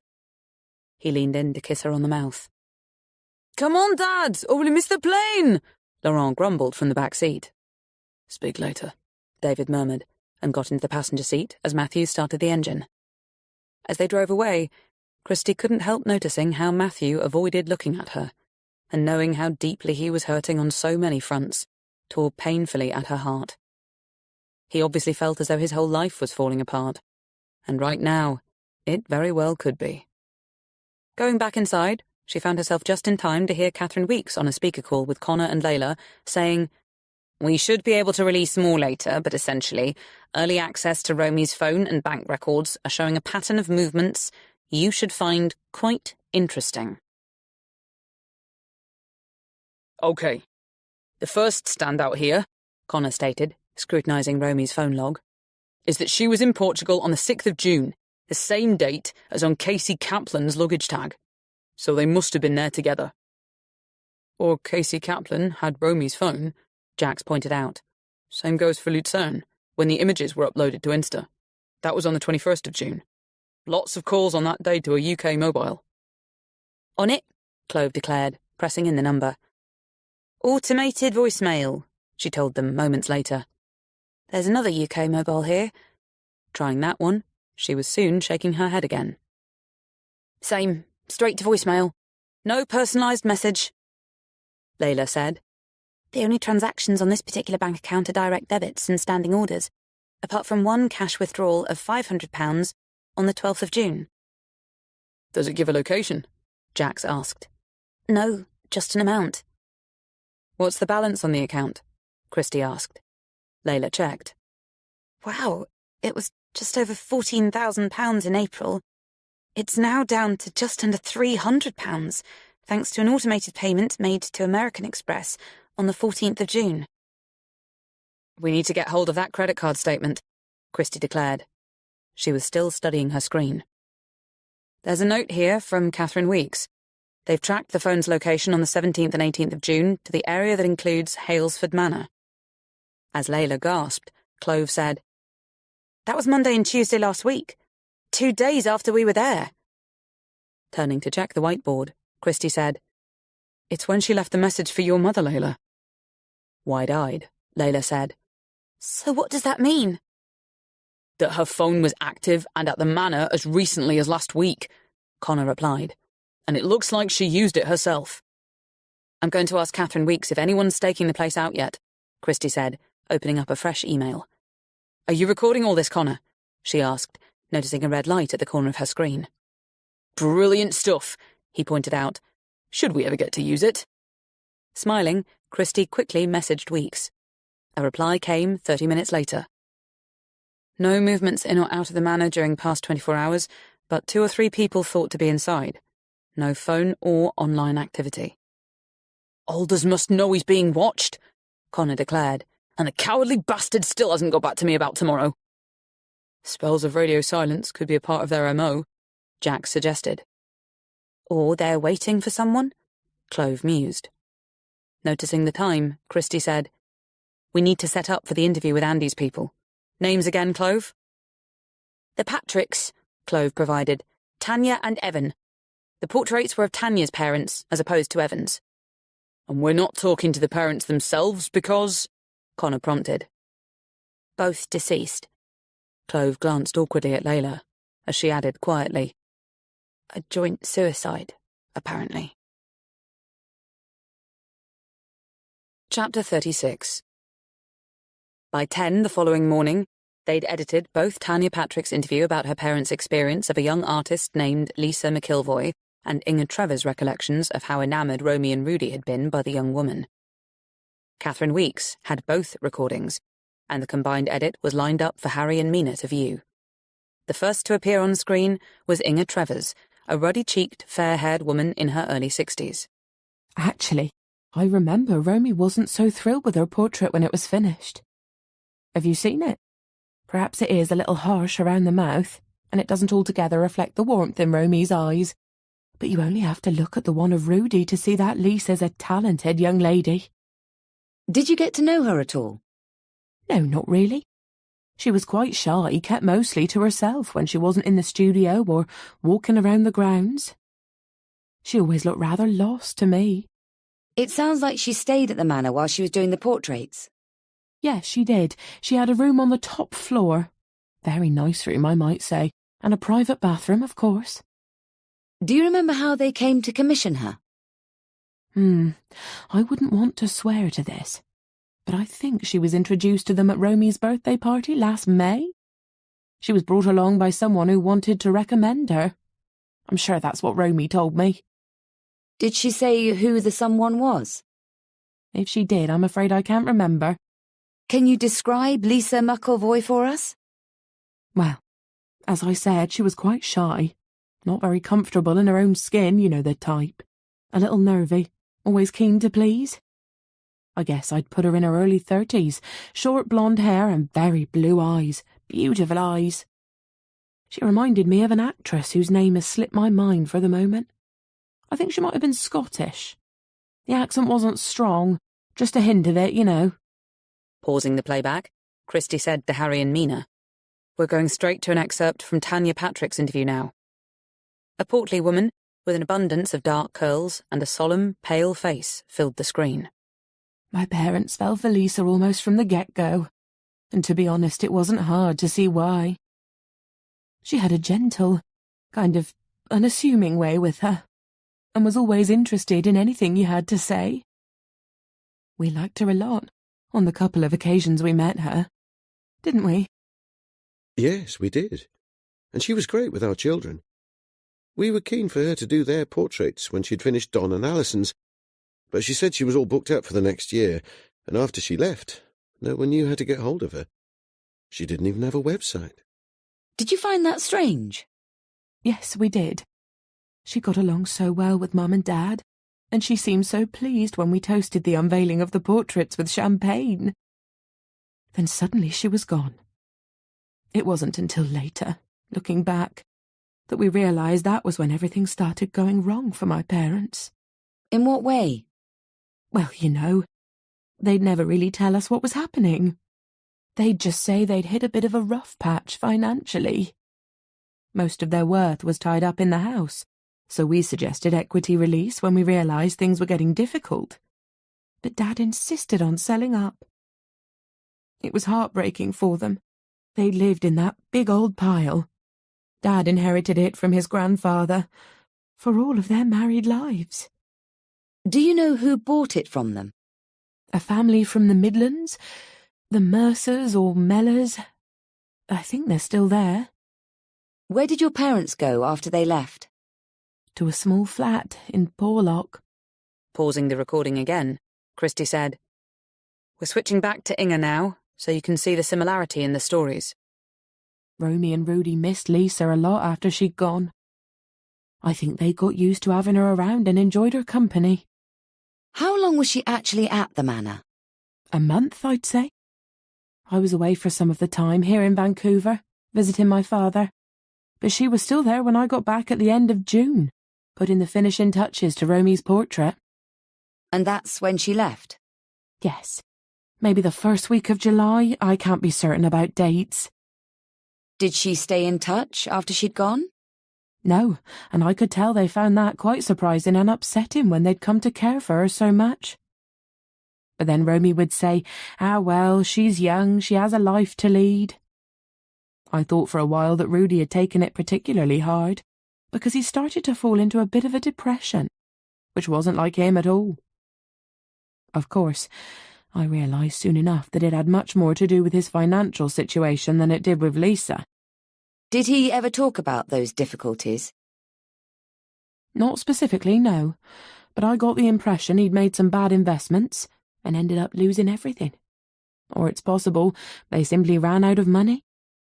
They were incredibly generous, you see, and I have to be honest, there were some who took shameless advantage of them. They didn't see it, or maybe they didn't care, thinking there was always plenty more where that came from. But there wasn't? In the end, no. You could see it just about broke Romy's heart when she told me they had to let me go. They were moving out of the manor, she said, and it would either be sold or rented to help them make a new start. They gave me my fare to Vancouver and a small sum to help cover other expenses. And I always remember her saying, "I hope you don't end up thinking badly of us, Inga." As if I ever would. Mina held up a hand for Christie to stop again. Were these two events with Tanya Patrick's parents and the Kaplans happening around the same time? Christie reached for a pen.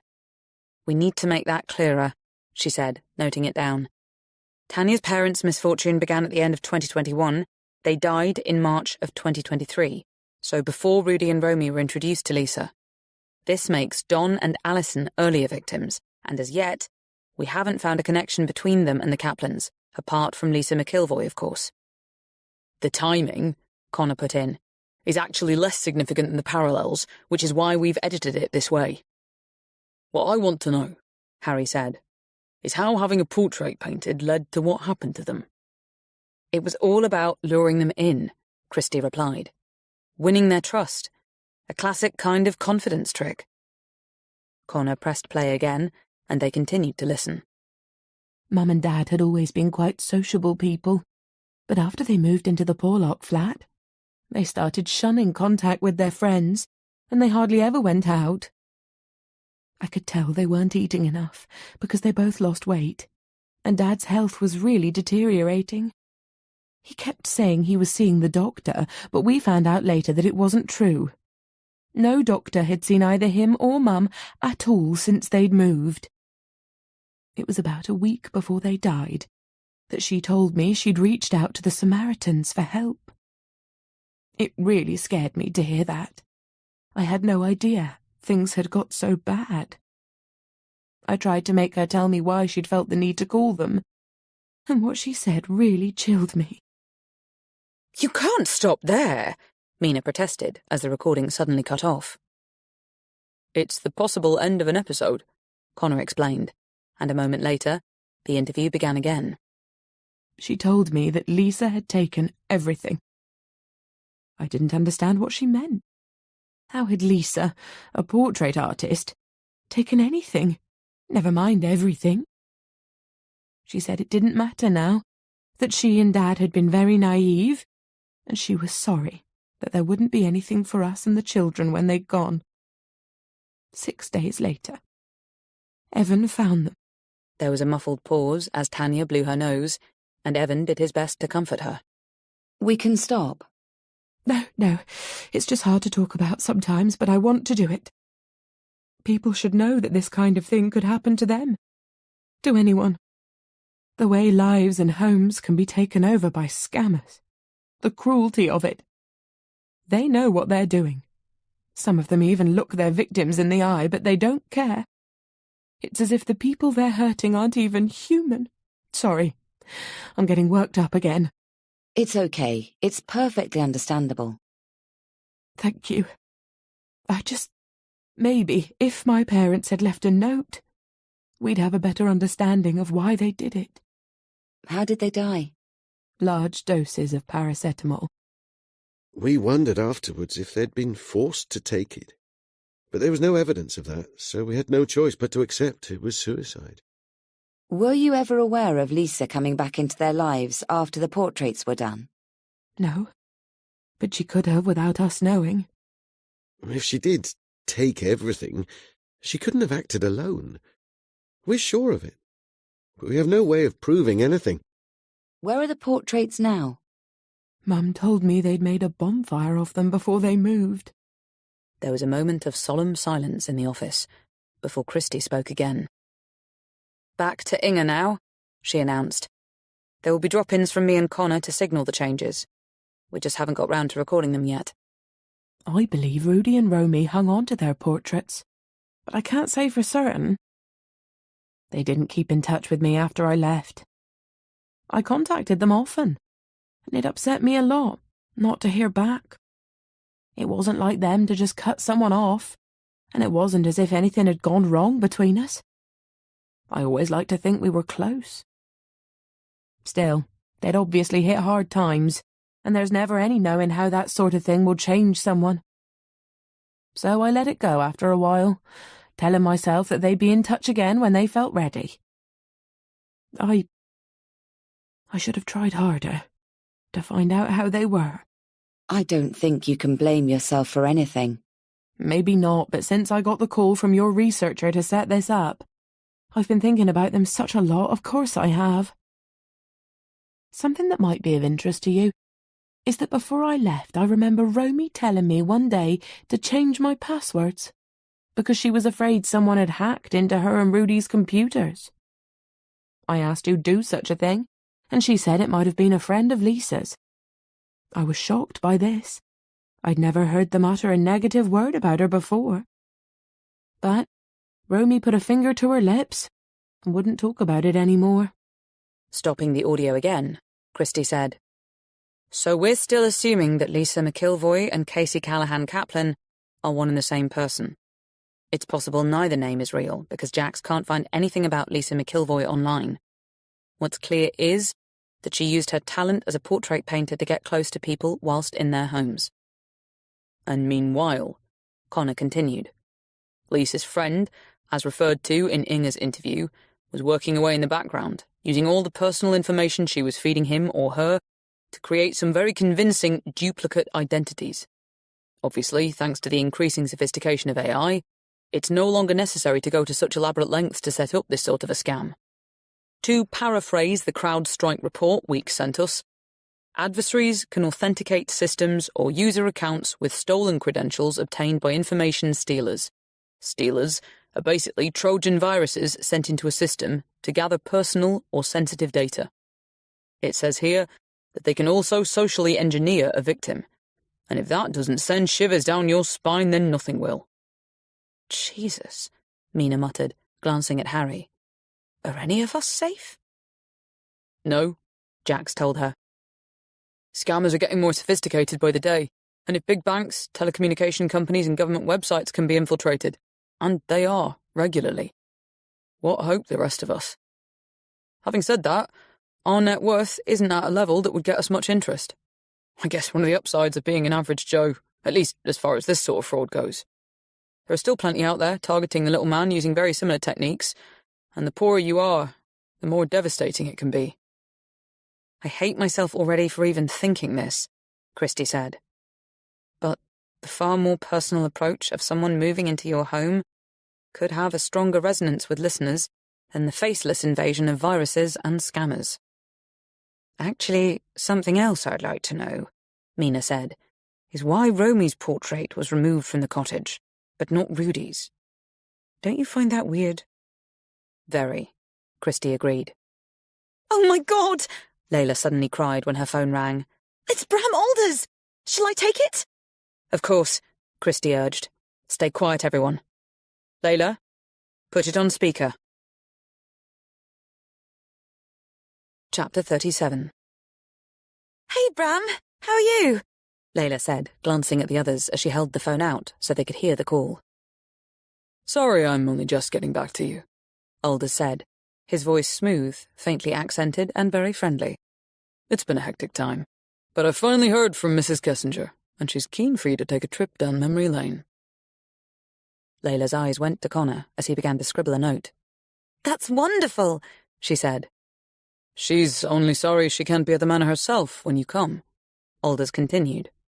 But we have instructions to make you very welcome tomorrow. Layla's eyebrows rose questioningly as she looked at Christy. Please thank her on my behalf, she said. Did you ask about my friends who you met the other day? Christy gave her a thumbs up. Yes, of course, he said. If they're with you now and listening, she is happy for them to come too. She is excited that Halesford Manor might feature in one of their podcasts.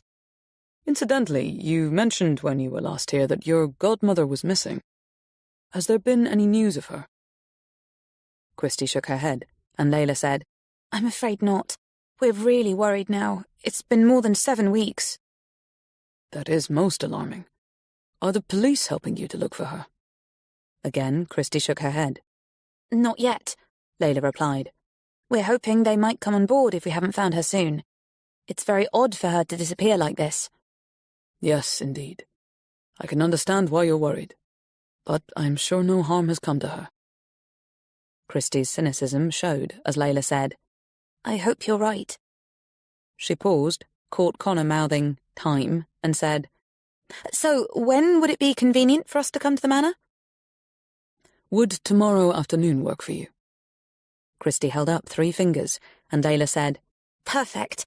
We'll aim for 3, if that's okay. Shall we go to the gates where we saw you last time? Yes.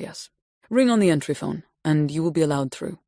I'm very sorry that I won't be around myself, but I intend to connect via video link to make sure your visit is as pleasant as you hope.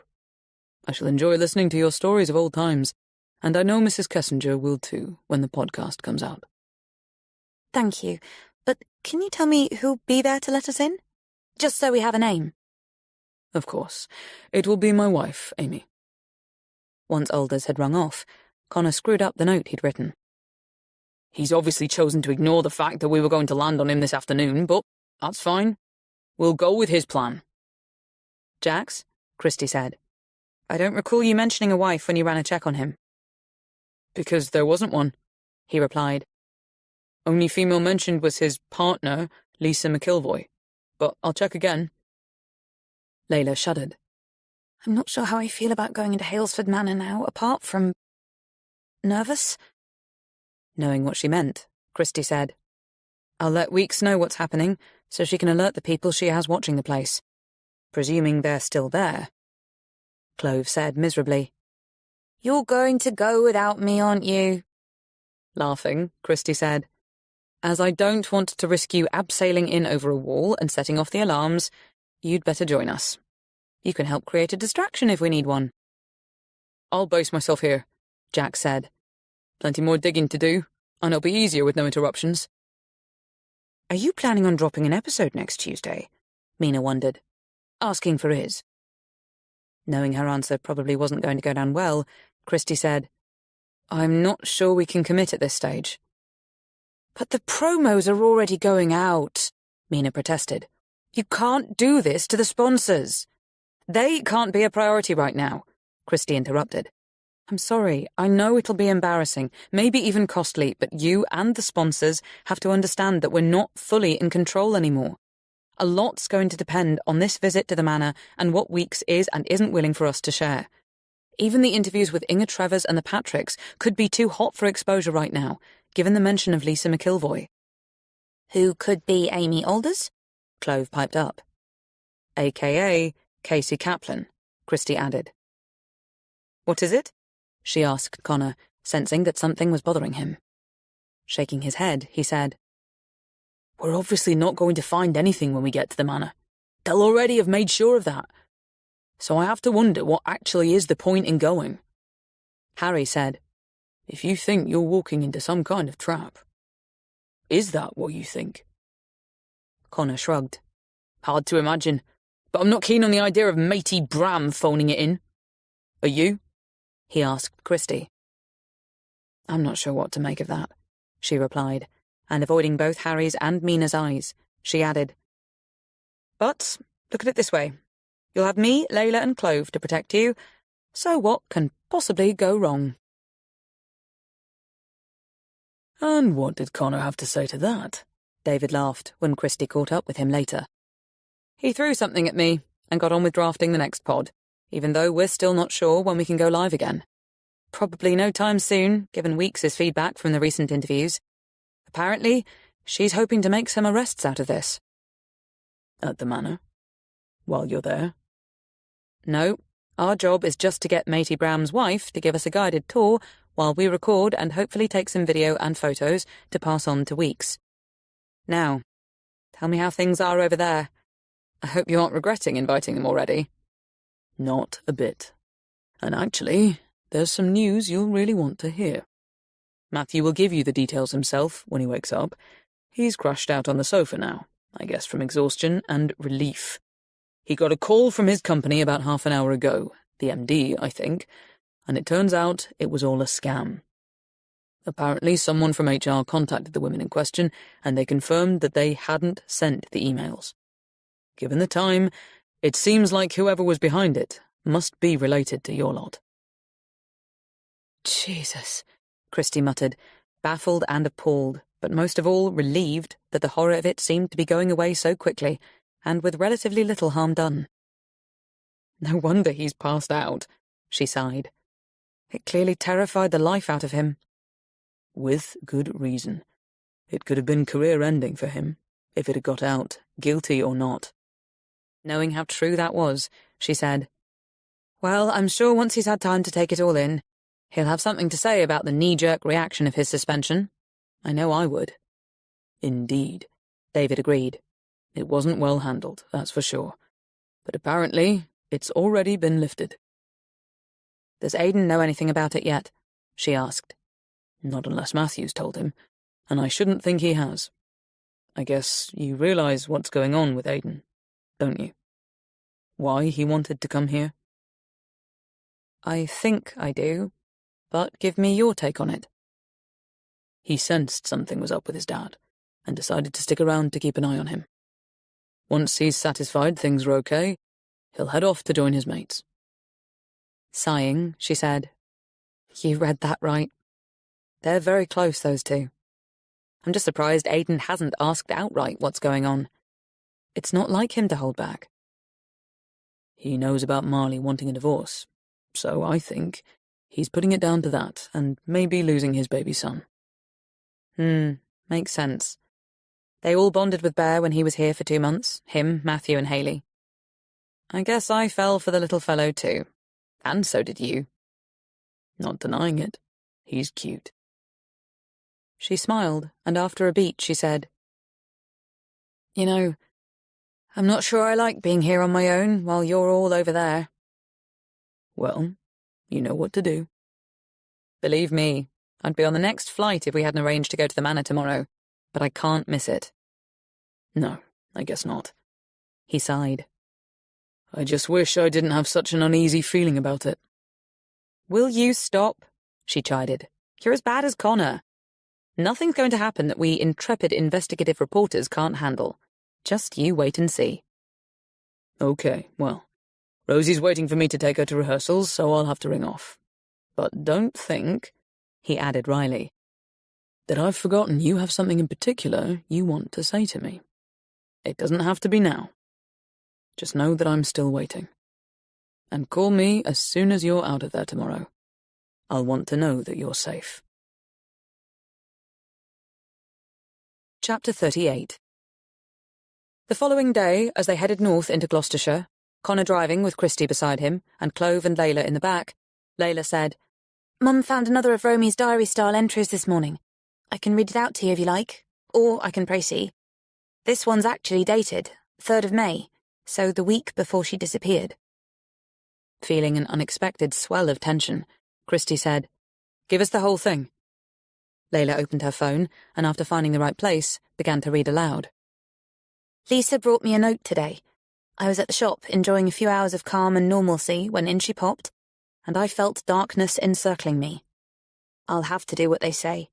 I've learned it's best not to argue, for her sake as well as my own.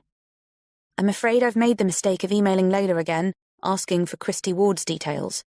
I should have remembered that all my messages go straight to him, incoming and outgoing. Rudy will be disappointed in me for forgetting. You don't help yourself, Romy, I can hear him saying. Remember, dear one, they have control of everything, and in every way that matters. They are you. They have your home, your money, your emails, your phone, your voice, even your image.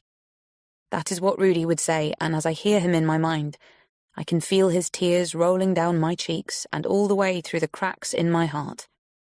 I know I should never have let things get this far. I just didn't know what to do to stop it, and I still don't.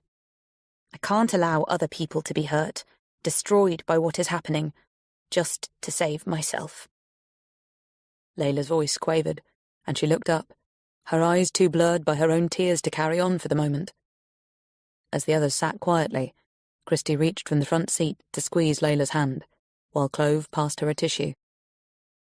There's so much I want to say, Layla whispered brokenly. It's all so awful, and I'm terrified to think of where she might be now, what they might have done to her. Wishing she had some words of reassurance, Christy said, Hopefully we'll find something out today. Layla nodded, and after a moment, she took a breath and went back to reading from the notebook. Same day, 3rd of May, she said. Lisa will come for me soon, and together we will go to the manor. I've no idea if we'll stay there. Maybe I'll be able to come back to the cottage once I've promised to behave. Funny how attached I've become to this place now. I'm lucky to have it, and I try not to feel resentful of how they've stolen my home. It will only make things worse. I wonder how Beth is. I think about her all the time, while trying not to think about her at all. I miss her terribly, and I'm sure she misses me. What would happen if I told her about Rudy? I can never tell her about Rudy. Layla lowered her phone and turned to stare out at the descending mist. It was as though the world outside was turning as opaque as their purpose. Do we think that means... Clove began, but Christy shook her head to cut her off. Layla was clearly in no state to hear their theories right now. After a while, Layla said, Maybe we should have started the notebook at the end, given this is the last entry. But even if we had, we still wouldn't know where she is. An hour later, they pulled up outside the manor, and Christy got out of the car to go and announce their arrival. Before she could press the bell, the gates started to sweep slowly open, telling her the cameras must be watching. Okay. Recording, Connor announced as she returned to the car. Christy picked up a mic and began to take in their surroundings. So, here we are on a foggy Saturday afternoon in June, entering the gates of Halesford Manor, to head along what we know is a splendid tree-lined drive. We just can't see much of it right now. It's C.S. Lewis eerie, being shrouded in mist like this, as though we're being drawn into the heart of the unknown. Which we kind of are, of course. Apart from Layla, who's obviously been here before. Anyway, we've been told that Amy Alders, wife of Bram, the estate manager, will be at the house to meet us, and he, apparently, is going to connect by video link. Weird, huh? But hey-ho. We're catching glimpses of the grounds as we go. Large, sweeping lawns either side of the drive. Beautiful wildflowers clustered around tree roots. There's a lot you can't see from here. A knot garden, Fountains, an orchard, an orangery. Wow, will you look at that? The fog has parted right in front of us, and there is the manor in all its glory. It's actually made my heart turn over, it's so lovely. We'll be posting video and photos, obviously, so you can see for yourselves that there's something truly magical about this place, in spite of all the windows being shuttered and wisteria no longer in flower. It's definitely not as big as I was expecting, although pretty big. Creamy white, 3 stories, with 4 tall windows each side of a colonnaded entrance. I think it's called a portico. A black-tiled roof, 6 chimneys. It's the kind of gaff most of us only get to dream about. So poetic. How does it feel being back here, Layla? I guess kind of surreal with the fog swirling around it. And it seems, I don't know, sad. But maybe that's because Romy isn't running out to meet us. Ah, but it looks as though someone's coming. The door's just opened. As they crunched to a stop in the turning circle, Christie got out of the car, expecting Amy Alders to emerge from the house to greet them, or at the very least to wave them in. But no one appeared. Coming to join her, Clove said, "Did you see anyone?" "No," Christie replied, still watching the door. "Hello," she called out. "We're here." Silence. Clove said, "Maybe Amy's having trouble connecting to Bram. But why would that stop her from coming outside?" "Someone has to have opened the door and the gates," Connor pointed out. "Okay, getting spooked," Clove muttered. Christie looked around, checking to see if someone might be approaching through the mist, but there were no movements, no sounds, not even an animal or bird, just complete and utter stillness. "I say we go in," Connor declared, and shouldering the recorder, he switched it on and headed for the door. Christie followed him. Strange things are happening here at the manor. It seems like no one's at home, and yet someone obviously is. Just wondering why they haven't come out to meet us. Hello? Is anyone there? As his voice echoed around the entrance hall, the others stepped in behind him.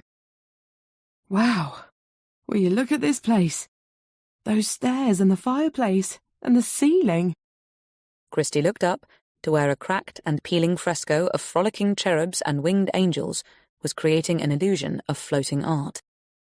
I remember when they first restored that. Quite a long time ago. They always took such pride in it, but judging by the cobwebs, no one's been up there in a while. Do we know when the Kessingers were last here? No one answered, so she called out again. "Hello?" Her voice resonated around the silent mezzanine, which was as full of closed doors as the entrance hall. "Okay, not liking this," Clove muttered. Layla shouted, "Romy!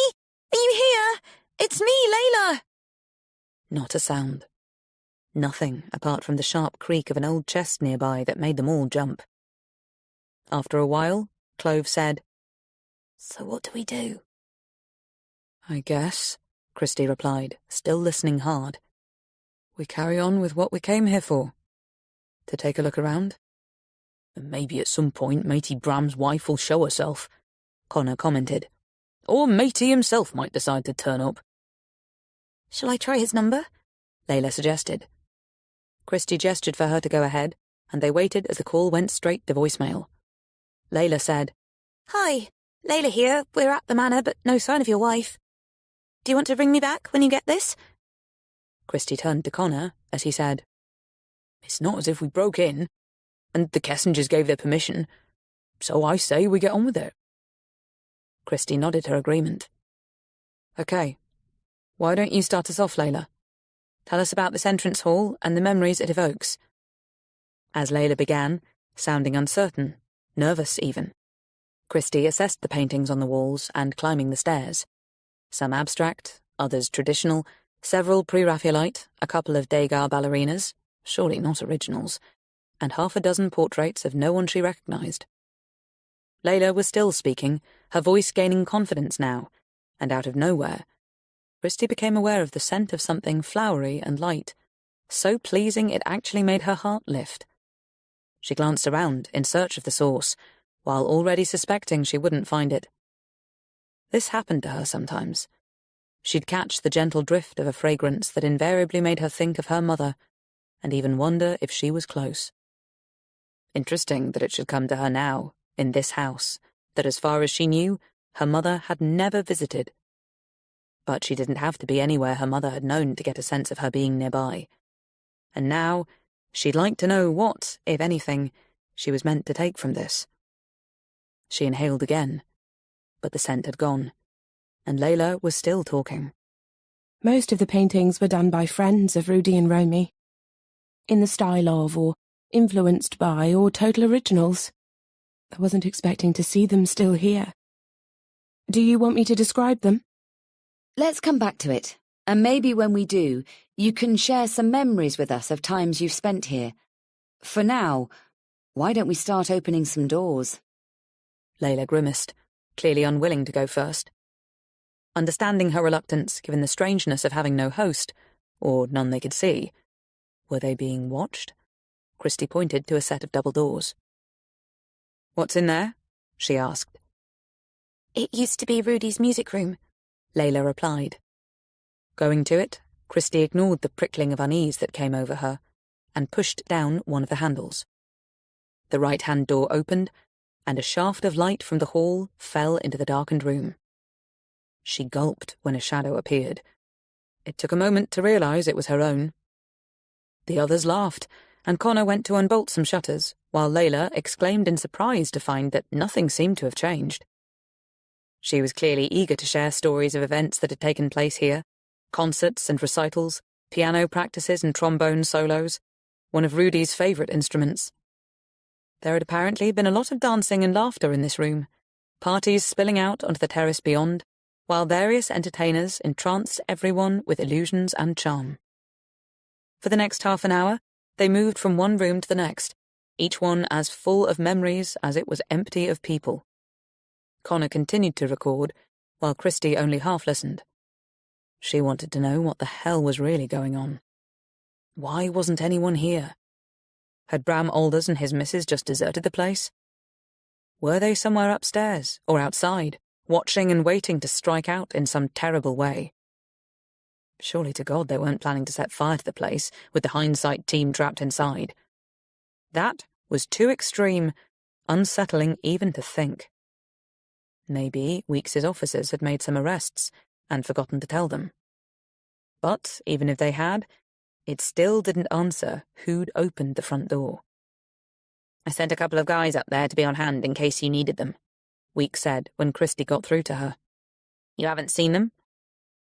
"No," Christie replied, thinking it would have been nice if someone had told her before now. "But it's so foggy out there it's hard to see anything. Where are they?" "I'll find out and get back to you." Everyone was heading upstairs now, so keeping her misgivings to herself, Christie followed. And sliding down these banisters was so much fun when we were small. It used to feel as though we were flying, and you should have seen some of the staged grand entrances. No one ever really took them seriously. They just overacted the parts of nobility and knobheads, as my brother used to call them, to see who cracked up first. It was almost always Romy. She never could keep a straight face about anything. While Layla continued describing all the colourful and significant occasions she'd been a part of, leading them from one grand bedroom to the next, Christie kept trying to get a sense of why she was feeling so on edge, when nothing so far, apart from their lack of host, appeared unusual or out of place. She glanced at Clove, and saw that she wasn't alone in her unease. It was as if they were treading carefully, without actually doing so, or counting down to something with no idea of how many numbers were left to go. There was something forlorn and lonely about the place. An odd thing to think about a house, except they did have characters. Everyone knew that. And Christie was in no doubt this one had absorbed all the love and appreciation that had once been lavished on it. It was still here, a quiet and yet powerful force held invisibly within its walls, shadowed in these moments by a disturbing air of malevolence that might only be in her mind. As Layla took them into an exquisite Japanese-style sitting room adjacent to the master bedroom, Her voice began to fracture with emotion. A friend from Tokyo designed and decorated this parlour specially for Romy. She loved it so much. She and my mother used to shut themselves in here for hours having their private chats. We'd hear them laughing. Of course, a lot of wine was consumed, and sometimes they'd laugh so hard that we'd all laugh too, even though we had no idea what was so funny. Sorry, I keep crying. Leaving them to it, Christie backed quietly out onto the landing and made her way to a door she'd already spotted further along the mezzanine. Apart from the brass ballerina's shoe on the front, she couldn't say what was drawing her to it. But something was. She put an ear to the wood panels to listen. No sound from within. Should she knock or call out before entering? She pressed down on the handle. It wouldn't move. She reached up to the ledge over the doorframe, and sure enough, she located a key. She inserted it into the lock and felt her heart skip as it turned with ease. She pushed the door gently, and as it swung open, she realized right away that there were no shutters to block out the light.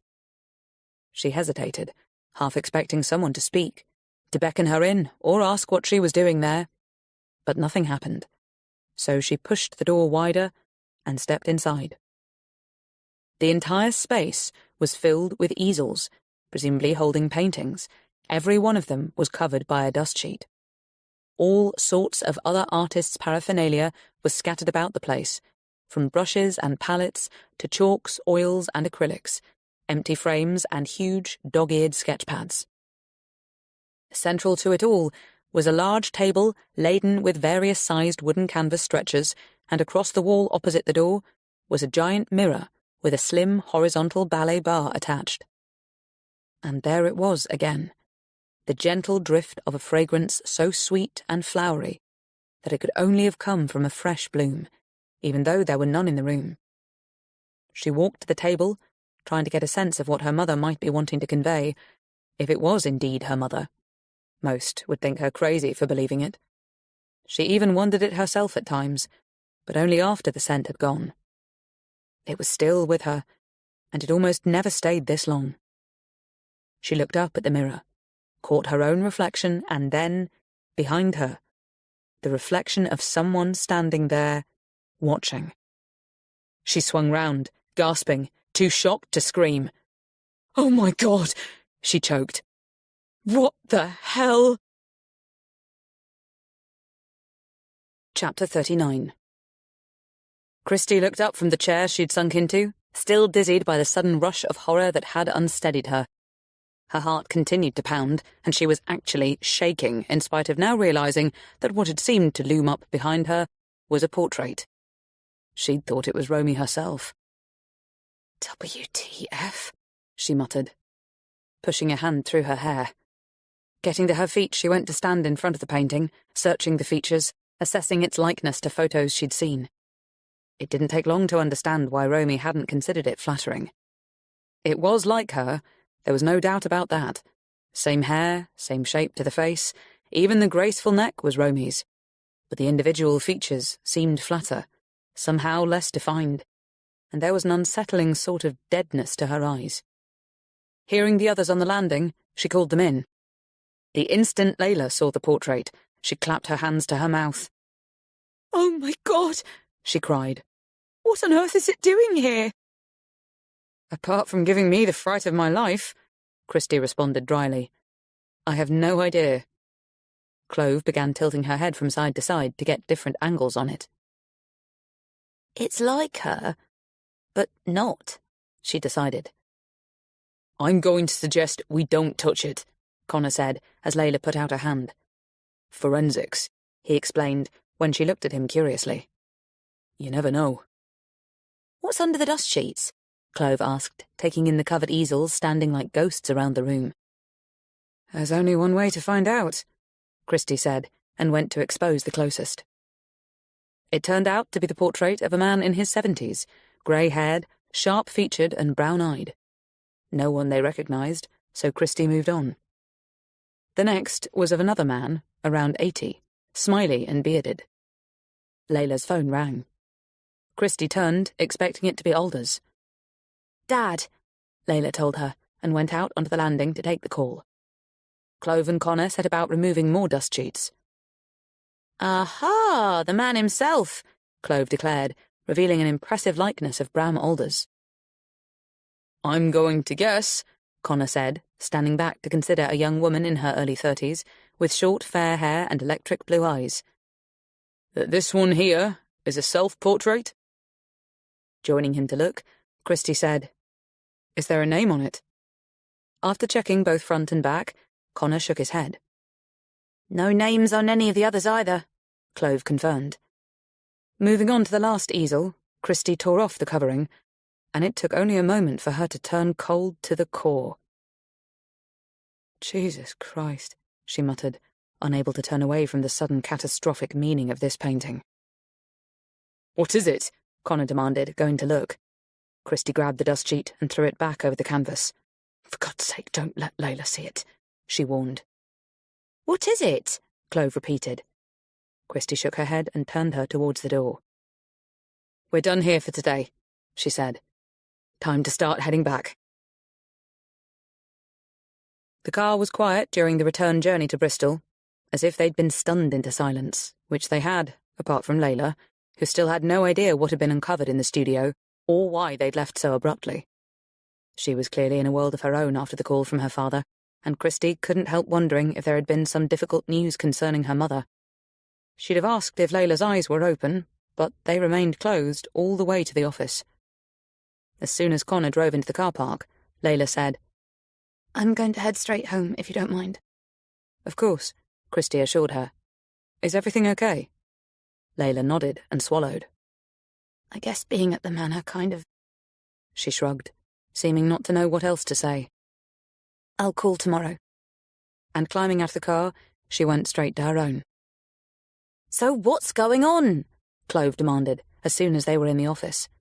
Christie took out her phone. First, she said, I need to tell you that I had a text from Catherine Weeks on the way back.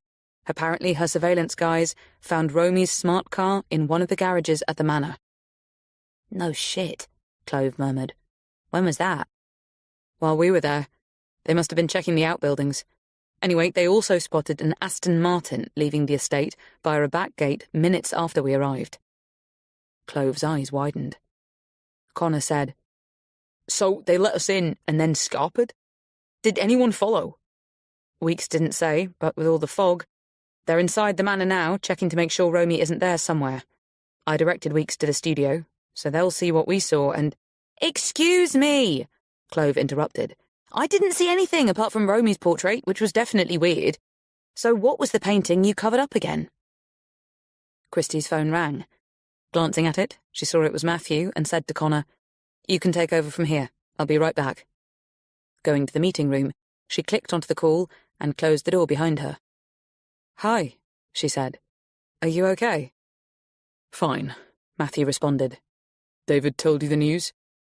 He did, a great relief. And I'm really sorry you had to go through that. Yeah, well, definitely not the best time of my life. Funny how you start doubting yourself even when you know you did nothing wrong. Knowing that happened, she said, Let's discuss it when you're back. Tell me now, did Aiden get off all right earlier? He should be landing any time now. I guess he texted to let you know he was leaving here. He did. So, how long will you stay in Guernsey? Dryly, Matthew said, I've been made so welcome I wouldn't mind staying, but before I go back to work, I've negotiated some time off to fly to LA. I want to try and sort something out with Marley. That's good, Christie agreed. At least it would get him away from the trauma he'd just suffered, although spending time with his young wife probably wasn't going to do much to cheer him up. So, how are things between you and Marley at the moment? She asked. She still wants a divorce, so we can both move on with our lives. And is that what you want? Sighing, he said, Sure. I mean, the marriage is dead. There's no point trying to pretend otherwise. But I don't want to lose access to my son. No, of course not. And you won't. You just need to find yourself a good lawyer to make sure you retain some kind of custody. I've already made a couple of calls. I just wish. What do you wish? She prompted when he didn't go on. There was another pause before he said huskily, "That I hadn't totally fucked up my life by leaving you. That's what I wish." And as he started to break down, he ended the call. Finding herself swamped by emotion, Christie held off returning to the office. She needed a moment to assimilate and reset. She hated to think of him hurting so badly, and to hear how lonely he sounded. In a way, it was as if his pain was hers, and she guessed, with them having been so close for so many years, it was likely to stay that way for a very long time. True, she'd hated him when he'd first betrayed her, almost 6 years ago, and she'd continued to hate him for a long time after. But there was no satisfaction to be gained from knowing how deeply he regretted it. There was only the sadness of all they'd lost, and would never, no matter how hard he wished it, regain. She blinked back tears, and looked up when the door opened. "We have an unexpected visitor you're definitely going to want to see," Connor told her. Chapter 40. Christie's eyes widened with shock when she walked into the hallway, where a young woman was waiting, almost hiding herself in the shadows, but not quite. There was no doubting who she was. She fit the descriptions they'd heard perfectly: blonde, slight, and very definitely blue-eyed. And her nerviness was as apparent as the small gap in her front teeth when she attempted to smile. I'm Lisa McIlvoy, she said quietly, her voice burred by the hint of an accent. I need to talk to you. "Where's Romy?" Christie asked. She's... The younger woman's breath caught in her throat. She's safe. Where is she? Christie repeated. Right now, I'm not exactly sure, but I can take you to her.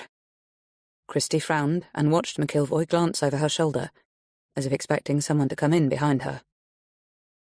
"How can you take me to her if you don't know where she is?" Christie demanded. Not now, McIlvoy replied. Later. Will you meet me? Her eyes were wide, beseeching, and very definitely frightened. I've been gone too long already. I have to get back. Please. I know you want to help Romy. I can bring her to meet you. Just say you'll come, please. Come where? Connor wanted to know. McIlvoy's eyes flicked to his and back to Christie. For whatever reason, she seemed lost for words. She could only take breaths, short and shallow, as she wrung her hands and glanced over her shoulder again. "Are you expecting someone?" Christie asked, looking past her out to the car park. There was no one there. McIlvoy's eyes went down as she shook her head. I should go, she said. Please say you'll meet me later. I can get into Romy's cottage without anyone seeing.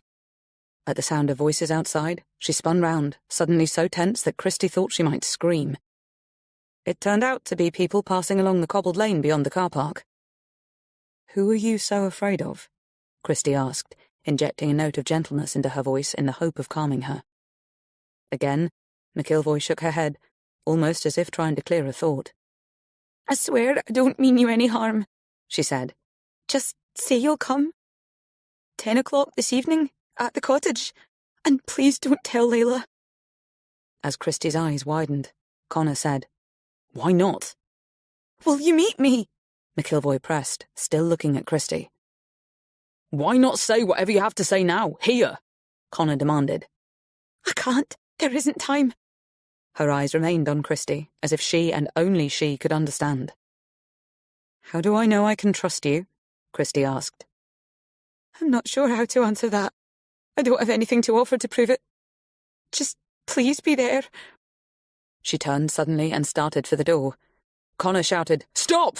and Christie tried to grab her. She wrenched herself free, and as the trio of technicians bustled in from outside, McIlvoy darted around them and was out of the car park before Christie or Connor could get to the alley. "Which way did she go?" Connor cried, as they looked both ways, towards the harbour side and up to the Cumberland Road. But McIlvoy had vanished. "What the hell?" he growled. "How could she get away that fast? And why come here to ask to meet us? Why not just pick up the phone?" Exactly what Christie was thinking. Still scanning their surroundings, she said, Maybe because phones can be bugged? Okay, but she just got us in person, no bugs here, especially not outside. So why does it have to be later at Romy's cottage and not now here? I've no idea. Christie started back inside. She implied she'd bring Romy, she said. But why on earth would we believe her? And what the hell was that about not telling Layla? Christie had no answer for that either, although it was sending her mind to places she'd rather it didn't. She looked scared witless, he continued as they entered the office. Maybe it was an act. Anyway, someone must have been waiting for her out there for her to have got away so fast. In which case, they'd have been up on the main road, Christie observed. Or she just disappeared into the crowds on the harbour. Regardless, there's only one way to make sense of anything. She checked the time, and seeing they still had a couple of hours in hand, she called Weekes's number. "Catherine, it's Christie," she said to the voicemail. "We've just had a surprise visit from Lisa McIlvoy. Please ring me back." Minutes later, Weekes was on the line, and almost as soon as Christie finished telling her about the requested meeting, the detective said, "Okay, you did the right thing to bring me into this when there's no way of knowing what she's actually planning. Or if what she's saying about Romy being safe is true. So this is what we're going to do."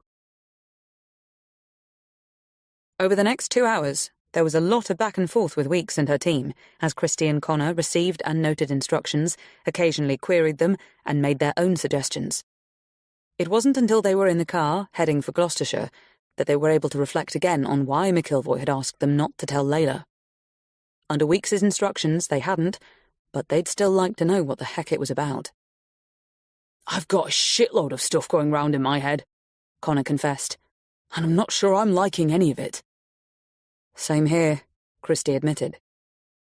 "Do you want to try some of yours out on me?" "I would if I could articulate it. It's just left me with a really bad feeling. Have you spoken to Layla at all since? I mean, about anything else?" "No, and I'm guessing you haven't either?" Christie shook her head and continued to search the gathering dusk, making sure they didn't miss the turning to Bellbrook. "Weekes and her team should be there by now," she commented, as they entered a dip just before the signpost. "Jeez, was that a bat?" he cried, ducking as it hit the windscreen. "Shit, it was!" Christie watched it flutter into the trees and felt the darkening shadows of night closing in on them as they approached the hamlet. Everything was so still, no sign of another living soul. It was starting to feel beyond eerie, and not even the knowledge that Weekes and her team were already out there somewhere made it better. "Christ!" she gasped suddenly, as a figure loomed out of the darkened hedgerows to step into the road. "No, Weekes," Connor responded drolly. They were 20 or so metres before the cattle grid, hidden from the cottage but not from the lake, where the water was so black and silent it seemed like a void. Christie's nerves sharpened as Weekes came to open the car door. "Is everything okay?" Christie asked, keeping her voice low. This hadn't been part of the plan for Weekes to greet them on arrival. Weekes glanced briefly over her shoulder. "Not panning out quite the way we expected," she said, "but nothing to worry about." She moved away as a black-clad figure appeared from nowhere to speak to her. Unable to hear them, Christie turned to Connor. "Are you okay?" she asked before he could. He smiled. "I'm fine, but I'm not the one who has to go in there." Staring straight ahead again, she said, "Why do I have the feeling that Lisa won't be there? It's going to be Bram Alders, isn't it?" Connor didn't argue. "Question is, how dangerous is he?" "He's a scammer, not a killer." Christie's heart thudded a beat. "Rudy," she reminded him. "And who knows what Bram will do if he thinks he's about to be taken down." "Weekes is here, and her guys will all be armed, certain of it." Not much reassurance in that. If anything, it made things worse. "Are you sure you want to go through with it?" he asked. She was, and wasn't. If it did turn out to be some sort of trap, the hell did she want to get caught in the crossfire? But it was why Weekes and her team had purposefully got here early. Not only to set up visual and audible surveillance, but to plant themselves close by and out of sight, ready to act at a split second's notice. Catching the detective signalling her to come forward, She swallowed her nerves and got out of the car. "We've got everything covered," Weeks told her. "So no need for a wire." She broke off, pressing a finger to one ear as a message came through. "Great, good." To Christie, she said, "Something kicking off a few miles from here." "To do with this?" Christie asked. Weeks was already heading for the cottage. After casting a glance back to Connor, Christie followed. "Yep, do it," Weeks was saying as they reached the front door, apparently still speaking to the person in her ear. Turning to Christie, she said, "We'll be right outside, hanging on every word." And pushing the door open, she gestured for Christie to go ahead. Feeling suddenly rushed and unprepared, Christie started to protest, but Weeks was already turning away. Telling herself she could do this, Christie took a steadying breath and stepped into the kitchen. Immediately and confusingly, she caught the faintest drift of the familiar fragrance she treasured so dearly. Her mother, there, and then gone. A warning, or a reassurance. Then she heard a male voice singing softly, Leonard Cohen's Hallelujah. She looked around, hardly breathing, so tense she'd stopped moving. Her heart contracted with shock as a shadowy figure got up from the sofa. It was bizarrely like seeing a ghost come to life. The woman she'd begun to know so well, and yet still didn't know at all, was right here in front of her, and for a fleeting moment, she felt unsteadied, as if she'd lost contact with her senses. "Hello, my dear," Romy said, coming forward to take both her hands. Chapter 41. This was the first time Christie had heard Romy's actual voice, and she was aware that the fake recordings still seemed to be skewing her perception, making her suspicious when there was no need to be. That was what fakery did, she realised, distort and disrupt belief in certainty, even when it couldn't be denied. "Rudy and I are big fans," Romy told her. "He'd be so happy to see you. Thank you for coming." Still trying to ground herself, Christie tried not to squeeze the delicate fingers too hard in hers. "It's good to meet you," she said. "I admit there were times when I feared I wouldn't." Romy showed no surprise at the comment, simply gave a small nod of understanding. "Rudy wanted to ask for your help," she told her. "I emailed Layla." She shook her head slowly. "Gosh, it seems such a long time ago now." Christie watched her, still absorbing the fact that she was actually here. That Weeks must have known it, but had been too distracted to tell her.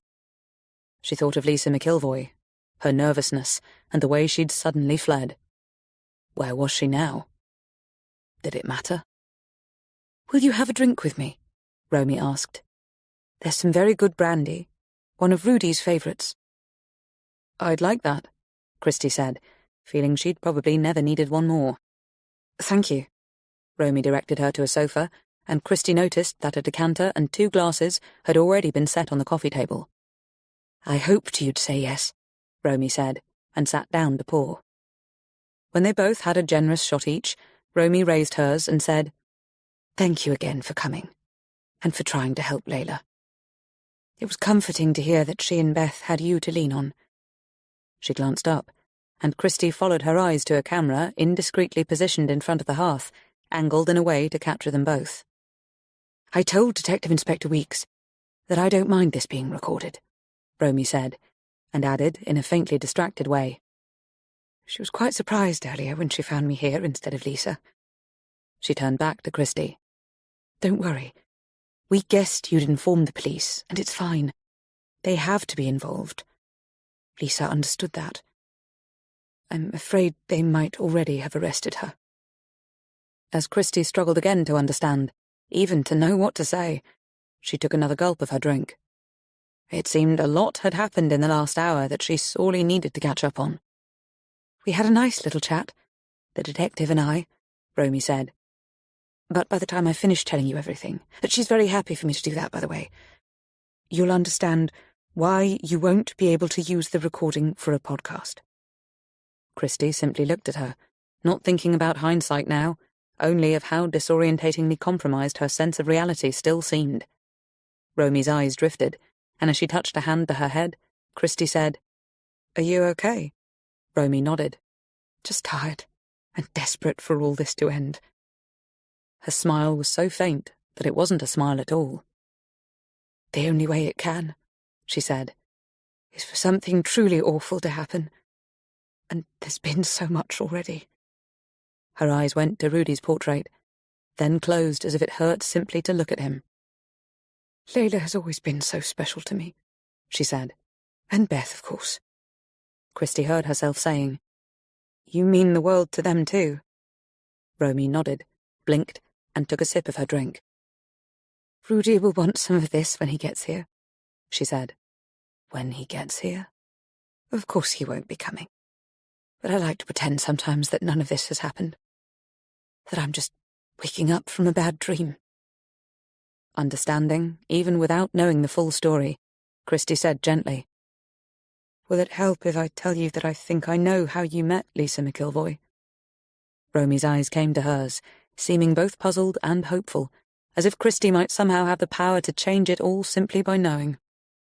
"It was Barry who introduced you, wasn't it?" Christie said. "Beth's son, Layla's brother." Romy's face was so pale, so ghostly even, it was as if she might fade away. "How do you know?" she asked hoarsely. "I've had my suspicions for a couple of weeks. When we interviewed him, he knew that Casey Callahan was female before being told. It could have been a lucky guess or assumption, but then we found his painting at the manor." Romy turned to look at her husband's portrait again. "You're right," she said. "Barry introduced us to her at one of our parties just over a year ago. But I want you to know that she isn't to blame. I guess you could say that she's a victim of all this too." "In what way?" Instead of answering, Romy leaned forward to top up her drink, although she'd barely touched what was already in her glass.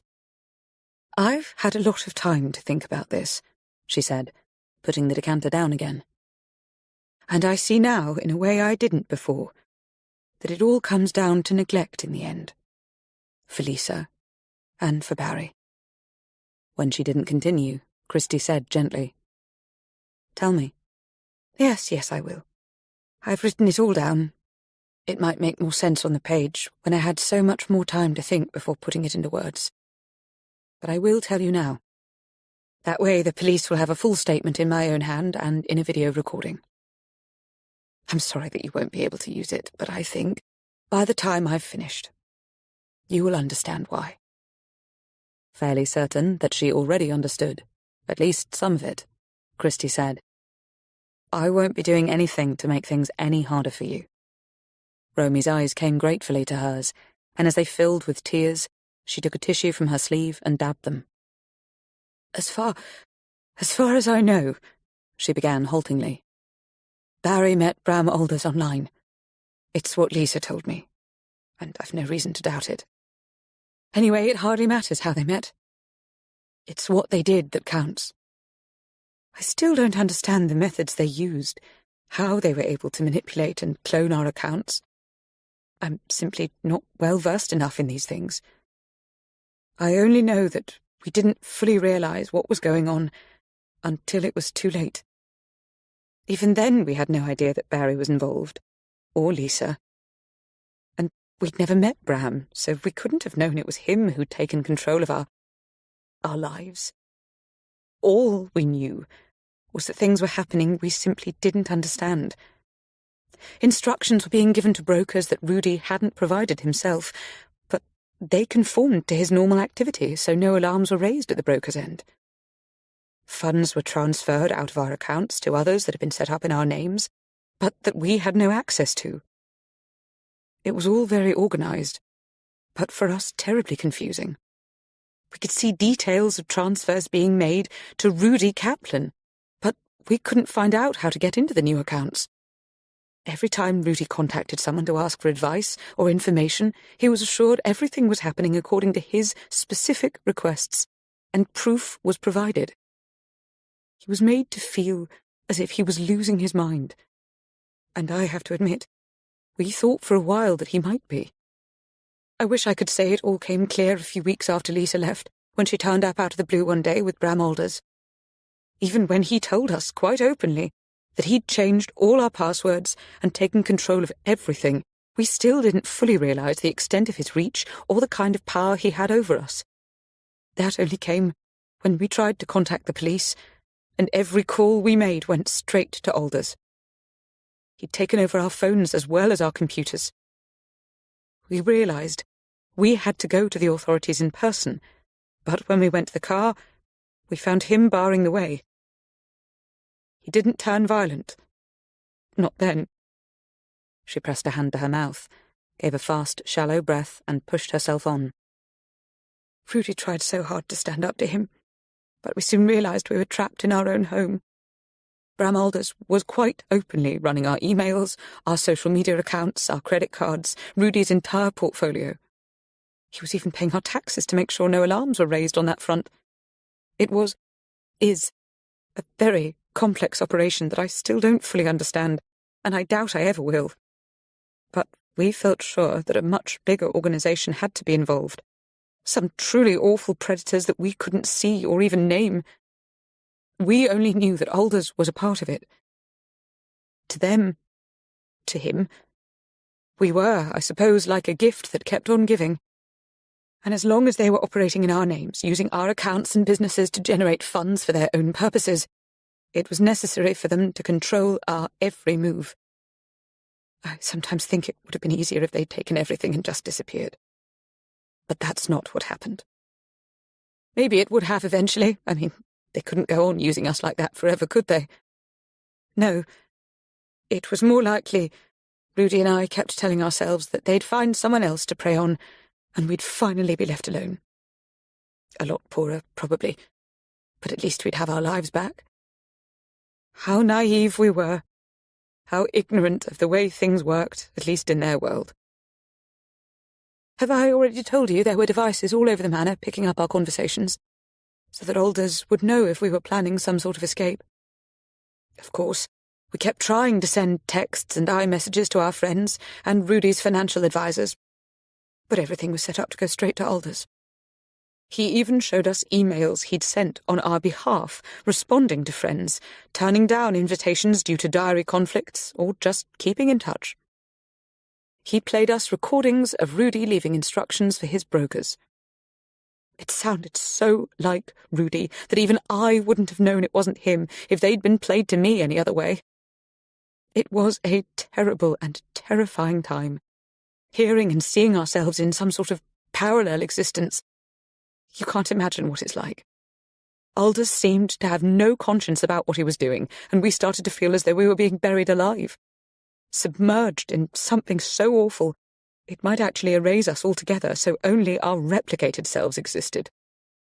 You might think that was bad enough, but then things got even worse. So bad, in fact, that I truly thought one or both of us might have some kind of breakdown. Long minutes ticked quietly by, as Romy gazed into an abyss of memory. Christie's heart ached when she thought of the kind of nightmare Romy had experienced, one nobody in a normal world could even imagine, much less be prepared for or know how to deal with. It was Barry, our Barry, who told us we had to leave the manor, she eventually said, clearing the hoarseness from her throat. We hadn't seen him since the party when he'd introduced Lisa in the May. It was September by now, and I remember how pleased and hopeful we were when he turned up that day. Neither of us imagined he knew anything about Lisa's other side, or indeed about Bram Alders.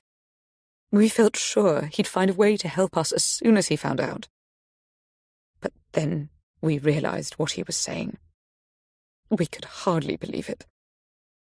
It was so shocking, so terrible, that I had to cover my ears. She did this now, as if the words were echoing through them again.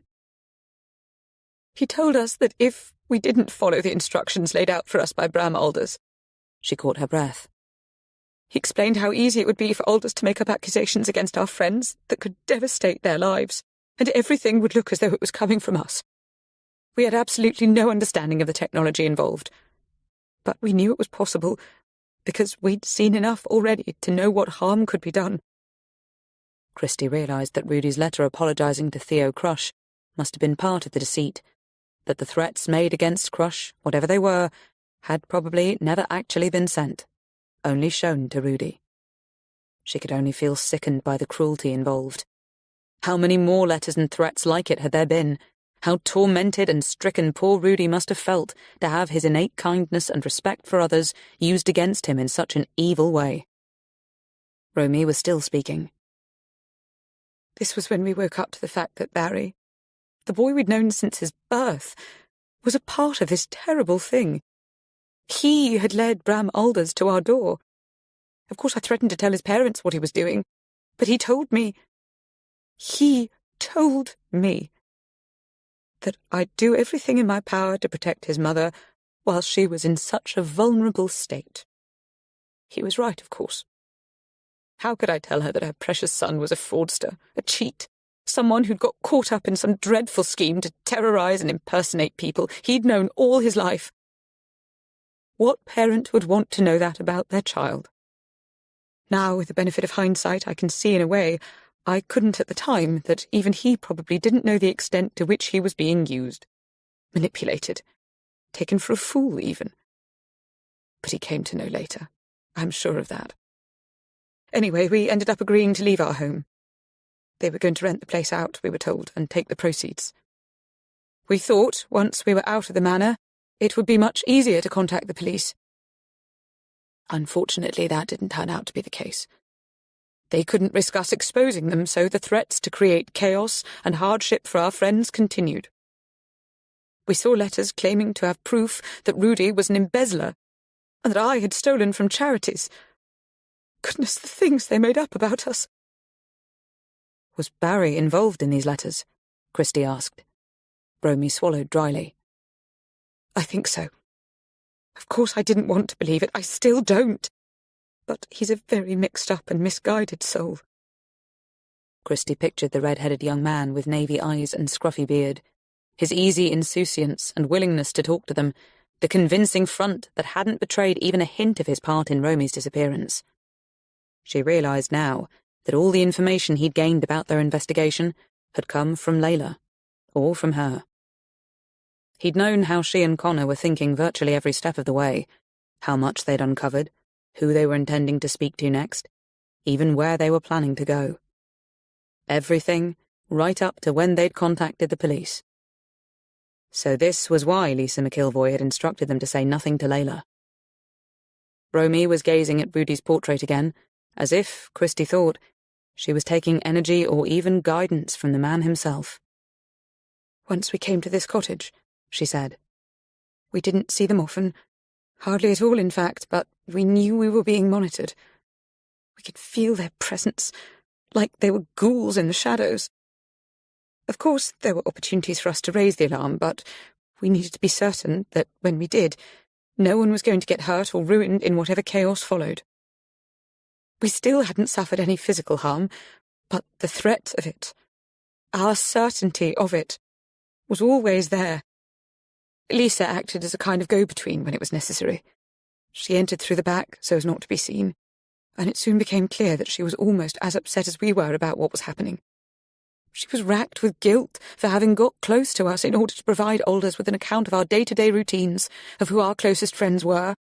Obviously, they already knew about Beth and Johnny from Barry, and to provide a general picture of how tech-savvy we were, which of course we weren't at all. She hated herself for what she'd done, and was continuing to do. But that monster Alders has such a hold over her. He bullies and abuses her in ways most of us wouldn't stand for, but as we know, some women, and she's one of them, I'm afraid, find it very hard to break free of their tormentors. She's trying now. It was her idea to come to see you earlier. She'd have rung, but she was too afraid her calls were being listened to. So she risked driving all the way to Bristol. She couldn't be away for long without having to explain where she'd been. That's why she couldn't talk to you then. To be honest, I didn't think she'd have the courage to go through with it, but thankfully she did. Another very mixed-up and damaged soul. Talented, certainly, and in a way quite attached to me now. But she's tragically vulnerable and very easily manipulated by the Bram Alders of this world. Anyway, from the moment she returned from seeing you, I was afraid she might end up telling him what she'd done. Mercifully, she didn't. And you had the good sense to involve Detective Weeks. A necessary step in case Lisa had told Alders, and he was waiting when you got here. Thankful it hadn't gone that way, Christie said.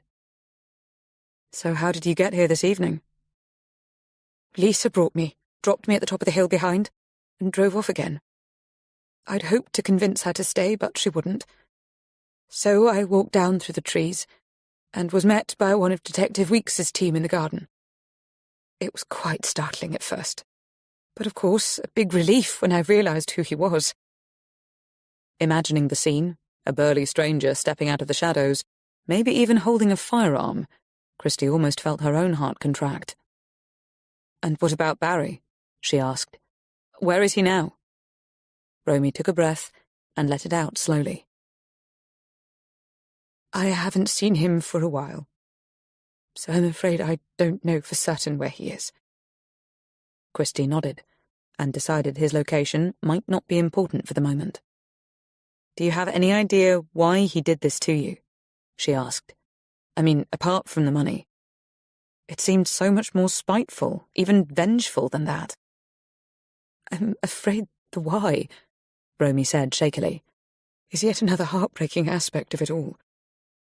Goodness, there are so many, but oh dear, the complexities of the human mind, the tricks it plays on us, the things we tell ourselves, believe of others.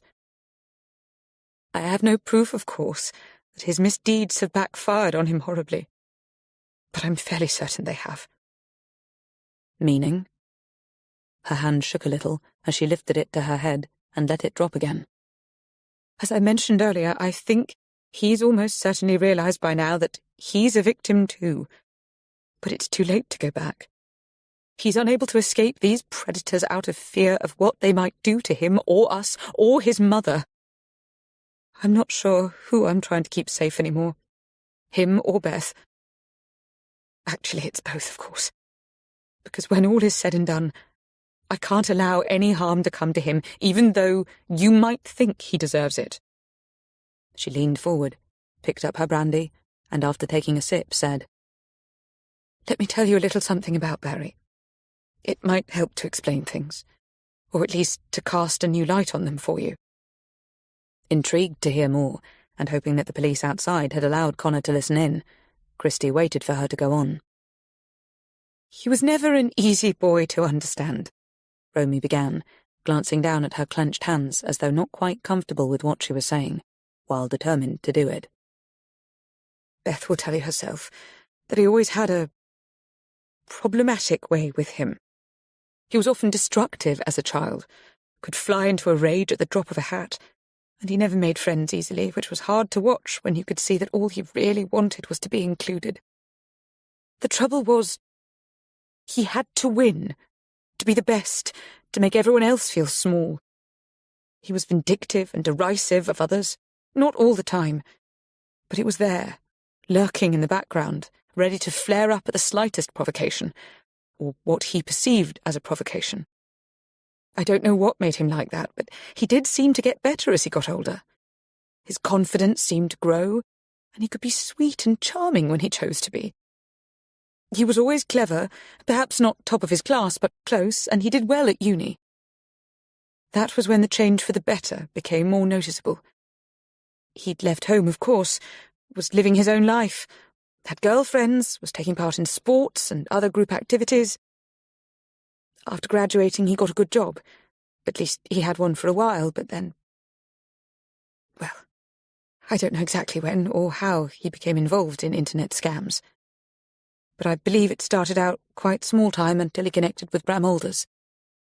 Lisa told me quite recently that he told her he wanted to make more in order to pay for his mother's treatment. He'd taken it upon himself to make sure she had the best doctors in the world, and was included in any trials that might help improve or cure her condition. And actually, I believe that was probably his motive, at least in part. Of course he knew that Rudy and I would willingly pay for everything if it came to it, but that would mean we'd get the credit for making her well again. What mattered to him, because on some level it's always mattered, was that he was looked up to, admired, seen as the great champion, the hero. She paused reflectively, as though still assessing the conclusions and whether or not they were correct. Looking back on it, as I have over these last few weeks, she continued, I can see how conflicted he was even when he delivered us to Bram Alders like lambs to the slaughter. I could tell he wanted to impress Alders, that he was in awe of him, and perhaps even then a little fearful of the foreigners who were driving things. That's what Lisa called them, but I have no idea who they are, or where they might be. Anyway, I made the mistake of telling Barry one day that he was being used, that no matter what he thought or what he was being told, he was never going to get away with what he was doing. None of them were. He came back at me so viciously. It just seemed to burst out of him, how I knew nothing about anything, that I only ever saw what I wanted to see, I was blind to what evil and cruel people Rudy and I were, and how we deserved everything we had coming to us. He accused me of so much, going all the way back to his childhood, when he said I'd always treated Layla as my favourite. I couldn't deny it. She was my favourite. Not that I didn't care for him, because I did. The trouble was, I did so much with Layla. She loved to dance, just like me. She was never happier than when we put on plays or concerts at the manor. During the times we travelled, she was so excited by everything we did. Whether it was sightseeing or sailing, skiing, exploring places her mother and I had visited as teens. Of course, Barry was regularly invited to join us, and sometimes he came, but he always seemed happier to be with the men. I don't remember him ever complaining about feeling left out, and I just know Beth would have mentioned it if he had. She'd have wanted to put it right as much as I would. But now, mostly thanks to all this, I can see that the resentment, the hatred in him towards me and Rudy, has been building for years. Her watery, distressed eyes came to Christie's. So this is how he's punished us. Me. For loving Layla as if she were my own, and for neglecting him. I swear it wasn't intentional on my part, but that's hardly the point, is it, when he's perceived it that way and been so dreadfully hurt by it? Wondering how Romy could even begin to mitigate on behalf of someone who'd caused her so much heartache and harm, Christie said, I take it Beth still knows nothing about what he's done. No, and as far as I'm concerned, she never will. Considering how weak she is now, it would kill her, I'm sure of it. And that is why I say you can't use any of this in a podcast.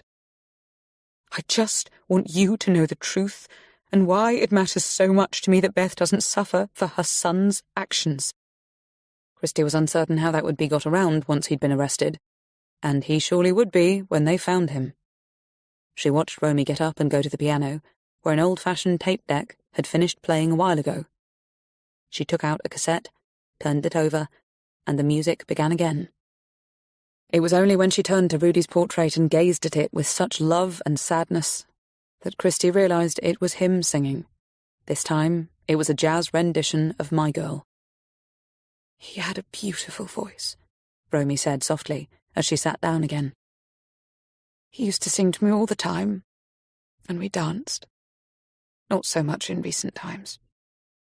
But I have so many memories to cherish. What exactly happened to him? Christie asked gently.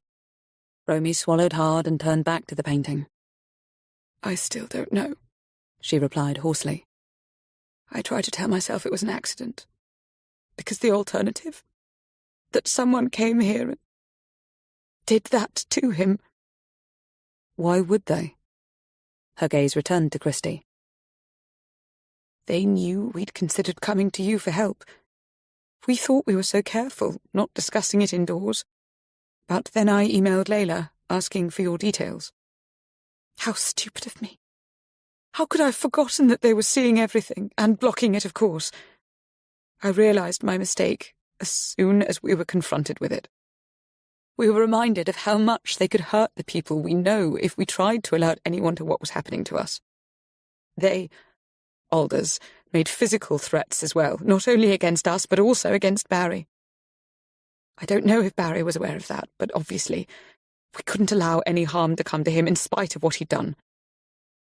Beth had only just completed a horrible bout of chemo. I couldn't put her through any more. At least, not before she got the all clear, and we still had no idea if that would even come. So when she and I went to Portugal to celebrate the end of her last treatment, I didn't tell her anything. I just worried about Rudy instead, being here all alone, and when he stopped answering the phone, I was terrified they'd hurt him in some way. So Beth and I ended up flying back early, and... She broke off and held her breath as she pressed a hand to her eyes. So you really don't know if his death was an accident or not? Christy gently prompted. Romy shook her head. I asked Lisa, but she doesn't know either. Or she says she doesn't. I think what might have happened... She took a breath. It's possible Rudy used my time away to try and square up to Aldous, to make a few threats of his own. We had an old prop gun that we'd brought with us from the manor. Silly, really, but we thought it might offer some sort of protection if we ever needed it. I found it next to the bath when I found Rudy, and without thinking, I quickly hid it. I suppose I wasn't sure what would be construed from it, and everything was happening so fast. Of course it hadn't been fired because it wasn't real. But if Rudy had tried to threaten Aldous, I still don't know if that was what happened. Maybe Rudy just took the gun into the bathroom with him after he returned from his swim, and Aldous... Maybe Aldous didn't mean to kill him. Just frighten him. She inhaled shakily. I suppose it doesn't matter now what he intended. Rudy drowned, and there's nothing I can do to change it. All I can do is try to carry on protecting Beth and Johnny from the awful truth of what their son has done to me. Christy let the silence run for a while, bound in the horror of what might have happened that day. A struggle? The fear that had made Rudy take the gun into the bathroom with him? Shock and terror when, if, Aldous had turned up? Or had Rudy simply drunk too much and drowned? She was taken by surprise when, out of the blue, Romy said, When you spoke to Beth, did she tell you that we knew your mother? Christy's voice was soft as she said, Yes, she did. Romy nodded. And I expect she said something about serendipity as well. Christy smiled. It's what this feels like, Romy told her. Your mother, Helen, was there for me once, during the most terrible time. She gave me advice on how to distract myself from the worst of it. I've followed the advice for years. We found your notebook, Christy told her when she didn't continue. Romy's eyes came to hers. We thought, when we came across your own words in some of the writings, we thought they might be clues. Something to lead us to where you were. Romy seemed puzzled by that. Then, apparently understanding, she said, I'm sorry. If I'd realised, I didn't imagine anyone ever reading. They were just thoughts that came to me as I wrote. You know how they do sometimes when they overwhelm everything else. Her gaze drifted again.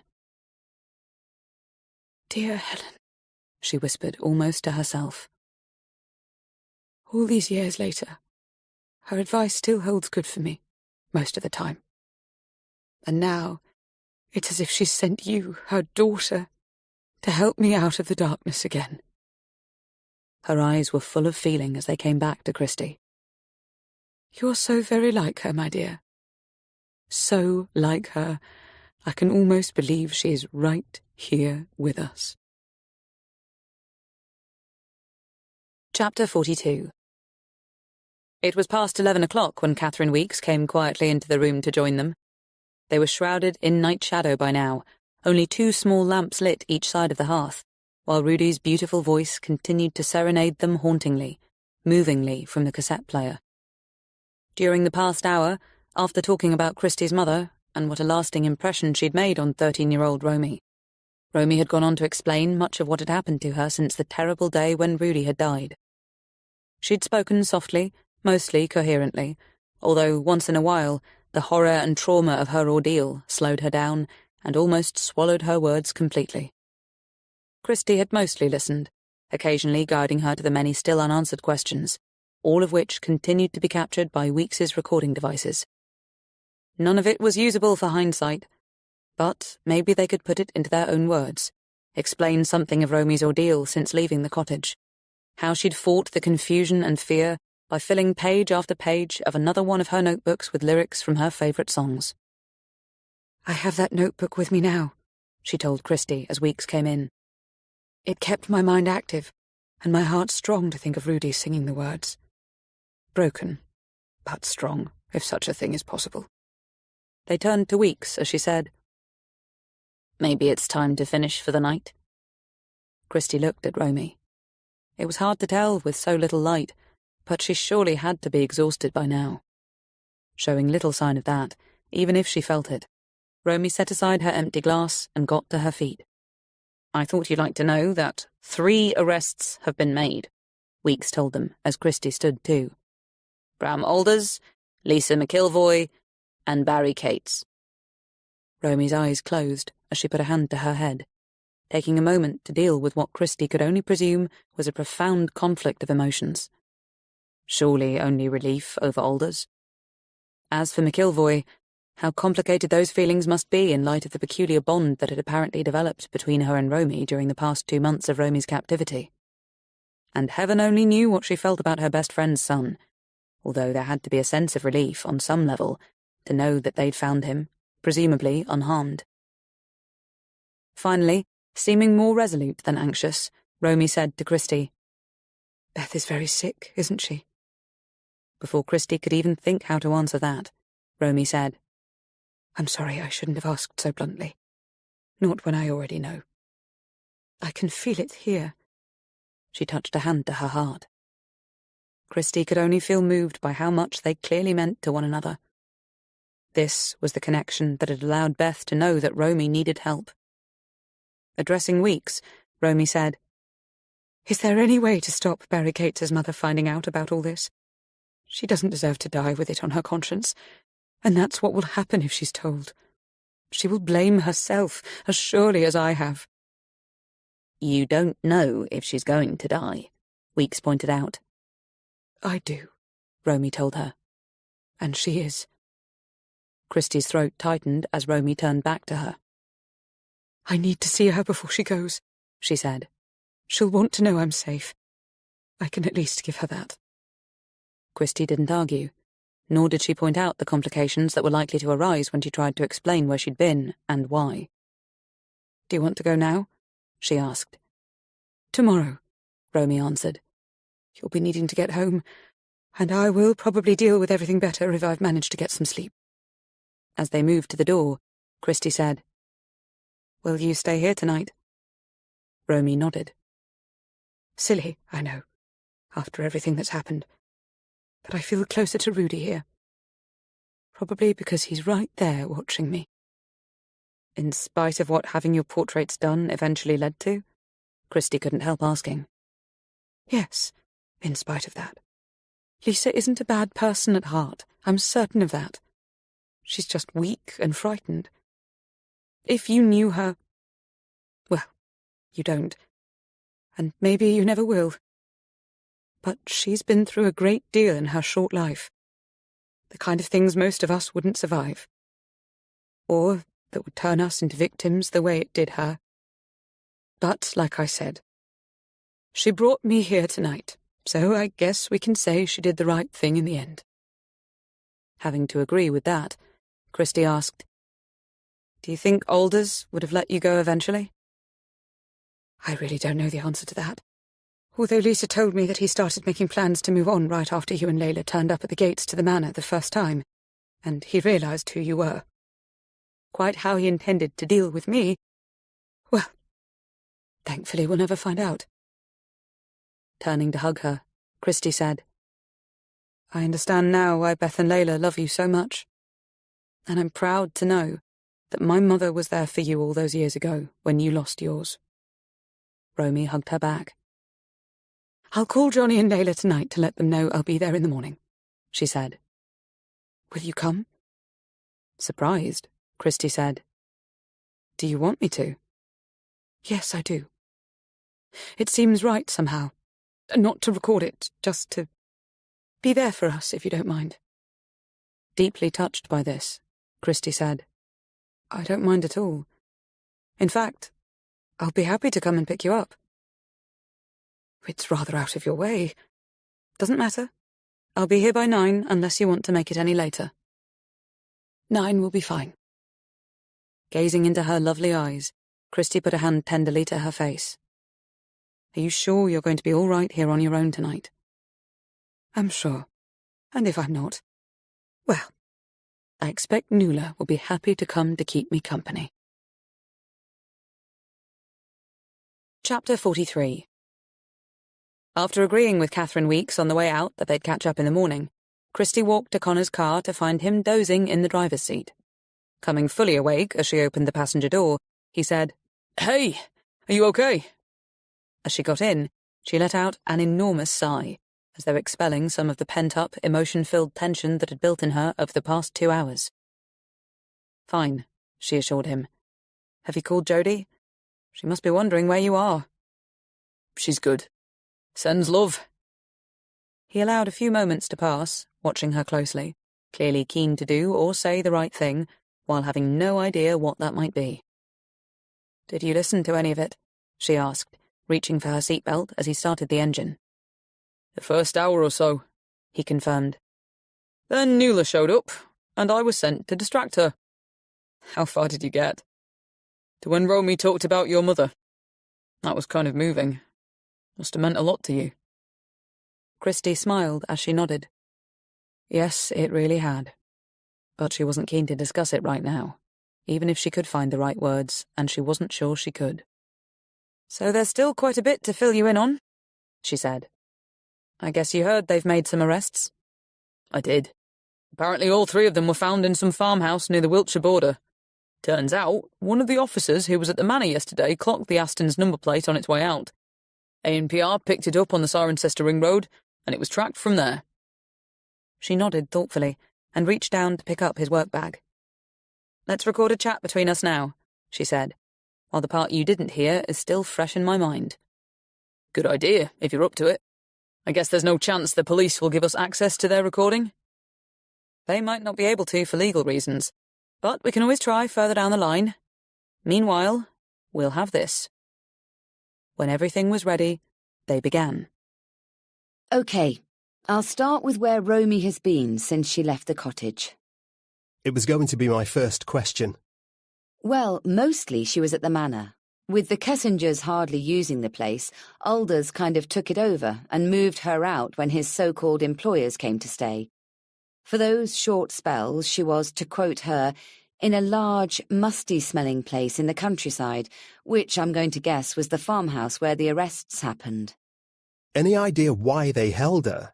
I mean, she and Rudy had been at the cottage for several months by the time he died, and they left her there after that, right up until the May Bank holiday. So what happened to make them take her then? Apparently, she reached out to Layla again, asking how to contact us. In her confusion and, I guess, grief, she forgot that it was what had got them into trouble the first time they'd tried. All their emails were being intercepted and read, so holding her at the manor was to stop her from trying again. Heaven only knows what they were expecting to do with her in the long term. Maybe we don't want to dwell too much on that, but I'd say it's quite possible all her money's gone by now. There was a thoughtful silence as they sat with that, both of them aware of how much of it might still exist in cloned accounts and investments, although the greater likelihood was that it had been moved on to untraceable sources by now. Christy dreaded to think what might have happened to Romy if she and Connor hadn't got involved. The scammers had probably only kept her alive for so long because another death, so soon after Rudy's, would have set off all sorts of alarms. So by making it look as though she was alive and well, they'd avoided suspicion. What they hadn't reckoned with was the bond that connected Romy with her best friend. I wonder what Romy thought we could do. if she had got hold of us. Expose the scammers in the way we ultimately are. You know, I think her faith in me has a lot to do with the faith she once had in my mother. From everything I heard, I'd agree with that. And let's face it, you have helped her. We all have, in our own ways, including Lisa. Well, I could take some issue with the last, but let's leave it for another time. Did she say how she felt about the arrests? Actually, I guess she realises that now Barry's in custody, Beth will inevitably find out what he's done. I think she's taking that one step at a time. But let's go back to why they moved her out of the cottage. Did you hear what she said about the note she was passed in the gift shop? No. It was Lisa who delivered it, no surprise there, and it was telling her to come to the manor to discuss how things were going to change. She said it frightened her a lot when she first read it, but then she started to hope that maybe they were going to leave her alone at last, and all she had to do was swear never to tell. So she went, ready to promise anything just to get them out of her life, but that wasn't how it worked out. They kept her there, and every now and again Lisa was sent to the cottage to get more clothes or anything else she needed. She didn't know her laptop had been restored to factory settings until I told her, but she assumes it was Lisa who did it. Lisa and Alders knew all of the passwords, of course, so I guess Lisa must have added it after the reset to delay anyone finding out that the computer had been wiped. Incidentally, you got that they knew our every move because Layla was discussing most things with Barry? I did. So, talk me through Portugal. Did Romy actually ever go back after the time she spent there with Beth in March? No, it was Lisa who went later, using a fake ID, Casey Kaplan, in order to plant the luggage label. Romy could only guess, but she feels certain it was meant to send us off down blind alleys, chasing someone who didn't exist, wasting our time, tying us up in knots. However, she also thinks it's possible Lisa was going to leave us a note when she went into the townhouse, letting us know where to find her, but lost her nerve at the last minute. Bravo, Lisa. Let's give her a medal. And the birth certificate?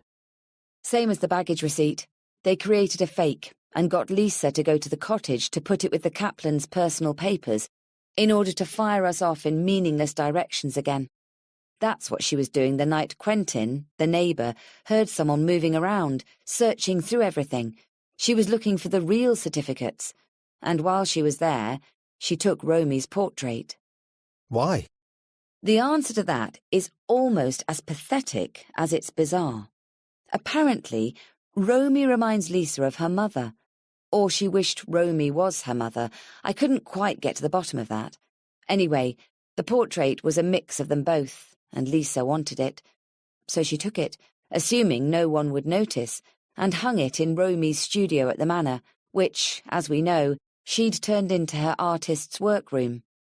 There's no doubt a connection of sorts has formed between Romy and Lisa during the past couple of months.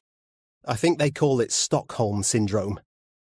You could be right about that. Apparently, Lisa's mother never really wanted her, kept putting her into foster care or palming her off on people she barely knew.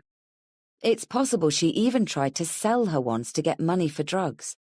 She allowed all sorts of horrible things to happen to her, and like so many abused and neglected kids, she spent most of her childhood trying to please her mother so she'd keep her and be kind to her. It never worked. Lisa was, still is, desperate to be loved, and that's how Bram Alders was able to take advantage of her. It's my guess that Romy treated her with more tenderness and understanding than she's ever had in her life. It'll be why Lisa tried to help her, first by letting her make the call to Beth, then by asking me to meet her. OK, makes sense. But if you ask me, Lisa never tried hard enough. I mean, it couldn't have been that difficult to contact someone to let them know where Romy was. It's easy to see it that way when you're coming at it from our perspective, but apparently Lisa is terrified of Alders and the people behind him. The foreigners, she calls them, apparently. I'm not sure that gives Weeks and her team much to work with, considering it's something they already know. Anyway, I'm sure they cut loose a while ago, leaving Alders to sort out the mess he'd created here, and we all know how well that's gone. So what did Alders actually intend to do with Romy before he took off himself? I've no idea. But I guess we can assume Lisa expected it to be bad, which is why she was finally able to get her act together and stop him. But she was arrested with him, so seems she still hadn't managed to tear herself away. Tragic, isn't it? I guess that's one way of putting it. Going back to the foreigners, the big takeaway from it is that we all need to feel terrified of them being out there in the multiverse, injecting their bloody malware into our lives. Is anyone safe? Is there any way of stopping them? How far can they go? Sobered and silenced by the questions, Christie let her head fall back and closed her eyes. It was too late, and she was too tired to get into the horrors of what could be coming down the line, thanks to the malign use of AI. All she knew was that this one case probably barely registered on the scale of what was already possible, never mind what could happen in the future. It was a while before she registered that Connor was asking how Romy had been when she'd left. Exhausted, I think, but clearly relieved it's over. Now, her only concern is for Beth. She's certain she's close to the end. I'm afraid she's right. Layla called when you were in there. They think it's imminent, and they were desperate to know if there was any news, so I hope I did the right thing. I told her that Romy's safe. It's good that you did. Romy will probably have called them herself by now. Did Layla say anything about Barry? Only that they were trying to get hold of him. Sighing, Christie let her head fall back again and turned off the recorder. Romy's determined that Beth never finds out what he's done, she said. And it sounds as though she's going to get her way. I just can't bear to think of how difficult it's all going to be for her now, having lost her husband and her best friend within a few months of one another. The awful, unimaginable grief, while trying to recover from the trauma of everything else. Connor didn't respond. There was nothing he could say to in any way ameliorate the truth of that. She seems so alone, Christie murmured, still picturing Romy when she'd left. The way you are when the most special people in your life are no longer there. Nothing, no one can fill that space. And Layla will have her dad to consider. Connor cast her a knowing glance. It sounds to me, he said, as though Romy might have you. Christie nodded. I admit I'd like to be there for her. And I will be tomorrow, when I take her to see Beth. Chapter 44. The next morning, unsure of what the rest of the day might bring, Christie phoned Weeks from the car while driving to collect Romy. It turned out that the DI had little more to report than the fact that Romy's abductors, that was what she called them, had spent the night in cells and were currently lawyering up, ready to be interviewed later in the day. Next, she rang Haley, who was still in Oslo, and apparently not up yet. Then she tried Aidan, who, given his failure to answer, was no doubt crashed out on a beach somewhere after a boozy night. She tried Matthew, and again it went to voicemail. So she left a message explaining she might not be able to take calls later, but that she'd try him as soon as she could. Fortunately, David picked up on the third ring, so she spent the rest of the drive updating him on what had happened last night until eventually they returned to the subject of Matthew. He's flying back to Bristol later, David told her, and he's booked himself a flight to LA at the end of the week. He's already set up meetings with a couple of lawyers, one to give future custody advice, the other for the divorce, if it goes ahead. I guess we'll know more after he's seen Marley. Well, at least the worst of his nightmares is over, Christie commented, slowing up to cross the cattle grid into Bellbrook. The morning calm of the place made the activities of last night seem as though they'd happened in another world, at another time, maybe even in a dream. I'm here now, she said, pulling up outside the cottage. So I'll have to go. Shall we speak later? Counting on it, he said. Oh, by the way, did I tell you I love you? Smiling, she said, It's okay, I haven't forgotten. And after ending the call, she turned off the engine just as Romy came out carrying a flask of coffee, 2 mugs, and a small picnic basket. Apparently, she was ready to go. It was a little before 10:30 by the time they pulled up outside the Cates' rambling old house in Pensford. Romy had dozed for parts of the journey. At least, her eyes had been closed. But now and again she'd talked, seeming to want to share what was on her mind, as if saying the words out loud was the only way she could unlock their hold on her. "I miss him so much," she'd said at one point. "So very much that sometimes it's like I've filled right up with it, and there's no room for anything else. Do you know that feeling when you can't even breathe? You're so full of love, or happiness, or longing, or grief. All the years we spent together. More than 40. We shared so much. Happy times and sad, wonderful and absolutely terrible. But mostly good. I'm still finding it hard to make myself accept it's over. That I'll never see him again. At least, not in this life. That's how it's going to be for Johnny when Beth goes. Coming to terms with loss is maybe even harder than the loss itself. That's why I have to be there for him. And all this with Barry. It might in a way feel as though he's lost his son too. Does Johnny know about the arrest yet? Christie asked. Yes, the police had already contacted him before I rang last night. Poor man was so confused. He could hardly make head or tail of what was happening. Anyway, we agreed that there was no reason for Beth to know anything yet. Not at all, if we can help it. Although, of course, she's going to wonder why Barry isn't there when everyone else is. Do you know how Layla's taken it about her brother? Sighing sadly, Romy said, I didn't speak to her for long. But she's angry, shocked, upset, everything you'd expect.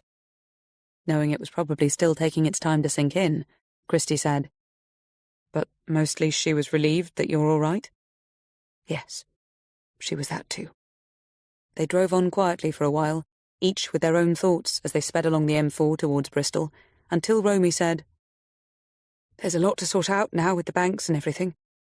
I don't expect it'll be as easy for me to regain control of my accounts as it was for Bram Alders to take them over in the first place. That's an irony, isn't it? Christie glanced at Romy, wondering if she was even capable of bitterness. Certainly she didn't sound as though she was being troubled by such a corrosive feeling. She was, however, terribly sad. There was no mistaking that.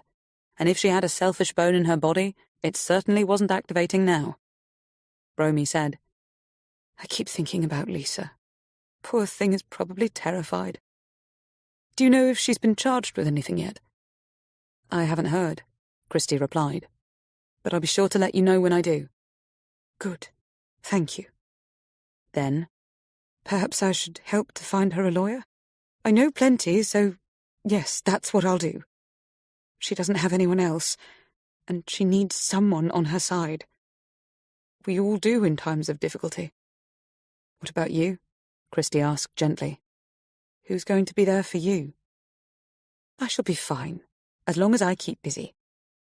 I've been thinking, actually, that I ought to do more to help women like Lisa. You know, those who suffer at the hands of abusive men, or in some cases their parents. I can donate money, of course, if I have some again, and I'm afraid I might not.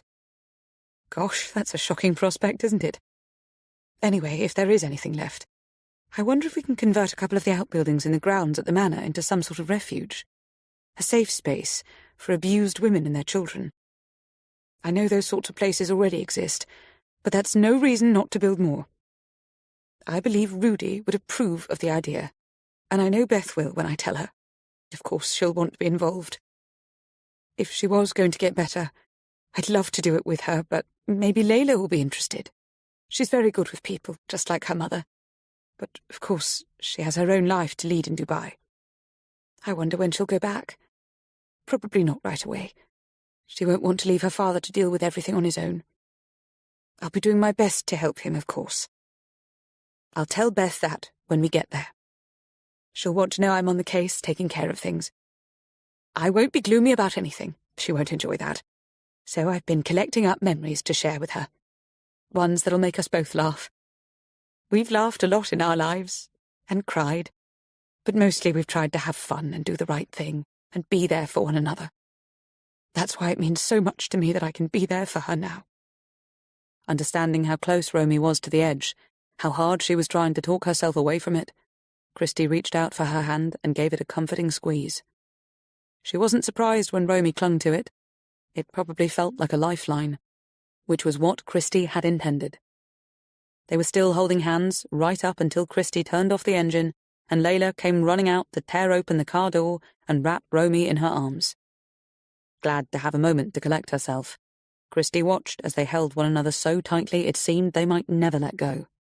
They wept and laughed, touched one another's faces as if to make sure they were really there, and hugged again. "I'm so glad you're safe," Layla kept saying over and over. "We were so worried, and now we're so sorry." "Shush, stop that," Romy chided. "You have nothing to be sorry for. Nothing is your fault, do you hear me? Nothing. What matters now is that you put all your heart into caring for your parents, and I am here to help you." Not sure how much more she could take of this remarkable woman without breaking down herself, Christie got out of the car and watched as Johnny came to greet Romy. She shouldn't be here. Not really. She wasn't a part of this family. And yet the welcome Layla and Johnny gave her almost made her feel that she was. "Beth is very keen to see you," Johnny told her as they went into the house. "You know that we aren't telling her." "Don't worry. I won't mention it," Christie assured him. Then, "How is she this morning?" "Better, I think," he replied, but his eyes didn't match the words. He clearly knew in his heart that there weren't going to be many more mornings. What mattered now was making each one count.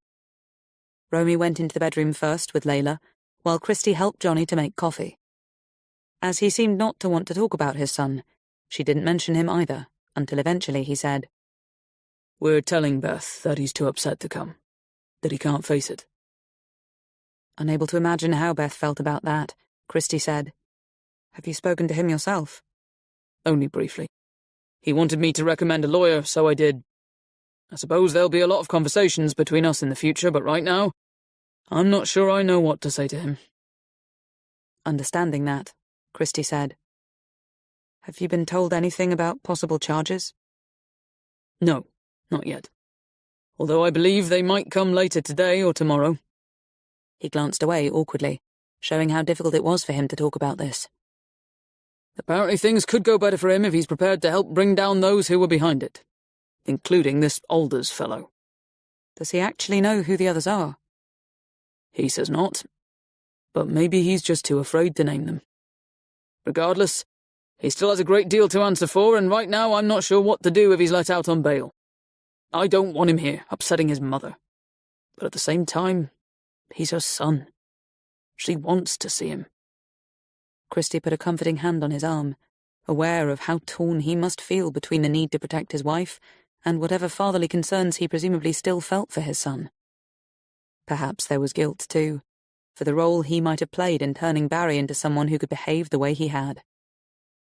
They both looked up as Layla came into the kitchen, teary-eyed and clearly struggling not to cry anymore. "Mum would like you to go in now," she said to Christie. "She wants to thank you for finding Romy."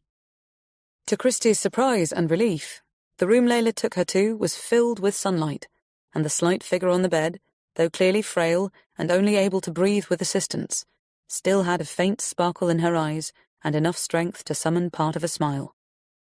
"Come closer," she croaked, reaching for Christie's hand. "That's it. Sit there on the bed where I can see you better. Isn't she lovely, Romy? So like Helen.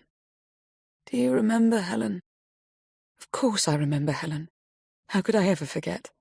Our first big crush until we discovered Davy Jones."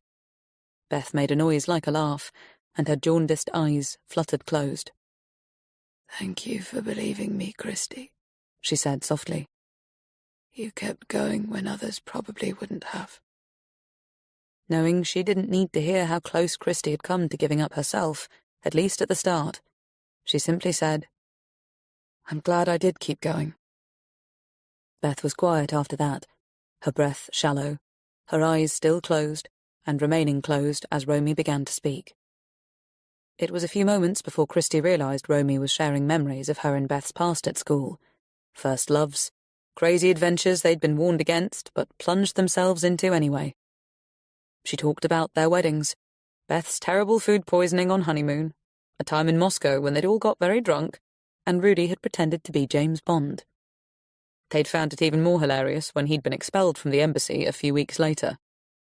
She talked them all the way through the years, from Beth's children's births to their many holidays together, to Rudy and Johnny's fascination with UFOs, and their own short-lived obsession with all things psychic and metaphysical. Though Beth didn't say anything herself, it was clear she was listening, and from time to time she managed a smile. At one point, a tear trickled from the corner of her eye, and Romy leaned forward to dab it away. Christie was so moved by their inner strength, not only for being able to share these end-of-life moments so stoically and even joyfully in a way, but in how ready they seemed to accept the inevitable, as if fighting would only make it worse. Beth wanted to go quietly, peacefully, and she could do that with Romy, Layla, and Johnny around her. It was time now for Christie to leave. Chapter 45. 1 month later. Hey, and welcome to Hindsight. In case you've been wondering about the radio silence these past few weeks, we know you have, thanks to all your messages. Please keep them coming. We're about to explain. As you know, the stories we bring you inevitably continue to play out long after the series is over, and this one, I'm afraid, is no different. It's called life, I guess, and the fact is that it just keeps going, and any best guesses as to how things might turn out often prove to be wrong. However, in this double-length episode, we're going to bring you an exclusive update on where we are now regarding the strange and deeply unsettling case of what happened to Romy Kaplan. You'll have been hearing about it in the news, of course, but there is so much more to tell that you'll only hear here. As Connor paused the playback to make a note, Christie allowed herself a moment to inhale the fragrant, fresh air of their surroundings, while enjoying the heady contrast of the outdoors to the more familiar confines of the studio and busyness of the harbourside. This glorious place was, in its own quietly resplendent way, like paradise. The old stone terrace, home to a large mosaic-topped table where they were seated, was sheltered beneath a vine and jasmine-covered gazebo. A freshly cut lawn sloped languorously away from them, flanked on one side by an intricate and colourful knot garden, on the other by a high, carefully tended laurel hedge. At the centre of it all, a duck and lily pond glinted and rippled beneath the tangled overhang of a weeping willow. Beyond, the horizon was currently hazed by wispy remnants of a late-morning summer mist. It was heavenly, hypnotic, the Cotswolds at its finest. Connor resumed the playback. We're at Halesford Manor today, Romy's true home, where she is now once again in residence. More to come on that later.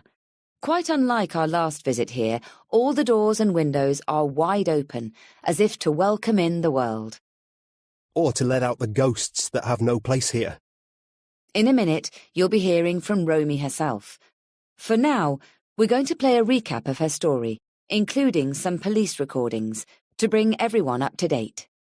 Connor hit pause again and adjusted his headset to release one ear, while Christie glanced over her shoulder to see Romy emerging through the French doors of the music room, where dusty bands of sunlight were streaming over the instruments and lighting the shadows. She was carrying a large coffee pot in one hand, a small notebook in the other, and with her recently highlighted fair hair caught up in a jaunty bun and her violet eyes seeming to twinkle, she looked, Christie noted with tenderness, the happiest, sad person she'd ever seen. How was she able to put up such a convincing front, when inside she was still so horribly bruised and broken? "Layla's right behind me with mugs and biscuits," Romy said, as Christie and Connor made room for refreshments amongst their clutter of laptops and script pads. "I heard your introduction," she grimaced. "You're not going to make me sit through the recap, are you?" Christie laughed. "Of course not. It'll be edited in later. Today is all about you, and whatever you want to share with us a month on from your release." Romy's eyebrows rose. "That's what we're calling it, is it?"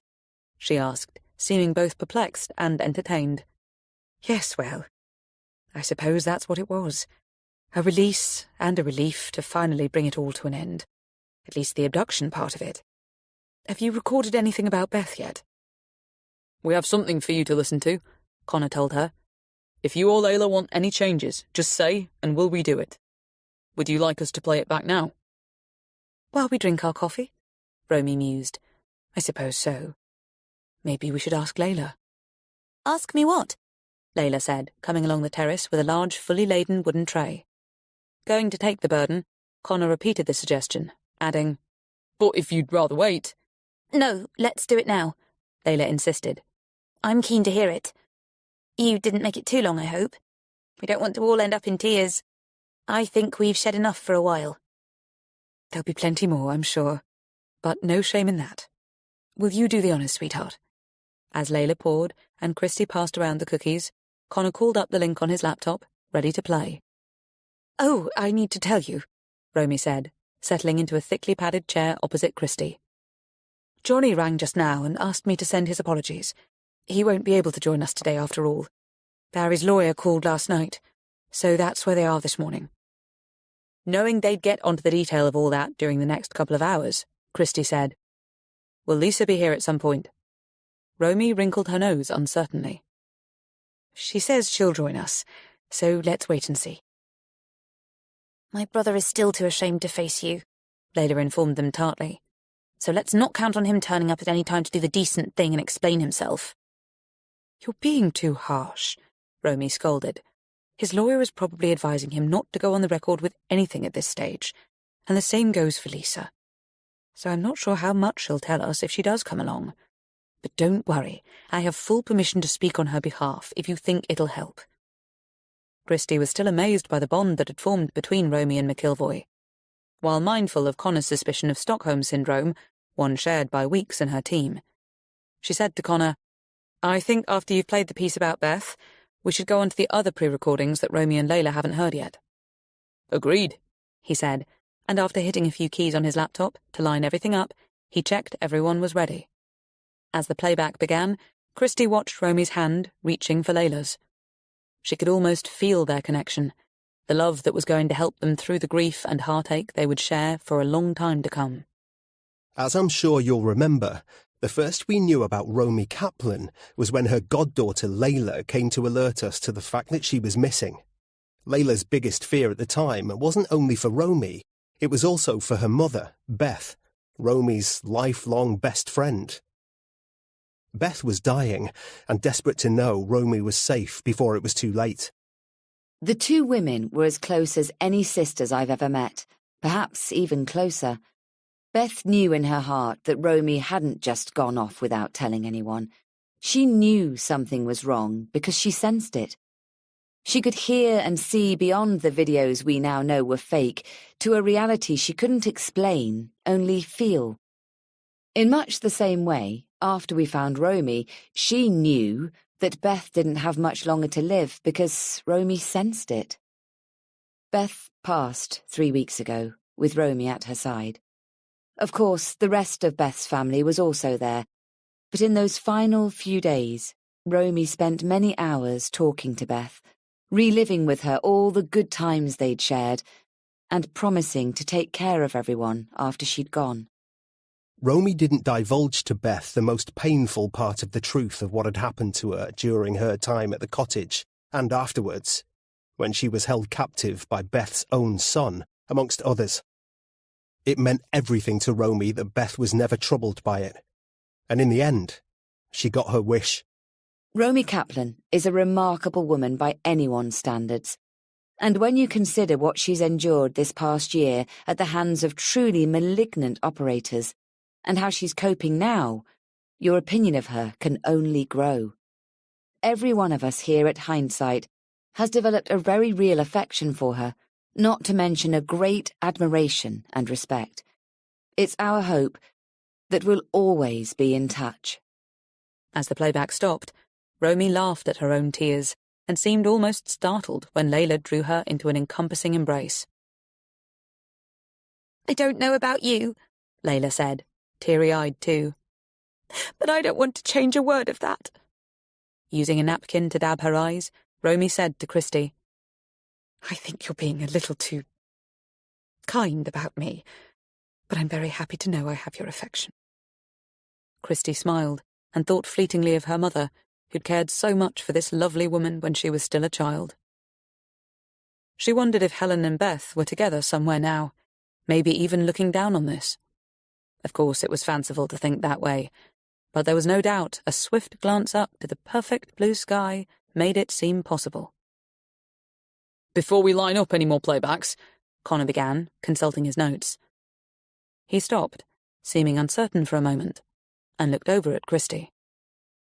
Realising what he'd probably just bumped up against, she decided to take it on herself, and turning to Romy, said, "We have a couple of quite sensitive questions for you. The first, and most important, is concerning Rudy." Romy swallowed and nodded, her eyes going down as she reached for her coffee without picking it up. "I think I know what's coming," she said softly, "and my answer, I have given it some thought, I promise, is that I don't have any objection to you saying there is some ambiguity around the way he died. I just don't want you to get into any trouble legally for mentioning it." Layla said, "It's already out there that the police have reopened the investigation. Is there any more to add?" "Not much," Christie admitted. "But we could confirm that Bram Alders is the focus of the new inquiries." Romy nodded slowly again. "Well, it's good that Barry and Lisa aren't being treated as suspects," she said, "because I certainly don't think either of them had a hand in it. As for Bram Alders, it's hard to see how the police are going to prove anything with no witnesses and no body to examine. I'm afraid it's quite possible that no one will ever be held accountable for what happened to my dear husband." at the risk of sounding vengeful, Connor said, I don't have a problem with putting it out there that Alders might very well get away with murder. At least the slur will be on him that way. As Romy's eyes fluttered closed, Christie sensed how hard this was for her, and said, "Perhaps let's not get into anything like that at this stage. Leave the detectives to do their job, and if anything changes before we post this episode, we can always revisit."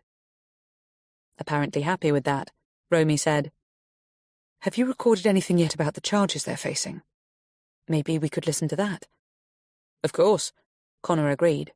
Coming right up. As he searched for it, Layla refreshed the coffees and popped back inside for a jug of iced water and glasses. Christie knew she was here most of the time now, and apparently had no immediate plans to return to Dubai, if she had any at all. Okay, I'm going to run it from the top, Connor said, so bear with. It definitely gets to the charges, we just need some background first. As the playback began, pulling in everyone's attention, Christie tuned into the backing track of birdsong and bee hums and watched a trio of butterflies flitting and settling amongst a bed of lavender. A robin came to perch on the balustrades in front of them, its tiny head tilting from side to side as though it was listening.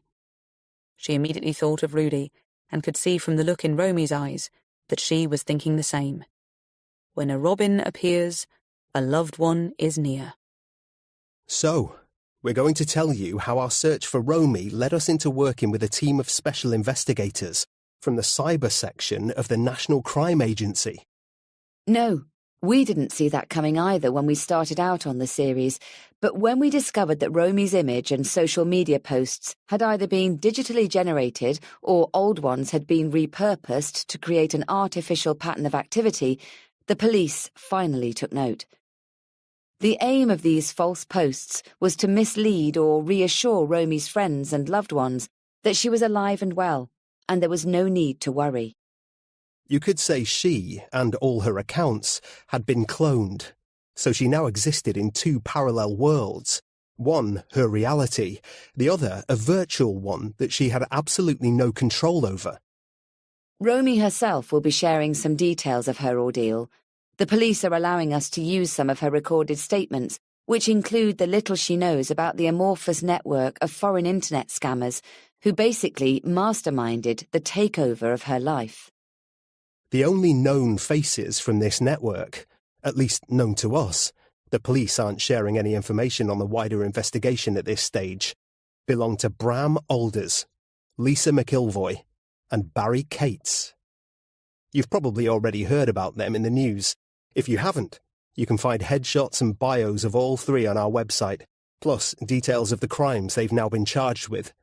These include identity fraud, grand larceny, false representation, and false imprisonment. It's highly possible more charges will follow. We will, of course, be keeping a close eye on things as they unfold. To quote one of our consulting lawyers, "These scammers and the pyramid-style scheme they're a part of have broken laws that aren't even on the statute books yet, something that needs rectifying without delay." Okay, a bit of an oxymoron there. But he's right insofar as the capabilities of generative AI are growing so fast that the whole world is struggling to keep up with it. So, is this a cautionary tale for our times? You bet your life it is. Christie's eyes moved to Romy as she shifted slightly in her chair. It wasn't possible to tell what she was thinking, only that she appeared to have eye contact with the robin as she listened. We know that artificial intelligence is vastly improving our lives in ways most of us couldn't even have imagined a few years ago, but it's also making us so much more vulnerable to all manner of malign influences. Most of us have seen or heard about the way today's technology can put an innocent person into exploitative photographs and videos.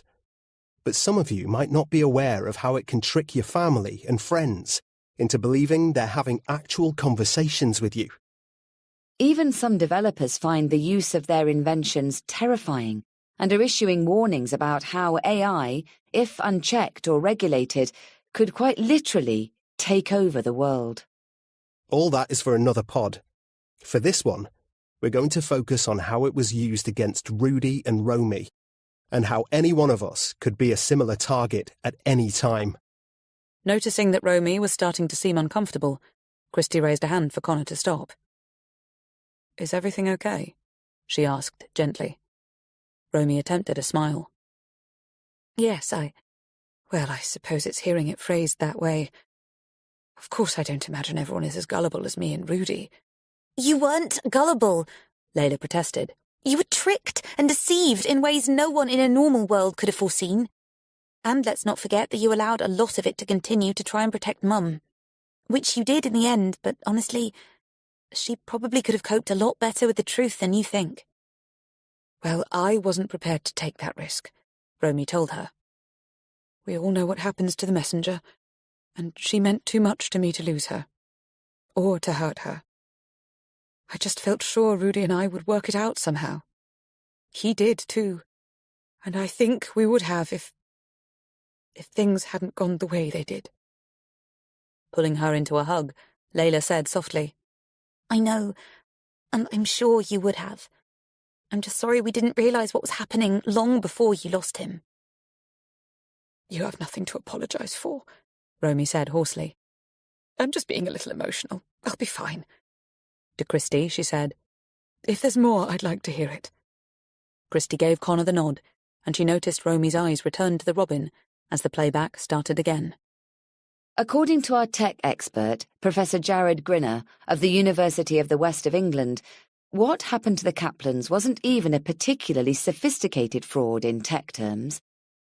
It's probably easy to see it that way if you're from his world, but from a victim's perspective, it can be absolutely devastating. Rudy isn't the only one we know of who lost his life in what could be related circumstances. There are others whose family you'll hear from much later in the episode. Professor Grinner will talk us through how the Kaplans' lives were seized in the way they were. He will not, however, be providing a masterclass in how to scam decent people out of just about everything. It would obviously be totally irresponsible to go into the detail of what they did. We just want to make you aware of how easy it can be these days for someone with the relevant know-how to take over your world in the way Bram Alders took over Romy's, as the puppet of his invisible masters. Given the court's current backlog, it could be many months before Alders, McIlvoy and Cates are in front of a judge to account for their crimes. However, we're told that all three intend to plead guilty when the time comes. This means there will be no trial, which makes our podcast all the more relevant for the information we can bring you.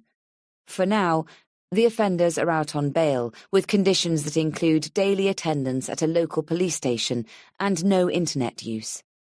We're not certain of Bram Alders' whereabouts, only that he's with his family somewhere in London, and none of them are giving interviews. Barry Cates is staying with his father in Somerset and also blocking interviews. Lisa McIlvoy, well, you might be surprised to hear where she is. As the recording ended, all eyes went to Romy. She seemed lost in her own thoughts, until eventually she said, "Would you like me to talk about her now?" "Only if you want to," Christie replied. Romy gave it a moment and nodded. Connor quickly reached into his work bag and brought out a small case of lapel mics to pin on everyone present. Not an easy job in summer, when there were no thick jumpers or sturdy collars to support the devices. However, the scalloped neckline of Romy's cream-coloured t-shirt held firm, as did the wide shoulder strap of Christie's pale blue shift dress and Layla's bright yellow tank top. Connor's black and beige polo shirt wasn't a problem at all, and there was always the table mic as backup. "Okay," he said, sitting down again. "If everyone's ready." Romy rose to her feet, and Christie turned to see who she was holding her hands out to. Although it wasn't a complete surprise to find Lisa McIlvoy standing on the threshold of the music room, it had caught her slightly unaware. "You were listening," Romy said, encouraging her to come forward. Lisa didn't deny it, only said to Layla, "I can make more coffee if you like." No, please sit here," Romy insisted, indicating the chair the other side of her. "If we're going to talk about you, you should at least hear what we have to say." Lisa almost smiled at that, and Christie noticed there was a slightly healthier hue to her complexion and hair than the last time she'd seen her. The weeks since her arrest had treated her far more kindly than she deserved, at least in Christie's opinion, although she'd be the first to admit she was no Romy. Passing Lisa a coffee, Layla said, "Is Therese still here?" "She's just left," Lisa replied, her Scottish burr seeming more pronounced this morning. "But she'll be back to see Romy later." This was the art therapist Romy had engaged to help both her and Lisa to work through their recent traumas, and Christie could only reflect on how typical it was of Romy that she was playing to Lisa's strengths by steering them both along a path that she would be comfortable with. "How are things going on the therapy front?" she asked, looking from one to the other. Romy turned to Lisa, eyes shining with fondness. "I think we're making progress, don't you?" she said. Lisa rolled her eyes. "There's so much hard stuff to deal with. But she seems kind of happy with you. Not sure about me, but I guess it takes time to transition from being a total basket case to a fully functioning normal." "Well, that's one way of phrasing it," Romy laughed. "But she tells me that you're showing a lot of bravery in the way you're expressing things that happened in the past through your art." Blushing slightly, Lisa said to Christie, "I still can't quite believe this woman next to me is for real, and I've spent so much time with her now. I mean, when did you ever meet anyone like it?" Smiling, Christie said, "I must admit, she's pretty unique." "As are we all in our own ways," Romy told them knowingly. "Now, shall we continue?" Aware that Connor was already recording, Christie said, "We're on it, so let's just keep going. You're staying here at the manor, Lisa, is that right?" Seeming embarrassed again, Lisa said, "I know. Weird, isn't it?" "She didn't have anywhere else to go when they gave her bail," Romy interrupted. "And she'd already set up a studio here, so it made sense for her to come back. She's very talented, you know, and needs encouraging." Cutting in, Connor said, "Can we ask what happened to the portraits we saw upstairs in the studio? Are they still there?" Lisa looked pinched and miserable, a brief outward show of the tangled, debilitating emotions she was struggling with, the chaos of unholy horrors she'd both witnessed and been a part of, that were clearly still haunting her. At least it meant she had a conscience. That was one thing in her favour. Answering the question, Romy said, "They've gone. The police took them." "Were they of potential new targets?" Connor asked bluntly. Lisa's eyes stayed down. "Yes," she answered quietly. "They were. But the subjects have been informed, and it's been established that no harm has come to them." "Unlike the couple you targeted on Exmoor?" Connor pressed. Lisa's eyes filled with anguish and protest as she looked at him. "I didn't know what had happened to them until you put it in a podcast," she cried. "After I left, I didn't have any more contact with them. Bram wouldn't allow it, and I felt so bad about what he was doing. So why didn't you stop him? Connor cut in forcefully. Lisa flinched and regarded him helplessly, apparently having no excuse or explanation for her failure. Romy said, "She was afraid to stand up to Alders, and please remember that this is the kind of thing she's addressing with her therapist, so I don't think it's a good idea to bully her now. If you don't mind." Connor's eyes went to Christy, and seeing how much further he'd like to dig into this, she decided it was time to take over. "Perhaps you can tell us why there was one of Barry," she said to Lisa. "Was he supposed to be a target?" Lisa shook her head. No. He asked me to do it. I think it was supposed to be a gift for his mother." Under her breath, Layla muttered, "Deluded." Romy said, "Our plan, with the lawyer, is to present Lisa to the judge as someone who's showing genuine remorse, which she most definitely feels, and who's receiving professional help to overcome her very difficult start in life. By the time we go to court, we're certain she'll be ready to move forward as a more rounded and responsible citizen. Plus, she will have a job and somewhere to live. That will certainly count for a lot." "A job?" Connor queried. Romy looked surprised. "As a portraitist," she reminded him, as if no ill use of this talent had ever been made or would ever be held against Lisa in the future. Christy almost smiled. Romy's disingenuousness or blank refusal to accept obvious obstacles of any kind was as remarkable as the woman herself. "And you know about our other project?" Romy continued. "It's still early days, of course, but Lisa's helping with that, as is Layla, and Johnny's going to join us when things are more settled with Barry." "You're talking about your plans to set up a refuge for abused women?" Christy asked, aware of a car arriving at the front of the house. "That's right. We've already had a meeting with an architect to discuss converting some of the outbuildings here, and we're hoping to meet one of the town planners next week. And in case your listeners are wondering about where the money's coming from, actually, they'll probably be more interested to hear how much was stolen. Well, it seems some of it might still exist in the cloned accounts and investments, although the greater likelihood is that it's all long gone by now." Although Romy seemed saddened by that, and even bizarrely mystified, what struck Christy the most was that she was able to talk about it with no hint of bitterness or anger. "What upsets me about it," Romy continued, gazing at the robin now, "is that it belonged to Rudy. No one had the right to take it from him, and I still don't understand why anyone would, when he was always so generous." Having to accept that Romy's mindset wasn't quite the same as most other people's, Christy watched the robin go to perch on the back of an empty chair. "But you haven't been left destitute?" "No, I don't think so," Romy replied. "But maybe there's still a lot to be sorted out. At least the house is still in my name."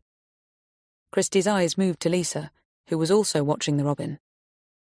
"I don't know anything for certain," Lisa said, "but Bram was definitely planning to move on in the next week or so, and his usual MO when that happened was to clean out and clear off, as he put it. That meant leaving nothing behind." "I can't actually access any of my accounts at the moment," Romy admitted. "But friends are being very generous in helping to tide me over, and of course, I'm getting a lot of very welcome advice and support from your wonderful David. He's so knowledgeable, isn't he? And very patient. I'm sure he must want to shake me until I rattle at times." Christy smiled. "He has his good points," she said dryly, knowing that David, like everyone else, had fallen under Romy's spell. She turned to where he'd come to stand in the doorway, leaning against the frame, arms folded as he listened to their chat. His look of amusement confirmed what she'd suspected, that he hadn't realized she knew he was there. "Will you have a coffee?" Romy invited, going to greet him. "I'll get another mug," Layla said, springing up. "No, don't let me interrupt," he protested. "I can sort myself out. We'll talk later," he said to Romy. "Just a couple of things for you to sign." Satisfied with that, Romy returned to the table as David dropped a quick kiss on Christy's forehead, saluted Connor, and went off to the kitchen. Layla was the first to resume the chat. "Can you tell us if Barry was involved in setting up the final sting, if we can call it that?" she asked Lisa. Lisa's colour rose, and for a fleeting moment, Christy actually felt sorry for her, It couldn't be easy sitting here being interrogated by those she'd wronged, so she surely deserved some credit for facing it. I can only tell you that Barry was mostly keeping out of the way by then, Lisa said. So I don't think he was involved. Which doesn't explain why he didn't tell us where to find Romy, Layla said coldly. He was almost as scared of Bram as I was, Lisa told her. But you're right. He could have raised the alarm sooner. We both could. In my case, I was afraid of what he might do to Romy before I could get her free. And Barry's... well, I guess he should speak for himself. Not much chance of that, Layla snorted sourly. But I can tell you, it would have all been about saving his own skin. He knew he was going to be locked up for the part he played in it all, and he just couldn't face it. Plus, I guess it was still making him rich. His accounts have been frozen, Christie pointed out, and I imagine there's a chance his willingness to work with the police, plus his therapy sessions, will present well to the judge to help reduce his sentence. Which could be, Connor said, needing to get it in for the record, a hefty 7-year stretch as things stand. Could be 10 for Alders.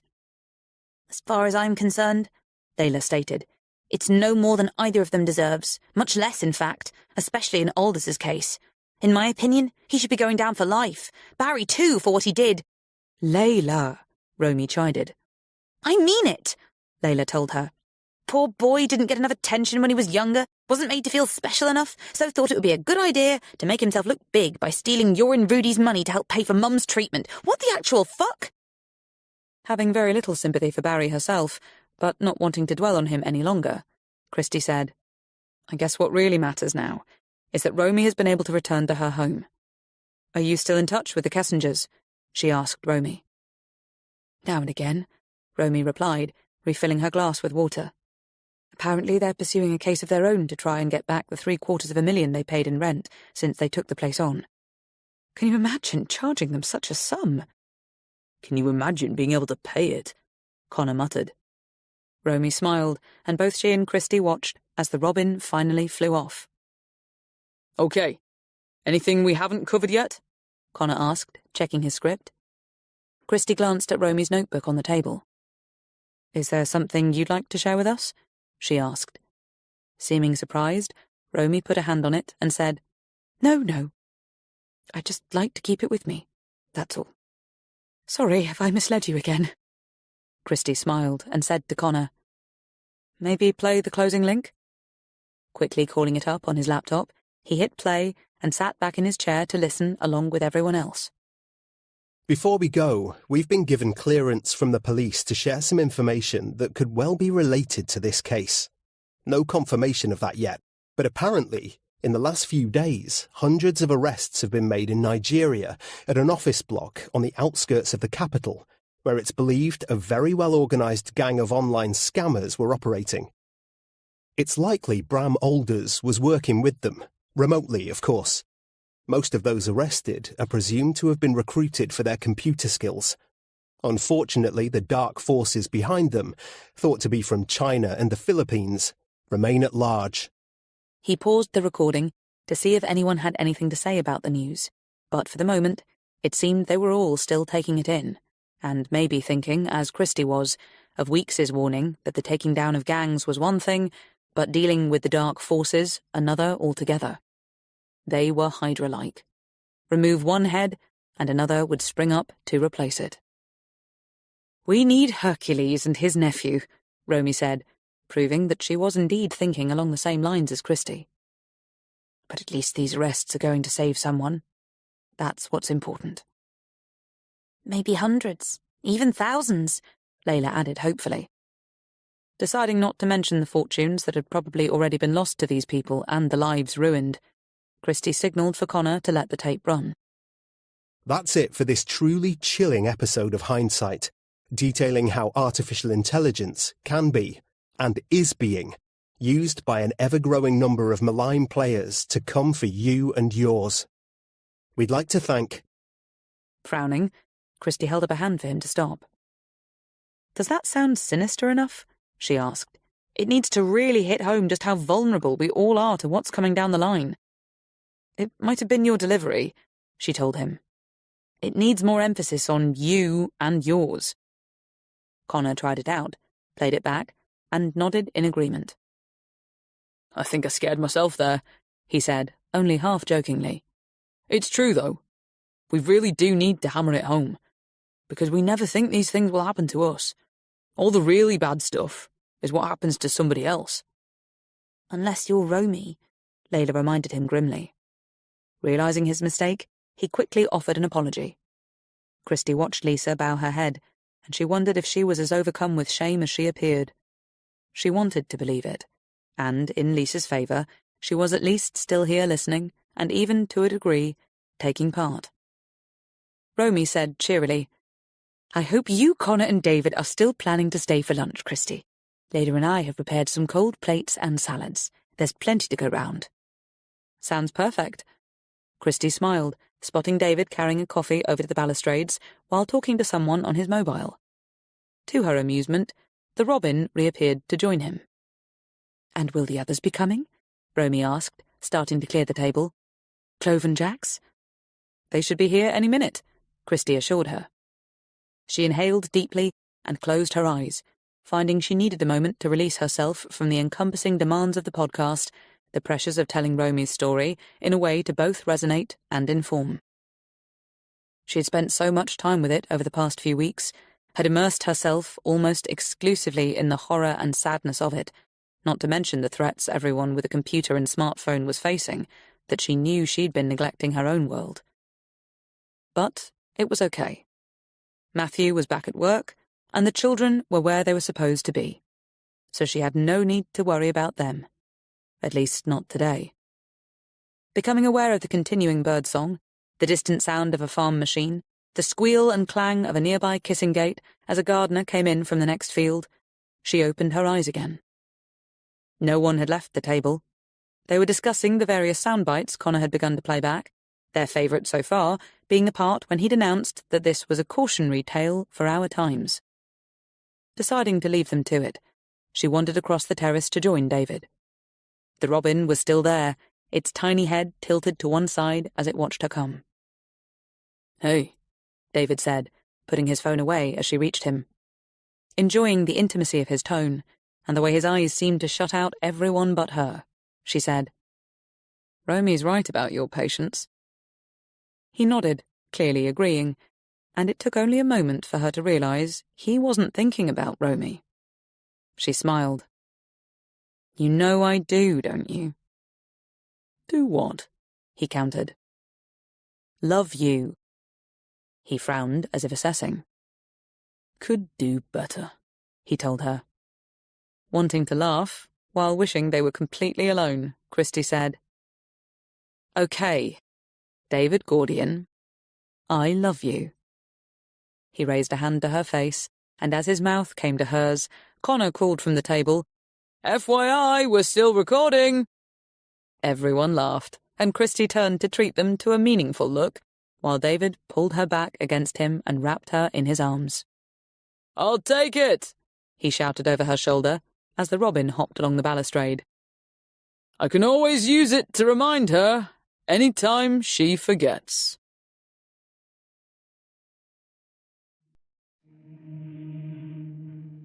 Belinda and HarperCollins hope you enjoyed the reading of Never Look Back by Susan Lewis, read by Kristen Atherton, Mark Meadows, Oliver Hembrough, Lucy Price-Lewis, and Catherine Walker-Booth.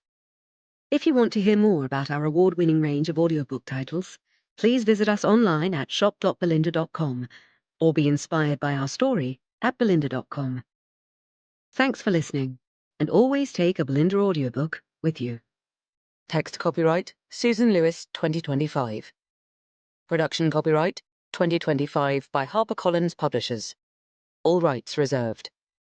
No part of this publication may be reproduced, stored in a retrieval system, or transmitted in any form or by any means, electronic, mechanical, photocopying, recording, or otherwise, without the prior written permission of the publishers. Without limiting the author's and publisher's exclusive rights, any unauthorized use of this publication to train generative artificial intelligence (AI) technologies is expressly prohibited. HarperCollins also exercise their rights under Article 4.3 of the Digital Single Market Directive 2019-790, and expressly reserve this publication from the text and data mining exception.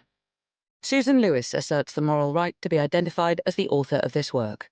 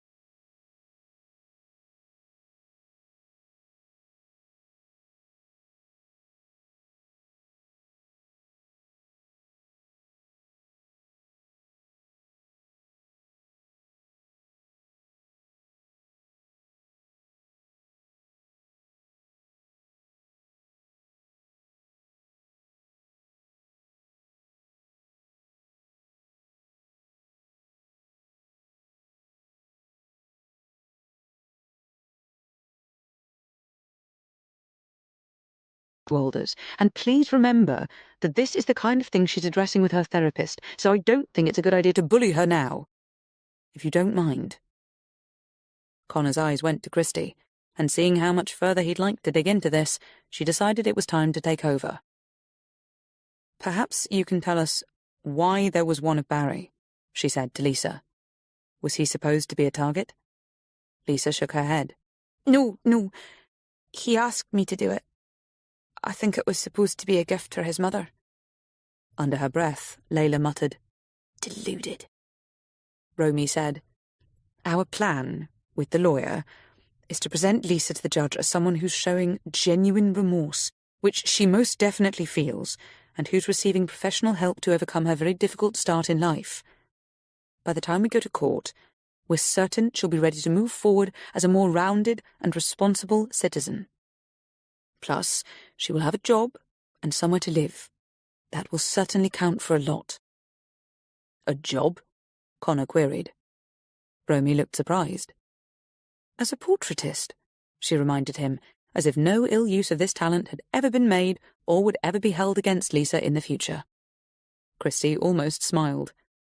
Romy's disingenuousness or blank refusal to accept obvious obstacles of any kind was as remarkable as the woman herself. And you know about our other project? Romy continued. It's still early days, of course, but Lisa's helping with that, as is Layla, and Johnny's going to join us when things are more settled with Barry. You're talking about your plans to set up a refuge for abused women? Christie asked, aware of a car arriving at the front of the house. That's right. We've already had a meeting with an architect to discuss converting some of the outbuildings here, and we're hoping to meet one of the town planners next week. And in case your listeners are wondering about where the money's coming from, actually, they'll probably be more interested to hear how much was stolen. Well, it seems some of it might still exist in the cloned accounts and investments, although the greater likelihood is that it's all long gone by now. Although Romy seemed saddened by that, and even bizarrely mystified, what struck Christie the most was that she was able to talk about it with no hint of bitterness or anger. What upsets me about it, Romy continued, gazing at the robin now, is that it belonged to Rudy. No one had the right to take it from him, and I still don't understand why anyone would, when he was always so generous. Having to accept that Romy's mindset wasn't quite the same as most other people's, Christie watched the robin go to perch on the back of an empty chair. But you haven't been left destitute? No, I don't think so, Romy replied. But maybe there's still a lot to be sorted out. At least the house is still in my name. Christie's eyes moved to Lisa, who was also watching the robin. I don't know anything for certain, Lisa said, but Bram was definitely planning to move on in the next week or so, and his usual MO when that happened was to clean out and clear off, as he put it. That meant leaving nothing behind. I can't actually access any of my accounts at the moment, Romy admitted. But friends are being very generous in helping to tide me over, and of course, I'm getting a lot of very welcome advice and support from your wonderful David. He's so knowledgeable, isn't he? And very patient. I'm sure he must want to shake me until I rattle at times. Christie smiled. He has his good points, she said dryly, knowing that David, like everyone else, had fallen under Romy's spell. She turned to where he'd come to stand in the doorway, leaning against the frame, arms folded as he listened to their chat. His look of amusement confirmed what she'd suspected, that he hadn't realized she knew he was there. "Will you have a coffee?"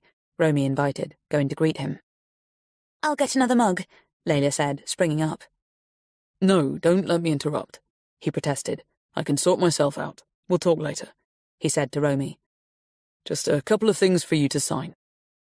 Satisfied with that, Romy returned to the table as David dropped a quick kiss on Christie's forehead, saluted Connor, and went off to the kitchen. Layla was the first to resume the chat. "Can you tell us if Barry was involved in setting up the final sting, if we can call it that?" she asked Lisa. Lisa's colour rose, and for a fleeting moment, Christie actually felt sorry for her. It couldn't be easy sitting here being interrogated by those she'd wronged, so she surely deserved some credit for facing it. "I can only tell you that Barry was mostly keeping out of the way by then," Lisa said, "so I don't think he was involved. Which doesn't explain why he didn't tell us where to find Romy," Layla said coldly. "He was almost as scared of Bram as I was," Lisa told her. "But you're right, he could have raised the alarm sooner. We both could. In my case, I was afraid of what he might do to Romy before I could get her free. And Barry's... well, I guess he should speak for himself." "Not much chance of that," Layla snorted sourly. "But I can tell you, it would have all been about saving his own skin. He knew he was going to be locked up for the part he played in it all, and he just couldn't face it. Plus, I guess it was still making him rich." "His accounts have been frozen," Christie pointed out, "and I imagine there's a chance his willingness to work with the police, plus his therapy sessions, will present well to the judge to help reduce his sentence." "Which could be," Connor said, needing to get it in for the record, "a hefty 7-year stretch as things stand. Could be 10 for Aldous." "As far as I'm concerned," Layla stated, "it's no more than either of them deserves, much less, in fact, especially in Aldous' case. In my opinion, he should be going down for life. Barry, too, for what he did." "Layla," Romy chided. "I mean it," Layla told her. "Poor boy didn't get enough attention when he was younger, wasn't made to feel special enough, so thought it would be a good idea to make himself look big by stealing your and Rudy's money to help pay for Mum's treatment. What the actual fuck?" Having very little sympathy for Barry herself, but not wanting to dwell on him any longer, Christie said, "I guess what really matters now is that Romy has been able to return to her home. Are you still in touch with the Kessingers?" she asked Romy. "Now and again," Romy replied, refilling her glass with water. "Apparently they're pursuing a case of their own to try and get back the $750,000 they paid in rent since they took the place on. Can you imagine charging them such a sum?" "Can you imagine being able to pay it?" Connor muttered. Romy smiled, and both she and Christie watched as the robin finally flew off. "Okay. Anything we haven't covered yet?" Connor asked, checking his script. Christie glanced at Romy's notebook on the table. "Is there something you'd like to share with us?" she asked. Seeming surprised, Romy put a hand on it and said, No. I'd just like to keep it with me, that's all. Sorry if I misled you again." Christie smiled and said to Connor, "Maybe play the closing link?" Quickly calling it up on his laptop, he hit play and sat back in his chair to listen along with everyone else. Before we go, we've been given clearance from the police to share some information that could well be related to this case. No confirmation of that yet, but apparently In the last few days, hundreds of arrests have been made in Nigeria at an office block on the outskirts of the capital, where it's believed a very well-organised gang of online scammers were operating.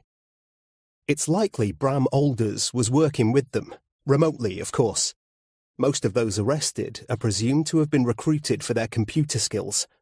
Unfortunately, the dark forces behind them, thought to be from China and the Philippines, remain at large.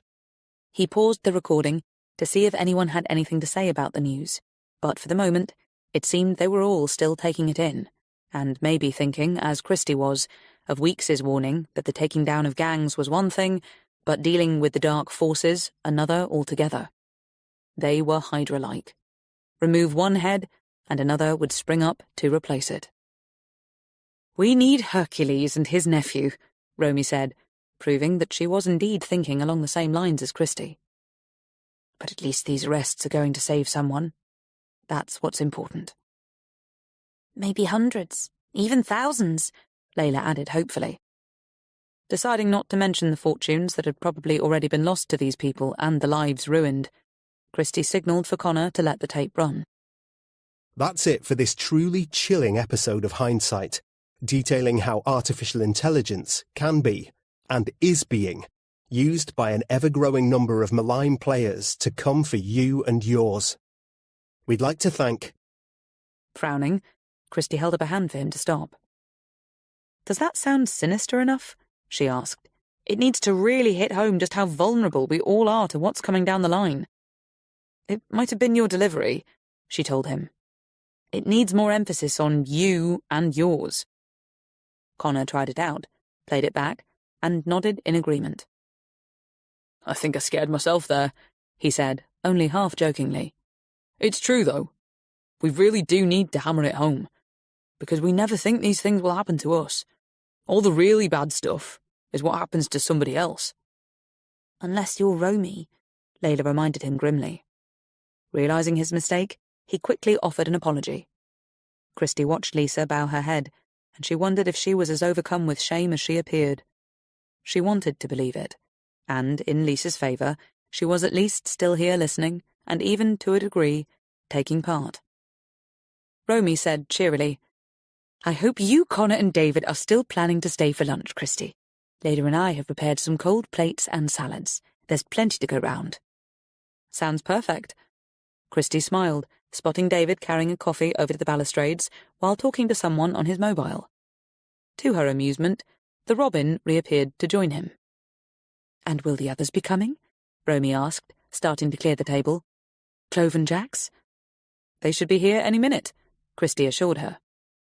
She inhaled deeply and closed her eyes, finding she needed a moment to release herself from the encompassing demands of the podcast, the pressures of telling Romy's story in a way to both resonate and inform. She had spent so much time with it over the past few weeks, had immersed herself almost exclusively in the horror and sadness of it, not to mention the threats everyone with a computer and smartphone was facing, that she knew she'd been neglecting her own world. But it was okay. Matthew was back at work, and the children were where they were supposed to be, so she had no need to worry about them. At least not today. Becoming aware of the continuing birdsong, the distant sound of a farm machine, the squeal and clang of a nearby kissing gate as a gardener came in from the next field, she opened her eyes again. No one had left the table. They were discussing the various sound bites Connor had begun to play back, their favourite so far being the part when he'd announced that this was a cautionary tale for our times. Deciding to leave them to it, she wandered across the terrace to join David. The Robin was still there, its tiny head tilted to one side as it watched her come. "Hey," David said, putting his phone away as she reached him. Enjoying the intimacy of his tone, and the way his eyes seemed to shut out everyone but her, she said, "Romy's right about your patience." He nodded, clearly agreeing, and it took only a moment for her to realise he wasn't thinking about Romy. She smiled. "You know I do, don't you?" "Do what?" he countered. "Love you." He frowned as if assessing. "Could do better," he told her. Wanting to laugh, while wishing they were completely alone, Christie said, Okay, David Gordian, I love you. He raised a hand to her face, and as his mouth came to hers, Connor called from the table, FYI, we're still recording. Everyone laughed, and Christie turned to treat them to a meaningful look, while David pulled her back against him and wrapped her in his arms. I'll take it, he shouted over her shoulder as the robin hopped along the balustrade. I can always use it to remind her any time she forgets.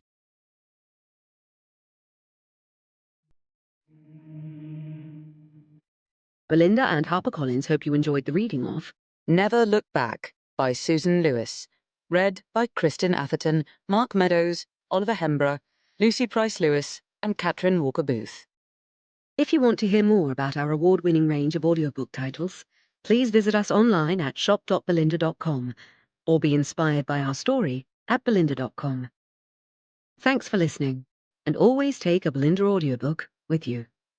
Text copyright Susan Lewis 2025. Production copyright 2025 by HarperCollins Publishers. All rights reserved.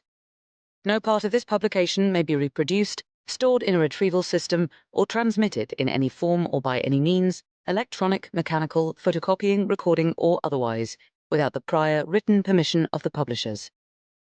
Without limiting the author's and publisher's exclusive rights, any unauthorized use of this publication to train generative artificial intelligence (AI) technologies is expressly prohibited. HarperCollins also exercise their rights under Article 4.3 of the Digital Single Market Directive 2019-790, and expressly reserve this publication from the text and data mining exception. Susan Lewis asserts the moral right to be identified as the author of this work.